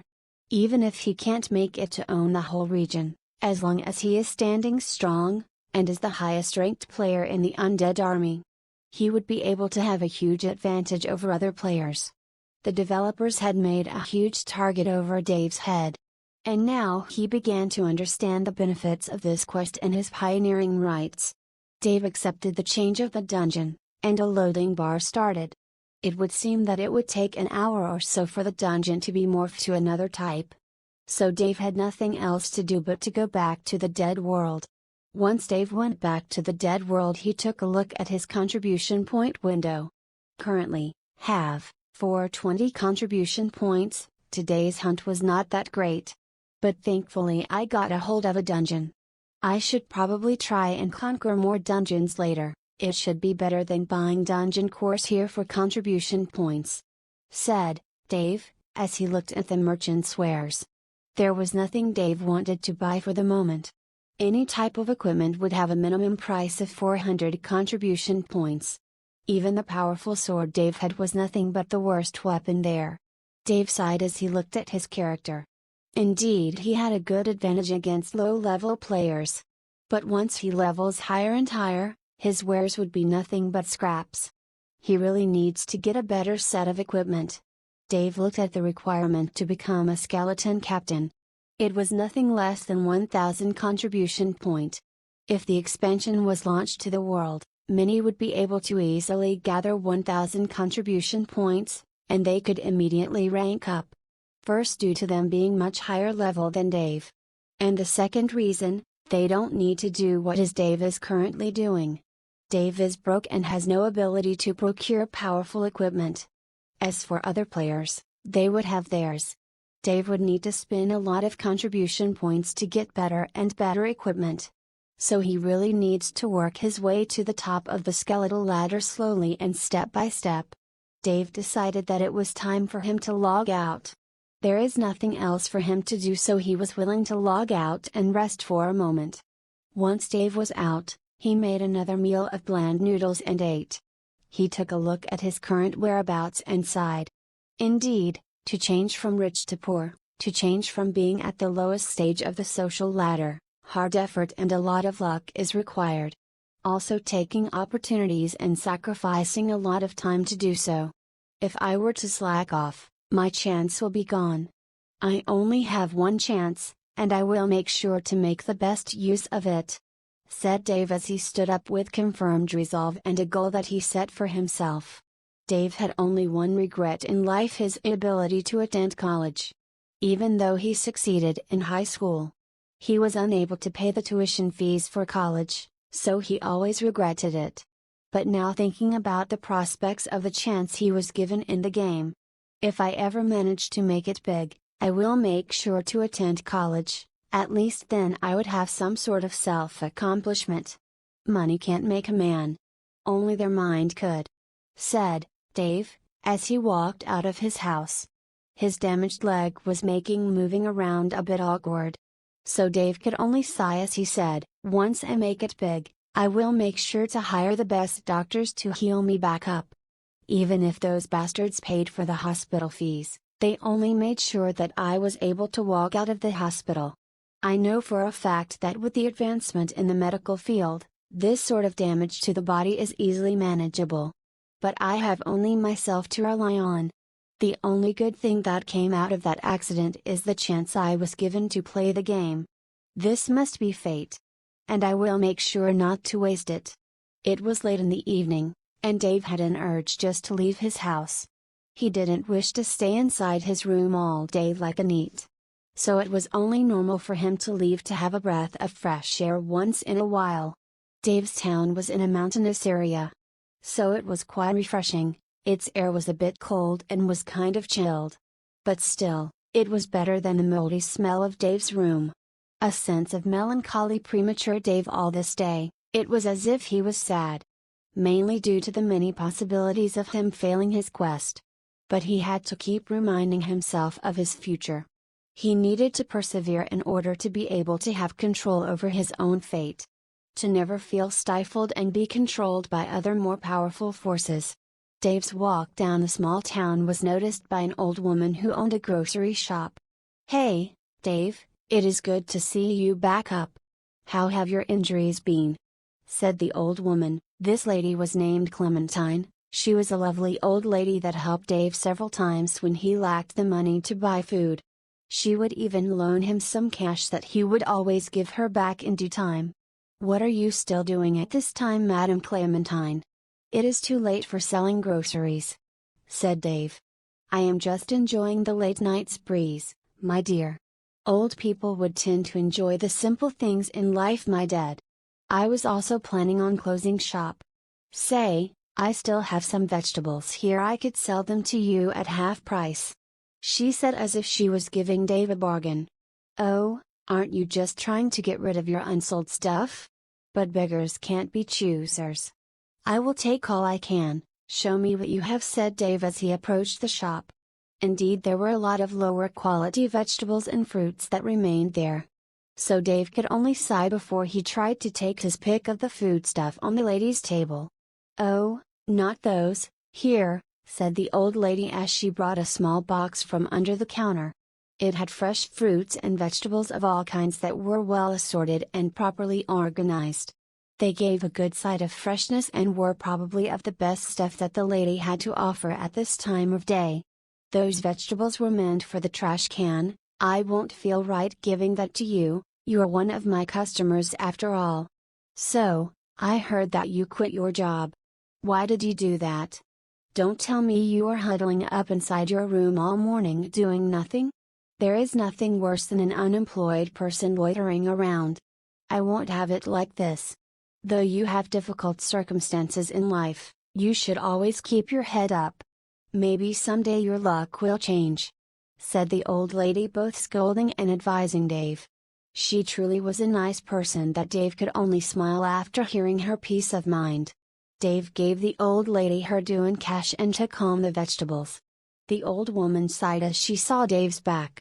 He was limping back home, his back was hunched a bit as if he was holding a heavy weight. Indeed, Dave's life was tough, and he could only smile facing the adversities of life.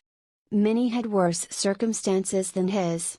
But still, the old woman felt sad for being unable to provide more help. She too was not that well off.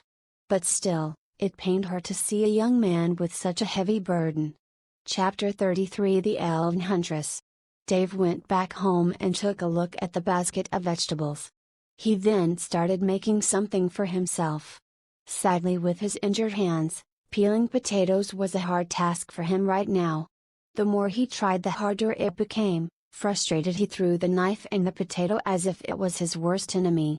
Dave slouched down and silently began to cry. Indeed, it was insufferable. A young man of barely 20 years of age, whose future should be limitless, was handicapped and is unable to do the simplest of chores.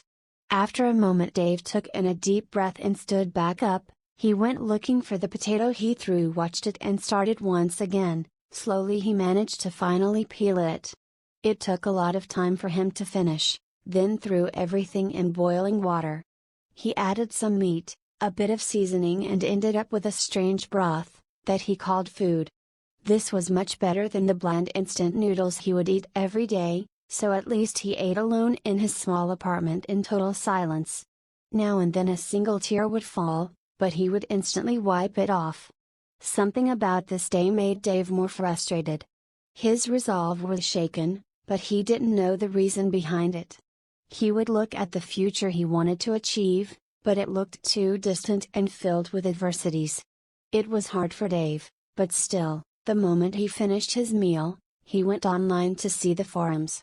There was nothing new, mostly it was just the same old talk about the new Undead event, but it was going down a notch.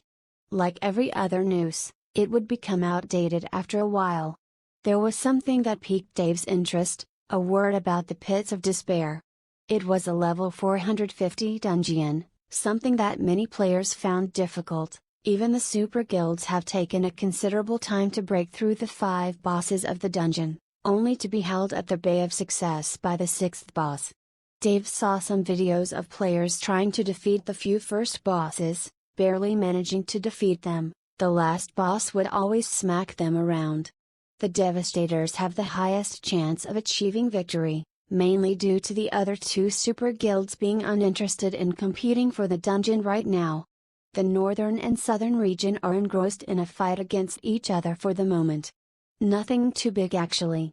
Just skirmishes around the borders of each territory. This was the chance that the Devastators took to get their hands on the Pits of Despair's first clear achievement. Dave went back to his bed and went to sleep. He played a lot and didn't feel like playing more. At least for now. Once it was morning, Dave had a shower and ate something for breakfast. Immediately after that, he logged back into the game. While you were offline, players have died 28 times in the Skeletal Soul Leader's Cavern. Plus 280 contribution points. That was a nice surprise for Dave. It seems that the dungeon is still able to get players killed. For now, the players that enter the dungeon must have been off guard and ended up being killed by the new variety of the undead that was swarming the place. Another mission proved itself before Dave, and he accepted after verifying the state of his small platoon. Dave found himself in another region. This time it was a bit colder. This was the deep north. Here in this region Dave and his small group were spawned in a cold and desolate area. It was white all around, with nowhere to hide or to blend with the surrounding. Dave didn't see any players around, but there were several snow wolves running around in the distance. Dave noticed that the wolves were chasing something. After a close inspection, it was indeed a player. A girl was kiting the huge pack of wolves with her bow. Dave was too far to inspect her level, but he didn't bother. She was running directly towards his location. Dave positioned his undead to prepare to attack, but once he saw the girl's face he was a bit intrigued. She was beautiful, to say the least, purple locks with a green dress and a hard leather armor. The moment their eyes locked, the girl frowned, but then a smile immediately was plastered across her face. She instantly began to run toward Dave's group and ignored attacking the wolves. This way her speed increased. The moment she was 30 meters before Dave's group, just outside the aggro range of Dave, she stopped and waited for the wolves to catch up. Once they caught up, she used a skill and blinked on the other side of the group of the wolves. She used Breaking Shot. The whole pack of wolves, who were 6, by the way, were pushed 3 meters back. Immediately after that she brought a potion and drank it. It was a potion that Dave knew about. Cleansing potion. It removed the user's aggro. The wolves had now been pushed into the skeleton's aggro range, and the player that they were chasing had its aggro bar cleared. They then immediately turned around and looked at the group of undead and began charging towards them. Dave felt astonished. She clearly was unable to ditch the group of wolves. Even so, if she was to kite them, it would take her a lot of time to kill them off. But doing this, she was able to force the wolves to fight against the undead, and she could get herself out of the combat. This was an excellent display of skill that Dave witnessed happening. The elf-like girl sighed a breath of relief as she sat down and began eating some consumables. She was not worried about being attacked. Why would she? These are just mobs and undead, let them duke it out and she would finish the last one standing.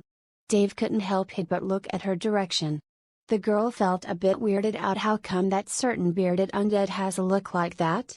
He then brought his hands together and smirked while clapping. Clap clap clap. The moment he did that, the girl's reactions were funny. She immediately cancelled on her recuperation and stood back up. She went way back behind the group and distanced herself. She just remembered about the strange undead entity, the bearded undead that has excellent AI. It was part of an event that she heard a lot of people talk about, but never in her life did she believe that she would meet the bearded undead right now. Without a moment's waste, Dave used the 3 ghouls to tank for the party of casters. The archers turned around and began raining hell from above. It took a couple of minutes for the party of 6 wolves to be decimated once Dave joined the fray. They were but level 25.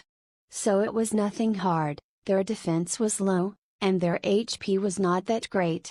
Besides their attacking power, they were not a threat alone, but a pack is a bit difficult for a single player to handle. Dave was never alone, by the way, and the group of wolves was eradicated. The female elf player stared in amazement. It was exactly as she heard. She even took a video of the fight and saved it. Dave's company turned to face the elf. But right before she would turn around and run, "Here she is," said a player as he was running across the plains. The elven lady's expressions turned grim. The player that was chasing her had a red name tag on his head. He was an aggressor. He must have killed someone recently. 2 other players spawned behind her. "Come, give us that inheritance piece," said another player that just appeared. The 3 players closed the gap on the elf and she found herself surrounded. Undead behind her and park players before her. Her situation looked rather grim. Chapter 34: The Overpowered Dragger. Dave had witnessed everything that was happening. This girl, like him, was suffering from the injustice of other players. Fortunately for Dave, the Abyssal Knight Dedril was powerful enough to take down the 2 bullies and enable Dave to obtain a piece of an inheritance quest. As for this elven girl, she would suffer at the hands of the park players and she will mostly end up dead and would lose her inheritance piece. Dave didn't think about how did the girl obtain it. Did she steal it or not? It was not of Dave's concern. He had the thought of leaving the area, but when the players kill the elf they will most likely turn on him. He didn't want to die yet, so he compromised. Undeads have a primal hatred towards all that lives. Should he make an exception this time? Would it be worth it? Wouldn't that be unreasonable? However, all those thoughts vanished once the 3 players made their move. Dave wanted to help and will only do so once. Perhaps the famous Mr. Skeletal will not be looked down upon once others see that he can sometimes help. 2 of the players were sword masters, and the one on the back line was a priest. The girl looked flabbergasted as she tried to run away, but looking at her current position she was really in a tough spot. Dave willed his undead to spread a bit and in close on the whole group of 4. So far the 4 adventurers had no idea what was happening, but they understood that the undead will fight them. If they started to go into an all-out brawl they will certainly end up being wiped. After all, they were just level 30 at most. Dave's group of undead closed the gap rather slowly, trying to figure out his next move. Then the girl moved a bit back. She made sure not to enter the aggro range of the creatures, but she failed to understand why did the bearded undead didn't attack at once. His AI was rather high. So she was unable to think of anything for the moment. If she was to enter the aggro range of one of them she will be the first to be attacked. And when that happens the other adventurers would attack her at once, stealing her inheritance piece and try somehow to fight against the remaining undead. Don't enter the aggro range of that undead. Force that bitch to walk towards them. Only then will she be unable to escape. That breaking shot skill of hers is fucking annoying. Go one by one and don't group together," said one of the swordsmen. They were obviously aware of the aggro range of the monsters and wanted to push her into it. Dave, however, had a smirk on his face, which the elven girl clearly saw. He pointed his hand towards her, and in a strange motion, he beckoned the girl to approach. Not in a taunting way, but rather, it was as if the undead was offering asylum. Why would an undead help her? What was going on? She clearly was astonished. But then she noticed something strange. She clearly was standing inside the aggro range of one of the undead. It was just a step in, but he didn't attack. Why did that happen?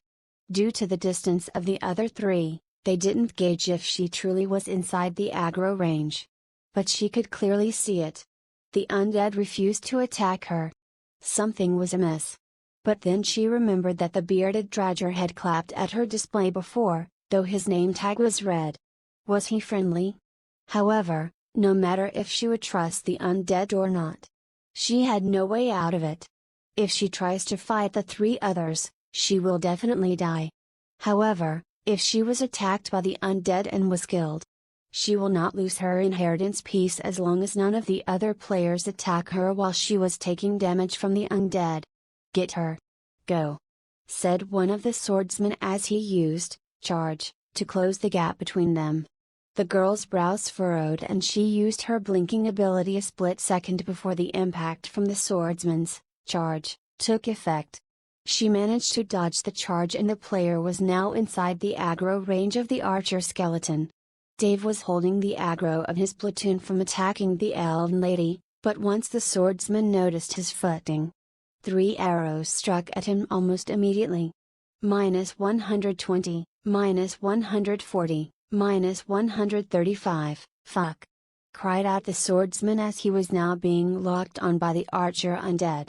Dave's platoon was not too dispersed, as it only took a couple of steps for the casters to reach the position of the first swordsman who was suffering under the archers. Another wave of attacks that took about a third of his HP. The swordsman's face drained of blood as he tried to retreat. But before long, a ghoul was at his back forcing him from moving anywhere. "Hey, help me out here," asked the first swordsman. "TSK. You are getting your ass caught like that. Don't you have any shame? You will make this much harder, and I thought that you played the game before me yet you are still a noob," mocked the second swordmaster as he tried to approach the other trying to help him out. "Hey, Reiner. Heal us up," said the second swordsman as he used charge, aiming at the elven girl. Dave then immediately used Stampede, the moment he saw the priest preparing to cast a healing spell. That was a deadly mistake. Most healing spells required a cast time, and Dave needed his targets to be immobile to use Stampede lest that he misses. The 11 girl saw the fight breaking and seriously thought about escaping, but looking at the way the undead were fighting left her stunned. The 3 players were positioned in such a way that they could not properly help each other. The bearded drager had somehow made his allies position themselves so that the assistance from players become minimal. They were barely inside each other's range of attacks and skill usages while the undead had every one of them inside their aggro range. They were surrounded, but somehow the elven girl was never attacked by the undead. Only the second swordsman who used charge at her breaking shot was used by the elven girl to instantly interrupt the charge of the second swordsman. He was pushed back a bit and was forced to move to close the gap. The elven girl began to shower the second swordsman with arrows while using binding arrow to slow him down. The swordsman used warrior's will to clear the slow effect, but immediately after that, the girl used concussive shot and immediately stunned the player. His usage of warrior's will was too hasty, so he was now stunned for another couple of seconds. The girl was already level 35. Every 10 levels a player could go back to their instructor to gain a new skill up to level 100. Then every skill anyone would gain would depend on their luck in the game. Hunter class had two main skills that could be gained in the early levels.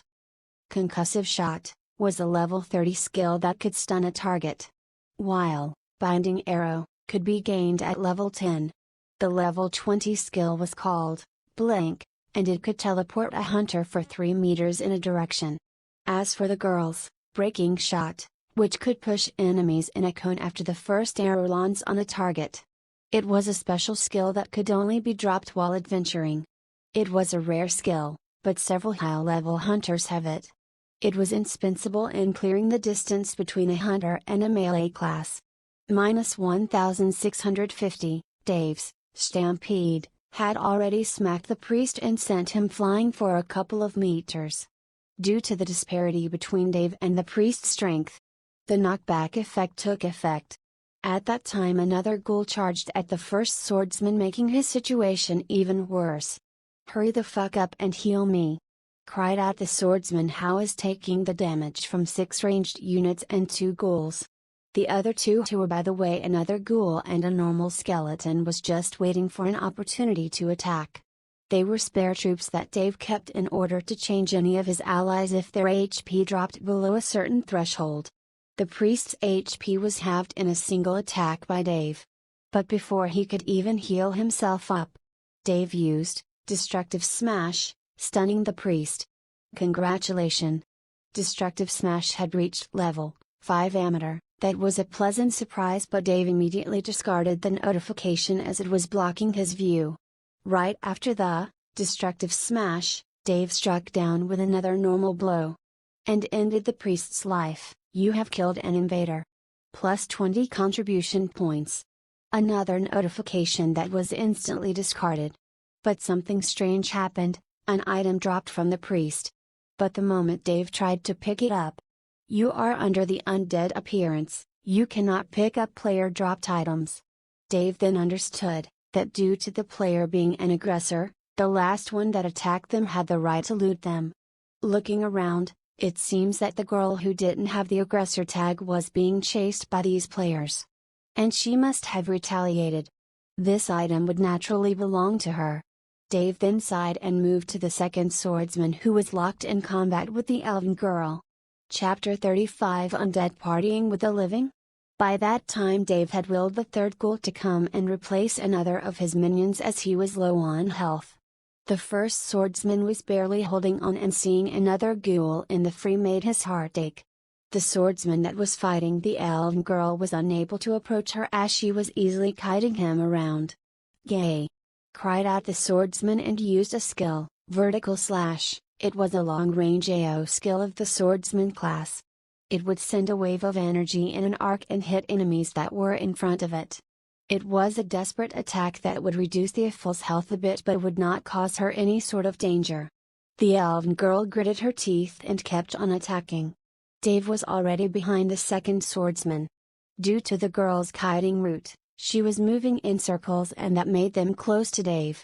However, what the elven girl didn't account for was that she was closer to Dave than the swordsman. Once the swordsman saw that, he heaved a sigh of relief.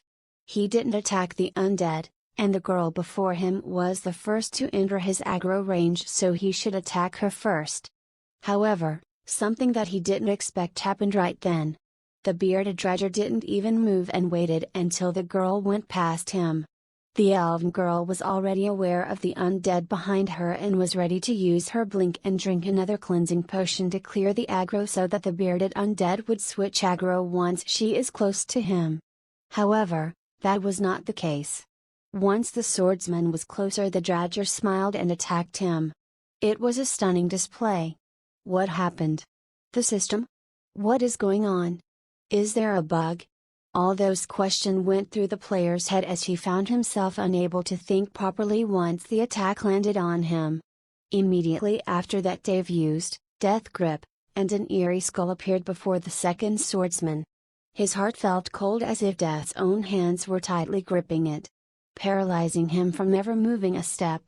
Death Grip was successful, target paralyzed for 5 seconds. His warrior's will was already off cooldown. However, due to him being paralyzed, he couldn't activate it. A stun or daze Even slow or snare effects could easily be disabled by the warrior's will, skill. But a paralyzing effect was not the case. It would block the player's whole body from moving or activating any skill. The worst part? That it lasted for 5 seconds. Right after that, Dave attacked while adding Twine Strike, which dealt a ridiculous amount of damage. -480, -795, critical, even if the second tick of attack dealt only 75% basic weapon damage. It would totally ignore a target's defense value. And especially now as it landed in a critical hit. Critical hits have 1% chance to proc, and moreover, that was not it. Your weapon has procced, bleed, -500 horsepower over 5 seconds, you have slain an invader, +20 contribution points, the second swordsman wailed one last time before he dropped to the floor and another item fell. It was his sword. Then soon after the last remaining target fell. One of your underlings had slain an invader, +10 contribution points. Dave had managed to defeat all the players with the sole exception of the elven girl. Once that happened, every undead under Dave's command approached the scene. They were willed not to attack, but to remain in an imposing manner, surrounding her but not letting her move. Dave wanted to see how she would react in such a manner. She held her bow and aimed directly at Dave, but the nocked arrow was never loosened. They remained there for a few seconds until Dave pointed with his finger toward a certain location. It was where the first priest died. There was a shining item there, it was a hood. Then his hand moved toward his feet, where the sword of the second swordsman dropped. And lastly it was pointed toward the place where the last swordsman died, that dropped a gauntlet. Then he waited for the girl to move. Her face was filled with an indescribable expression as she didn't understand at first. But once she saw the items, her face brightened up and she immediately picked them up. She was still wary from the undead, but no matter what, they didn't attack. Once she picked all 3 items, she turned toward the undead and said, "I know you must be just an AI, but still. Thank you," she said.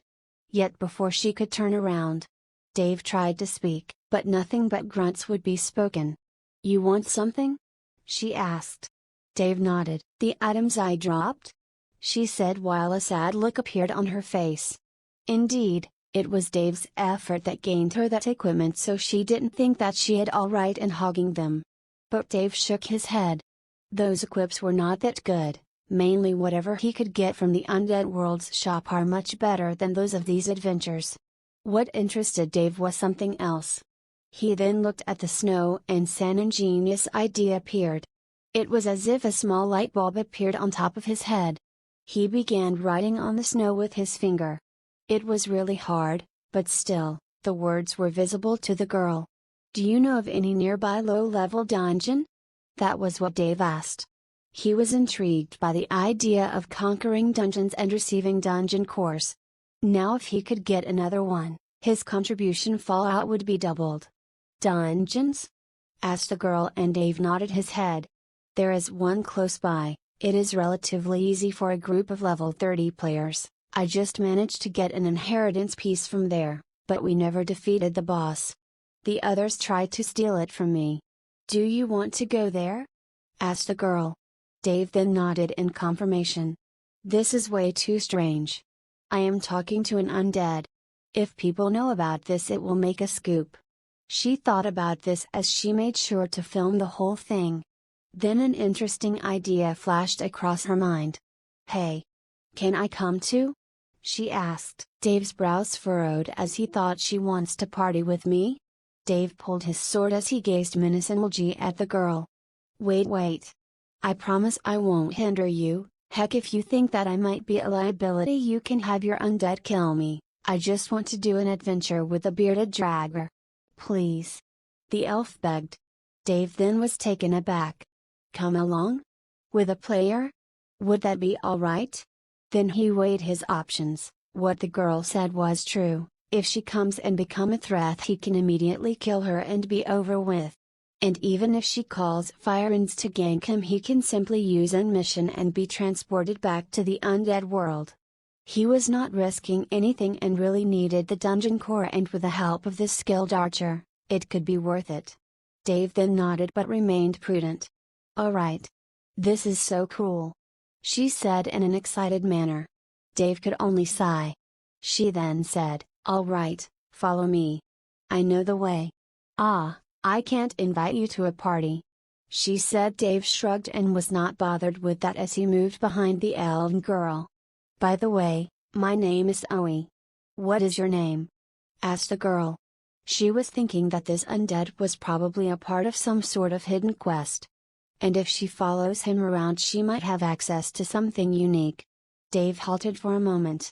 He didn't wish to give her his character's name. And thankfully she cannot, nor can he add her as a friend due to his current state as being an undead. Then Dave wrote on the snow, "Mr. Skeletal." The girl's reaction was somehow funny as she looked mouth agape at the writing. "So you're that player," she said, finally understanding that Dave was a player and not a monster. "Oh my god dude, you are a living legend," she said as she was trying to understand what sort of circumstances intertwined their fate. Dave could only shrug as he pointed forward for the girl to keep moving. Chapter 36 Ice Palace Dungeon. The girl moved forward a bit giddy. Happiness was clearly apparent on her face, of course, who wouldn't? This was Mr. Skeletal, who made a sensation at low-level players. She made sure to record everything that was going on. Lone Arrow. Hunter level 31. Dave had inspected the information on the elven girl and saw that her name was Lone Arrow. It wouldn't do him much for the moment because he can't send any friend invites to players due to him currently being an undead. The girl didn't waste time as she began to pick up speed. Dave's undead was a bit slow, but he himself didn't wait for them as he followed along, but still he maintained his vigilance. There was no way that he would trust anyone, even if it was a girl. His current mission has his future on the line, and the dungeon he is headed for is an important event that would help secure his future. Backed up by the lifeline support of his ability to end mission whenever he could, he was a bit relaxed. Dave's idea is to conquer as many dungeons as he could, then accumulate as many contribution points in doing so. This would allow him to get better and better equipment in the undead world, thus making him climb the ladder faster. A journey of 1,000 miles starts with a single step. And these were the first steps of Dave's journey as he was aiming for the top. After about 15 minutes they arrived at a glacial cave. Dave waited before entry as his undead soon showed up. There was another dwarf near the entrance of the dungeon. It was once again the property of the Devastators. "This is the Rims of Ice dungeon," said Lone Arrow as she pointed toward the cave. "There are several creatures swarming the place, they real ice elementals, and the boss is a lesser yeti. Here I managed to find the inheritance piece. It was surprisingly hidden in a secret entrance that needed an item to open it, which I have stumbled upon doing a hidden quest," said the girl, explaining. "Those guys before were a part of my party, but the moment I showed them the inheritance piece they left the party and attacked me. I had a friend with me who helped me stop them for a few moments, but he must have been killed by them. That is when I got the chance to escape. Sadly, before I could log out, I was in the aggro range of a wandering pack of wolves. And it was then that we met." Lone Arrow's story was convincing, at least it made sense, but Dave didn't feel relaxed. If there was a friend with this girl, she could still have him with her in her party. "I know what you are thinking. You know, there are several guilds that are searching for you. Even information about your location is awarded, however. That is of no concern to me," said the girl in a bashful manner. She must have come from a wealthy family to not be interested in the generous reward for providing information about Dave. "Adventuring with Mr. Skeletal is much more worth it than some punny reward," she said while gleaming with a beautiful touch smile. Dave could only smile back as the party of undead showed up nearby. Lone Arrow was first to go near the dwarf and rummaged through her inventory trying to pay the entrance fee. However, Dave approached and held her hand. She was a bit surprised as she saw the bony hand that barely had any resemblance of skin on it touching her delicate jade like a hand. It sent a shiver down her spine that even the cold in the region failed to do. Dave shook his head and moved first. He got his face closer to the dwarf and made a grunting sound. The dwarf's face went white and he immediately dropped unconscious. He didn't even flee like the other one but instantly went limp. Dave then turned back and smiled, then headed toward the dungeon without paying any fees. PFFT laughed out Lone Arrow. As she saw what happened, then followed Dave. Normally when someone refuses to pay, or if they attack the dwarf, a notification will pop on the sub-guild that is managing the dungeon. And they will send a party of strong players to investigate. However, due to the dwarf fainting on his own, no such message was sent.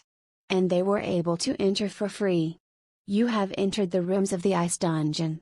Once inside the glacial cave, Dave could see enormous ice spirals hanging down from the roof.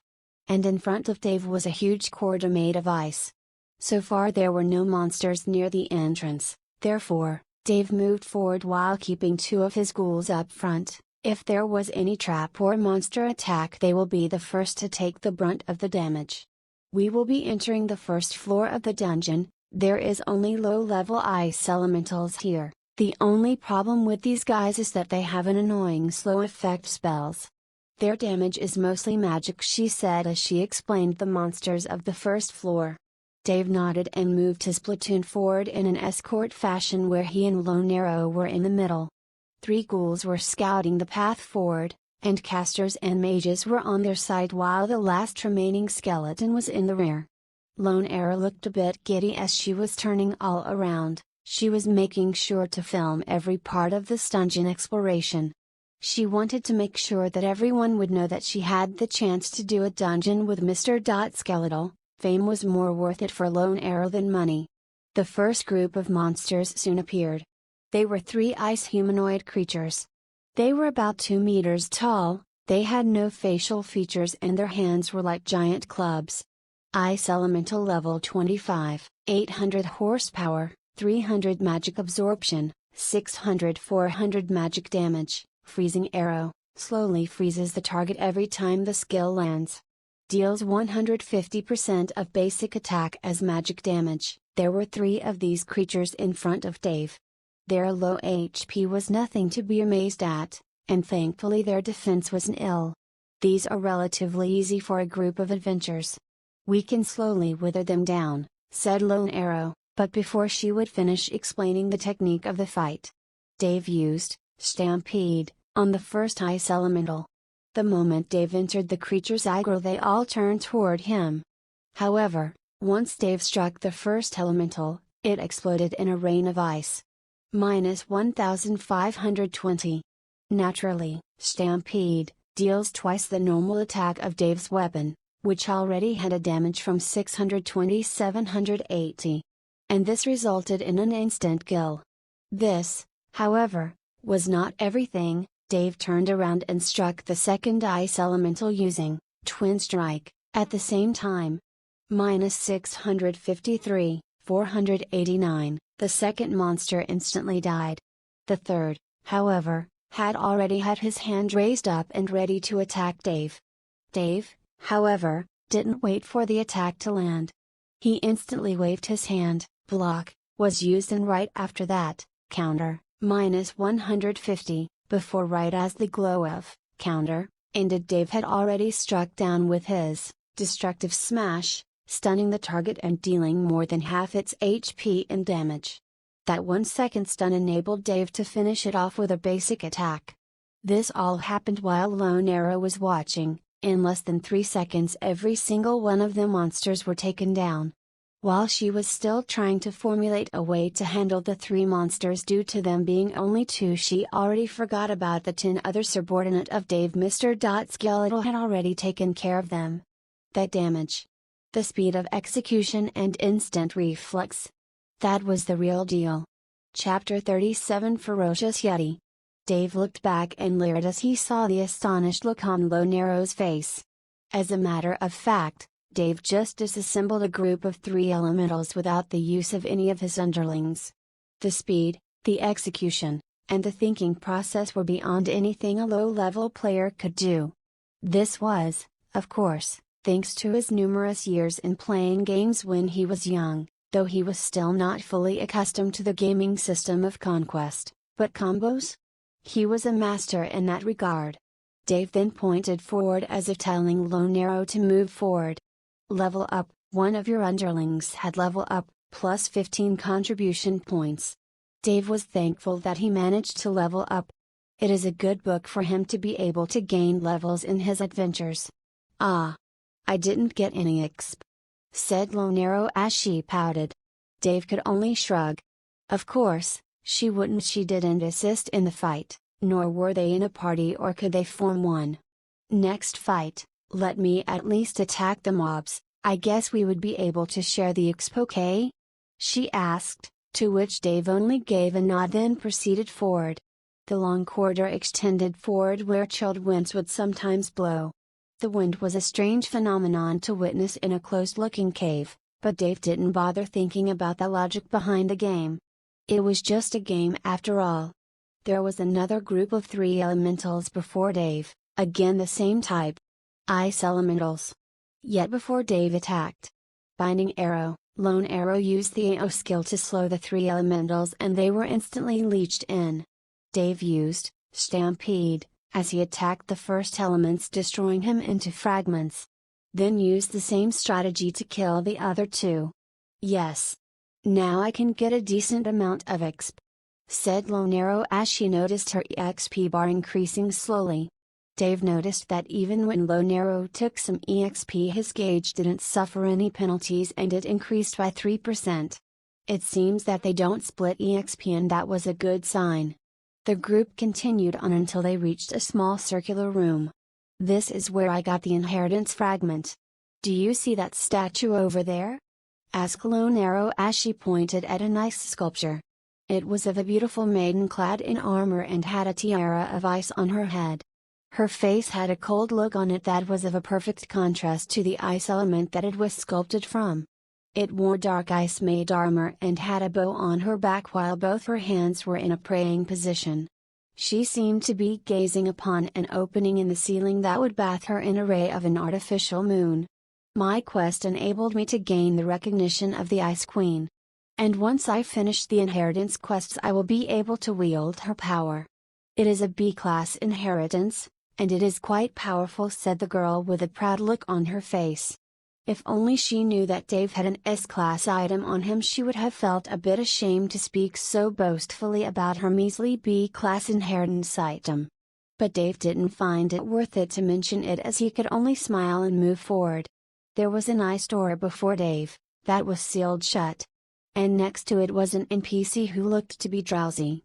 It was a man that looked rather old and was wearing a long coat that protected him from the coldness of the ice cave. Once Dave approached he didn't try to speak to the NPC. It had a red name tag. And was hostile. He didn't know the exact level of the NPC but something told him that if he approached he would be instantly killed. Why are you stopping? Asked Lone Arrow as she was unable to understand the reason behind Dave's abrupt halt.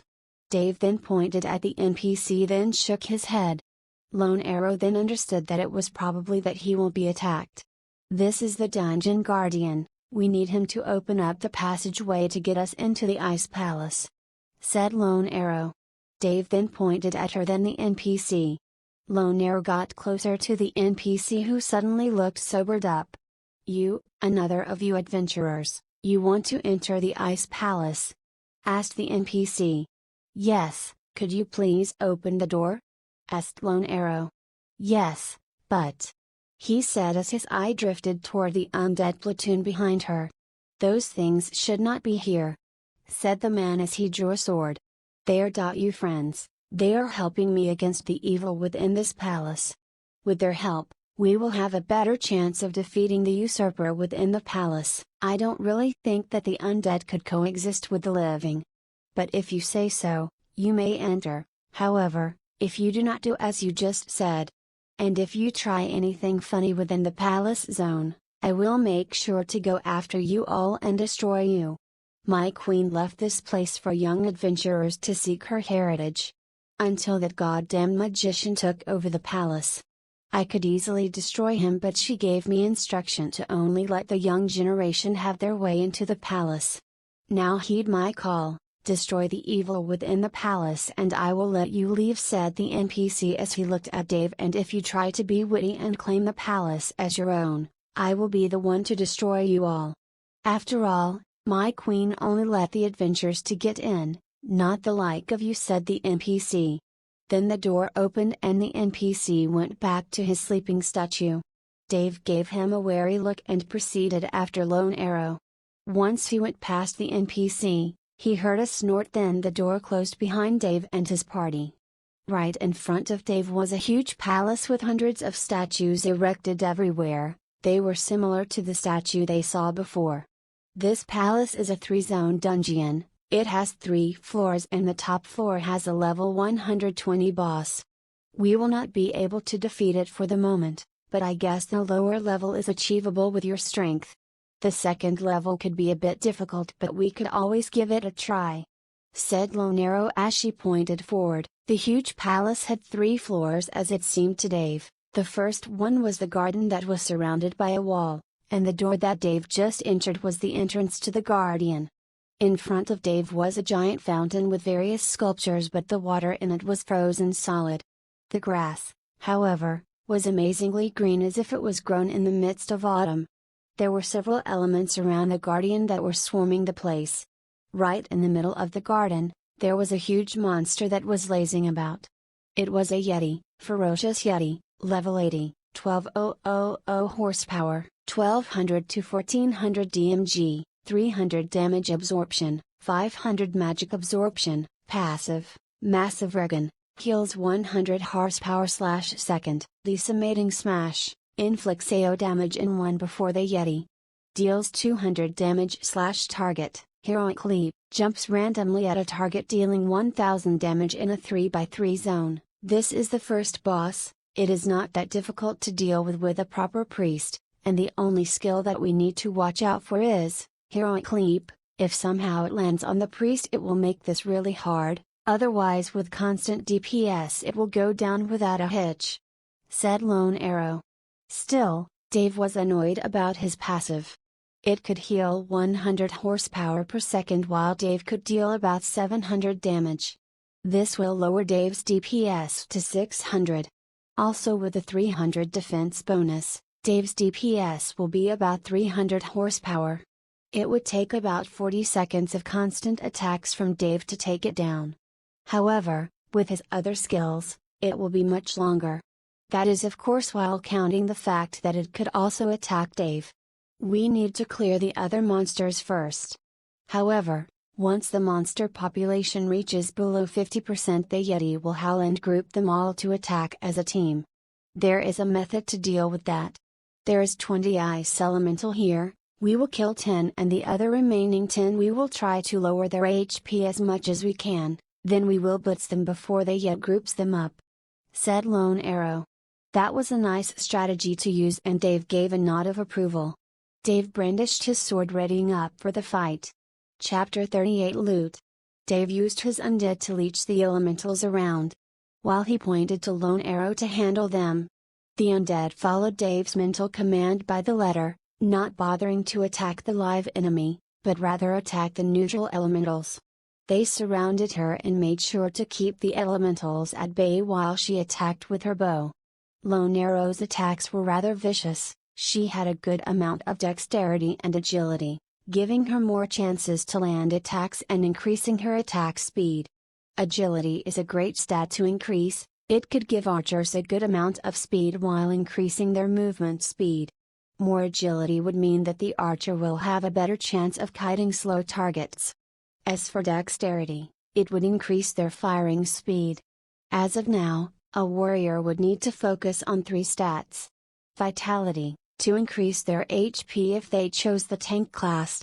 Or, strength and dexterity if they want to go the DPS class. Like the swordsman class, which has a low amount of HP, but the damage they deal is enormous. Unlike tanks who would rely solely on the stats provided by their equipment, and their damage output would naturally be low. Dave had made plans on making his character an exception. He always kept his bonus stats and would only use them whenever it was needed for him to wield various weapons. Dave wanted to go the triple route. Dex/Strength/Vitality. Which is rather hard and an almost impossible route to take, at least this early in the game. Most players would try to focus on one or two routes at max. If they tried to combine more, their characters would become rather weak compared to a true warrior. A triple stat warrior would have a low amount of HP/Strength/Vitality compared to a true one elemental warrior that focuses on any single one of the stats. However, Dave had a good advantage over many other players in acquiring the various bonus stats at level 1. Though he was not the only one, and several other players have done the same, most of them would stick to the one elemental road as it gave them an even huger advantage over others who did not get to do the level 1 training. Dave was currently pulling a lot of elementals toward him. And his sole objective was to lower their HP below 10%. It only took one hit for him to do that, but the increased amount of targets made it a bit hard as he needed to go around to attack another monster. Thankfully Dave had about 500 magic resistance. And the damage he was dealt by the monsters was not that huge, especially when he teamed, Block, and Rising Strike, to dodge several attacks from monsters. However, this still left Dave with barely 50% HP as the damage intake from 10 monsters was a lot. Alright. We took care of the 10 on our side. Mr. Skeletal, come over! Shouted Lone Arrow as she made a beeline toward Dave. Level up. One of your underlings had level up, plus 15 contribution points. Another notification appeared before Dave as he noticed that his group of undead was rising in level rather extravagantly. Dave also made it to level 39. Dave nodded and got to where Lone Arrow was. And once he was inside the undead made death trap, the undead were showered with spells and arrows from all sides while the three ghouls positioned themselves in front of the incoming monsters. The moment the 11th elemental died, a howl was heard that reverberated in the garden. It was the Yeti who was now awakened once more than 50% of the elemental population died. However, before it could even reach Dave's party that was at the far end of the garden, more and more elementals fell to their attacks. By the time the Yeti was next to the group, every elemental was dead. We need to be careful now, said Lone Arrow as the Yeti approached and chose Dave as his primary target of the assault. Dave's HP was back to 100% due to his level up and he had no problem in fighting the Yeti, however sadly he was unable to use Stampede to initiate the fight as the Yeti was too close to Dave. The Yeti raised both of his hands in a fist and tried to smack down on Dave. This was the Yeti's skill, Dismeating Smash, which was an AO physical skill. Dave tried to use Vertical Slash to dodge the attack, but he found out that it was on cooldown. So instinctively he raised his shield using Block, then regretted the decision as he thought that the AO skill would still land on him. However, surprisingly the attack was nullified. As both arms of the Yeti were sprung back as if they struck at a wall and it staggered back a bit. Dave's brows knitted. This was the first time an attacker had staggered while being blocked by Dave's skill. Oh! Awesome, you managed to stagger it, said Lone Arrow. Dave struck back with Destructive Smash, and the Yeti was stunned for 2 seconds. Dave didn't understand what happened. Normally, Destructive Smash would only stun targets for 1 second. Is it perhaps the staggering animation that increased the duration of the stun? But Dave didn't really bother trying to find out as he struck down with his sword. Minus 620, your weapon has procced, bleed, minus 500 horsepower over 5 seconds. That was a nice surprise for Dave, a free 500 horsepower damage over time. This would lower the Yeti's regen for a moment. Here, let me help, said Lone Arrow as she grabbed something from her inventory. It was a small green vial, which she threw at the Yeti. Poisoned, the target has been poisoned for 10 seconds. Loses 50 horsepower/second. That was a low tier position bottle that would cost about 20 silver to buy. It was not something expensive, but most players would not waste money at the Yeti. This could only mean that Lone Arrow had no regards towards wasting money if it was to win a fight. This also was another nice surprise as Dave noticed that once the Yeti was poisoned, his regeneration effect was nullified. This would mean that Dave had 10 seconds to attack the Yeti without it healing back up some of its HP. The Yeti woke back up and howled as it began striking at its chest like an incensed gorilla. Then it instantly leapt upwards. A second later the Yeti came down crashing toward one of the archers that were on the back of the group. The archer staggered backward as it was dealt 1000 damage value. Thankfully it was a bit far from its other compatriots and they didn't receive the damage value. However, the Yeti rose its arms upwards attacking once again with decimating smash, and the position he was in would enable it to attack in a cone and deal damage to another skeleton archer and lone arrow, who was in the way. Dave was a bit too far to do anything. He thought about trying to block the attack but the distance was too great for Dave. So he had to bear with losing one of his underlings as it only had about 300 horsepower remaining after being attacked with a jump from the Yeti. Dave, however, would not let its sacrifice be in vain. As he used Stampede, which was now usable as the Yeti was more than 3 meters away from Dave. The moment the attack came down, the first skeleton archer was destroyed into bone dust while the explosive effect of the attack carried forward damaging the second archer for 800 plus 200, damage value of its normal attack plus the AO of the decimating smash. However, the moment the wave reached Lone Arrow, she already used her blank ability to dodge the attack. At that time the Yeti got closer to the second skeleton which had barely any HP left and tried to attack. It would seem to Dave that once the Yeti uses his leaping attack it would reset the aggro value, otherwise, it should have attacked Dave first. However, before the skeleton would die, Dave was already crashing down on the side of the Yeti sending it stumbling once again. The best part was, that an animation of Dave using Stampede was copied and a shadow of Dave came after him almost immediately to strike the Yeti. 1300, 1020, the Yeti took an enormous amount of damage.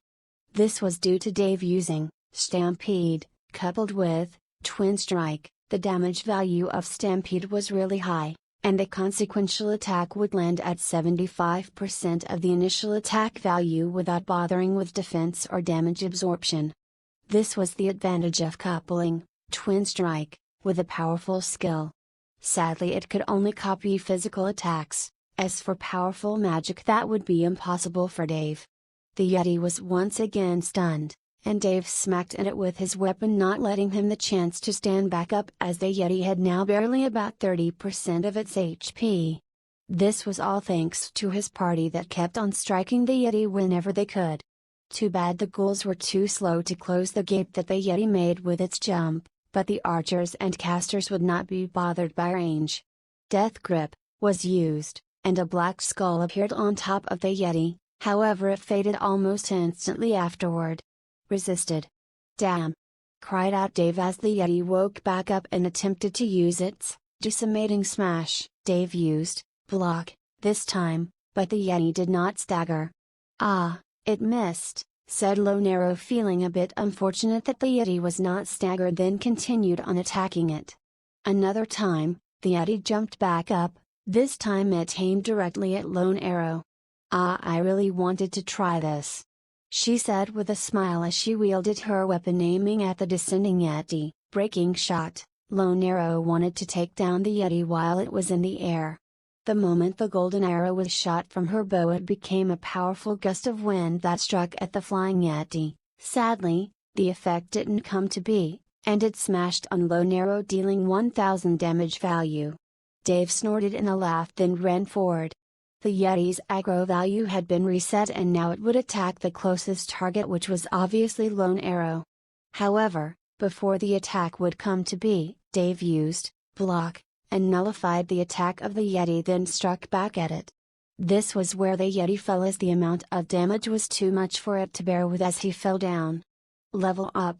Dave managed to level up and then saw some shiny items. Ah, yes! Cried out Lone Arrow loot. Then jumped forward trying to see what they dropped. Dave could only sigh at the simplicity of this girl. With a smile on his face, he approached the core and began asserting the drops. Chapter 39 Frost-Eating Snake. Yeti's Hide. Crafting Material, 25 silver coins, Yeti's Blood, Alchemy Material, Palace Key. Most of the items fell in Dave's hand after the girl had frowned at the lack of any interesting items. This guy usually drops some ice shards, they are very good at buffing up weapons. Too bad we didn't get anything, said Lone Arrow. Dave didn't bother as he split the drops with the girl. Normally he can't issue a trade, so he had to discard half of the loot. He gave Lone Arrow the hide and 12 silver coins and kept the Yeti's blood for himself and the rest of the money. The Yeti's blood was essential, incorporated reading restoration potions. Thank you, said the girl as she was glad she received some of the loot. Even if it was not of great value, they could still be sold in the auction house. Dave nodded and pointed forward. So far he had lost only one skeleton, which was negligible, as he could handle the loss for the moment. Alright, let's go. The palace has 2 floors, we can probably fight against the second boss. If we manage to defeat it, we can get more loot. However, I don't think that we would be able to defeat the last boss, said the girl.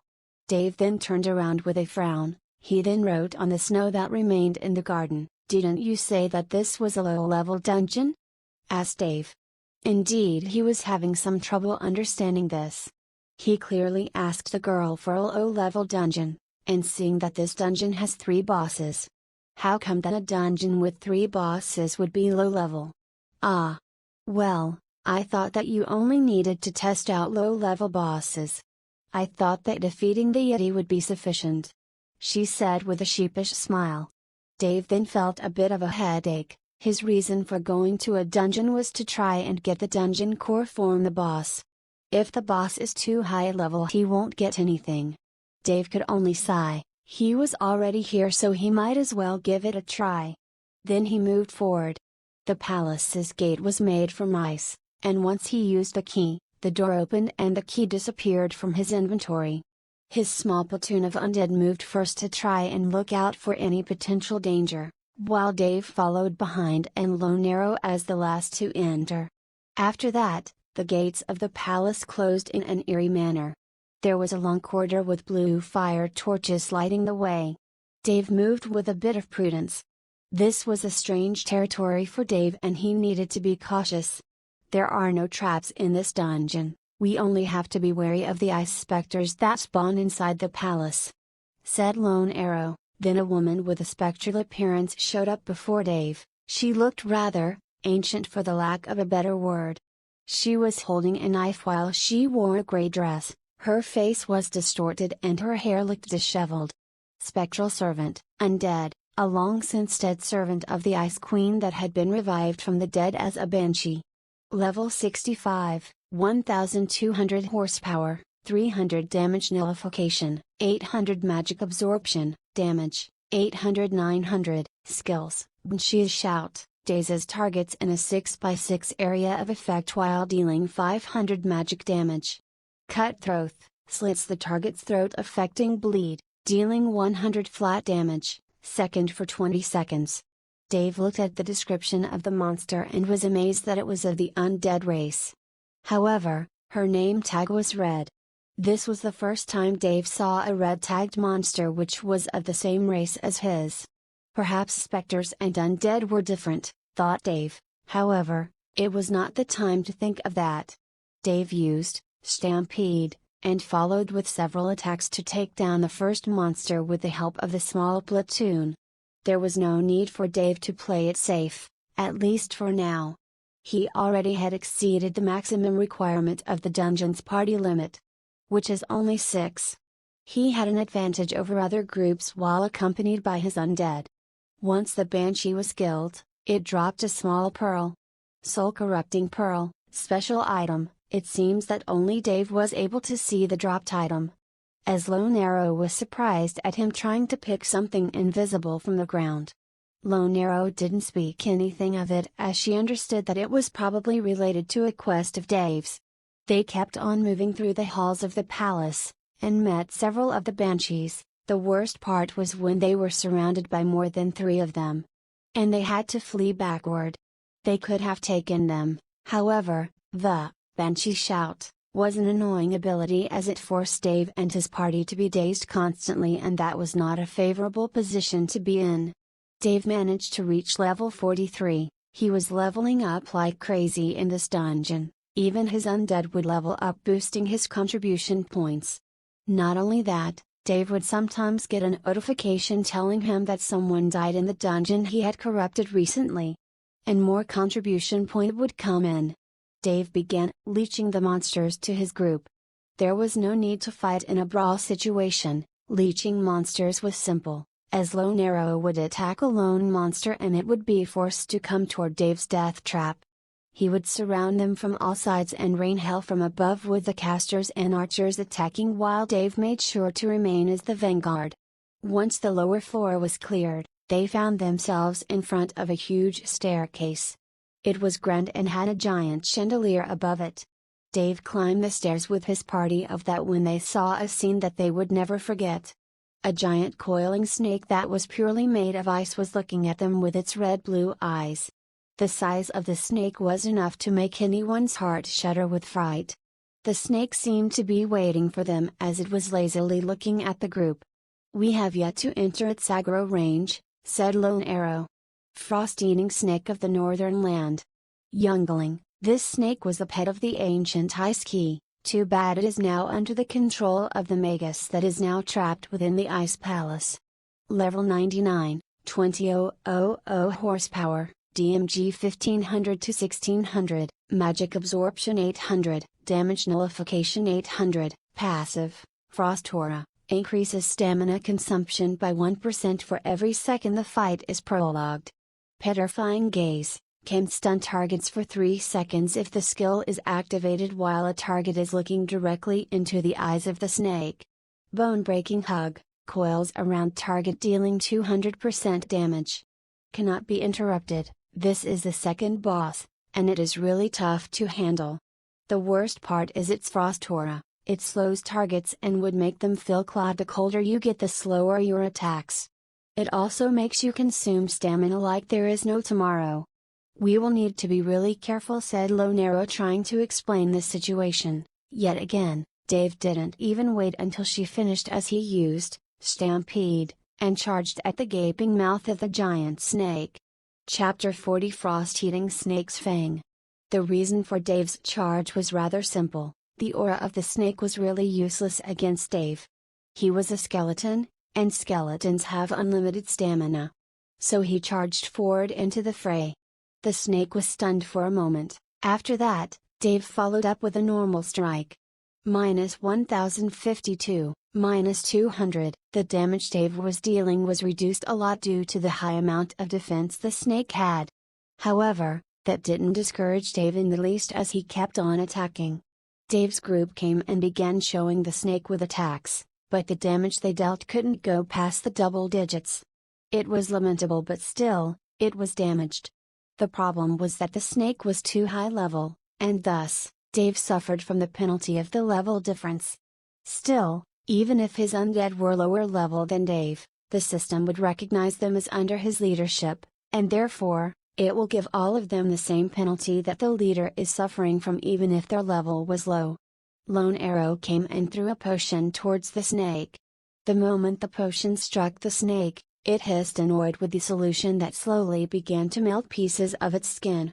Brittle defense, -25% defense value for 10 minutes, that was a defense-breaking potion. It was rather expensive but indispensable in fighting against bosses. Dave's damage increased slightly, so did his small group. The boss's HP dropped to 90% where it howled and jumped forward trying to coil around the target with the highest threat level. Which of course, was Dave. Dave, however, didn't hesitate in using vertical slash, as his body was pushed 3 meters backward, fully dodging the snake which now coiled around itself. It remained in that awkward position for a bit before Dave struck down with his sword. -341, it was not that much, but accompanied with the attack from the skeletons the damage was slowly building up and the snake was now about 80% health. The boss howled another time as its eyes shone with a bright glow. It was going to use another of its skills, petrifying gaze. Dave was a bit startled as he didn't calculate correctly the damage to his party, and now that another 10% of the boss's HP is down, it was using another of its skills. Normally players would look down the moment the boss's HP dropped so that they would dodge the skill. Yet Dave found out that he was looking directly into the shining eyes of the snake. Resisted. Dave was awestruck as he noticed that he resisted the skill. Why did that happen? Then he looked at the log and found out about something he forgot about, his passive.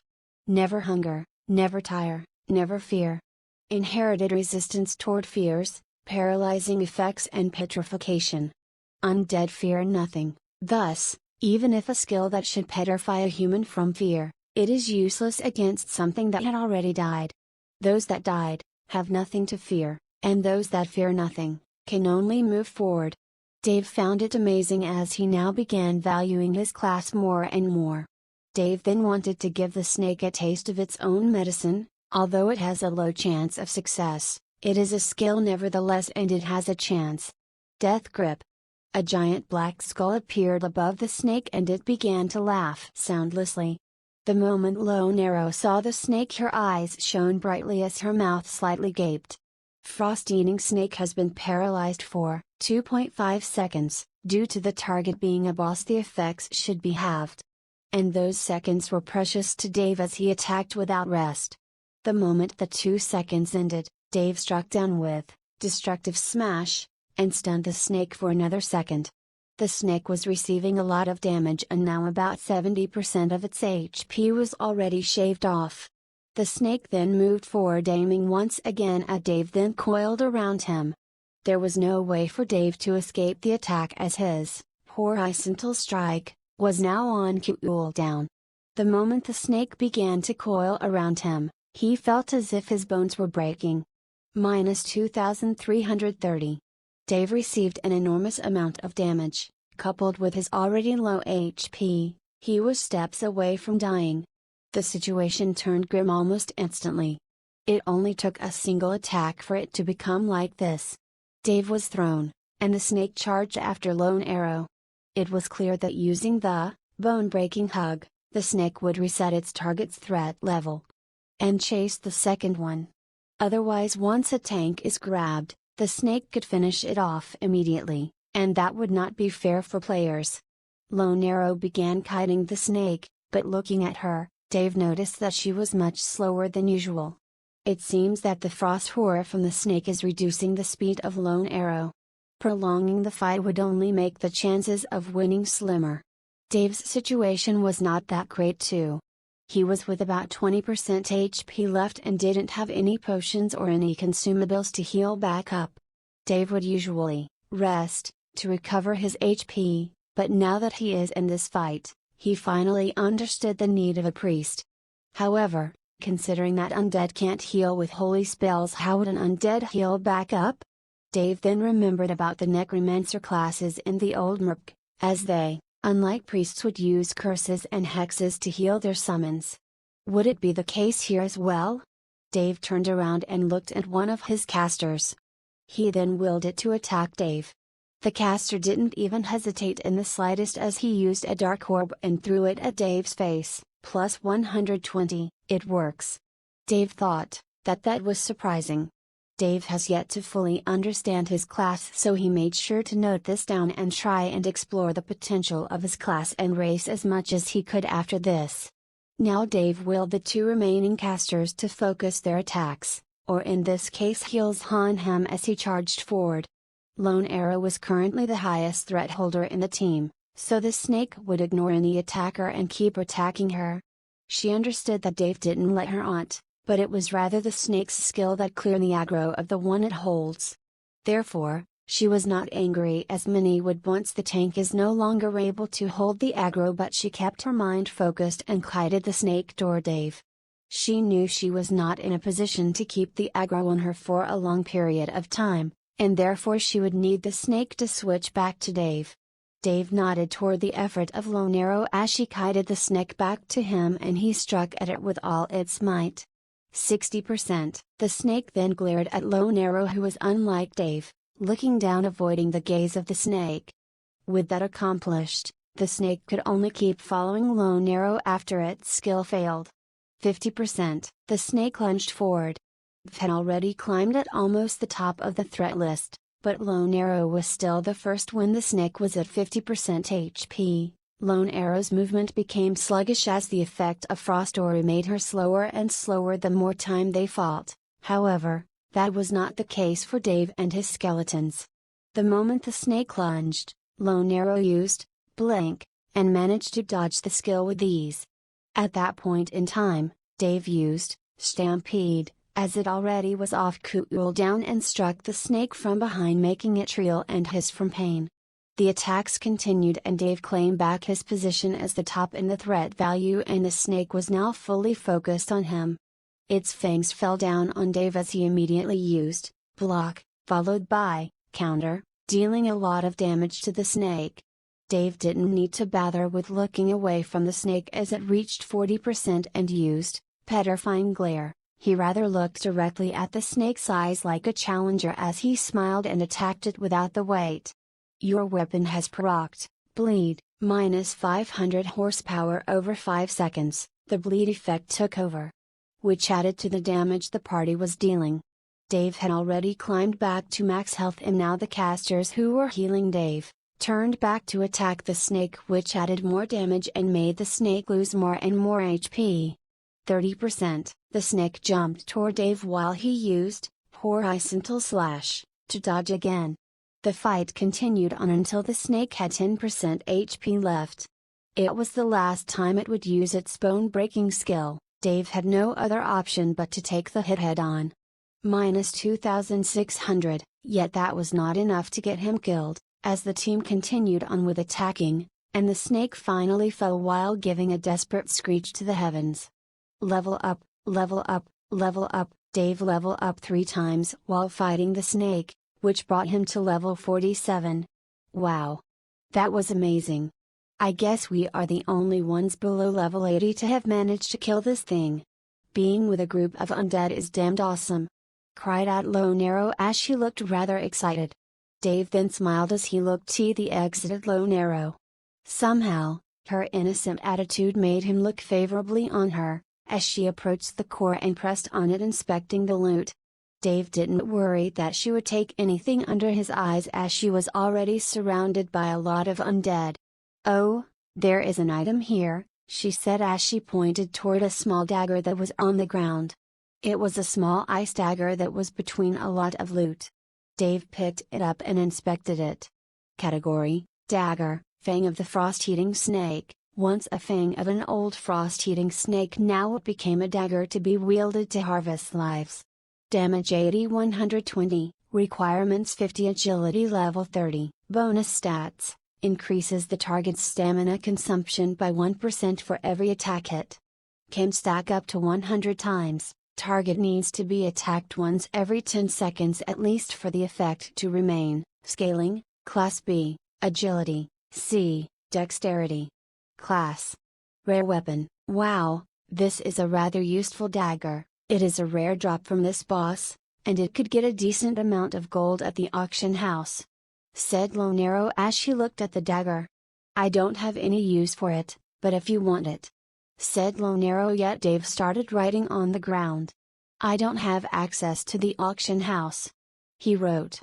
Lone Arrow then tilted her head a bit, then said, Then, how about I sell it and send you half the value? She asked, then added, But for that, why not give me your number? Dave could only stare dumbly at her. Indeed, that was an option, but should he really give her his number? Chapter 41 Deal. Dave began stuttering a bit, but due to his condition as an undead, no sounds could be emitted from his mouth but grunts. He was fumbling about, but then wrote his number. For the moment Dave didn't have access to the auction house, and he had no access to the normal world. Dave was thinking that if he were to revert back to his human form, he would die instantly in the undead world. And if he were to do it outside the undead world, he would probably fail his quest. At least those were Dave's speculations, and he was thinking about asking Alfred about them when he had the chance.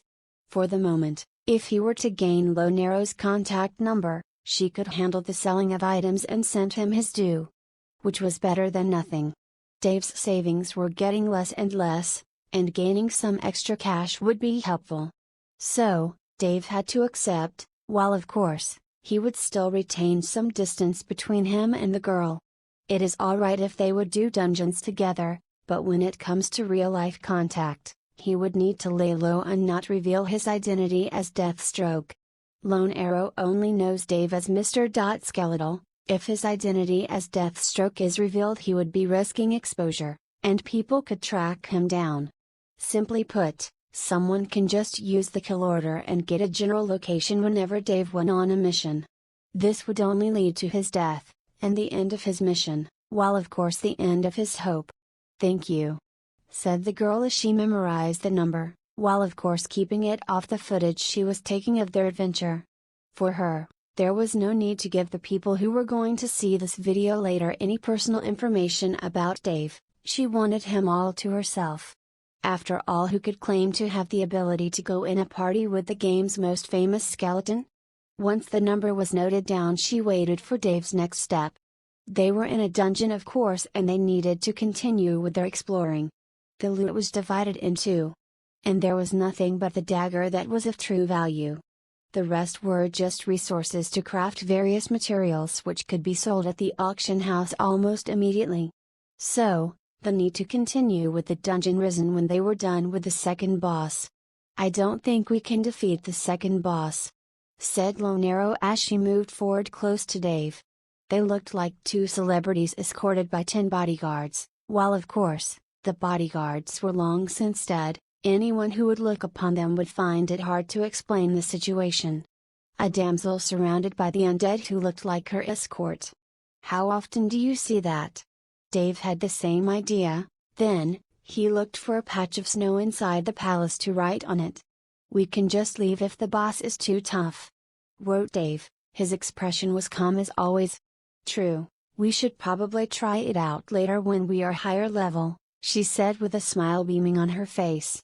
The girl looked rather beautiful, and Dave had to admit it. She was truly of a celebrity-level beauty. However, her composure and innocent yet sometimes childish attitude added to her charm. If he could describe it in a single word, it would be cute. He could only smile as he moved forward. Dave encountered some monsters, mainly the banshees from before, and actually an ice skeleton. It was no different than normal skeletons, as it was defeated almost instantly with the combined might of the party. The ice skeletons grew in number once Dave got to the top floor. That was a great EXP zone for Dave, and COS he already managed to get to level 50. Dave looked at his ring as he saw it glinting. Category: Ring of the Death God. S-Class Inheritance Item, Player bound to Deathstroke. Requirements: Level 0 cannot be removed. Bonus stats: has the ability changes appearance from human to undead. Can switch back to human. Death Siphon, can leave the undead world. Requires rank, Skeleton Captain at least. Sealed, Scaling, Class Scaling Accessory, Class Divine. Consumes some of the player's XP to level up, currently ring level 23. The ring had now unlocked another seal, and it had to do with the concern that Dave was encountering. It seems that the AI had already thought about all of the possible outcomes of becoming an undead and being restrained from accessing the outside world. Thus, this option was available. However, this only risen the issue that, what if Dave had changed his appearance while on a mission? Dave could only think that his quest would be failed. However, this also brought many questions into play. What is the use of this ring? Although Death Siphon was rather a good ability to have, the ring has only 2 more sealed options left. It looked rather useless for Dave. Many other rings had much better stats that they could give the wearer. Mostly, accessories had a huge amount of stats that could be coupled with various weapons that needed specific stats as a condition to be worn. And now, Dave found out that the ring he is wearing, not only does it not give any stats, most of the bonuses it gives are related to his quest and the undead world. If the 2 remaining seals are only of similar value, The rings option of it being non-removable would actually be a handicap to Dave's growth. Dave could only sigh as he continued forward until there was a giant door blocking their path. The door was made of bronze, unlike everything in the dungeon, which was made of pure ice.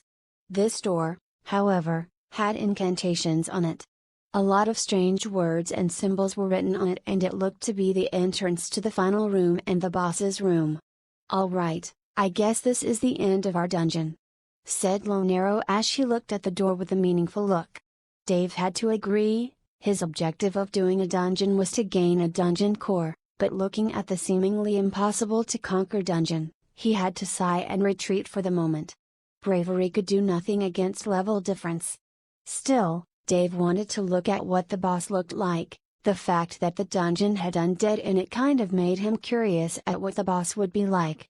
So he pressed on the door, and it opened. "Are you going to try attempting the boss?" asked Lone Arrow as she looked at Dave like he was some sort of idiot. Dave shook his head and pointed at his eyes, meaning "I only want to take a look." Lone Arrow looked a bit hesitant, as she said the boss is a caster class and is really powerful. He can summon the banshees we saw before to help him out. We would need a priest to help us out here. Without a healer and a proper high-level tank, we will be shredded to pieces in moments, she said. Normally a dungeon of level 120 would require players to be of an equally high level to be attempted. Not only is the level difference too vast, dungeon bosses have a lot of AO and damaging skills that could take out an entire party.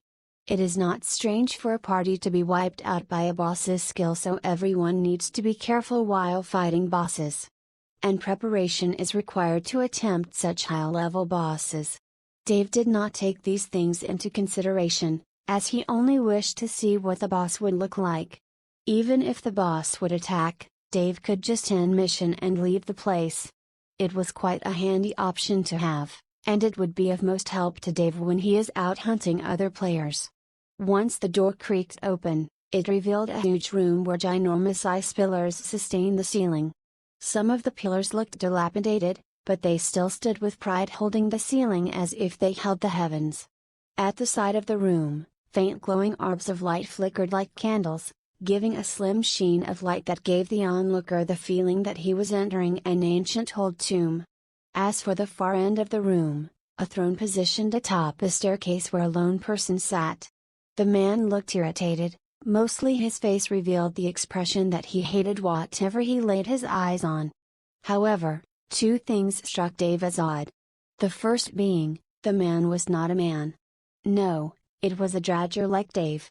An undead, but he was wearing a blue and silver colored drab with a staff on his right hand.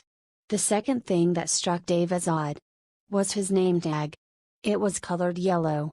In the game Conquest, name tags would inform players of the relationship between each other and the NPC, monsters of the game. There were several colors. The mainly known were the three major colors: green for friendly, red for enemy, yellow for neutral. In addition, other colors such as blue for hidden quests, and white for NPC who give repeated quests. Dave now had a yellow tagged monster in front of him. Without attacking this monster, it will not attack. Therefore, Dave gestured to Lone Arrow to wait as he moved forward. Once he got in the aggro range of the boss, it did not attack, which only confirmed Dave's suspicion. This boss can probably be reasoned with. "You," spoke the boss, "you stink of that one Zora. Why do you have Dedra's ring?" roared the boss as his name tag began flickering between red and yellow. Dave took a step back as the boss moved forward. Dust like ice fell down from his person as he moved in a menacing manner. This was really not what Dave expected. Should he run, or stand his ground? Chapter 42 Treasury. Lone Arrow could only watch as the boss been speaking. It never did this before. She clearly watched videos of people taking down this annoying boss, but every time any adventurers would march forward, the boss would start an incantation and rain magic from above, initiating the fight. But when Dave, or what she knew as Mr. Skeletal, moved, the boss actually entered his range and began speaking. Dave then began grunting, as if trying to speak. And the boss stood for a moment. "You are far too undeveloped. You have yet to achieve proper speech, let me help you first," said the boss as he waved his hand. The moment the gesture ended, a notification popped before Dave. "You have gained sentience, you may now use words to express yourself." "Oh," spoke Dave, and an archaic voice sounded from within the depths of his throat. It was dry and hoarse, but still, it would fill anyone with dread if Dave was to speak. It actually sounded cool. "So it seems that I can now speak," he said, and then looked at the boss. "I am Dedra's quest inheritor," spoke Dave with all certainty. "So you too are an enemy to our king," shouted the boss, and his name tag gained a deeper shade of yellow, almost transforming into red. Dave took a step back as the boss got closer and closer. Now he could clearly see his facial expressions. They were filled with wrath, and some of the bones on his face would stick out, showing that he truly was in an irritated state. Dedra's idea was to overthrow the king, yet he had not the strength to do so, thus, he was eliminated. "I have no intention of doing that, but what I wish is to gain more power to serve the king as a true undead." "Lies!" shouted the boss as he held his staff up high like he was going to use a skill. Lone Arrow's face fell. This boss was not something they could handle. "No, the king is too powerful, I have seen his might, and I have no intention of fighting him," said Dave, which of course was a lie, but he didn't dare say it in front of the enraged boss. His first statement when he said that he was the inheritor of Dedra's quest was a major mistake. This game didn't give players an option to choose what dialogue to speak, they needed to rely on their own judgment to do quests. Dedra's quest was to serve the death god and use his power to overthrow the king. While I will use that power to serve him. We, the undead, are bound by a great cause. And it is my own choice that led me to believe that under our great king that our king shall rule this world. However, without proper sacrifice and being proactive we will never achieve that goal. Our king had long since stayed within the undead palace, and without his order how can we rule? Asked Dave. He already understood many things about the undead world. From Dedra's speech, and some of the bits of information he got from here and there. The undead king was currently in hiding, or in other words, the undead expansion has yet to be released. Only when the player base grows stronger will it come into play. So therefore what the NPCs believes now, is that their king is not willing to partake in the world conquest, and thus he is hidden, which is a sign of fear. Fear is not something an undead should have. Do you think yourselves better than our king? Do you question his resolve? Spoke the boss. No, what I meant to say, that there will be no need for our king to move. I, as Dedra's quest inheritor, will do my all to corrupt as many dungeons as possible before our king is released into the world. For I know that there will not be much time before he will come and conquer the world. My task is self-made, I wish to serve by facilitating the king's march to the outer world. Said Dave. The boss put his staff down. What makes you think that with your meager power, you will be able to do what many could not? He asked. My resolve, an unending faith in the power of our king. Ornamental words mean nothing. Only strength does. Here I lay, hundreds of times stronger than you, and cannot even leave this place to go back and serve my king. And yet, you, not even of the Death Knight class, dare claim that you will change the fate of our race. Such audacity. Why can't you leave?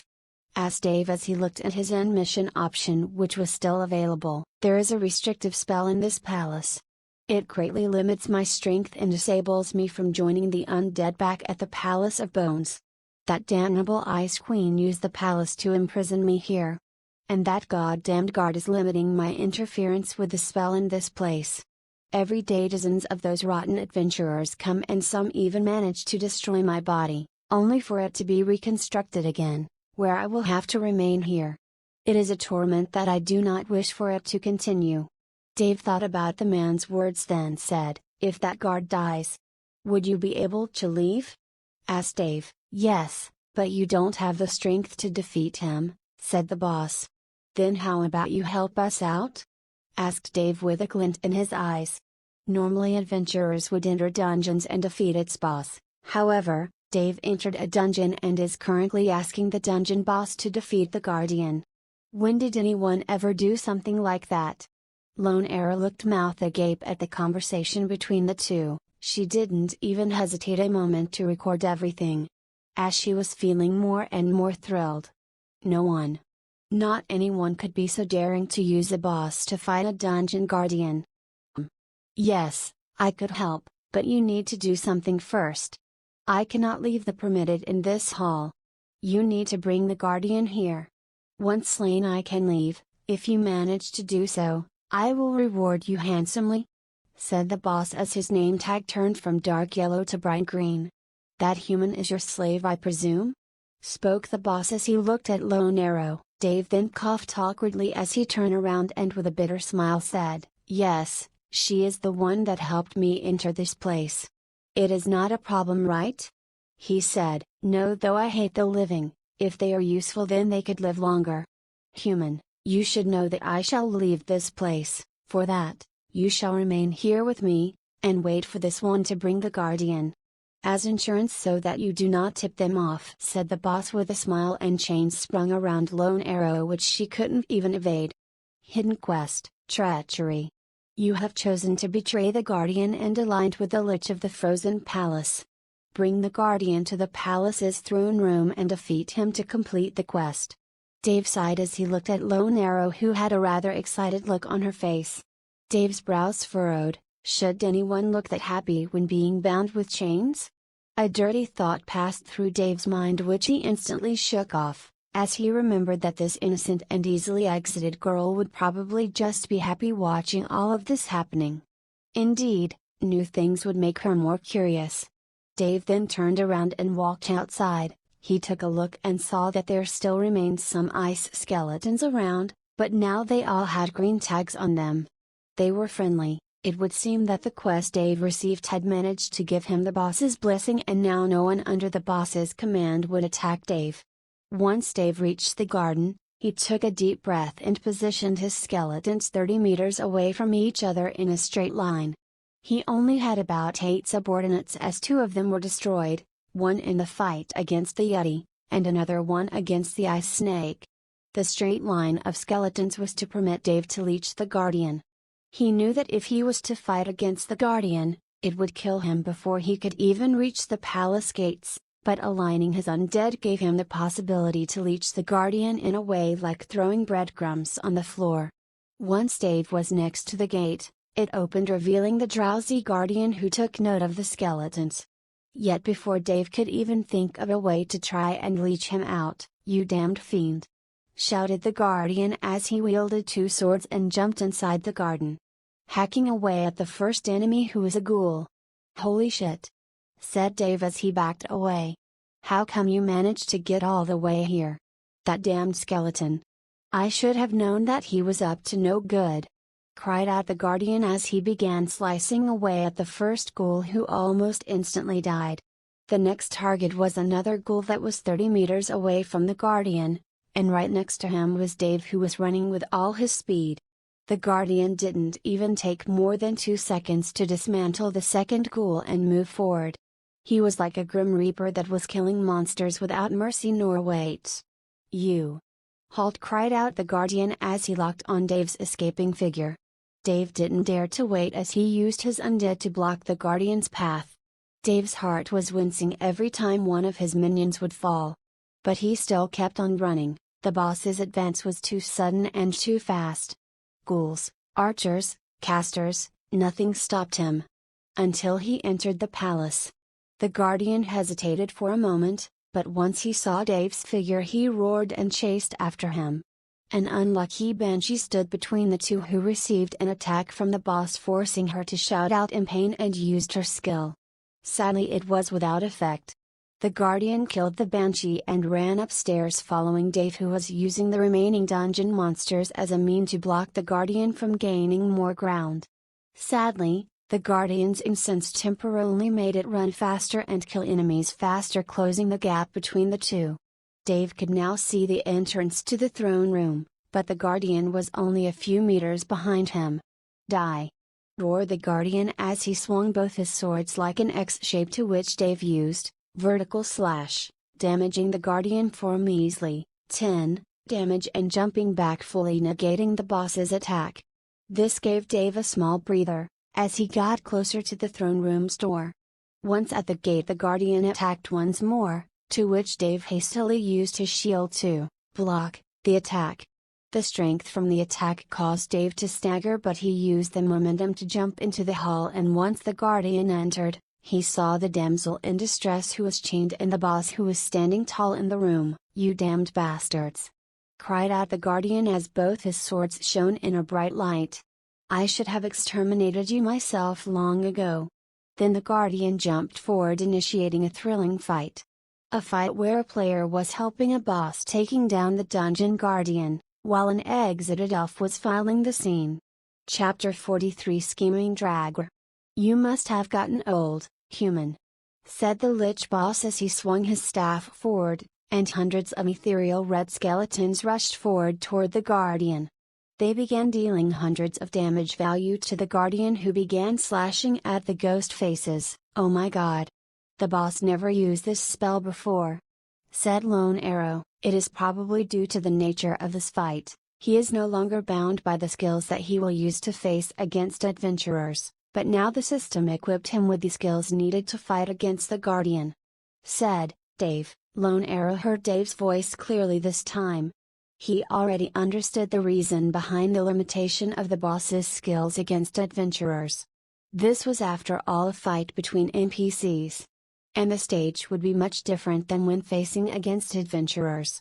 The Dungeon Guardian used a Neo skill that shot a gust of wind to sweep the ghostly faces away. Then he charged forward. "Rise, my minions!" roared the Lich Boss as a dozen or so skeletons rose from the ground. They were made of ice and had low levels, but still they radiated with an eerie light and charged forward without regard to their lives. However, due to the vast difference in strength, they were decimated one after another. "I can't keep this up. The spell formation in this hall is preventing me from utilizing all of my power. I need some time, buy me 2 minutes," said the Lich as a golden shield shone around him. A count of 2 minutes appeared before Dave. He needed to last that long before the boss would finish his skill cast. Dave sighed and looked toward the Berserker Guardian, who was dismantling skeletons, one after another. If this keeps up, Dave would soon be alone, and when that comes his end would be nigh. Surprisingly, he found himself able to control the minions. He then organized the 20 or so skeletons to move in a strange fashion. The boss would always chance the closest monster. Thus Dave willed the skeleton who was being chased by the boss to run away from the group of monsters. Once the skeleton was away from the group, the boss immediately caught up and killed it. Dave looked at the boss, who was now running after another skeleton, and executed him with a single slash. At this rate, his 20 or so skeletons would last at most about a minute before they would all die. Dave had to think of another plan. Forcing the Guardian to run after monsters is indeed the best way to stall for time, but still, that is not enough, and if Dave dared fight the boss, only death would await. Dave's gaze fell upon a decrepit pillar that was supporting the hall. Then a sinister smile appeared on his face.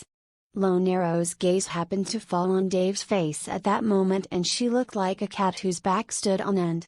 The sight of Dave's sinister smile, added with his undead appearance, while he was stroking his beard, was branded deeply in Lone Arrow's mind and heart.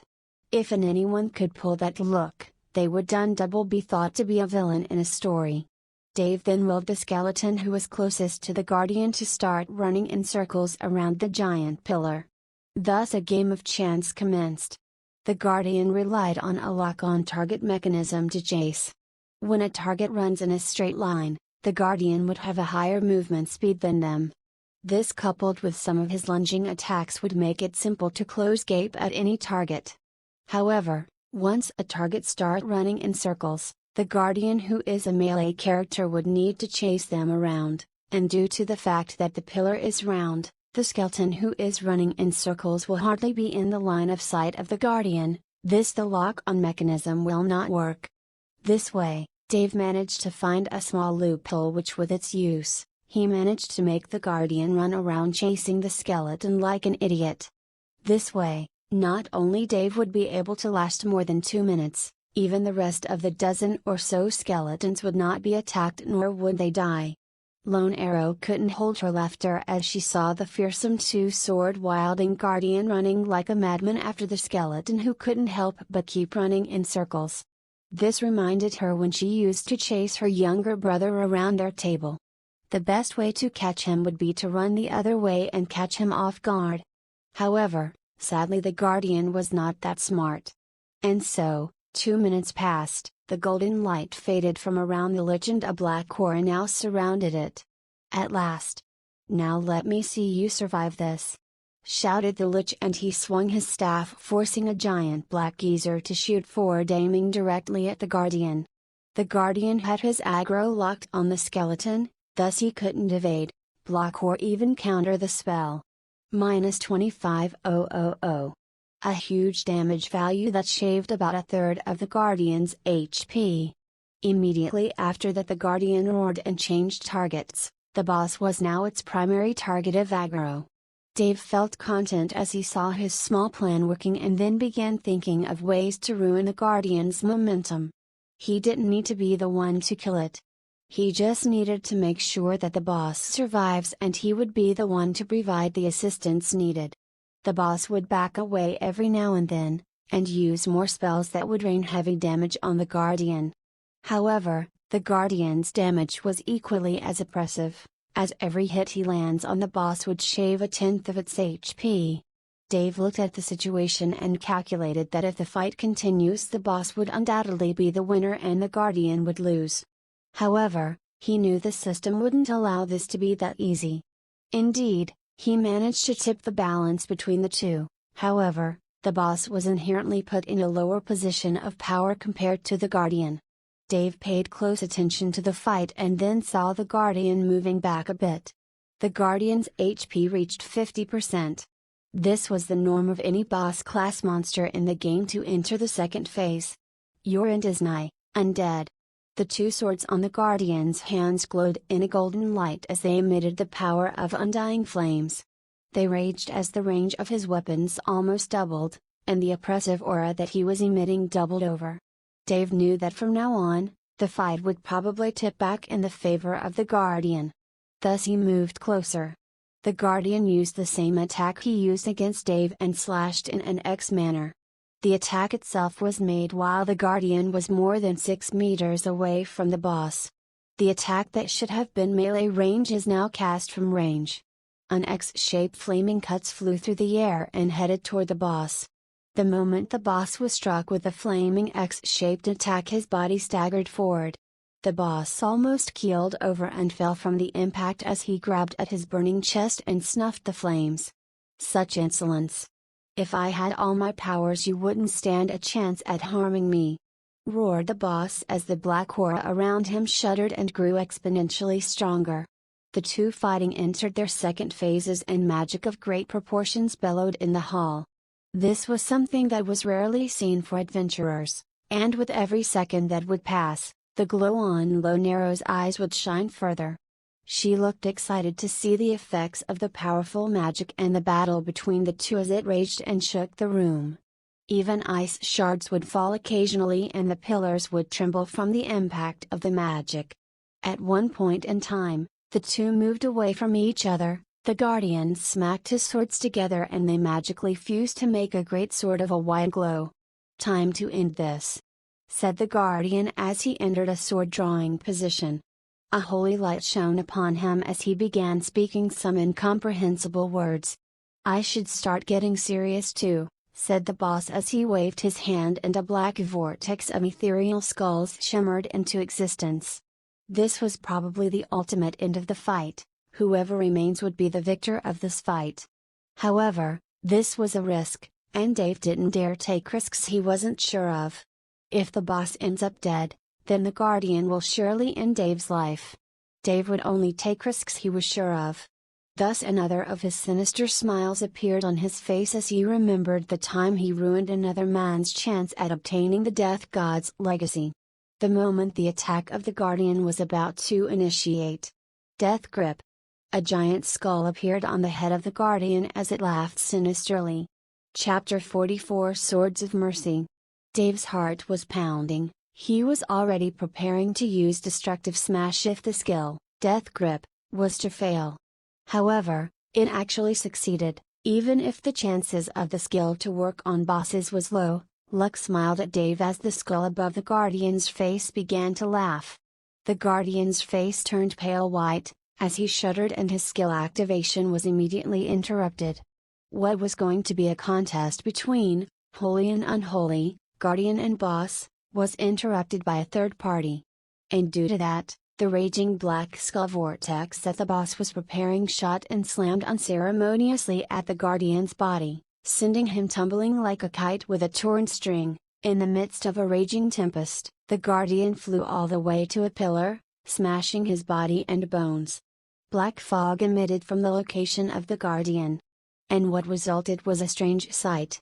The Guardian had only its skeleton remaining, not even complete, as if its skin and flesh had been melted and eroded in some areas. Even some of his bones were charred and churned to ash.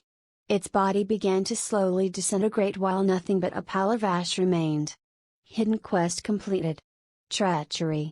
You have chosen to betray the Guardian and aligned with the Lich of the Frozen Palace. The Guardian has been defeated, plus 500 contribution points. You have helped to save a servant of the Undead King from the clutches of the Vile Ice Queen. You have gained 300 XP, level up, level up, level up. Dave could only stare dumbly at the scene unfolding before him. He was surprised at the end result. The boss's skill was rather horrendous. It melted the Guardian's body to nothing. I didn't expect him to be that easy to kill, however. I must thank you for your assistance," said the boss as he waved his hand and a black book appeared in front of Dave. Skill book, Spectral Bomb, creates a spectral skull that would follow a target and blow up in a 3x3 meter radius, can cause stagger, kickback effects. The explosion can be delayed and activated at will.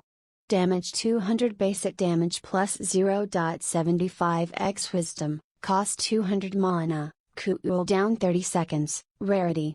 Unique, bound. Dave looked at the skill book and was amazed.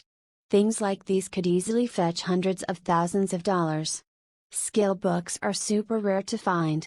Especially something like this which has a unique rarity. However, Dave could only smile bitterly. He was not a magic class, at least his skills were all physical, and this was his first magic-related skill. Yet, he cannot sell it. It is character bound. That is a skill book? Asked Lone Arrow. Dave nodded and said, yes, it is related to the quest I am doing. It is character bound, said Dave as he sent her the skill's description. Damn son. That is a good skill, especially that, delayed explosion option. Indeed, it can catch people off guard, especially with the staggering effect. Said Dave, as he began formulating plans in his head on how to use the skill. Indeed, its damage is rather low for its level, but if it was in the hand of a specialized magician, the damage it would deal would be staggering. Furthermore, it is still in its first level. Once it is mastered, Dave could only wonder what would it grow to become. The time has come for me to go back to my lord. You, young, hopeful, undead, said the boss as he addressed Dave. You wish to serve the Undead King. Your current level is too low to be of great use. Once you reach the Death Knight rank, I will personally annex you to my unit. I could use someone like you, said the boss. Dave squinted his brows as he looked at the boss. Clearly, the boss was only level 120, so at most he would be just a skeleton captain. Dave knew that to become a Death Knight one must at least be level 250. So how come someone of barely the rank skeleton captain annex Dave when he becomes a Death Knight? But then his question was answered. A golden glow shone under Dave's feet, as the whole room shuddered. Then a sound of glass breaking was heard. The boss's dark aura grew to an unprecedented level as he became larger and his clothes gained a darker shade of blue, almost turning black. Ah, finally! I am released! Roared the boss as his body shone with a dark and unyielding might. Dave couldn't help but remember that he never inspected the boss. And once he did, he gasped, Lich Durazha, level 520, rank Lich Doom Knight, skills? HP? Defense? One of the most powerful of solitary units under the Archlich, Jehna, lord over the Magus ranks of the Undead Legion. Durazha was captured after having failed to eliminate the Ice Queen. His power has been suppressed and he was forced to imprisonment in the Ice Palace.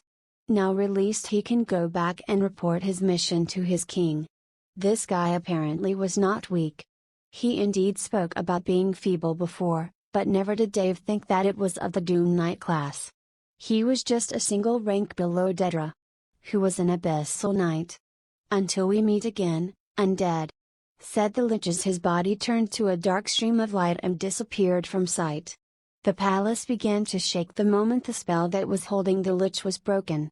Dave could only look around and saw that the chains around Lone Arrow disappearing. "We should leave," said Lone Arrow as she saw the shaking palace. "Damn!"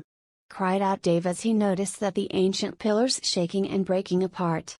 He was annoyed at the fact that he never got the dungeon core, thus he had to leave the place. Indeed, he received a good skill book and even leveled up a lot.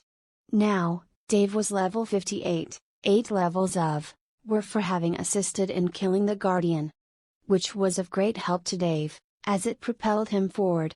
However, now Dave is in dire need to start thinking about changing equipment. He was still wearing a level 20 set, and they were growing too useless against powerful bosses and players. A player of Dave's level would certainly have better equipment. Dave could only sigh as he was leaving the room. And after a final look at the remains of the dead Guardian, his eyes glittered. There was an item under that rubble of ash. Dave turned around and walked toward it, while Lone Arrow stopped at the gate of the hall. "What are you doing?" she cried out as she hesitated in going back. Dave could only smile as he turned back toward her, yet before he could say a thing, a giant pillar fell and cut his line of sight. Lone Arrow gasped as she looked at the falling rubble and decided to retreat. The final thing she saw was Dave being buried under the rubble, which kind of severed as a great end to their short adventure. Lone Arrow knew that Dave was a player, and therefore, even if he was buried under the rubble and killed, he would not die, or at least he will respawn, unlike an NPC. However, she was not going to divulge it, nor would she divulge some of his secrets. Lone Arrow's goal was to spread the bearded Dredger's reputation, and along with it, the fact that she adventured with him. She walked away from the palace and outside the region. She then looked at her inheritance piece and clenched her hand on it. The time has come for her to start playing seriously. Dave's level almost doubled hers. Thus, the idea was ingrained in her heart. She needs to level up faster, to see things much more interesting than what she is used to. Her boring and dull life could only be lifted with the joy she receives from this game. Moreover, if she were to remain under level, she would miss better and more interesting adventures. As for Dave, he was currently scurrying around the hall. The pillar that fell actually closed the door and he was able to pick up the shining item that fell from the Guardian. Amazingly, it was his sword. Category: Weapon Swords of Mercy, a trick weapon created by an ancient workshop of hunters. This sword can split into two smaller ones when the need arises. Damage 320, 450 stamina, strike, 75 when split, requirements 100 strength, 100 agi, 100 dex, 100 wis, level 80, bonus stats, double slash, deals 200% damage in an XAO in front of the caster. Can penetrate targets and deal damage in a line of 3 meters before the caster like a projectile. Soul burn, harm one's soul to increase the sword's total damage by 50%, minus 100 horsepower per second. Scaling, Class S, Strength once in single sword form, A, Dex, once in dual sword form, Class. Unique, Holy shit! Cried out Dave as he just understood that this was the same weapon the Guardian was using. And it was damn up. Chapter 45 Shopping Spree. The crumbling palace left Dave with no choice, but to use the end mission option and leave the place. Once Dave left, he was back again in the world of the dead. Looking around, All he could see were expressionless, decaying corpses. Dave gave a deep sigh as he opened his contribution panel to see how much he had obtained. After all, he had gained plus 500 contribution points after having released the Liched Urazha? And he already obtained some from his old dungeon. Currently, have 2350 contribution points. Dave's mind went blank as he saw the number. He clearly didn't even know how it came to increase this much. Was it a bug? He thought. But then, something cleared up his confusion. An notification panel he disabled before, now he enabled to read the log. Players had died 140 times in the Undead Cave Dungeon. Plus 1400 contribution point. This coupled with the contribution points Dave already have given him a nice base of contribution points to play on. Thankfully, Dave's inability to access the auction house didn't limit his possibility of acquiring new equipment and better his gear. For the moment, Dave was still relying on the level 20 iron armor set, which by now became obsolete. Dave immediately went to the merchant and checked out his wares. Before, Dave couldn't even hope to buy the better tiered equipment, but now he might be able to get some. Back again, I see, said the merchant as he immediately opened the window for Dave to check out the wares. Dave looked through the wares and saw once again the EXP potions, however. These cost 1000 contribution points each. He immediately went past them. There was no need for him to further increase his level, while his gear is far behind. Dave went down the list until he saw a blue-colored piece of equipment. It was a chest plate that Dave could actually buy, but it costs 800 contributions and it's level 60. Category: chest plate, Fallen Black Knight Order's chest plate. Description: a decrepit old chest plate of a fallen order of knights. Vowed to defeat all that was vile and abhorred, they failed their quest against the wrath and might of the Undead Legion, thus they ended as those they hated the most. Requirements: level 60, 200 strength, 100 agility, 100 dex, bonus stats 800 vitality, 4% immunity, 500 damage nullification, 120 magic absorption, scaling, class. Rare chest plate. The chest plate itself gave enormous amounts of resistance, however, Dave was unable to equip it. Though he levels up quite a lot, he didn't have the required strength to wear the gear. He still had enough stats, but if he was to boost up his strength, he would lose the ability to increase his other stats. Dave's main goal was to go the triple road of strength, vitality, and dex build. If he was to waste his stats on a single lane of stats, he would probably fail his objective. Dave then scrolled down and saw another item. Category: necklace, lesser demon eye. Description: a necklace forged from the eye of an ancient lesser demon. It has enormous powers that could enable one to carry themselves with ease. However, beware of devilish items as they can easily corrupt the mind and wither the spirit. Requirements: level 50, bonus stats plus 50 strength, plus 50 agi, plus 50 wis, plus 250 mana, scaling, class. Rare, no way, said Dave as he glared at the necklace for a longer period of time. Ah, accessories. That is why, though they are not considered to be powerful items, unlike the armors and clothes that a character wear, these would give the player the required stats to wear stronger armor. Indeed, it was the case. In the game Conquest, a player is not considered strong based on their level. The level bonus stat point is not of great importance, it is the accessories that a character could equip that would judge their might. Most, if not all the accessories in the game give players stat bonuses. Some accessories give enormous stats to players, which will help them wear a huge variety of equipment, which would normally require a huge amount of stat investment to be able to wield. This idea would force players to actually try and do more quests, do dungeons and try to look for other accessories in the game to be able to wear their best equipment. Players that rely on grinding their level without the appropriate equipment would find themselves in a poor match against other lower level players with better sets. Dave then looked at the price of the necklace and his heart almost fell. 1000 contribution point. That was almost a half of what Dave's current points. Dave sighed and then scrolled down to look at other items.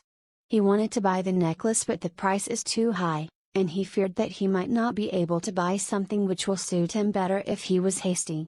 He noticed that the shop sold the rest of the Fallen Black Knight Order. Gauntlets, boots, shield cape and helmet. They all gave an enormous boost to vitality, immunity, magic and damage resistances. However, every piece required 800 contribution points. The total amount that Dave needed to obtain to be able to wear such items was 5,800 contribution points, which he only had less than a half. Dave felt displeased. The equipment in front of him was rather nice. No, they were awesome, however, he didn't have the ability to acquire all of them. The last item in the list was actually a ring. Dave then inspected it and saw its bonuses and he could only sigh. Category: Gauntlets, Ring of the Ruined King, Requirements level 50, Description: a ring that once belonged to a powerful king who gave up his soul to gain immortality, only in doing so, his gain of immortality prevented his freedom. Now he is nothing but a slave in the Undead Legion. Bonus stats: plus 200 mana, plus 50 wis. Royal Decree: summon 2 Ghost Knights of level 50 as guards. The Ghost Knights will remain for 10 minutes or until they die. Cooldown 1 hour. Scaling: Class. Common Heavy Gauntlets, classless, another awesome item that would be of great help to Dave. Though this item is basically magic oriented, and any wizard of low level would die for. As these 2 guards could help the magic class player defend themselves while they would be casting magic. However, once again, the price of such an item was expensive. 1,000 contribution point. Dave's total amount of points was really lacking.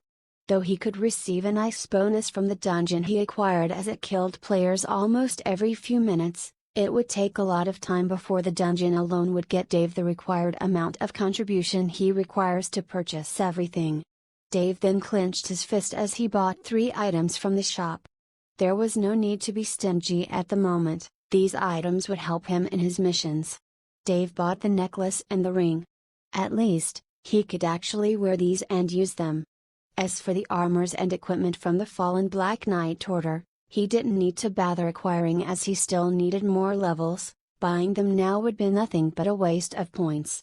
Dave got closer to the wall, which prevented him from getting into the skeleton captain area. And sighed, I guess that I need to level up more to be able to lead a more powerful army. My platoon is rather nice, but I need to gain the skeleton captain rank to both be able to lead a battalion and also have more powerful underlings. Dave logged out at that time and went back to his apartment where he took a shower and slept for the night. He didn't notice that he spent more than an entire day in the northern regions. Once it was morning, Dave got to his feet and went to his small kitchen to make something to eat. A cup of coffee and eggs with bacon. It was rather cheap and not much to dent his low amount of savings. Dave then remembered that he gave Lone Arrow his number, and thought about if she would really send him his earnings after selling the frozen dagger. Now that he thought about it, he just noticed that he actually shared his personal info with the girl. Dave could only sigh as he face-bombed himself for not being too careful. She could easily share his info and he might be in trouble later on.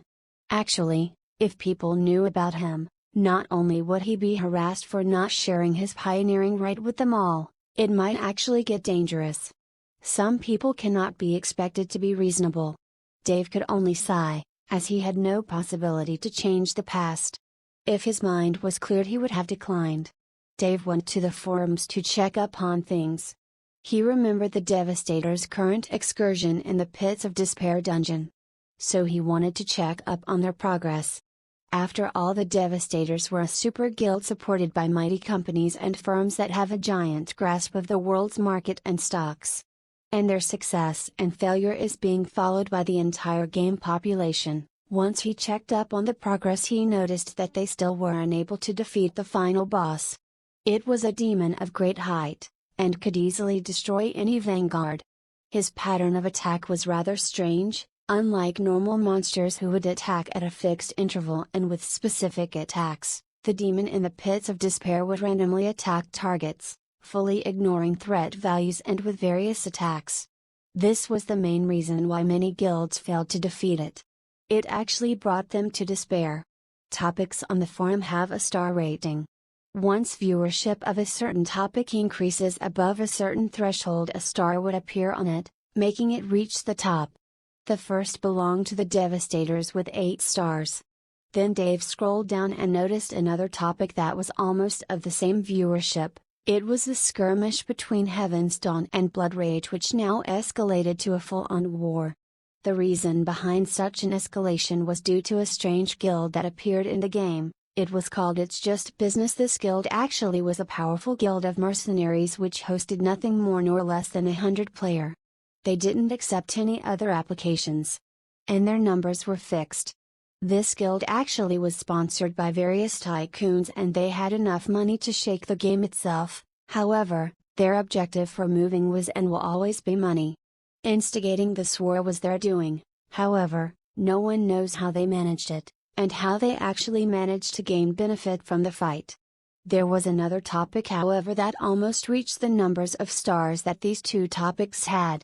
It was a simple topic with a simple phrase and a video feed. An adventure with Mr. Skeletal. Dave's eyes went blank as he saw that it was posted under the name of Lone Arrow. He couldn't help but press play to see what was going on. Chapter 46: An Adventure with Mr. Skeletal. The video length was about an hour long. However, compared to the time Dave and Lone Arrow spent, it was rather short. Dave looked at the comments and most of them were questions about the identity of Mr. Skeletal. Or how wicked his ways were. Once Dave saw that he was hesitant but still pressed the play button to see what the little vixen posted about him. He should have made sure not to trust her, as she had right now published their adventure without his consent. What if his number was leaked?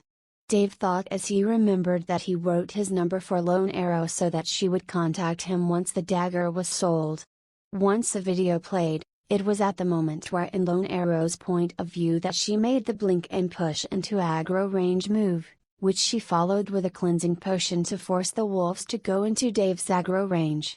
Many players had commented on that part of the video, with how smooth and skillful the move had been. However, the comments following that were of awe as people looked at Mr. Skeletal's reaction toward her. Though they saw that it was a Dradger type undead, he now looked rather imposing with the way how he even clapped. The elven girl was surrounded by the undead who dispatched the wolves in a matter of seconds, and soon more trouble followed as aggressor type players surrounded her.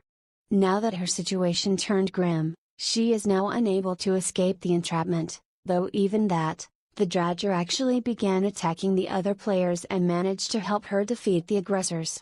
Especially the String Dradger, who managed to single-handedly kill a priest and switch targets to eliminate a swordsman alone. Lone Arrow made sure to take in the whole scene of her fight while keeping an eye on the undead. Soon after that, the fight ended with the 3 aggressors dead, while the Dradger, leader of the undead, moved and asked a question while riding on the snow. "Do you know of any nearby dungeons?" was the questions. Lone Arrow answered, then asked his name, to which he replied, "Mr. Skeletal." Now that the video spectators understood that the leading Dradger is the famous Mr. Skeletal, they felt a bit disappointed as they now knew that the famous Mr. Skeletal is nothing but a low-level players. The scene that he posted earlier made many players think that this strange Mr. Skeletal was a high-level player that accessed the level 500 region of the Dead World. However, now that they saw that he was nothing but an elite skeleton of the level 38, they felt a bit disappointed.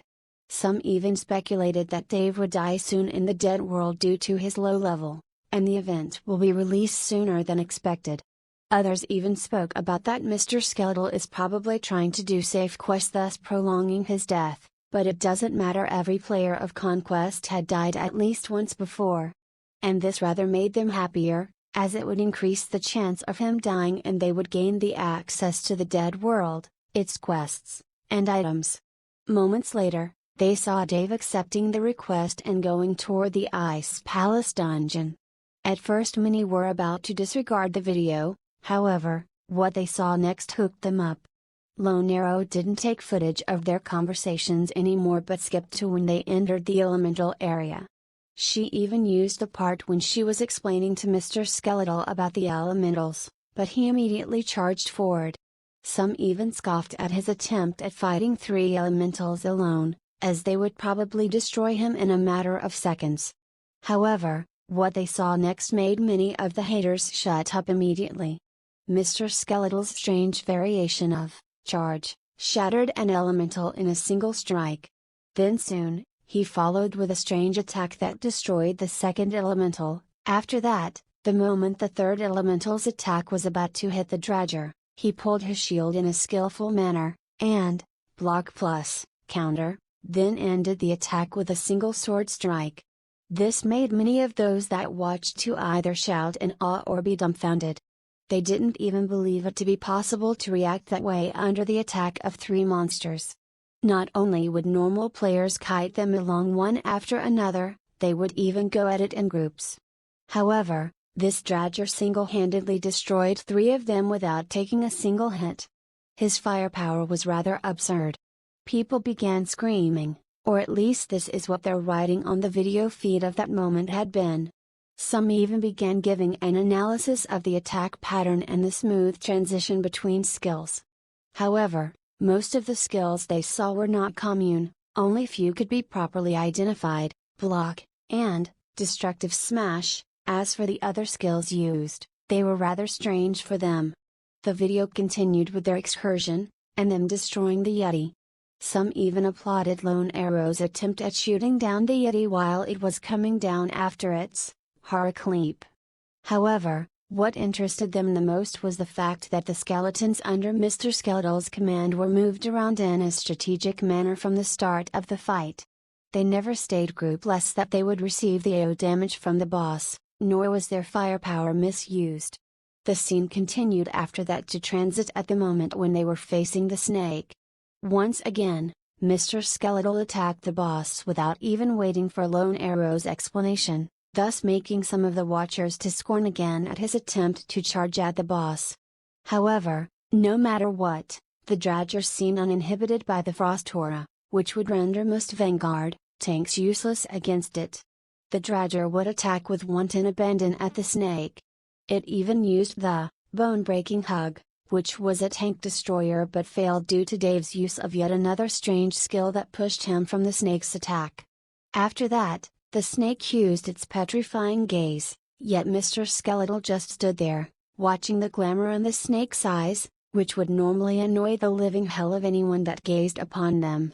The petrification is annoying to most vanguards as the snake would be able to attack without being inhibited by the attacking party. However, the Dredger just watched on, smiled then attacked like nothing happened at all. Players once again wondered about what happened, some even thought that he used an anti-crowd control ability, until someone reminded him that petrification effects cannot be removed by crow control removing skills. The fight continued until Mr. Skeletal was grabbed by the snake and was squeezed to a pulp. However, even that didn't kill him. And thus the fight continued, while now Lone Arrow was the focus of the boss. Still, Lone Arrow looked to be suffering from the Frost Aura, unlike the Dredger who tided through it without a hitch. Still, Lone Arrow proved to be of skill as she dodged the hug and looked away when the gaze shone upon her eyes. After that, the aggro switched back to Mr. Skeletal and he managed to destroy the snake with the help of Lone Arrow. The loot distribution was fair and the players even saw Mr. Skeletal giving Lone Arrow the dagger. They thought that he was being generous. However, Lone Arrow didn't showcase the fact that he gave her his number. To this Dave who was watching sighed a sigh of relief. The video continued until they met the last boss. The players now thought clearly that the boss would destroy Dave. However, the strangest of things happened. The boss actually moved toward Dave and began speaking. However, the voice was hushed. It was a quest of sorts. Then after that, chains sprang up from the ground and trapped Lone Arrow. The scene was a bit hard to understand. From the beginning to now, Mr. Skeletal seemed simple and nice.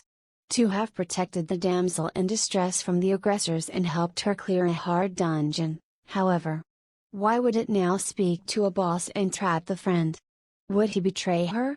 Thoughts like these passed through the watcher's mind, but then they saw Dave leaving the room to only come back running while the dungeon's guardian was chasing him.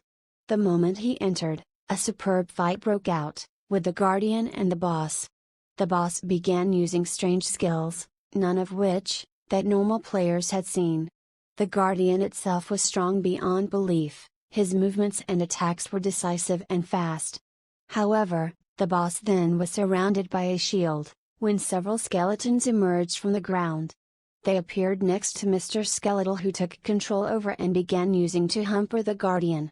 This was probably a protection quest when players are tasked to buy time for an NPC while they charge up a powerful attack or summon something. This was rather normal and many players knew of, but why would a dungeon boss do this? Why would a dungeon boss ask help of a player to fight the dungeon guardian? The viewers clearly noticed that Mr. Skeletal's minions would die soon, and he would have to face that fearsome guardian alone. Once again, a group of commenters mentioned that how he would soon die once the boss finishes with the small fries. Some even gave an estimation on how long would he survive the onslaught, like his death was assured.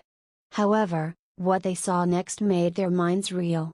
The Dradger actually used the pillars in the hall to play with the guardian. The lock-on mechanism won't work when something is hampering the view, so that whenever the boss tried to use his lunge attack but with the pillar, he would always stop for a moment and never be able to attack. Thus, the 2 minutes ended, and the boss powered up. The fight between the two continued until the Dradger ended it with a cheap shot, a skill that stunned the guardian and enabled the boss to end its life. The last part was when the Dradger was buried under the rubble, which served to end the video. Now, normally, this fight would never pull this many players into watching it. Indeed, Mr. Skeletal was famous. However, he would never pull this many player into watching. What actually drove them to watch this was the fact that a dungeon from the Devastator Guild had been destroyed. The dungeon which would pull a lot of income to the guild has been destroyed, and this video footage was the last thing players would see. Now the whole dungeon was composed of only one level, and the boss was the Yeti. Which didn't prove to be a hindrance anymore to higher level players. This dungeon's destruction now prohibited many players from leveling up in that region, and now they would have to go to other dungeons, which will only increase the costs of adventuring. Losing a dungeon at this stage of the game can actually cause a heavy blow to the owning guild, especially if the owner used to harness some daily income from it. So this, even which actually was nothing but a quest and its result, made Mr. Skeletal a wanted on the Devastator's blacklist. Normally, this list would be filled with actual players' name and would be accessible to all players, but due to Dave's nature as monster, his name was not possible to add due to him not having one at all. So this edition was one of a kind. It was a verbal edition that whoever gives information on Mr. Skeletal would receive $15,000 and the promise to enter the main Devastator Guild once they reach level 200. Dave sighed at the price and could only simile. Lone Arrow made sure to take the best parts of their adventure and play it on that video. It even got a lot of views and many began taking interest in it. This only pushed Dave to think about recording his own adventures. He then stood back up and went to the machine. He needed a lot of contribution points for the moment. And there is only one way for him to get it now, Gil. Chapter 47 Discussion. Meanwhile, at the Devastator's headquarters, another meeting was in progress. Mr. Valentine was speaking to the Devastator's officers and the leaders of various subguilds. The server announcement of our imminent victory over the boss will be issued in a few days. That Dradger has cost us a dungeon and a lot of valuable resources. Though it is only a small percentage of our total income, our investors are displeased with the loss. What are your suggestions? Asked Warlord, asking publicly about recruiting the Dradger. Will push the other two guilds into doing the same. If they offer him a better deal, he might join one of them, and we will lose our chance to control the undead army. True, we don't want to start a bidding war with the other super guilds. The Dradger would be the only one who would profit. We need to get control of that expansion area. Without access to it, We cannot take command of the undead army. I didn't see any high-level mobs in the undead army. Was that all there was to the stream? Asked Warlord. They were all low-level mobs, but there were a lot of them, and there could be higher-level undead in the palace. So, maybe the army is not as powerful as we thought. Would the system allow players to take control of a group of undead and level them up? If that happens, then their value might increase a bit. But it wouldn't really be worth the cost after all. One of the sub-guild master who had elven features and black leather armor spoke, saying, I don't think that is the case, pardon me Warlord, but the expansion was supposed to open when the average level of players reaches level 500. So I guess there must be higher level monsters there. At least that is what I believe. Warlord contemplated the guild master's words. Warlord was the highest level player in the game, but that didn't mean that he was the smartest, or had the highest diplomatic ability, thus his need for these partners or guild masters as strategists, tacticians, recruiters, and logisticians. They were minions, necessary and convenient to maintain dominion over his kingdom. Without knowing the true potential of the undead army, we cannot put a price on obtaining them.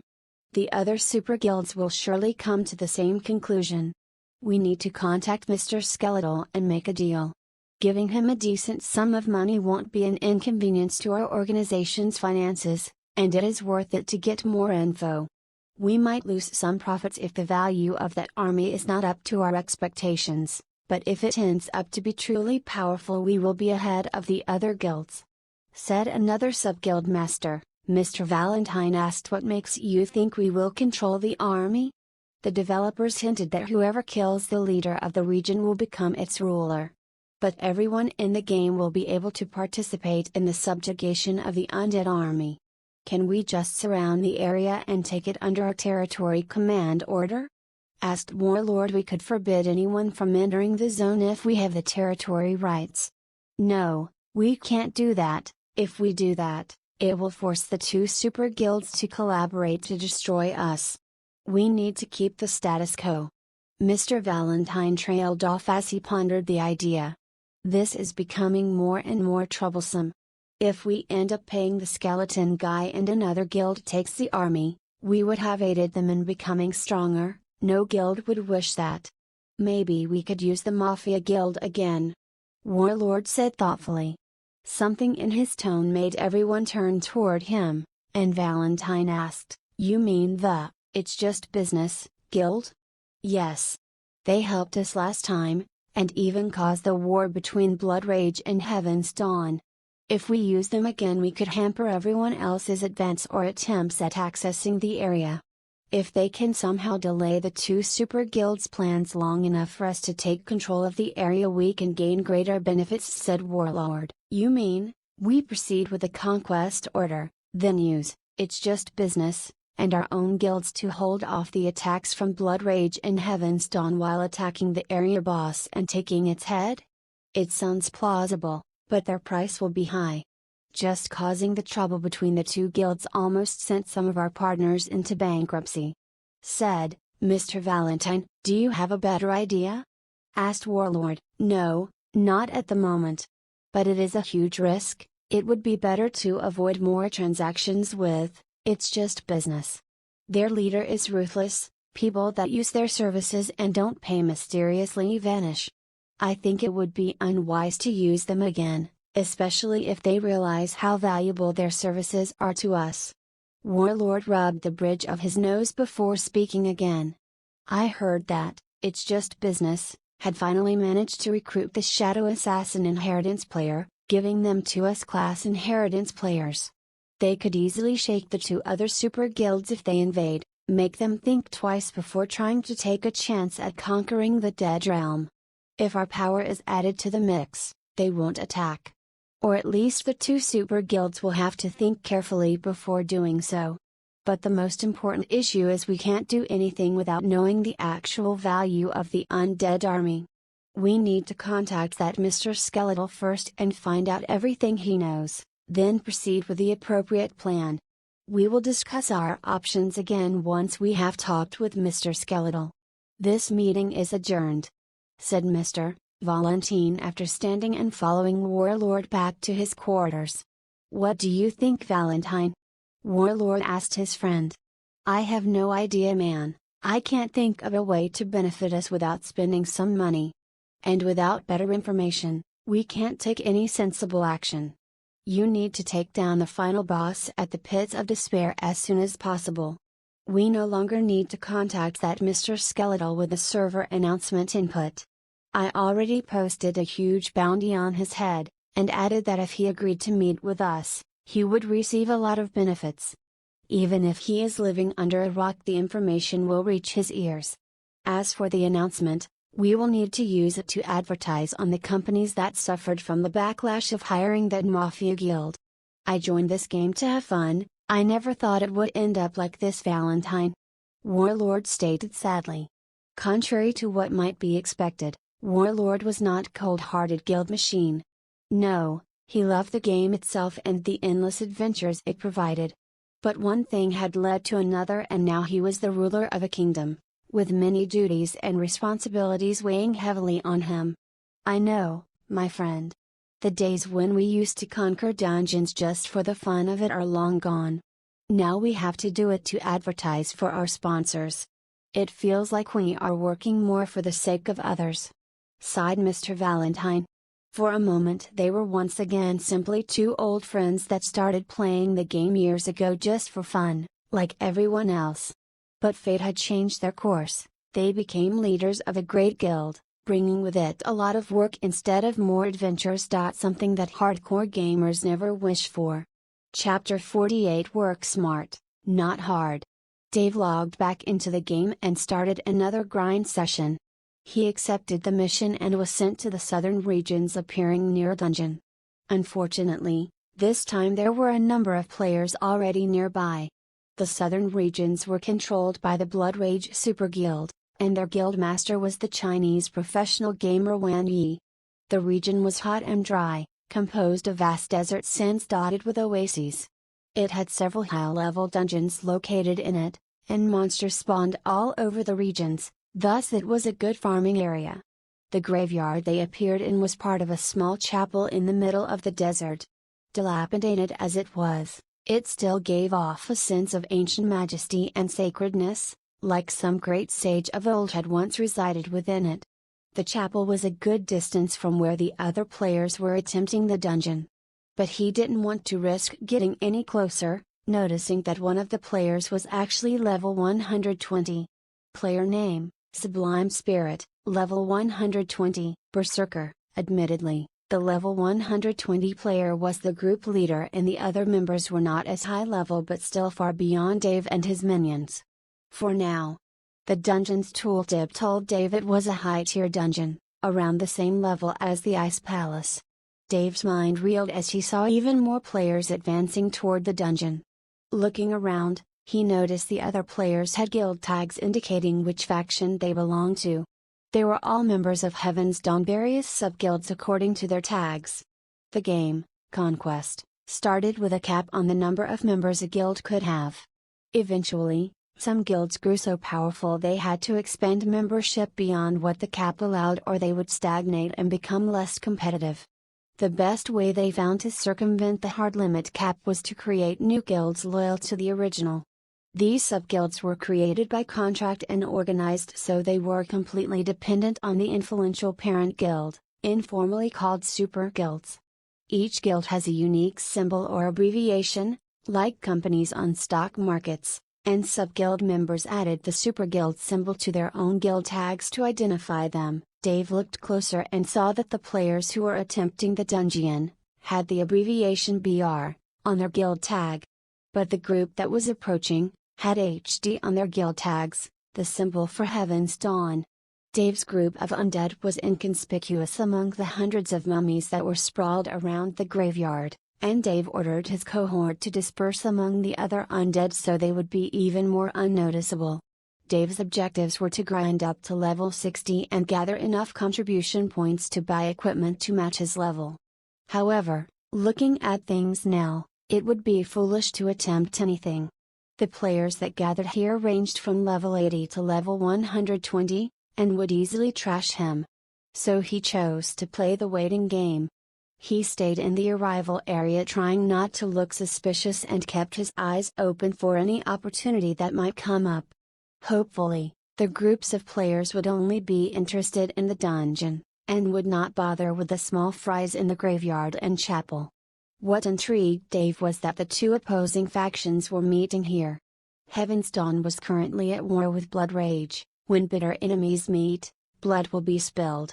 The two groups soon noticed each other and immediately engaged in vicious combat. There was no need to talk, no need for threats, their guilds were already at each other's throats, so idle chatter and taunts were unnecessary.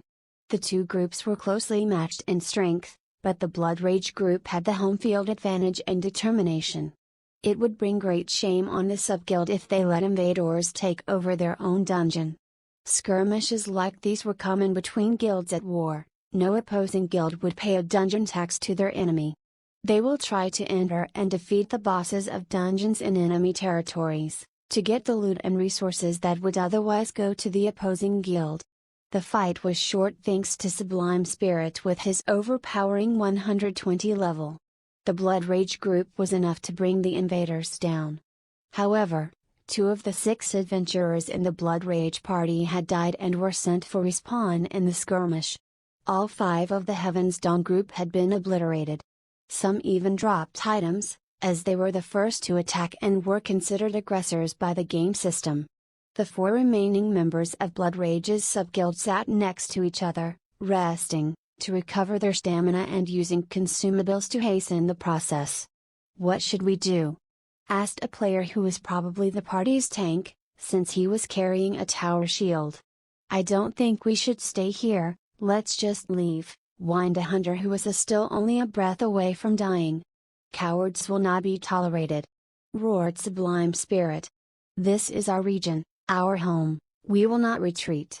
But they might send reinforcements, and it will take Stinger and Shark too long to get back here. We can handle the mini-boss with just 4 of us. We still have our priest, and I will be enough as the damage dealer for the first part of the dungeon. By the time we reach the boss, Shark and Stinger should be back with us. They will have plenty of time to reach us before the dungeon mobs respawn." "Yay, I guess you're right," the hunter said. "I'll send them a message telling them we will wait at the boss monster's entrance." As he placed a hand to his temple to initiate the private message. A moment later the hunter's face turned pale as he looked around and said in a panicked tone, "Bad news." "What?" everyone asked at once as they turned to him. "The Heaven's Dawn group we just killed, they're coming back, and with more people," said the hunter. "Damn it. We need to pull back," said the priest. Going into the dungeon with a team of only 4 players would be highly risky, with another enemy group inbound it would be suicide. But if they retreated, it would shame them before their parent guild and the other subguilds. "We're not backing off," Sublime Spirit almost yelled. "The high-level members of our guilds are occupied with the war, but I have some friends who won't let me down." As he copied the earlier motions the hunter used. "Hey Dragonov, I need your Sublime Spirit message to his high-level friend." Moments later, Sublime Spirit turned around and said, "My friend is going to help us, he will hold them off at the entrance of the ancient desert border. He is a level 380 tank, and is more than enough to occupy those Heaven's Dawn guys." He paused as the rest of the group cheered wildly. "But he can only give us an hour's time. We need to defeat the boss by then, or at least reach the gate of the boss's room. That way, even if my friend leaves, we will still have the advantage. High-level players are desperately needed everywhere, and their time is precious right now. So we will not pass on his generosity. We will make do with it as best as we can." Sublime Spirit finished, fully pumped up. "Alright. That is good news. Knowing a level 380 player is watching over us, is comforting," said the priest. Dave listened to the little drama unfolding with a little smile on his dragger skull. If these guys entered this dungeon, they would only be able to defeat the boss if they had all their members. Taking into consideration that 2 of them would be joining later to help them fight a boss, Dave had an idea.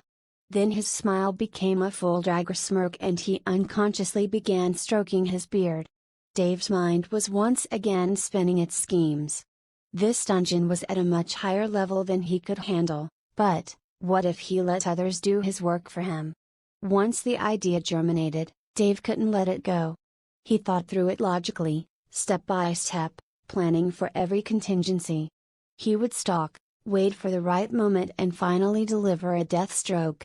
After all, there is no need to work hard if you can get others do your job for you. Chapter 49 Drama The Berserker. His decision made, Dave carefully followed behind the sub-guild party through the dungeon. At every corner, he patiently waited for them to fight their way through the dungeon mobs. With only 4 players, the members of the sub-guild Biako were almost underpowered for this particular dungeon, and consequently, their advance was slow. Seeing that they would take quite some time to reach the boss, he withdrew with his troops and left the dungeon. There's no point in following them right now, thought Dave. If I follow too closely behind them, I might be discovered. Even worse, when the 2 respawned players enter the dungeon behind me, I could end up in a position with enemies in front and behind me and no retreat. Acting rashly won't do any good and might get me killed. He moved away from the dungeon entrance and the pathway leading to it. The 2 respawned adventurers, Shark and Stinger, would be returning to enter the dungeon and rejoin their friends. So Dave left 1 archer stationed at the top of the sand dune as he withdrew into the desert hills. That skeleton archer would serve as Dave's eyes, and would alert Dave when it saw the 2 players from its vantage point. Even though it was not in his line of sight and was farther away than usual, Dave still controlled the skeleton with his will. Dave knew it was a despicable strategy, but this was just a game. Player killers, PKs, use the same strategy on unaware adventurers, but normally a high-level player or a guild hand would be near dungeons to prevent this. The dungeons in Conquest were not instanced, so when a group enters a dungeon, other players can follow them and interact with them, even kill them. Guild hands often guarded important or high-level dungeons to prevent such abuses by predatory players. However, with the 2 super guilds, HD and BR at war, the guild hands had been called to fight at the front, leaving the dungeon vulnerable to Dave's undead avarice. The high-level player that Sublime Spirit called for help was actually one of those guild hands, the ones that protected players from the very thing that Dave was going to attempt. Dave was not a virtuous person, that was plainly evident, and he never claimed to be. Dave had no qualms at taking what others had, nor would he complain if others took what was his. What he believed was, if you cannot protect what is yours, do not expect to keep it for long. Great fortune requires a powerful hand guarding it, and that was his reason. Dave knew his limits and would never presume to fight fair when at a disadvantage if given a choice. Never would he shout about honor or the like if he was facing a stronger foe. That would be utter and complete idiocy, and he knew it. As Dave moved further away from the dungeon, he noticed a disturbance in the sand ahead of him. As Dave's vanguard, a ghoul, advanced towards the disturbance, something burst from the ground in an explosion of sand.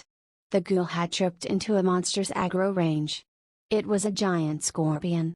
It had 2 tails, and its chitin was a deep emerald green that shaded to creamy jade at the tips of the appendages.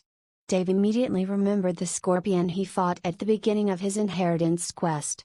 Twin-tailed scorpion, level 65, damage 1200 to 1800. Tail attacks have 20% chance to cause poison status.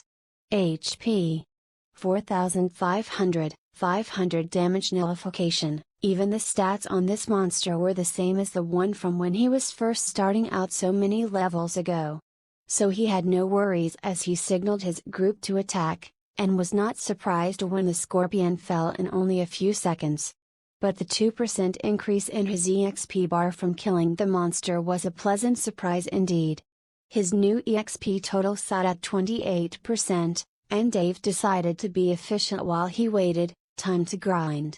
I got a good amount of EXP, even though some of it goes to my undead, along with the percentage hogged by the ring of the death god I am wearing, he thought. Looking around, Dave saw more disturbances in the sand that warned of the creatures underneath, and he went after the next one. This very scene repeated itself several times and Dave slowly gained more and more EXP. Dave spent almost an hour farming the scorpions for EXP before the archer on sentinel duty howled at him after spotting the two adventurers running through the hills toward the dungeon. Dave quickly finished off the scorpion they were fighting and moved toward the dungeon, taking a moment to look his undead over. They were still relatively high on HP, none of them damaged badly. One of the three ghouls had the lowest HP of the group at 68%, which was acceptable. Dave entered the dungeon once again and followed the two Havana Guild members racing to join the rest of their party. Skeletons can be stealthy, and they can move quickly, but they can't do both at the same time. So Dave ordered his undead to follow the two players at a slow pace, so they wouldn't be alerted to his presence. After all, he was not in a hurry, defeating the boss would take the guild party a good time. And Dave just needed to be in position for the very end of it. Whoever, or whatever had made the temple built down, going deep underground. There were many chambers, vast and small, long corridors with frequent crossings and turns, and dizzying spiral ramps leading into the lower levels. The end of every route was guarded by monsters, minotaurs, skeletons, giant scorpions and beetles to name just a few. Of course, Dave only saw the remains of these creatures in passing, as they had all been killed by the party of four, who were now waiting at the entrance to the boss's room. Dave and his undead henchmen eventually entered an enormous circular room with a domed ceiling held up by fluted pillars. There was a broken altar at the center.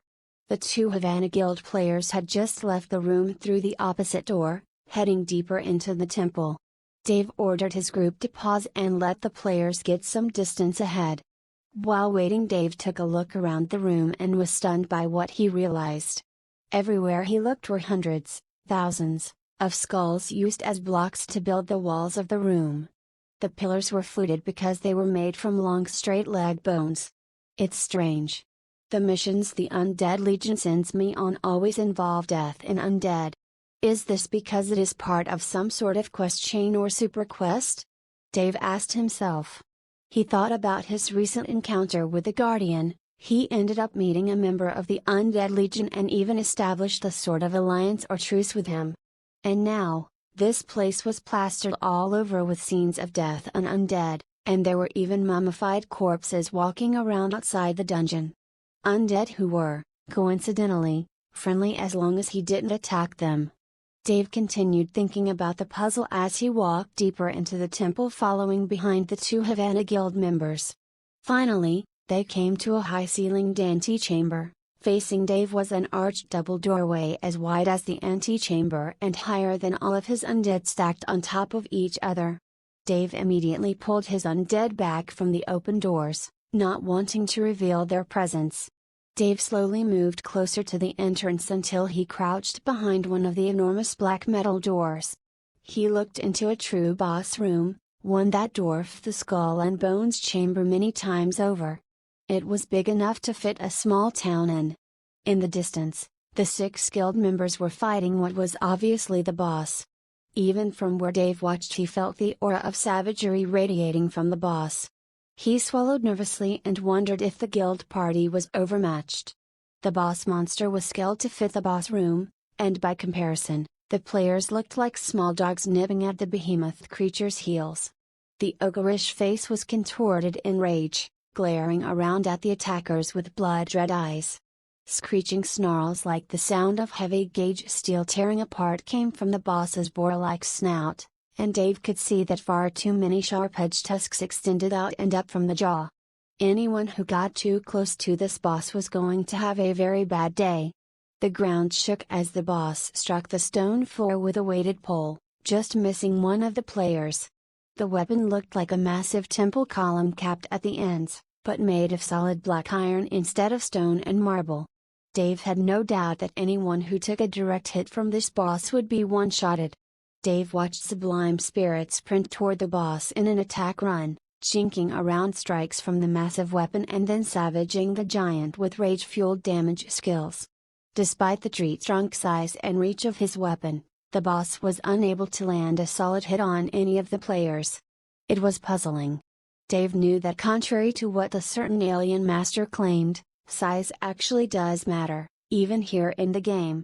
So, he fully expected this boss's stature to be a severe challenge to the group. Instead, the boss staggered around like a drunken bull baited by pint-sized matadors. Shaking his head dazedly, the twisting outspread horns that crowned it flailing, he stumbled one way then the other trying to defend himself. The boss's clumsy movements finally drew Dave's attention to the links of heavy chain wrapped around the monster's limbs and torso. He had assumed the boss was wearing a strange sort of armor. But looking closely he saw the chains stretched away and attached to heavy anchoring bolts all around the boss. The chains weren't armor or any other kind of wearable item. Indeed, the only thing the boss seemed to have equipped were ragged-looking pants cinched with a rope belt. Those chains confined the boss's movements to a small area. Worse, the enormous weight and bulk of the chains virtually neutralized the boss's attacks. Dave had never seen a boss scenario set up like this. The monster was all but gift-trapped as a sacrificial offering for the players. This doesn't seem right. Just what the heck is going on here? Dave pondered the strange situation, wondering what he was missing. The boss swung an attack at a player, turning his torso toward Dave's hiding place for the first time, and revealing the missing piece. Literally. Something had punched through the chest muscles and ribs, all the way through the chest cavity, and out the back. Anyone looking through the cratered hole could see the boss was missing a heart. An undead. The boss was one of the Undead Legion. The players had the clear advantage in the fight. The guild members were using the boss's confinement to devastating effect. They taunted him and dodged his clumsy attacks, kiting him until he was yanked short by the chains, leaving him vulnerable to their attacks. The boss howled and stamped down with a house-sized foot in a special attack. A wave rippled out through the earth, turning dirt to mud, slowing the players' movements. "Move back but keep kiting the bastard!" cried out Sublime Spirit. The players kept up the flow of continuous attacks and dodges, and the priest healed any damage the party members took from the attacks that did connect. It was the usual boss raid strategy, a game of attrition, and it was working as expected. The boss's HP gradually decreased until it reached 50%. "Alright everyone, be ready, it's entering the second phase. Get ready for him to rampage," shouted Sublime Spirit as the boss's body turned bright red and his attacks became wilder and more vicious.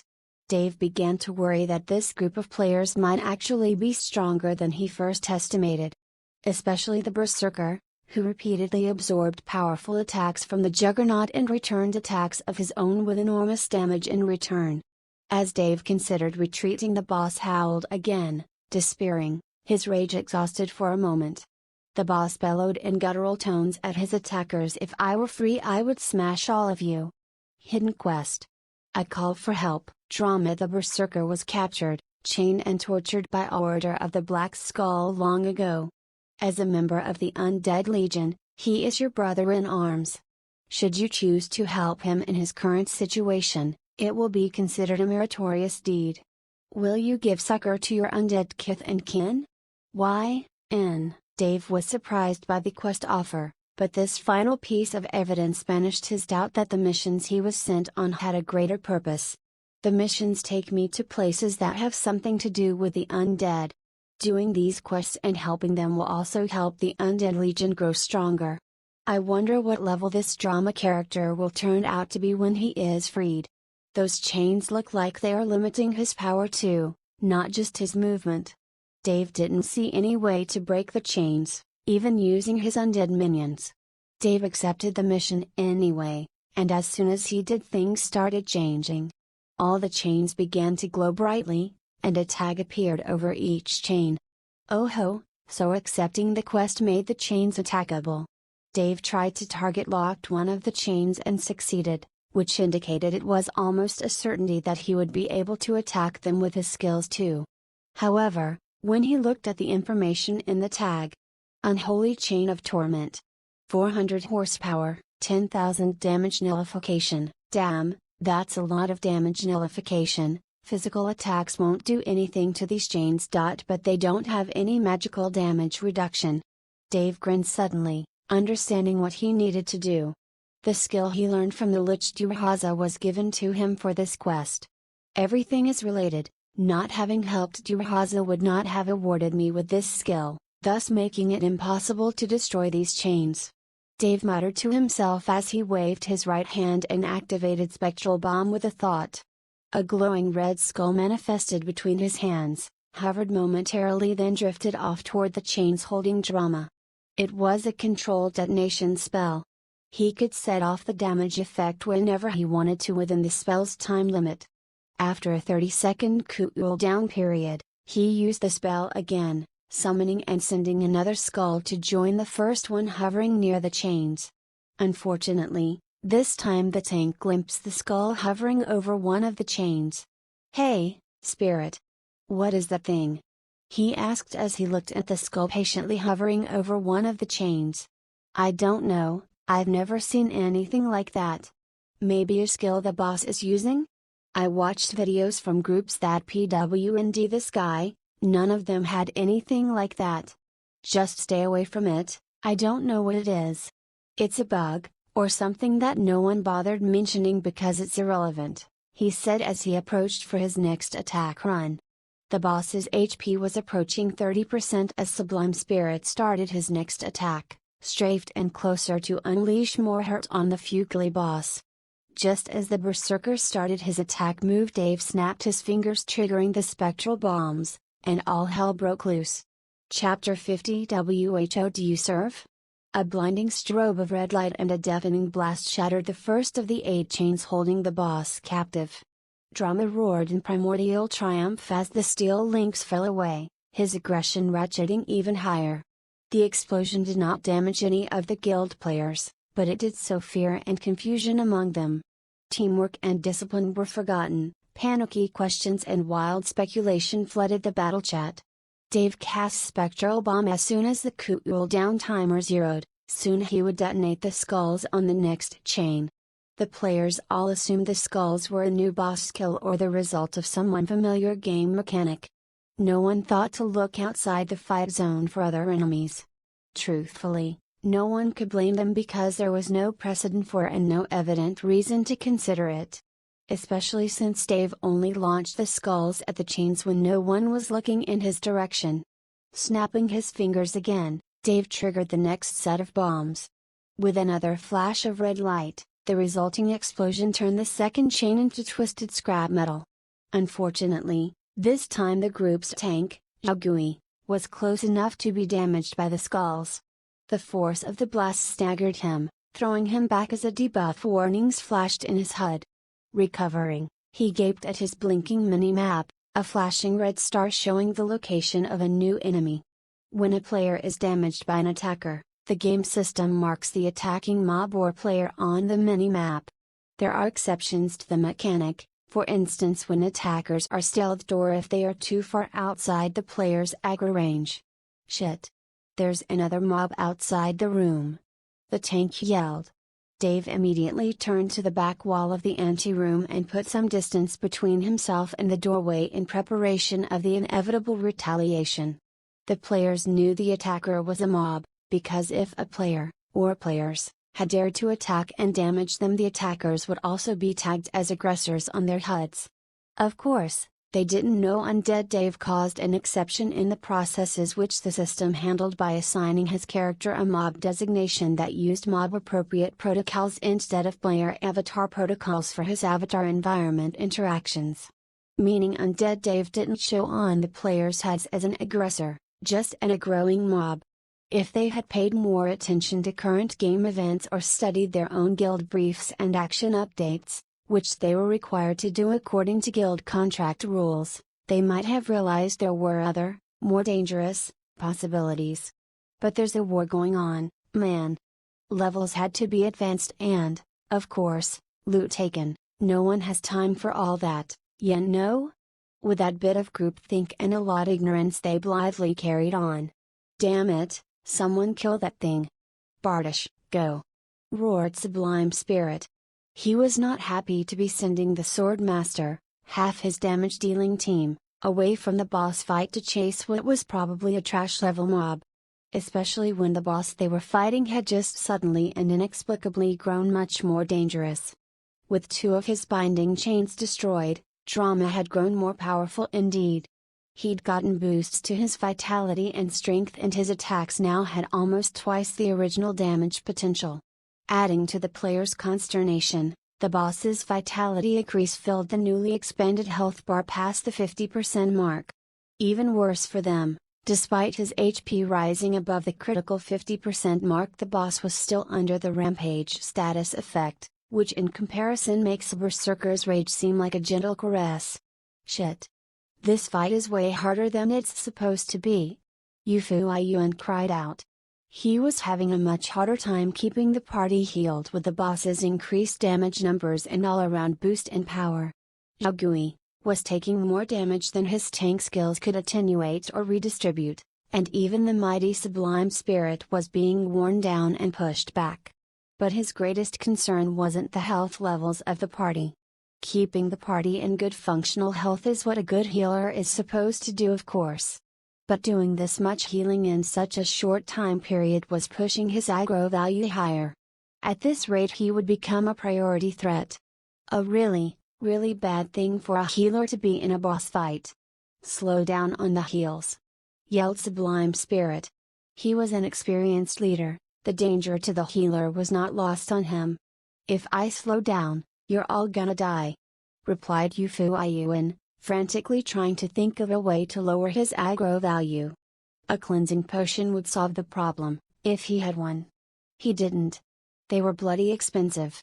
He knew before coming to this dungeon that the tank's aggro pulling skills along with Sublime Spirit's insane damage output meant he would never even get close to the top of the boss's threat priority table. He cursed, so much for what he knew. Hindsight is a cruel female dog. Oh, how he wished he'd spent the gold on one of those damn potions instead of that very memorable, and enjoyable, weekend in the capital's red light district. Bardish sprinted for the anteroom where the attacking mob was located according to his mini-map. He needed to kill this pop-up mob quick, before it became more of a distraction, or worse did something that, somehow, increased the difficulty of the boss fight again. As he moved away from the great doorway, Dave had looked back and seen the Swordmaster coming toward the entranceway. He smiled his grim Dragger smile. A single level 89 character of any class was hardly cause for Dave to panic or even worry. The party leader broke a cardinal adventuring rule when he split the party and sent the damager to hunt Dave. They probably all thought he was just some random singleton mob. These guild boys were going to pay a price for their mistakes. Dave ordered his undead into motion, arranging them so the incoming guest would receive the worst possible kind of surprise party. He positioned 2 ghouls as their frontline tanks. The archers and casters behind the tanks and offset to either side so they had clear lines of fire to loose their spells and arrows at the enemy. The 3rd ghoul and the skeleton covered the flanks, they were his reaction force. The Swordmaster burst into the anteroom through the open double doorway. He was moving so fast he was halfway across the room before his mind processed the fact that he was running directly at an enemy battle formation. When he finally reacted, it was like a scene from an old animated cartoon. His legs churned against the floor, frantically trying to reverse his momentum, his arms windmilling wildly to keep himself upright. Utter shock was on his face, his mouth literally open in a startled O and his wide eyes revealing his inner dread, the knowledge of his inevitable failure. By then, Dave was laughing so hysterically at the players he almost missed his own order of attack. He recovered just in time to activate Destructive Smash, and attack the desperately backpedaling Swordmaster, immobilizing him with a stun effect. Dave's ranged undead immediately started hosing the stunned player down with arrows and spell bolts as Dave struck again using a basic attack empowered with Twin Strike. The colored bar over the player's head disintegrated, his HP reaching 0 in less than a heartbeat. Dave knew the guild players would be notified immediately about the Swordmaster's death. It was one of the most important functions of the HUD party interface. He had to act quickly if he was going to take advantage of the situation. Dave rapidly weighed the odds and considered alternatives. He started pacing and almost bumped into one of his undead, a ghoul. Face to face with the expressionless ghoul, an inexplicable urge to talk to someone came over him. Dave wasn't a chatty guy. He had no desire to tell people his problems, much less listen to theirs. So, he was surprised helpful talking things out with someone, or something was. Still thinking about his current situation, he bounced ideas off the friendly stiff, who listened with endless patience. Really, he just shared a couple favorite words of wisdom with the revenant. No risk, no reward. Go big or just go away. Good talk, bud. Knowing he had to take a shot at the big chance, Dave gathered Bud, the newly christened ghoul, and the rest of his undead minions around him in formation, then charged into the boss room. His plan wasn't to fight the guild party, that way led to certain suicide. No, there were far too many things Dave still had to do before he could allow the bearded draggers story to end. His intent was to disrupt and delay, playing for time. The appearance of almost a dozen undead charging in formation created a hush on the battle chat. The players' minds simply blanked. But they quickly recovered and inspected the group by habit. HMPH. Thief were just some low-level undead trash. They couldn't be the enemy that sent Bardish to respawn. Could they? Things had certainly gotten hinky on this dive. This was supposed to be an explored dungeon. First, a single mob pops up just as the boss mob starts going weirdly off script. Then the swordmaster sent after the stray mob gets killed off and no one is sure how. Now, a group of lowly undead was charging at them in the middle of the boss fight. None of it made sense, even if lower mobs were capable of moving about this freely, much less enter the boss room. The party had cleared the dungeon, there shouldn't be any mobs left, let alone groups ranging out and into the boss room to attack players. Sublime knew the undead weren't very dangerous. But his party was frazzled by all the weird and unexpected stuff going on. They needed to concentrate on the real danger, the boss. It's just a group of low-level undead, I'll take them out quick. Just hold off the boss for a few seconds. Sublime Spirit shouted encouragingly as he rushed at the newly arrived undead mobs. Most of his party weren't experienced players, let alone veteran guild members. Truthfully, most of the group were barely past newbie status, power level to bulk up the guild roster because of the war. That wastrel, Yufu Ayuan, was the exception, though his levels had long suffered for his vices. Yufu Ayuan was tolerated in the guild because he was a competent healer. He was a veteran player before Sublime ever entered the game, and, according to which rumors one listened to, he was a beta tester, or a founding member of the guild, or both. Despite that, the only bright thing in the priest's future were the red lights of a certain district in the capital. Dave ignored the berserker and summoned another skull, intent on blowing up another chain and ultimately, freeing drama to complete his quest. Dave sincerely hoped once the quest was done there would be no need for him to fight anyone directly, and more importantly no need for him to risk himself against a group of higher-level players. Dave's undead archers guided Sublime Spirit, while the longer-ranged casters slowed him with spellbolt attacks. More skulls exploded, and another chain dropped from the boss, and his HP rose to 70%. It was a mistake on Sublime Spirit's part to leave the main fight to go after the new mobs. Without the DPS damage from the berserker, Yufu Ayuan's healing was rocketing the priest up the threat list. When his threat value passed the tanks, breaking the cardinal rule never at the tank, the healer became an overthreat to the boss, and the #1 priority target.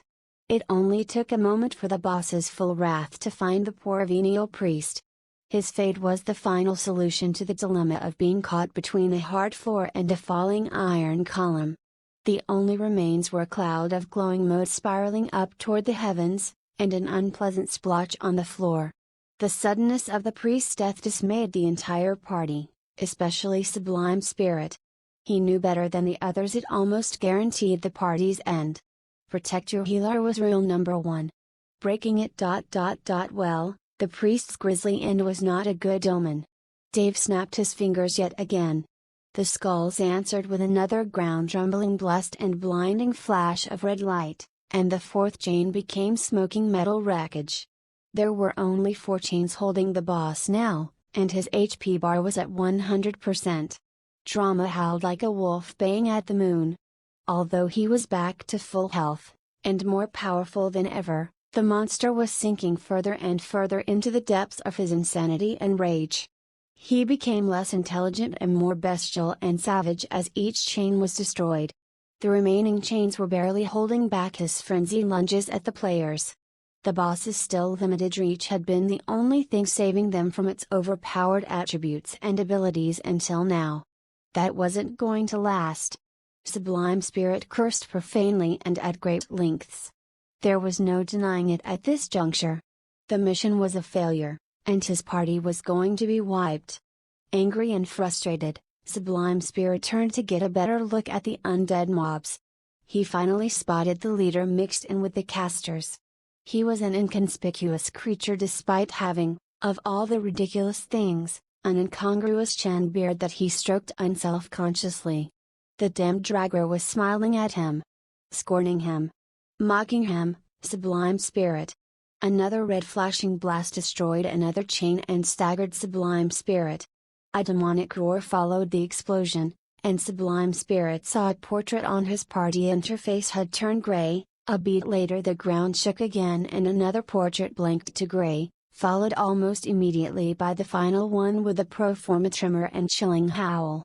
That smile continued to haunt him. He had seen it before, but just couldn't remember where. Tragically, Sublime Spirit was breaking a cardinal rule in life, both virtual and real. Don't get distracted by hipster draggers with chin beards, keep your eyes on the main prize, dumbass.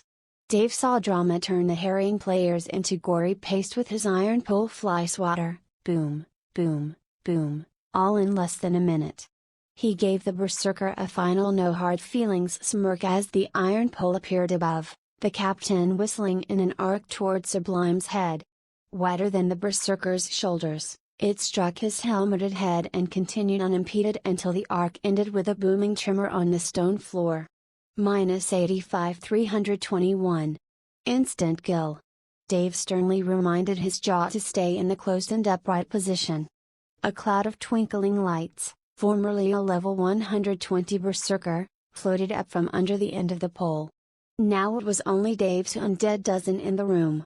With an enraged, maybe insane, power-improved boss. 3 chains still shackled the boss's limbs, and his rampage state was still in effect.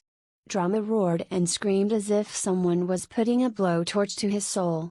It was a terrifying sight that Dave would never forget, as madness and demonic ferocity washed across the boss's face in waves. The name tag over Drama's head was highlighted a friendly green. But, his mind was clearly not all there. Dave needed to test the waters. He ordered one of his ghouls not Bud, but was cool to move in closer to the boss. The ghoul obeyed without any fuss, and moved in closer to the boss without a care in the world. The moment the ghoul set a foot in Drama's aggro zone, the boss swung like a golfer going for the green, pulverizing the ghoul and launching its remains across the room to splatter against the wall. Dave swallowed, grateful for his paranoid caution.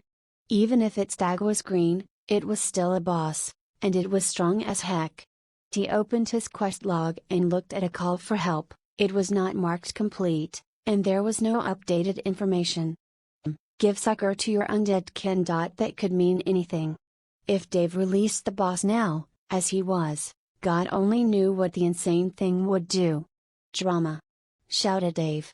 The boss froze momentarily at the sound of his name, then resumed smashing his weapon into the floor and roaring at the ceiling, making the structure tremble. Breaking 5 of the 8 chains that imprisoned him only enraged Drama further instead of inspiring him with hope and determination to finish the job.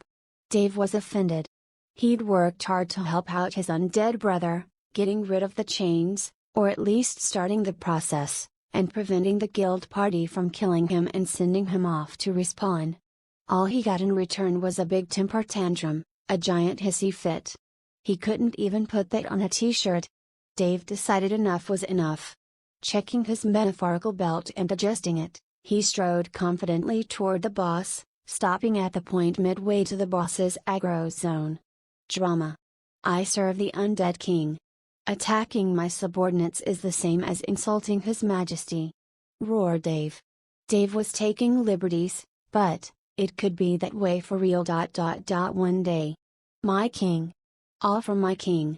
Roared Drama. He blinked in confusion, and the madness in his blood-red eyes receded. But he was still angry. I did as I was ordered to. None came to my aid. Why? He cried out. Despair replacing his anger, and he crashed to his knees. Drama began gasping in pain and unconsolable loss, hand grasping at the hole in his chest. Ah, it was so long ago that they took my heart. They couldn't break my spirit. I went mad, but now I can see again. You, said the giant. You serve the king. It was as much question as statement. I do. And you, Drama, who do you serve? Asked Dave, looking directly up into the giant's eyes. I serve His Majesty. The chains, please remove them. I am strong, but strength alone cannot unshackle me from these abominations. He moved his arms toward Dave, as if to present the offending chains that wrapped around them. That, I can do for you, Drama, said Dave. He ordered his caster minions to remove the chains. Each time a chain came off, a burst of power erupted in a halo around Drama. More of his missing original strength flowed back into him, the madness and bestial savagery receded farther, his mind becoming clearer and taking back control from his beast nature. When the final chain was removed, the giant straightened, growing in power and stature as if an oppressive burden was removed. He looked down at the tiny dragger for long moments. Dave looked right back at the boss, meeting his lambent red eyes. Dave was not comfortable with direct eye contact in any situation, but he knew this was important somehow, so he used Inspect on Drama as a distraction from his anxiety. He smiled, his prediction came true. Name Drama the Berserker, level 500, rank, Doom Knight, skills? Tier Ethereal, HP? Defense? Drama was one of the most powerful individual units in the Undead King's Legion. He was under the direct command of Delga the Abyssal Knight. After the Undead King disappeared, Drama was captured by the Black Skulls, a fallen order. He suffered for many years, tormented and experimented on. Ultimately, he succumbed to his beast nature, went mad when his heart was removed.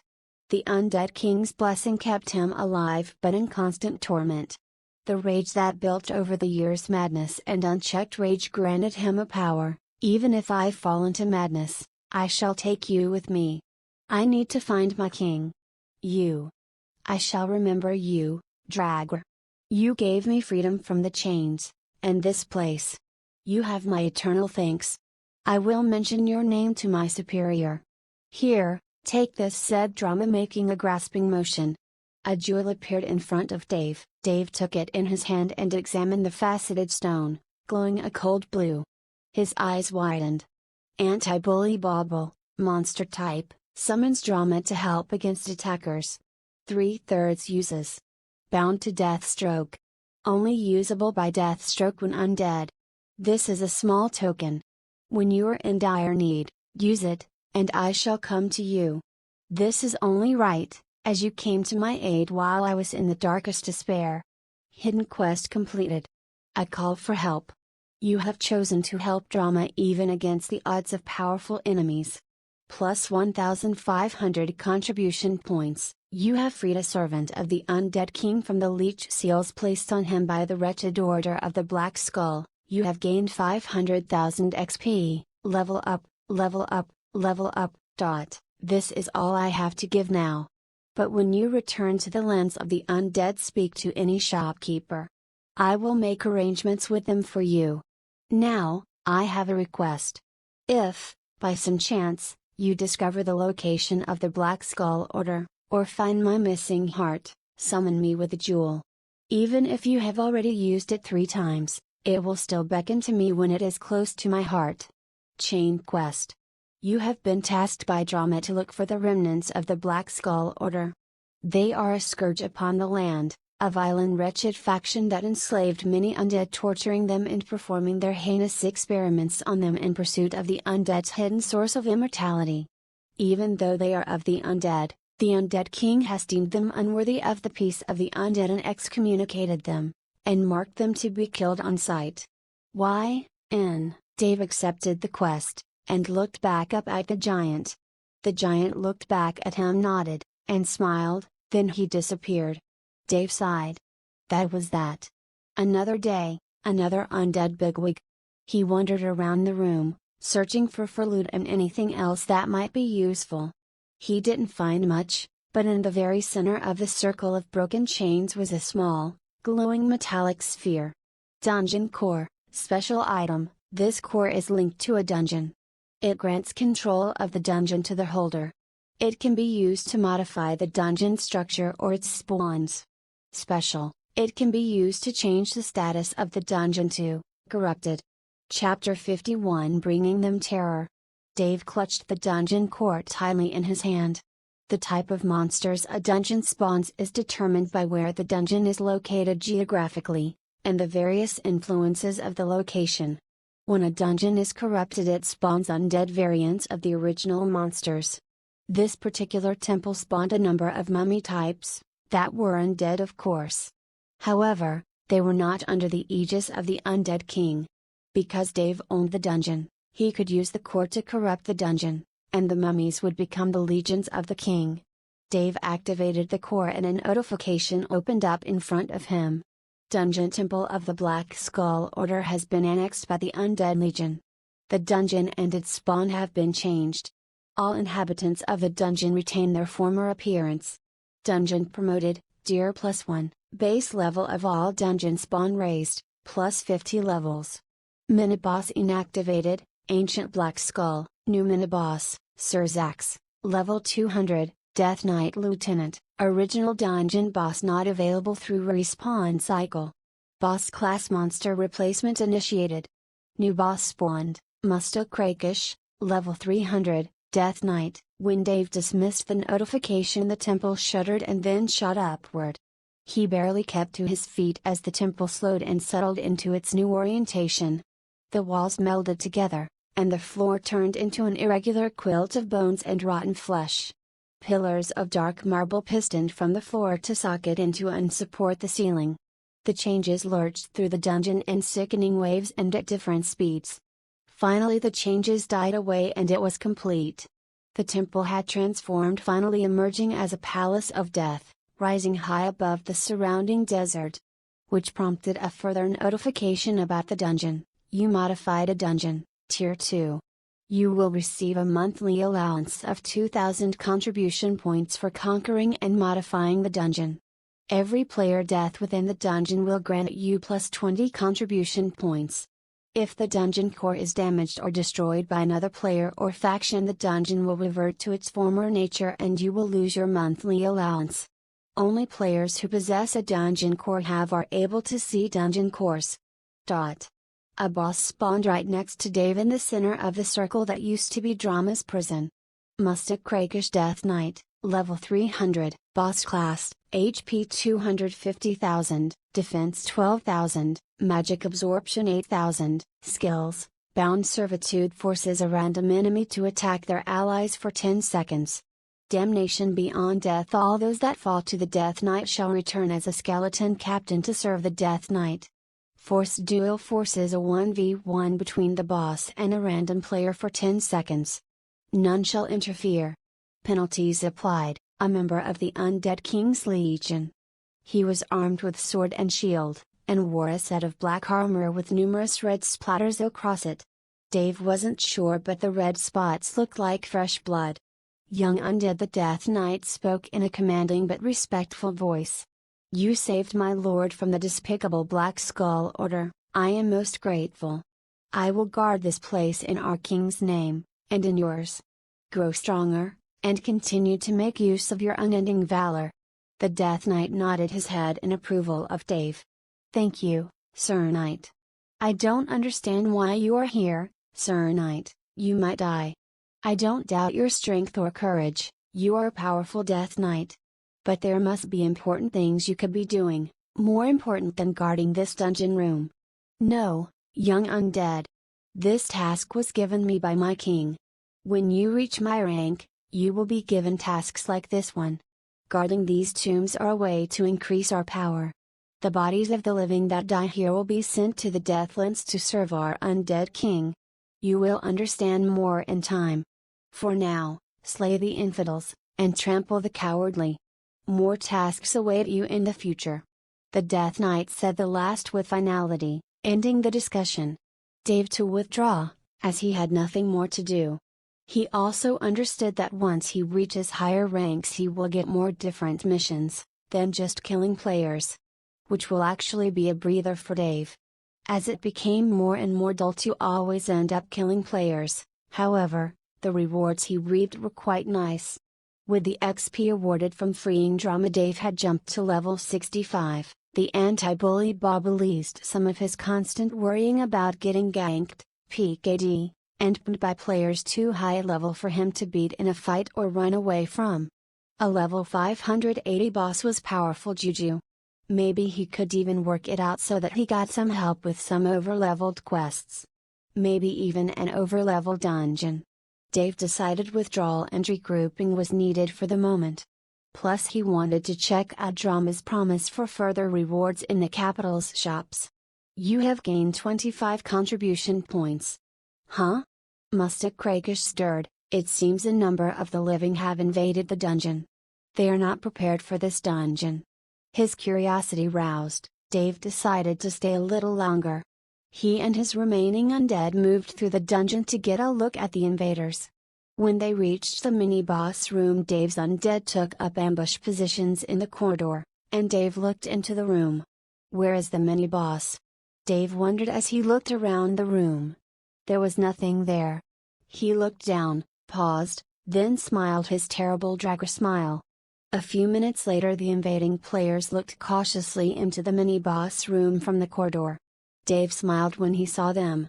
They were members of the Heaven's Dawn Guild. The same ones that fought the Blood Rage sub-guild in front of the dungeon entrance.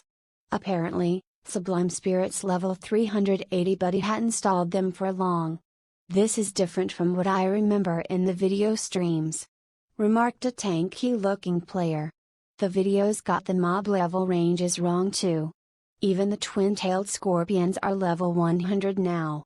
Yeah, something happened here, the whole dungeon is different. Look over there. A priestess gasped in horror. They didn't see anything. Wait, there's. No, it's there. The walls moved.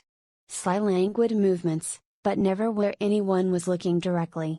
Gradually, like a stop-motion scene imperceptibly coming to life, the furtive ripples grew into writhing bas-reliefs. The walls made of jagged bone and decaying flesh squirmed. Faces faded in and out, harrowed with suffering and contorted with infinite horror. Figures out of bestiaries cavorted across the walls, melding together and coming apart in gruesome parodies of passion. The players gazed in horrified fascination at the moving walls. They were so mesmerized they didn't see the figure emerge from the opposite corridor at first. The assassin shook off the distractions of the walls of horror, cursing when he saw someone, something, walking across the room toward him. Jerking their heads and blinking in confusion, the rest of the players exclaimed in surprise, startled awake and alerted to the undead's approach by the assassin's profanity.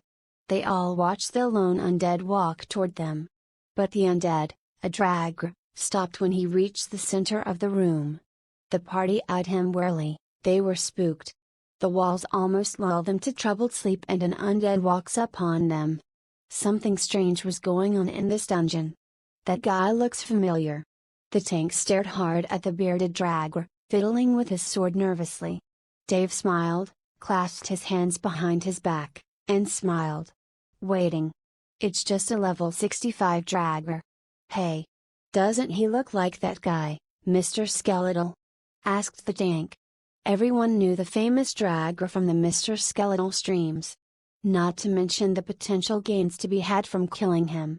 Yes. It's him.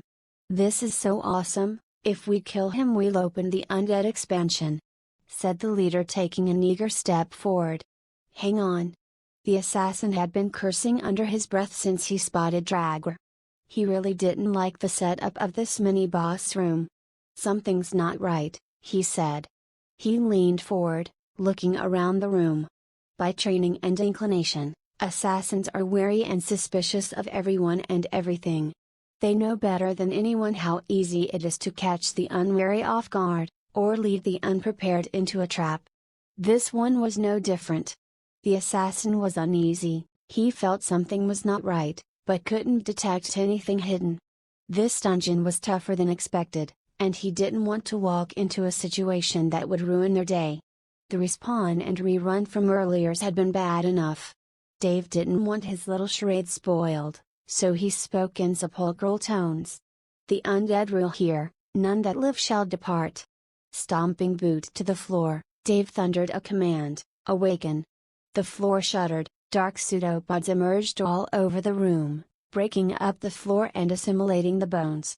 Gathering them together into an indistinct, roiling figure of tar-black slime and white bone. The churning mass stretched taller and broader. It kept adding more and more bones, jigsawing them together and wrapping itself in a shroud of bone. A giant, bone-carapaced slime. An undead black behemoth slime, immobile, but with dozens of writhing bone-sheathed limbs. If Dave hadn't looked down at the floor of the room, he would have missed it. The creature used an innate skill, branching and elongating its amorphous shape to spread itself out over the entire floor. It was child's play for Dave to avoid the black strands as he moved into the room. A few dramatic words and a quick stomp to a slime strand later. Dave spoke in his doomed voice, "Live or die according to your strength. But know that we will claim all the lands. All the living shall die." Then he teleported away, disappearing in a bright flash of light. Dave reappeared in the undead world once again. Before he could take a single step he got a notification, contribution points rolling in. The mini-boss had been too much for the poor guild group. He smiled as he walked to the shop. There was an item waiting for him, and he was going to collect it this time. Chapter 52 Earrings of the Unbridled Cello. Dave asked the undead shopkeeper if he was holding anything for him. "There'll be a gift here for you from an undead lord." Scurrying behind the counter and unlocking a cabinet, he rummaged through jewelry boxes in all sizes, chattering the whole time. "So you be the young undead performing great deeds for the king and his legion." He smiled ingratiatingly through yellow teeth. "I be pleased you chose Dickens Emporium." "I be Dickens, humble trader and shopkeeper." Making a half bow. "Finally," he exclaimed. "Here we are, Sir Dragger." He handed Dave a small earring with a blood-colored stone.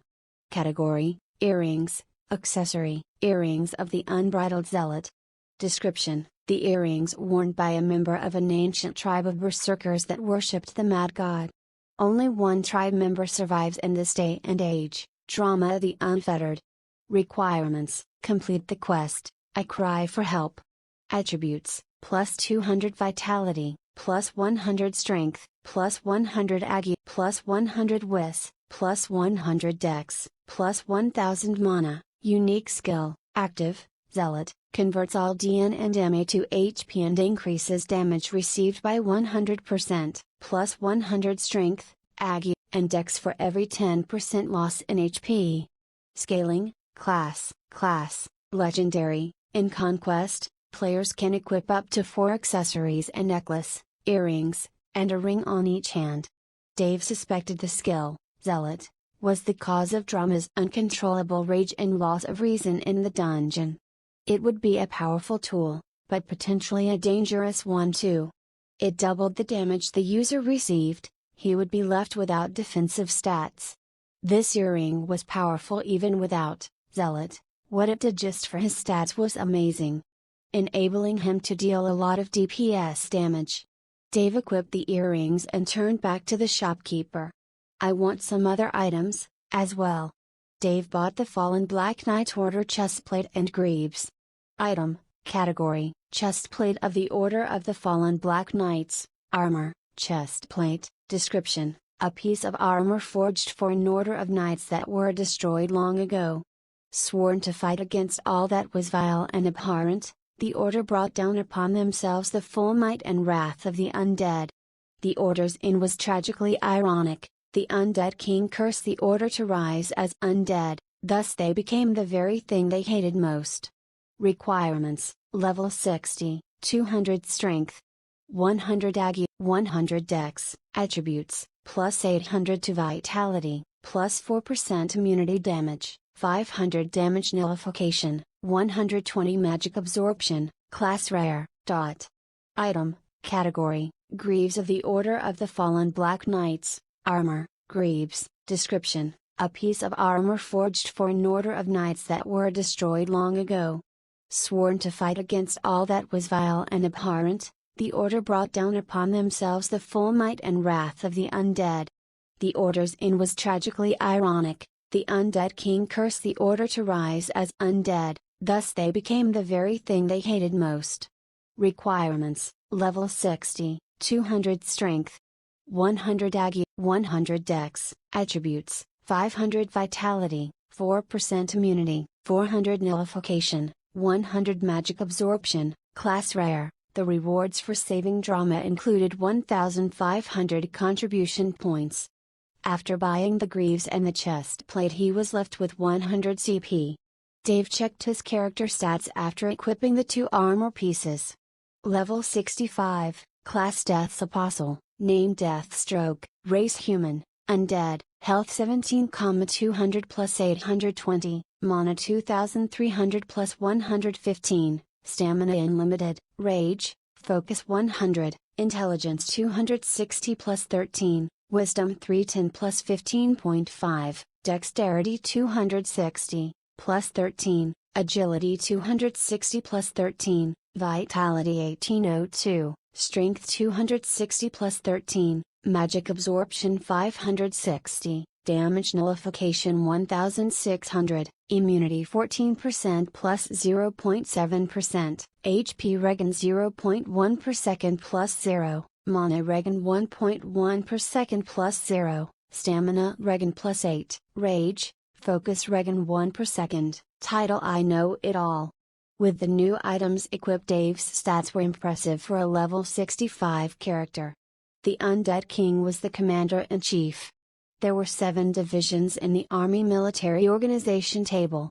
There were 7 generals, the Abyssal Knights, beneath the king. Each one commanded a division of more than 100 million warriors. Each division, depending on revives and losses, had roughly 100 Doom Knights, 10,000 Death Knights, 1 million skeleton captains and around 100 million elite and normal skeletons. Dave paid attention to the generals, and noticed that there was actually a total of 8. 3 of them were a bit strange, as 2 of these 3 had names and one was marked as an exile. Jenna is an Archlich, commands the Magic Division, which was clear to Dave as it was written there. Dave knew him from the quest, Treachery, saving Jenna's underling Duraza the Lich. The second was Delga, the Berserker demigod. He was the leader of the Vanguard Division of the Legion.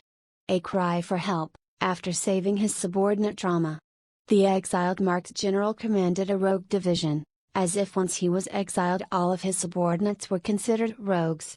Dave only knew of one exiled Abyssal Knight, Dedra. So the Undead army has about 800 million members. Which seems like a lot of troops, but compared to 2 billion member players it looks like a decent army. Dedra's spot is empty. If I were in the rogue division, climbing the ranks all the way to an Abyssal Knight would be much simpler than being in another division. At least there, to become an Abyssal Knight I won't have to fight one. I could probably just buy my way in, thought Dave. Ryashk, Skeleton Captain, level 120, 25,000 horsepower, 1,500 damage nullification, 200 magic absorption. Well, I could fight him, but I have to reach level 100 first with the level difference penalty imposed. Even if I had the full set of armor from the Black Knight's order, because of the more than 20 level difference my damage will be reduced and his will be increased. Not to mention his high damage nullification, I probably wouldn't be able to make a dent in his armor. Dave walked over to look at the skeleton captain circle, which he can't access for the moment. Once I reach skeleton captain rank, I will be able to leave the lands of the dead. I should probably sell the iron armor set. It was nice so far but will not be that much of use later on once I fully equip the Fallen Knight Order armor. I could even get some money from it. My savings are shrinking by the day. Then he pulled up the mission window and transported out for another grind session. Chapter 53 Encounter with the TN. As expected, Dave found himself in a graveyard. It was the one he was sent to on his first missions, the one near the western borders of the Devastators Guild. This place again? Well, maybe I can find something to help me grind some EXP. Dave looked around and saw a group of 3 adventurers fighting some skeleton elites. Surprisingly, he recognized them. A hunter, a tank, and a priest, named Perfect Shot, Human Fortress, and Pussy Flanker. Dave laughed again when he saw the vulgar name, ironically belonging to the priest. Perfect Shot was the highest level at 45 and the other 2 were level 42s. They were in the lower range of levels. Not a threat to him at all and worth very little EXP, indifferent, he moved on, ignoring their presence. The terribly named trio's reactions were quite the opposite. Shit. It's him. Human Fortress pointed, hurry. Contact the guild. Dave's brows furrowed and his mouth twisted scornfully. Yeah, you do that. Call your guild daddies so they can come wipe your nose and take the golden ticket right out of your hand. You really are pathetic. Dave's laughter resonated from the dark hollows of his skull and ribs. Let's make a deal. I will take all 3 of you on alone. I won't even use my minions. Dave taunted the 3. No fucking way, man. Said Human Fortress, we're not stupid, you are higher level than us. And you'll just attack with your minions anyway, cried out Human Fortress as he backed away. I could just attack anyway, said Dave with a smile as 2 of his ghouls began flanking the 3. Hold up. Said Perfect Shot, it's a deal. We'll take you on. He said, there we go. A man or woman, with guts. That's what I like to see. Dave willed the minions to back away. What are you doing? Asked Pussy Flanker. He looked around nervously, as the 10 undead circled them. Do you have a better idea? He could have just attacked without warning. Even if he is up to something, it's going to be 3v1. We should do it. Said Perfect Shot, drinking a dexterity potion. Shit. Said Human Fortress in resignation. At the very least we can post the fight on our feeds, said Pussy Flanker. Imagine if we won. We'd get more pussy than we can handle. A distant dreamy look appeared on his face. The other 2 looked at him, pityingly. Right, because Conquest is known for the hot fangirls that flock to low-level noobs with 30 seconds of fame. Let's do this, ladies. Whenever you are ready, said Dave, raising his sword and shield. Perfect Shot moved a few meters back, and Pussy Flanker moved back and to the side. Dave charged toward the priest. The basic strategy in a fight is to take down the healer first. Anchor Hall! Yelled Human Fortress. Dave snorted and ignored the taunt skill and kept moving toward the priest. You idiot! He's a player, threat increasing skills don't work on him. Said Perfect Shot as he shot, binding arrow, at Dave. Shit! I didn't know. Said Human Fortress. Activating, charge, to try to intercept Dave. Dave met the tank with a perfectly timed, rising slash, the invincibility frame negating the stun effect of, charge. Counter-striking with, destructive smash, Dave caught Human Fortress with a stun effect of his own. Warrior's will, shouted Human Fortress to remove the stun effect. Dave smiled. That was the tank's only anti-control ability, and he used it too soon. Dave chanted, Death Grip. The skill turned the tank into a useless lump, unable to do anything for 5 seconds. Dave took the opportunity to sprint at the priest, who started spamming healing spells at Dave. -268 horsepower, The heal attacks didn't do much thanks to Dave's high magic absorption. Oh shit. Pussy Flanker cursed as Dave smacked him down with a twin strike infused basic attack. Minus 2,300 horsepower, the priest's total HP was only about 6,000. Dave's attack removed over a third of it. His increased stats were showing their benefit to his damage numbers.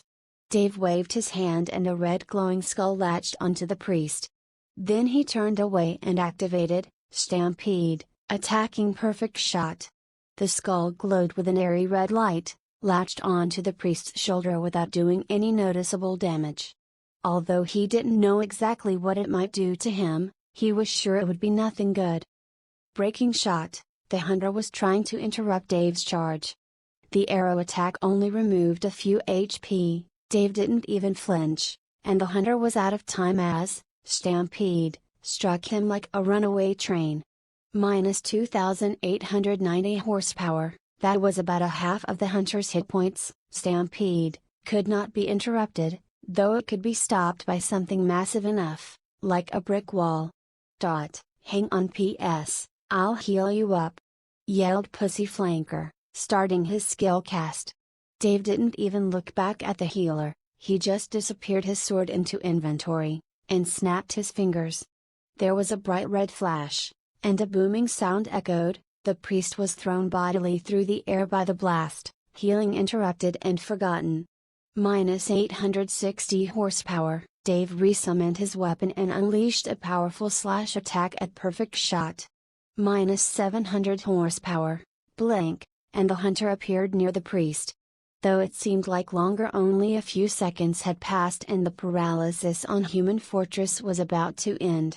Dave had used up a full rotation of skills and was almost out of skills, so he raised the Ring of the Ruined King, intoning Royal Decree. Two knights in golden armor appeared and charged at Pussy Flanker. That's cheating, accused Human Fortress, skill pulling the aggro to lure the summoned ghost knights away from the healer. Dave had already caught up with Perfect Shot and was trading attacks him while Pussy Flanker tried to keep the hunter healed up. It's a summon skill. I didn't use any of my undead. Dave stuck to Perfect Shot like a leech, bleeding away HP. Perfect Shot had already used up his gap-winding skill, blank, and breaking shot, so he couldn't create distance between himself and Dave. Damn, his defense is too much. Perfect Shot complained as his HP sank toward the critical threshold.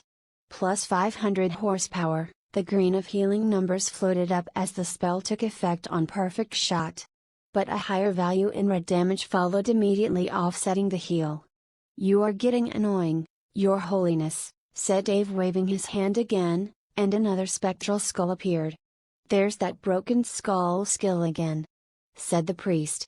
Dave didn't bother using it on the priest, his eyes glinted. Boom. Minus 600 horsepower, he'd used the skill on Perfect Shot, staggering him, and Dave followed with Twin Strike, just coming off its cooldown. You have killed an invader. Plus 20 contribution points. Oh, there goes the mighty hunter, mocked Dave, turning with a wide smile on his face. Shit. His guy is a beast, said Pussy Flanker. He shuddered, remembering the skull blowing up in Perfect Shot's face. The damage Mr. Skeletal was dealing was monstrous, the party couldn't block enough or heal fast enough. Let's wrap things up, shall we? Dave moved forward in a relaxed, deliberate manner, as if just going about his daily business. Taking out the trash. Fortress was bogged down with the two ghost knights. Shit. They hit like Mack trucks, and I'm not getting many of my own in. Good luck taking these fuckers down without a proper damage dealer. Pussy Flanker was trying to get some distance from Dave to kite him. But Dave just shrugged off his attacks and kept advancing remorselessly. Shit, how much HP does he have? Grunted Pussy Flanker. His attacks were barely taking any HP from Mr. Skeletal. The cooldown timer on Stampede zeroed, and Dave activated the skill intercepting the running priest. The priest sighed and finally gave up. But he went out with style. He grinned cockily, and raised his arms, palms up, As if to say, so what if I got? Hey, I get to brag that I fought the famous Mr. Skeletal. He said as his HP reached 0. You have killed an invader. Plus 20 contribution points. Ha! Pussy Flanker gets max style points. For that, said Dave. Dave looked over to where Fortress and the 2 Ghost Knights were still in a scrum, the tank having a tough time of it. Dave cast Spectral Bomb again, and sent it at Human Fortress. The glowing skull drifted over to Human Fortress and attached to his back. Dave dismissed the 2 Ghost Knights and looked at Human Fortress. The tank was eyeing Dave warily, his HP critically low. That was a good fight, said Dave. Not really, we got our ass handed to us. Shit, you're strong. Ah, strength comes with levels, bro. Oh, looks like someone came to join the fight, said Dave, looking at something beyond Human Fortress. Human Fortress' face brightened with hope, and he turned only to see a smiling red skull right in his face, up close and personal. Hey, just a little white lie, said Dave, raising his hand, fingers spread. The last thing Human Fortress heard was Dave's finger snap. You have killed an invader. Plus 20 contribution points. That was fun. Okay, enough putzing around, I need to find another dungeon to add to my collection, said Dave as he strode forward with his undead platoon following him. Chapter 54 Service Pack. Dave searched for half an hour without finding any monsters to grind EXP on. He was about to give up and hit the recall when he came to an area with a group of newly spawned monsters. The sky flashed and the entire area Dave was in brightened. Looking up, he saw a message written across the sky in fiery words. Conquest Server Announcement. Congratulations to the Devastators Guild for the accomplishment first to clear in the Pits of Despair dungeon. Participants: Warlord, Mr. Valentine, Jericho Satan Slayer, TSN Electronics OCS Building I use it. They finally did it. The congratulatory message remained hanging in the sky for all to see. Dave went back to hunting the new spawns. Sometime later Dave looked up at a change in the level of brightness. A new message replaced the one congratulating the guild. Conquest Server Announcement. In 30 minutes the Conquest game servers will be going down for the installation of a service pack. Please find a stopping point or finish what you are doing. Players already inside dungeons will get a free save to resume play wherever they log out in the dungeon. Patch duration 72 hours, real time. Please check the forums for information about the new additions and mechanics. Huh. That's unexpected. I don't remember ever hearing about the game being shut down for a patch. Dave disconnected and made something to eat. It was late at night and there wasn't much else to do. He sat at the computer with his cup of noodles and looked through the patch notes. Conquest 2.0 patch notes. The first completion of the Pits of Despair dungeon was the final milestone needed to initiate sweeping radical changes in Conquest. The changes will affect the mechanics of gameplay and the internal storylines. Patch changes. Combat mechanics. Until now, fight mechanics in Conquest have been limited to exchanges using 4 categories of direct action: attacks, counterattacks, and blocks.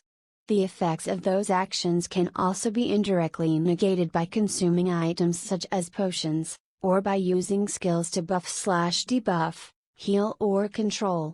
The 2.0 patch adds new variables to the combat mechanics that will significantly change the gameplay.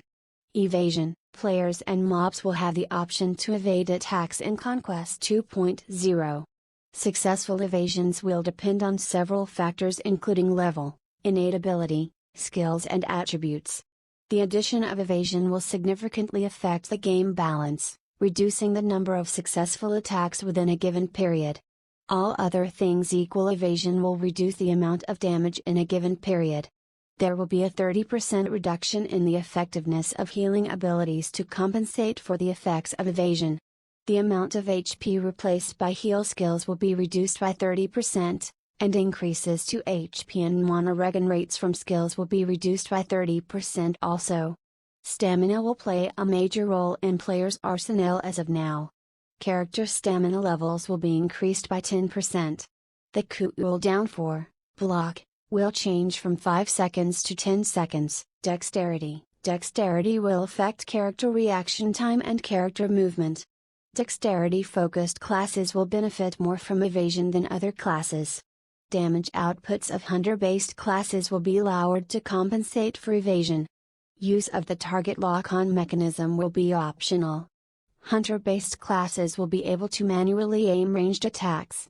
Damage value variances: successful attacks to the head or torso will cause more damage than attacks to the arms or legs. There will be exceptions to the rule, for example mobs with non-standard anatomy and weak points, and some attacks that cause status effects, such as bleed, and crippled. Defense penetration: all weapons above level 100 will have an enhanced defense penetration attribute. The penetration attribute ignores a calculated amount of relevant attributes in defense-oriented mobs and players. To balance defense penetration, tank classes will receive a critical change to their character attribute distribution. The health points of tank class characters will be calculated using 20 horsepower, instead of 10 horsepower, for every attribute point in vitality. Stagger: critical hit: when an attack staggers an enemy, the next attack, basic or skilled, will have a 50% stackable damage bonus. This is only applicable one time for each instance of stagger and only while the status is in effect. The critical hit ratio is no longer fixed at 1% for every skill, attack. New crit generating items have been implemented in the game. Runes: runes will be a new category of power-up items in the game. Runes can be dropped by monsters or given as quest rewards. Runes can add or otherwise modify attributes, modifiers, and effects. Runes are not stackable and players will be able to equip up to 6 runes. There will be an undisclosed number of rune tiers, levels of power and effects. More information about runes can be learned by speaking to any NPC magus in the game. Level differences: players will no longer receive any EXP for killing regular mobs 20 or more levels below their own, or for killing boss mobs 40 or more levels below. The mechanic applies to groups of players with mixed levels. The group member with the highest level determines the cut-off levels for the entire group. New game features: pain sensors and SFX/smells/environmental effects. A pain setting is now available. It is freely adjustable by the player, with an artificial maximum setting imposed by the system. The SFX, natural, sounds, smells, and psychic effects, have been reworked to make them more true to real life. For example, instead of only visual imagery, fear effects will induce a physiological simulation of fear responses in players. Scaling items: rare and legendary weapons with scaling properties are now available. Before upgrades or increases, all scaling items will start with lower attributes than non-scaling items of the same category and quality. Each scaling item can be upgraded in different ways. The holder of the scaling item must discover and decide how to upgrade it. Many skills have been modified to adjust to the changes in this patch. All players will receive a notification with more personalized information regarding the changes. For more information about the general game changes, please proceed to the detailed explanation part of the patch notes here. Dave sat, absorbing and integrating the information, his noodles long since gone cold and gelatinous. It wasn't just a service pack, it was a whole new game. He was pulled out of his reverie by the sound of his phone ringing. Dave didn't recognize the number. Normally he would let an unknown caller go to message. But for some reason he took this particular call. "Hello? Mr. Skeletal. It's me. Lone Arrow." A female voice. "Did you see those patch notes? That stuff is lit, man. Idiot." He'd given her his number. Why did he do that? Dave coughed. "I guess it is. The whole game experience is going to be different." He said. "Yeah, tell me about it. At least now I won't have to use the stupid lock-on system," she said. Dave didn't use ranged weapons but guessed shooting would be more difficult without the lock-on system. It was optional but still. "You sound confident in your archery skills." "Yeah, I am. Actually, I'm better with a gun. She giggled, but it's almost the same. His hands went cold when she said the word gun, his mind flashing back to a hospital room not so long ago. Hey, you okay over there? You went quiet. The gun thing was just a joke. Really? Anyway, the dagger sold and I want to send you your share. Chapter 55 An OLD Promise. On the Upper East Side in a Manhattan penthouse, a girl in shorts and tank top was sprawled across the living room couch, talking on her cell phone. So, just give me your bank account number, she said, twirling a lock of her short purple hair. If a certain Undead Dragger character were to see the girl's pixie-like face, he would note she distinctly resembled an endgame acquaintance of his, a certain Archer. She was, of course, speaking to the player of that very same Dragger. I'll give you my PayBuddy info, you can send me the cash there, replied Dave. Did she think he was stupid? With a bank account number, she could find out everything about him. She must be kidding. TCH, you're no fun. She giggled again. I wouldn't give away your identity. I could have posted your phone number on the video if things were like that, you know. Let's not be that way, Arrow. I helped you out too. We have a good arrangement going. True. It's just business. But come on, don't you want to see what the hot chick you met online actually looks like? She asked in a teasing voice. Not worth it to me. Besides, aren't you afraid I might be an ex-murderer? He teased back. Meh. It's worth taking a chance. Then I could say I met the mysterious Mr. Skeletal. Even if I end up tasering his axe-murdering ass. She said, and that decides it. I will remain a man of mystery. All right, you'll get your share of the loot soon. But I need to go grind some more. Are you going to be online later? Can we do another dungeon together? Yeah, why not? We can do that. Where is your respawn point? It's in Maldiva in the Northern Kingdom, she said. That's pretty far. I'll tell you where I am once the server is back online. And don't bring anyone with you, I don't need to explain what will happen if you do. Dave said, half jokingly. Wow, that sounds like a threat. Don't worry, I don't want anyone intruding on our date anyway. She fired back before ending the call. Dave stood in his tiny flat, looking down at his phone in confusion. He rarely had conversations with girls, and nothing beyond what was necessary for work or to buy groceries and such. He just didn't understand them. Girls. Was unsure what to do, or how to say even the simplest things. His words were always the wrong ones. The things he said and did were always mistakes somehow. This was a truth he didn't question after so many uncomfortable experiences. The defining moment from those incidents was an emotionally traumatic incident from his adolescence. Dave's perception of his economic status and his lack of formal education affected his interactions with women. His self-worth. But with Lone Arrow, this time, it was different. He spoke clearly, with purpose. He didn't want anything from her, or expect anything other than their business arrangement. Which benefited them both equally. When they were on the dungeon run together, it didn't matter who Lone Arrow was IRL. She could have been some aged overweight nerd playing online from his mother's basement. Well, he didn't think that was likely anymore. Not after hearing her voice on the phone. He stared at nothing, having an epiphany about girls and himself. He had answered his phone and talked to a girl just like he would talk to any of his, admittedly few, friends. The realization hit him. It was all the same thing. Except for the teasing about dates and stuff. He shook his head. As for doing more dungeons with her, he was fine with it. Better than fine, but guardedly so. Just because he now understood a little about talking to girls didn't mean he was fool enough to completely trust anyone, guy or girl, without good reason. So he wasn't about to give her his endgame location until just before they met. Dave lifted himself up from his chair, limping to his tiny bathroom area. He took a quick shower. Then he made a proper breakfast, or at least what he considered a proper breakfast, toast with butter and a cup of instant coffee. His phone vibrated and a notification popped up. It was his email. $250 had just been deposited into his PayBuddy account. Oh, nice. But, I need a lot more. Drops from the monsters probably won't go for much. Maybe if I sell some items from the contribution shop that aren't available anywhere else I could make some good money.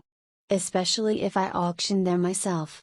Dave left the house and slowly walked the streets to clear his mind a bit. Dave realized how empty his life was without work or the game to occupy his time. He thought about a lot of other things. Including the two guys from the hospital, bodybuilder and door prop. If he hadn't helped the woman in the car. But this chance to play the game probably changed his life for the better, even if his current situation was not the best, and his future was uncertain. Dave waved, seeing old lady Clementine unlocking her shop. Good morning, Dave. You really should dress up a bit, young man. Girls like men with style. Not too much though, we don't want them to think you're Nancy boy. Hey. She tittered as she went about opening the shop. Dave wore the same jeans every day, and rotated through only a few different shirts. Dave smiled tiredly at her. Young man, you should start looking for a job. I heard they are recruiting some people at, he interrupted her hastily. Ah, Mrs. Clementine, I already found a job on the internet. Hoping to enter well-intentioned chatter. She was a nice person, but she became too nice sometimes, and much too familiar, which made Dave anxious. To Dave, reclusive if not antisocial, personal conversations with other people were onerous and uncomfortable things. The exception was Ralph, Dave's childhood friend. Well, work hard at it. And change that get-up, get some nice clothes before you start, she said, pointing up and down at his worn clothes. I will, he said, scratching his head, a habit when he was uncomfortable. So, what is on sale today, Mrs. C? He asked, checking out the groceries. He was looking at the oranges when he heard his name. Hey. Dave. It was a woman's voice. Dave's heart dropped, his face lost all expression. He turned reluctantly, seeing her looking at him expectantly, holding hands with some dude.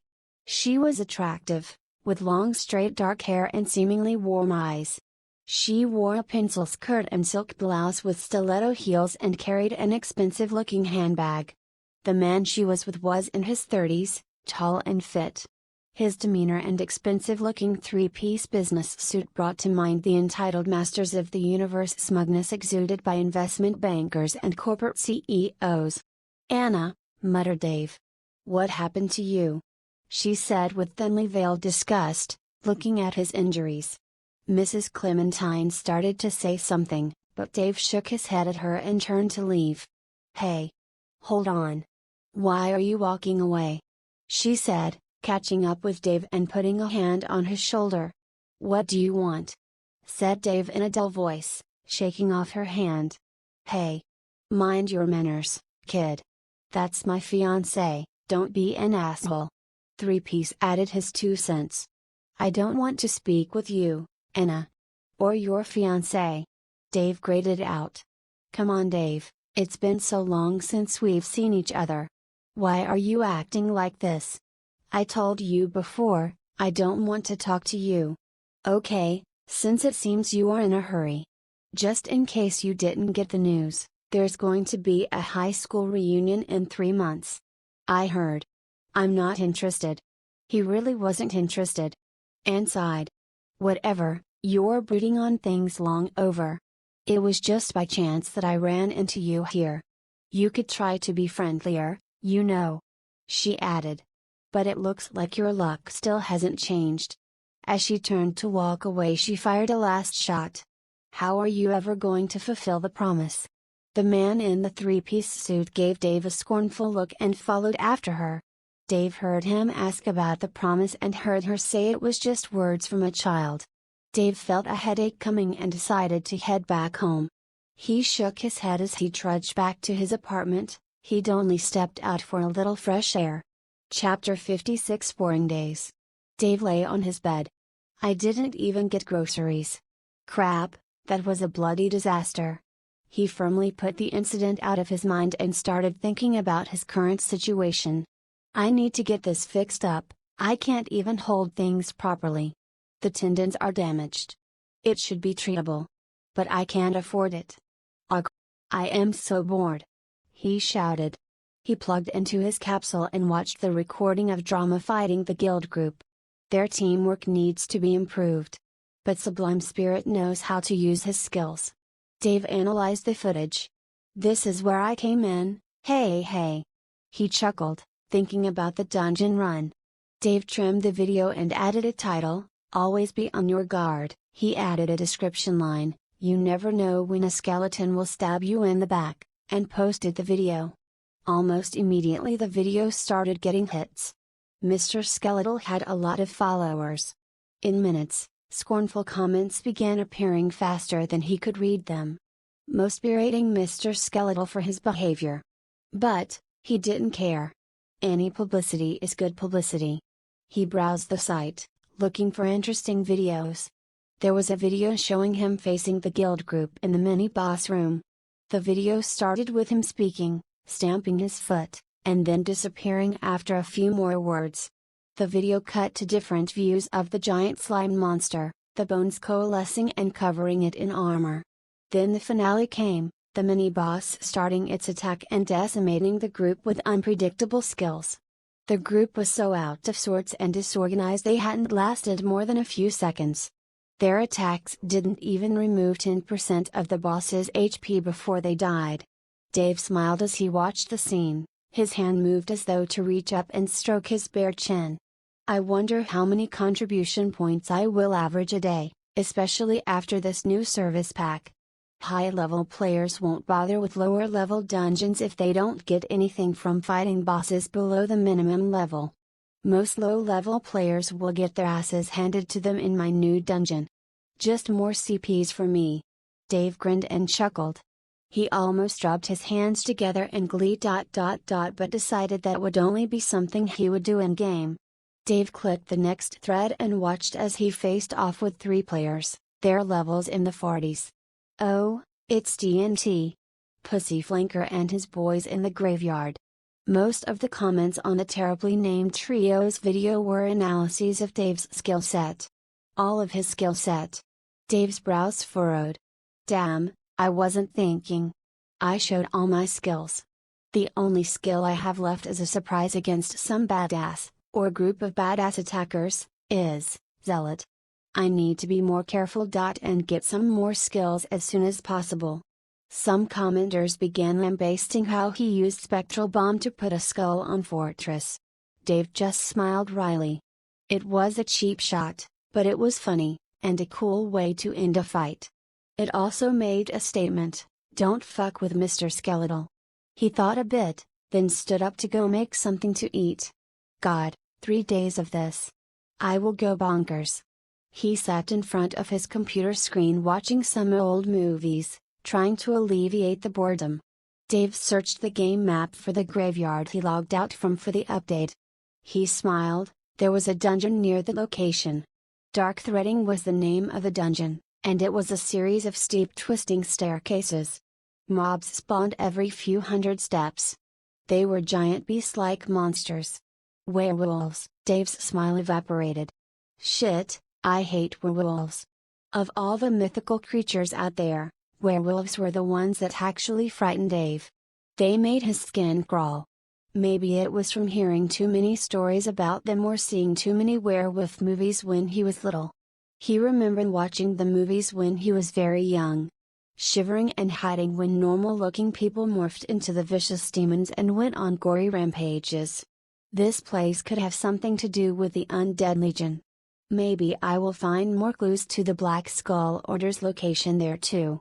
Dave typed the name of the order in the search bar, but only got some miscellaneous mentions of it, nothing important. I guess I will have to keep working on the missions for the Undead Legion to get more information. Sleep came, and another day passed. Dave had nothing to do but wallow in his boredom. He watched videos, ordered food, and slept. Finally the 3 days were up. 10 minutes before the servers came back up, Dave got a call from Lone Arrow. "Hey! You gonna tell me where you are?" she almost screamed in his ear. "Take it easy, cowgirl. I will be in Femur's only graveyard in the northern part of the Devastator's kingdom. Take the portal, I'll wait for you near the dark threading dungeon. Oh, and bring torches. A lot of torches." The last words were said emphatically. "All right already. I guess the mighty Mr. Skeletal is afraid of the dark." She giggled. "No." He spoke quickly. "Werewolves hate fire, and we need to be able to see where we are going." Even Dave thought those were lame excuses. "Whatever you say, Mr. Skeletal," she replied, laughing, before hanging up. Dave used the time left to nom on some food. The game servers came back up, and Dave jumped to log in like an addict going for his fix. As he entered the virtual environment, another version of the patch notes and some notifications popped up on his HUD. Conquest Service Pack 2.0 notes: some of your skills have been modified. Destructive Smash, stun duration increased to 2 seconds, Twin Strike cooldown reduced from 60 seconds to 30 seconds, Stampede, damage increased and cooldown reduced to balance the effects of evasion. Total Stampede damage 300% basic weapon damage. That's it? I thought there would be more. Dave called for the game AI. "Hey, Alfred." Alfred appeared immediately, looking at Dave calmly. "Yes?" answered the AI. "Because of my restricted location, I don't have access to instructors to learn skills. I can't keep playing effectively without basic skills." Alfred nodded. "The Dead Realm was made for the use of players at much higher levels than yours when you entered, so your situation was not considered. I will make trainers available in the areas to which you have access. The next time you are in the Dead Realms, you will be able to find an instructor. Thank you for informing me of the issue." He finished speaking and promptly disappeared without giving Dave a chance to reply. "That's disappointing. I thought I would be able to get the skills here. But I can't go back now, I have to meet Lone Arrow." Dave waited with his undead just within sight of the dungeon. The entrance was a cave, a dark yawning opening like the fanged mouth of a wolf. This was the entrance to the dark threading dungeon. Distant howls, savage and hungering, shivered from the opening. His desiccated leathery drag skin crawled. Despite his passive immunity to fear effects, Dave's heart was sick at the thought of facing the nightmare monsters of his childhood. Chapter 57: Dark Threading Dungeon. Dave stood tall in front of the cave to the dark threading dungeon. The graveyard was a few hundred meters behind him.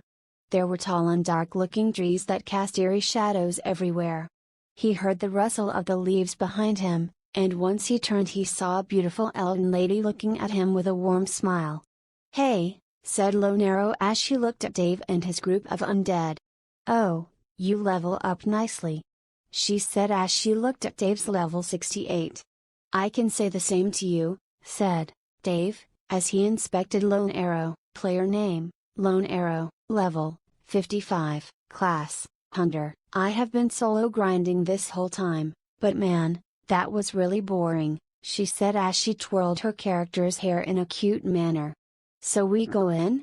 she asked. "I was thinking about that, but I guess we need to do something first," said Dave as he looked at Lone Arrow. "What kind of thing?" she replied. "We need to accustom ourselves with the new evasion mechanism. You seem to have forgotten that we can no longer attack monsters without risking failure, and at the same time, we can evade attacks, decreasing the damage taken. After all, we do not have a priest in the party, and taking damage is no longer a viable option. Especially with the level of this dungeon." "Ah, true. I know a thing or two about this dungeon, but I can't claim to know everything. It would be risky to go in without testing the new mechanisms." "Don't worry, I memorized everything important. We just need to find some monsters for testing," replied Dave while looking around for prey. "There are some undead on the way, should we try that?" she said. Dave gave her a solemn look, then pointed at his group. "I can't attack undead," he said with a look that meant, "Are you serious?" "Ah, my bad," She giggled. So what are we going to do? Let's look around for some other type of monsters, there should at least be something worth our time, he said as he went behind the dungeon hoping to find something. Lone Arrow and the Undead group followed behind until they reached a small opening that was right behind the cave. It was a cliff area where a few dozen panthers could be seen. These panthers were level 30 and were tagged as Pharaoh panthers, something much more powerful than regular ones. It would be best if we try on this group. I will go first, said Dave as he moved forward. Almost instantly a group of 3 attacked Dave where he backed away slowly trying to gauge the movement of his character. The first panther pounced on Dave where he easily managed to sidestep the attack while the beast only managed to strike him to air. Almost immediately, Dave struck at the feline's back causing it to stagger. Immediately, Dave used the spectral bomb, and the creature lost 2/3 of its HP. Are you sure you are not a mage? Asked Lone Arrow as she saw the impressive damage value. This is thanks to the new update, staggering an enemy causes your next skill to deal 50% bonus damage. He said as he moved away to dodge yet another attack. This looks rather simple, said Dave as he began to dodge the pounces of the panthers without retaliating. As if to accustom himself with the new mechanic. Really, this is rather fun, he said with a voice that clearly contradicted his expression of happiness. After all, Dave's character was an archaic dragger with an abhorrent voice that would send chill down one's spine once heard. You should try it, he said as he kept toying with the wolves. All right, said Lone Arrow and jumped into the fray. Also almost immediately, Lone Arrow got the hang of it and didn't miss once. This is much better than before, kiting enemies should be simpler now. Before, I needed to keep using skills to keep them at distance, now I will be able to shake off enemies without the use of skills, she said as she kept on jumping around dodging the panthers. Alright, time to finish this. I thought it would be much harder, said Dave, as he began hacking away at the poor creatures. Howls of pain reverberated through the dark forest as a devilishly looking dragger was decimating some poor kittens. After a minute or so, all 3 beasts died. Alright, time to test something else, said Dave, as he ordered one of his skeletons to move forward to face another panther. He picked a solitary beast to face his archer and made them fight. However, no matter how Dave tried, the archer was unwilling to dodge how Dave wanted to. Yet, it would still try and dodge an attack once in a while. It seems the ear of this undead is low, he said as a thoughtful look appeared on his face. What do you mean, said Lone Arrow as she just finished with the last monster of her group. I can't control the undead to dodge. But, once in a while they will do so on their own. That would be troublesome in the future I guess, she said as she began thinking about it more seriously. Probably not, once I rank up, I will have more underling. Losing 1 or 2 who can't dodge attacks, will not be that much of a bother. Oh, you will have more? That would be interesting. I would like to see that, she said as sparkles almost seemed to appear in her eyes. Sigh, I never seen anyone so hyped about bags of moving bones. Alright, let's go now. We can be more familiar with the new mechanism once we are in the dungeon, he said as he walked toward the cave. Once Dave reached the cave entrance, he heard the voice of a couple of people. They were 2 players with guild tags, they were members of a sub-guild under the Devastators. They just entered the dungeon but Dave didn't have the chance to inspect their level. We have company, he said and a solemn look appeared on his face. He then turned around to look at Lone Arrow. Why are you looking at me like that? Asked Lone Arrow. Hey, I didn't tip anyone about this, she said with a grumble. I don't want others to ruin our dungeon, really. You should start trusting me, she said as she pouted. I didn't say anything. It doesn't matter anyway. We will go after them. If things get risky I will just use the end mission and leave you alone, he said. That's not cool. You're evil. You will leave a maiden all alone in this dark cave. What if something bad happens to me? she said, but it didn't sound like she was angry with Dave. No, it sounded more like anticipation. She must be an M, said Dave as he remembered her look that time when the Lich from the Ice Palace used chains on her. All right, let's go, he said, then moved forward. But right before he could enter, a small dwarf appeared from within. This was the dwarf belonging to the Devastator Guild, which would collect entrance fee for the dungeon. He had a haughty look on his face, but the moment he laid eyes on Dave, his face turned pale and he immediately fell on his back unconscious.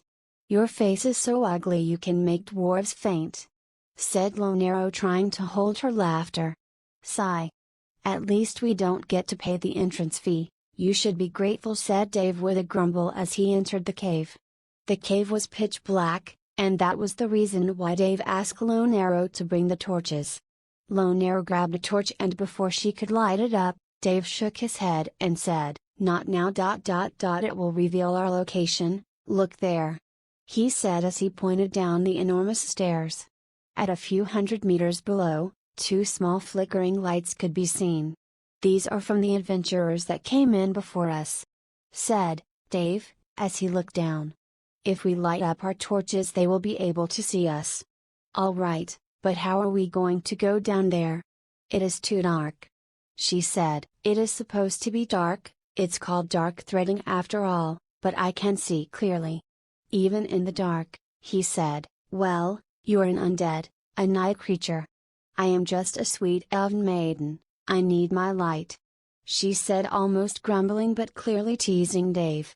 "Just wait here, I will be back in a second," he said, then took an unlit torch from Lone Arrow and went down alone. The stairs were made of stone, and at the side was an enormous chasm that would be the doom to any unlucky adventurer to fall from it. Once Dave got closer to the two-bit torches, he saw two adventurers walking down and slaying monsters in their wake. "Man, I tell you, it sucks to be forced to use a torch here. I can't use my shield," he said as he tried to shake away the monsters. "Common, stop being a crybaby, it is not that difficult," said the other guy who had a lone sword and struck down at a 3 meters werewolf. The mere sight of that werewolf made the hair on Dave's back stand. "I really hate werewolves," he thought to himself as he tightened his fist and slowly got closer to inspect the two adventurers. Player name, Painkiller, level, 115, class, Dank. Player name, Monsoon 11, level, 120, class, Swordmaster. Dave's face became grave as he checked out the levels on the two guys. This dungeon was supposed to be a level 80 dungeon, nothing that these two should be hanging around. However, something caught Dave's attention as he noticed that the two guys were actually a bit far from each other. "All right, the night boar will be charging soon. Try not to stand in the middle of the pathway, otherwise, he will ram you to the side," said Monsoon 11 as he spoke to his friend. "I know, there is no need to tell me that," said Painkiller as he walked closer to the edge of the stairs next to the deep chasm. Dave remembered the night boar. He already memorized everything about this dungeon before the server went back online. It was a monster, which would spawn in the dungeon, and it would come charging and knock people who gathered at the center of the stairs off to the abyss. Dave grinned after a moment. He then began stroking his beard. A moment later, he produced the red skull, then ordered it to float in the dark toward one of the two guys. Chapter 58 Outplayed. The air became ominously still and electric as if they were in the eye of a storm. There was a faint sound, like rapid drum beats, coming up from the lower depths of the dungeon. "Here it comes, killer. Stay away from the middle and brace yourself," yelled Monsoon, moving even closer to the edge of the stairs. "I'm good." Painkiller checked his footing, and glanced over the edge. Then he did a double take. Instead of impenetrable darkness there was a glowing something coming toward him from the abyss. "What the hell is that?" The glowing skull crossed over the edge of the stairs, moving in on him. He backed away, inspecting the apparition. "Hey, what are you doing?" "It's coming," Monsoon called out. "A skull just came flying at me from the chasm." "Just stay close to the edge," Monsoon roared. Then Monsoon noticed a glow from the abyss on his side. Hey! There's a skull here too. In a crescendo of hoofbeats the giant boar appeared, galloping up the stairs. Rogue Boar of the Abyss. Level 250, HP 300,000. Skill, Stampede. Dave carefully watched the boar close the distance to the players, waiting for the right moment. Now! He snapped his fingers, smiling. Both skulls exploded in red fury. The blast hurled the players into the boar's path. Staggered by the skill, they glared helplessly at the rhino-sized boar. Bowling through the frozen players, the boar swung its head like a wrecking ball. The tusks swept to one side then the other, launching them up and out. Thrown far out into the darkness they began the long fall, screaming all the way. The sounds dwindled quickly until they were swallowed by the abyss. For a moment Dave grinned, then he realized the boar wasn't slowing down, and he was standing directly in its path. Oh shit! He turned to run. Shit, shit, shit. Knowing the boar would inevitably catch up, he activated Stampede to boost his speed. He was still losing ground, but he was just trying to buy time. Before he even got close he started screaming repeatedly, "Get out of the way! Move to the edge!" When he came into sight waving his arms wildly, Lone looked at him like he was crazy. "What's got you all in a shit?" She turned to sprint up the steps. "What the hell did you do?" She yelled over her shoulder at Dave as he caught up with her. He didn't bother answering her, he just kept ordering everyone to move out of the boar's path. If she didn't figure it out from his screams, it was too late for her anyway. Lone Arrow finally moved over to the side and slowed to a stop. With Lone and his squad away from the center of the stairs and safe, Dave moved over and stopped also. Panting, he turned to watch the approaching boar. He shuffled to the very edge of the stonework, waiting for it to pass them on its headlong charge straight up the stairs. Instead, it locked him in its beady red gaze and veered toward him. "Oh come on! You're kidding me!" he screamed. Lone was blinking at the boar with her bow to no apparent effect. Just before the boar barreled into him, Dave sidestepped and turned, Rising Strike, Spectral Bomb. He didn't expect Strike to do any damage, but it gave him a crucial moment of invulnerability. The boar blew past, grunting in surprised fury, and Dave snapped his fingers. Dave had deliberately cast the skull on the side of the boar's head. The explosion pushed the boar's head toward the edge and the boar swerved out into empty space. Who's churning uselessly in the air, the boar's forward charge finally came to end, and it dropped squealing in high-pitched rage. Level up, level up, level up, level up, dot. Dave stared at the notification window. He leveled up 6 times to level 71 and had 86 stat points to distribute. There was also a pop-up notification from when he was running from the boar. It informed him he was 40 contribution points richer. He grinned, Painkiller and Monsoon's donation to the Dave Fund.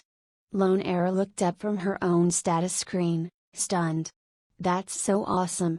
I didn't expect to level up at all from an assist, let alone multiple times. How many levels did you go up? Asked Dave. 10. You? She asked. 6. The thing's level was higher than the dungeon boss. He remembered reading the boss was around level 80. Lone shrugged, maybe it's not supposed to be killed, just put here to scare people and keep them on their toes. I wonder if we can farm it. It could help us level up quickly for many more levels. He said thoughtfully. Lone was looking around. Wait a second, something's missing. What's that? The loot. She said, crestfallen. Dave looked around finding nothing. It must have gone down with the monster. Do you want to follow it and check? He smirked. Nah, let's just get going, yeah. Time to head down and meet that boss, said Dave.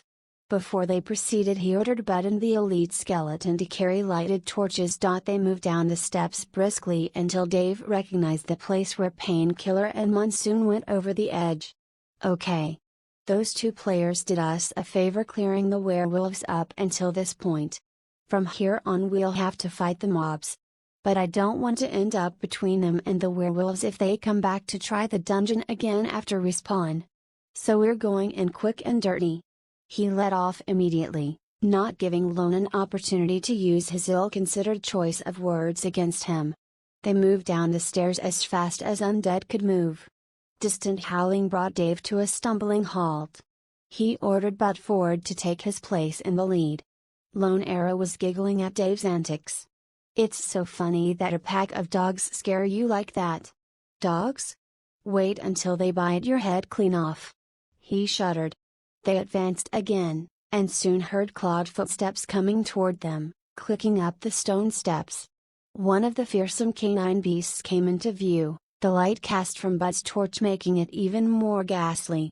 Dave inspected the hideous mob: malformed werewolf, level 70, HP 20,000, damage 1500 to 2000, damage nullification 350, magic absorption 350, skills, howl, staggers enemies and pushes them back. Maul, savagely tears and lacerates a target dealing 300% basic damage value. Half of the skin and flesh was rotted or missing from its large frame, leaving bone and putrefying organs exposed. Dave was already terrified, and now he could barely control his disgust too. He was prepared for the fear, but the revulsion was unexpected and it frayed at his already weak control. What is worse than a werewolf? An undead werewolf? Dave answered his own question in a shaky high-pitched voice, moving farther behind his undead. "I'll hang back just this once, let Lone and my undead boys handle this. They need the practice and EXP anyway." "Yeah." Then 3 more malformed werewolves appeared out of the darkness, following behind the first horror. Chapter 59 Werophobia. Dave lunged into the fight screaming at the top of his high-pitched lungs, "Damn Ralph and his stupid werewolf pranks." He activated Stampede, aiming at the new werewolves. He smashed through the alpha on the way, pushing him off to the side, tossing a spectral bomb after it. Blowing it with a finger snap, he yelled, "Arrow! Knock it off the edge!" Lone fired a breaking shot, adding to the force of the exploding skull and sending the alpha plummeting, howling all the way down. The 3 remaining werewolves roared, infuriated at the death of their alpha. They charged Dave in a group. Rising Strike was used and he became invulnerable for a heartbeat as the skill moved him into a backward recovery. The grouped monsters took damage from the attack, incensing them even more. They growled in savage hatred and hunger. "Damn you, Ralph!" He flashed back to all the times Ralph insisted on going to horror films, werewolf ones, and especially the one traumatic Halloween when he scared the shit out of him in a realistic werewolf costume. Ralph always used to have fun on Dave's expense. Dave never got over his fear from werewolves since he was a child. The fact was proven right now. The squad of undead surrounded the 3 monsters. The werewolves were flinching away from the torches, wary of the fire. "They're afraid of fire. Use more torches," he instructed his squad. Lone Arrow threw torches to the undead that didn't already have them. One of Dave's ghouls, the tallest one, grabbed the torch. The creatures moved back howling, fear in their eyes but their instincts inciting them to attack. One of the skeleton casters didn't grab a torch, but pointed his staff and shot a fireball at the monsters instead of the usual black bolt. The fireball ignited the Wurzer and the monster became a rampaging massive fire, screaming from the pain and attacking anything near it. One of your underlings had found his path in magic. Plus 20 contribution points. Whoa! So you can learn skills. Dave was ecstatic. "Very good. Light them up, Bones," said Dave as he addressed the newly evolved caster. The caster almost looked proud as he began rapid firing at the werewolves with a barrage of fire attacks. The new fire caster wasn't dealing much damage, but the flames were enough to cause panic among the werewolves. Moments later, the disorganized monsters began to die one after the other. When they were all dead, Dave picked up the fangs they dropped and handed half of them to Lone Arrow. Smiling at the loot gains, she asked, "Was I imagining things, or were you really afraid?" "I was not," Dave replied firmly. "Oh right, "The great Mr. Skeletal is afraid of nothing," she said with a giggle and moved down the stairs. It took them a while going down where they heard more werewolves. This group was larger. About 3 more. Dave took even longer to get a grip and fight. Finally they ended the undead monsters to the accompaniment of a few girlish screams that Dave swore came from one of his undead underlings. After several more encounters with various kinds of werewolves, they found themselves at the bottom of the stairway. In front of them was a gargantuan door with hundreds of torches ensconced all around it. The door was still shut down, the light from the torches still inadequate to illuminate it completely. Wherever there was light, carvings depicting ancient and ferocious creatures were revealed. Werewolves, dragons, sea beasts, giant turtles and more. Standing in front of the more than 200-meter wide door was a werewolf unlike the other previous werewolves they'd encountered. It had silver fur and a great mane adorned its neck. Its arms were as big as tree trunks, with boulder-sized shoulders and a cavernous chest. It appeared more human than the other wolves, the bestial part less prominent. But the blazing redness of its eyes were a sign that it had lost its sanity long ago. Richer silver mane, boss class, level 80, HP, 25000, damage nullification 1000, magic absorption 500, a stranded beast of the ancient age. For thousands of years Richard searched for the way back to his home until finally coming to the gateway, only to discover it was close to him. Forever stranded, forever longing, a sad life. "This is anticlimactic," said Lone Arrow. "Why is that?" "Well, the boar from before was much higher level. This thing won't even be worth filming." Lone Arrow looked at the 6-meter-tall werewolf. "Its lore is interesting. That door must protect some big secret," said Dave, moving closer trying to get a better look. There was a familiar shape among the carvings. Right at the corner was the carving of a building. A palace of bones. Dave heard a shout from above. "There!" He turned, looking up, noticing 2 torches coming down the stairs toward his group. Painkiller and Monsoon. Shit. Well, turns out the ending won't be anticlimactic after all. "I hope you're happy now," he said, whipping his sword out and preparing his squad for a fight. Chapter 60 The Underworld. Lone watched the enemy players close the distance. "We can't defeat them, their levels are too high for us. Even if they don't kill us, the monsters will." She was worried. "We have to find a way out of here." Dave inspected the boss again, hoping he could make another drama situation happen. But the werewolf stag was still showing bright red, the color of a hostile mob. "We're not getting away without fighting this time." Lone turned and looked directly into his eyes. "Just kill me so you can activate in mission." She lifted her chin in both offer and defiance. "What? The entire game community is out to get you. If you get killed, your big quest will be a failure. But, if you kill me, then you can escape to the Dead Realm." She's a good dungeon partner. Not many people would sacrifice themselves like that, not even in VR. "I could," he said slowly, "but I really don't want to. Let's just head over to the boss room. I want to get a closer look at those carvings on the door." Dave summoned the undead boys to him, and they moved into the boss room together. He sent the undead to distract the werewolf, and with Lone Arrow, worked his way around the fight to the door. Painkiller and Monsoon rushed to the bottom of the stairs in an effort to keep the dragon the archer in sight. Their faces lit up in recognition at the same time, then shocked anger and greed quickly followed. "It's them. The 2 players that have topped the ice palace." Painkiller moved to pursue, dropping the unnecessary torch and equipping his heavy tower shield. "This is big time, Pain. Killing Mr. Skeletal will give us access to the expansion." "But where are they going?" Painkiller was leading Monsoon, circling well around the boss and the undead, attacking the boss in undead fight. "I knew it." Dave was elated. One of the carvings was a representation of the Bone Palace in the Undead Realms. Maybe there was a way for them to escape. He reached out to trace the image with a finger. When his finger touched the stone, the entire door burst into light.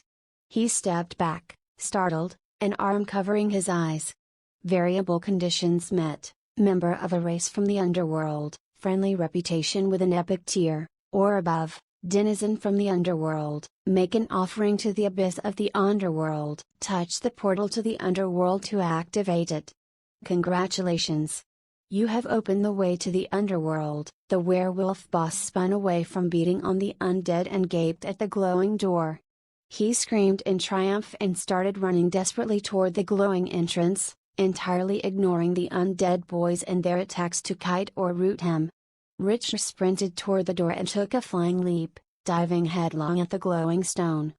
Instead of a crunching impact when he struck, the glow grew to intolerable levels and the silhouette of the boss silently fused into the stone door. The light from the door receded and went out, leaving them blinking from the after effects. The only sign left of the boss monster was the new image of a werewolf, carved into the stone. Conquest server announcement. The way to the underworld is open.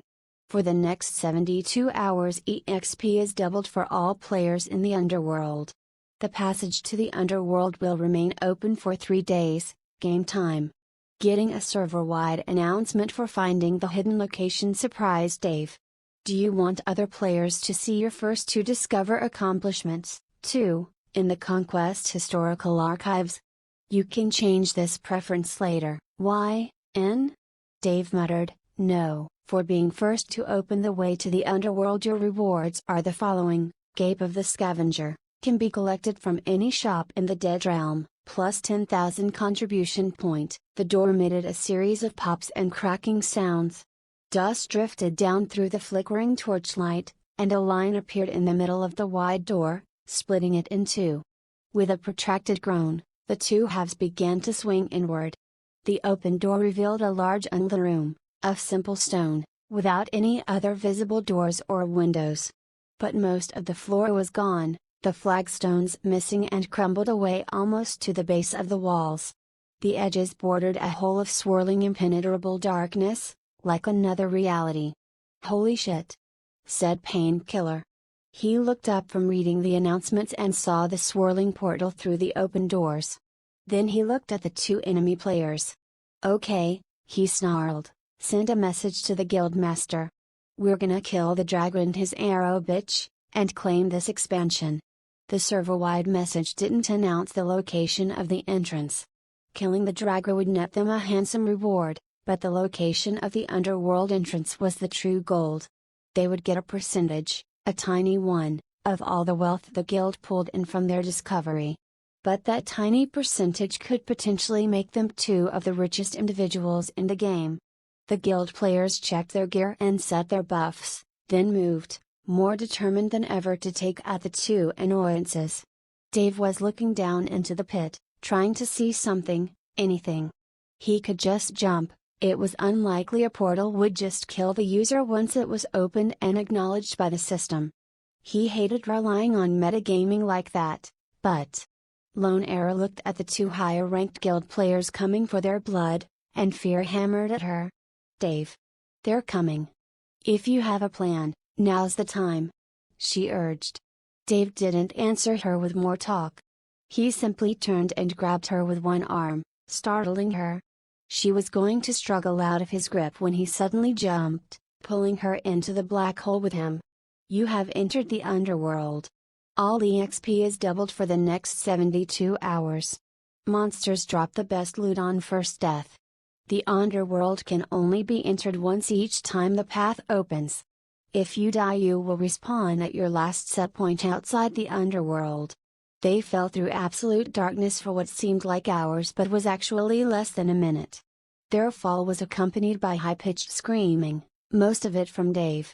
A pinpoint appeared in the unrelieved dark and grew, becoming a patch of dim orange light.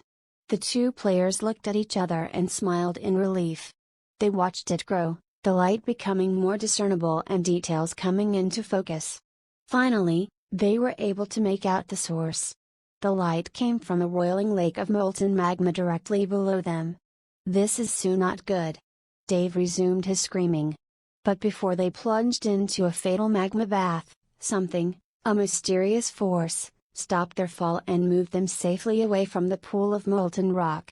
They were deposited gently on the stone shore bordering the magma lake.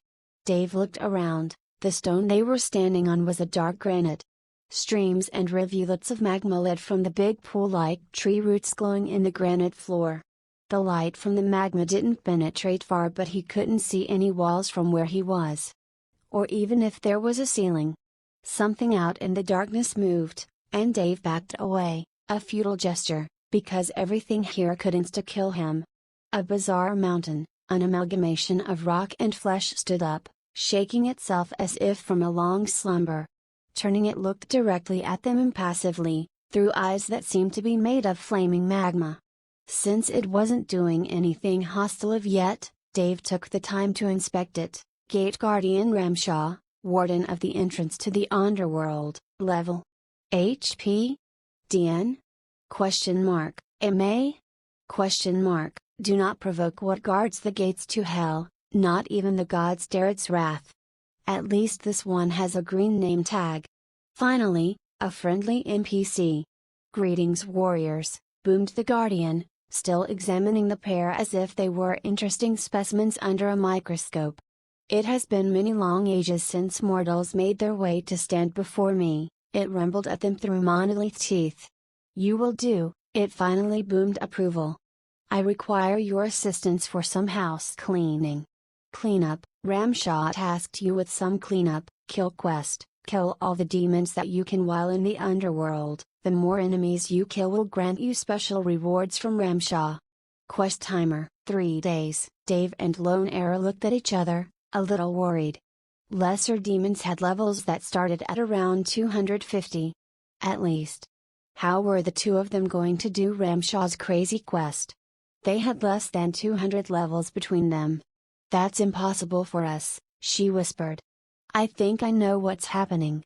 This, the Underworld, is definitely related to the Undead expansion. The Undead expansion was supposed to open when enough players reached level 500. Then, I came along and the kickoff was premature. And now this Lone punched his shoulder. Oh. What the hell, Lone? This is all your fault. What are you going to do about it? Dave heard distant voices screaming. Looking up, far up, he saw them falling toward the magma pool. Painkiller and Monsoon, following them. Hunting them. We run. He said. And suited action to words. Arrow was caught flat-footed, still in argument mode, his retreat left her far behind. Screaming, I'm going to kill your bony ass. She raced after the dragger. Arrow caught up to him quickly. Dave was glad, even though she punched him, again, when she moved up to run in line with him. At least she hit the other's shoulder, so the damage was symmetrical. Dave had no idea where he was going. Most of the cavern was dark, lit here and there by the sullen glow of the magma streams radiating from the cinderal pool. Monsoon and his buddy weren't going to stop. If they messaged their guild before they jumped, then thousands of players would soon follow them. Every one of them mad to end a certain low-level dragon and his party. They were in a tight spot. Dave still didn't want to kill Lone.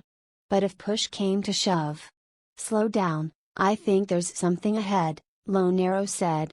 Well, it was humanoid. But tall and big as an Optimus Prime. Yeah. Dunno why we didn't see that before. Definitely a demon, goat legs, horns, and tail. The whole package.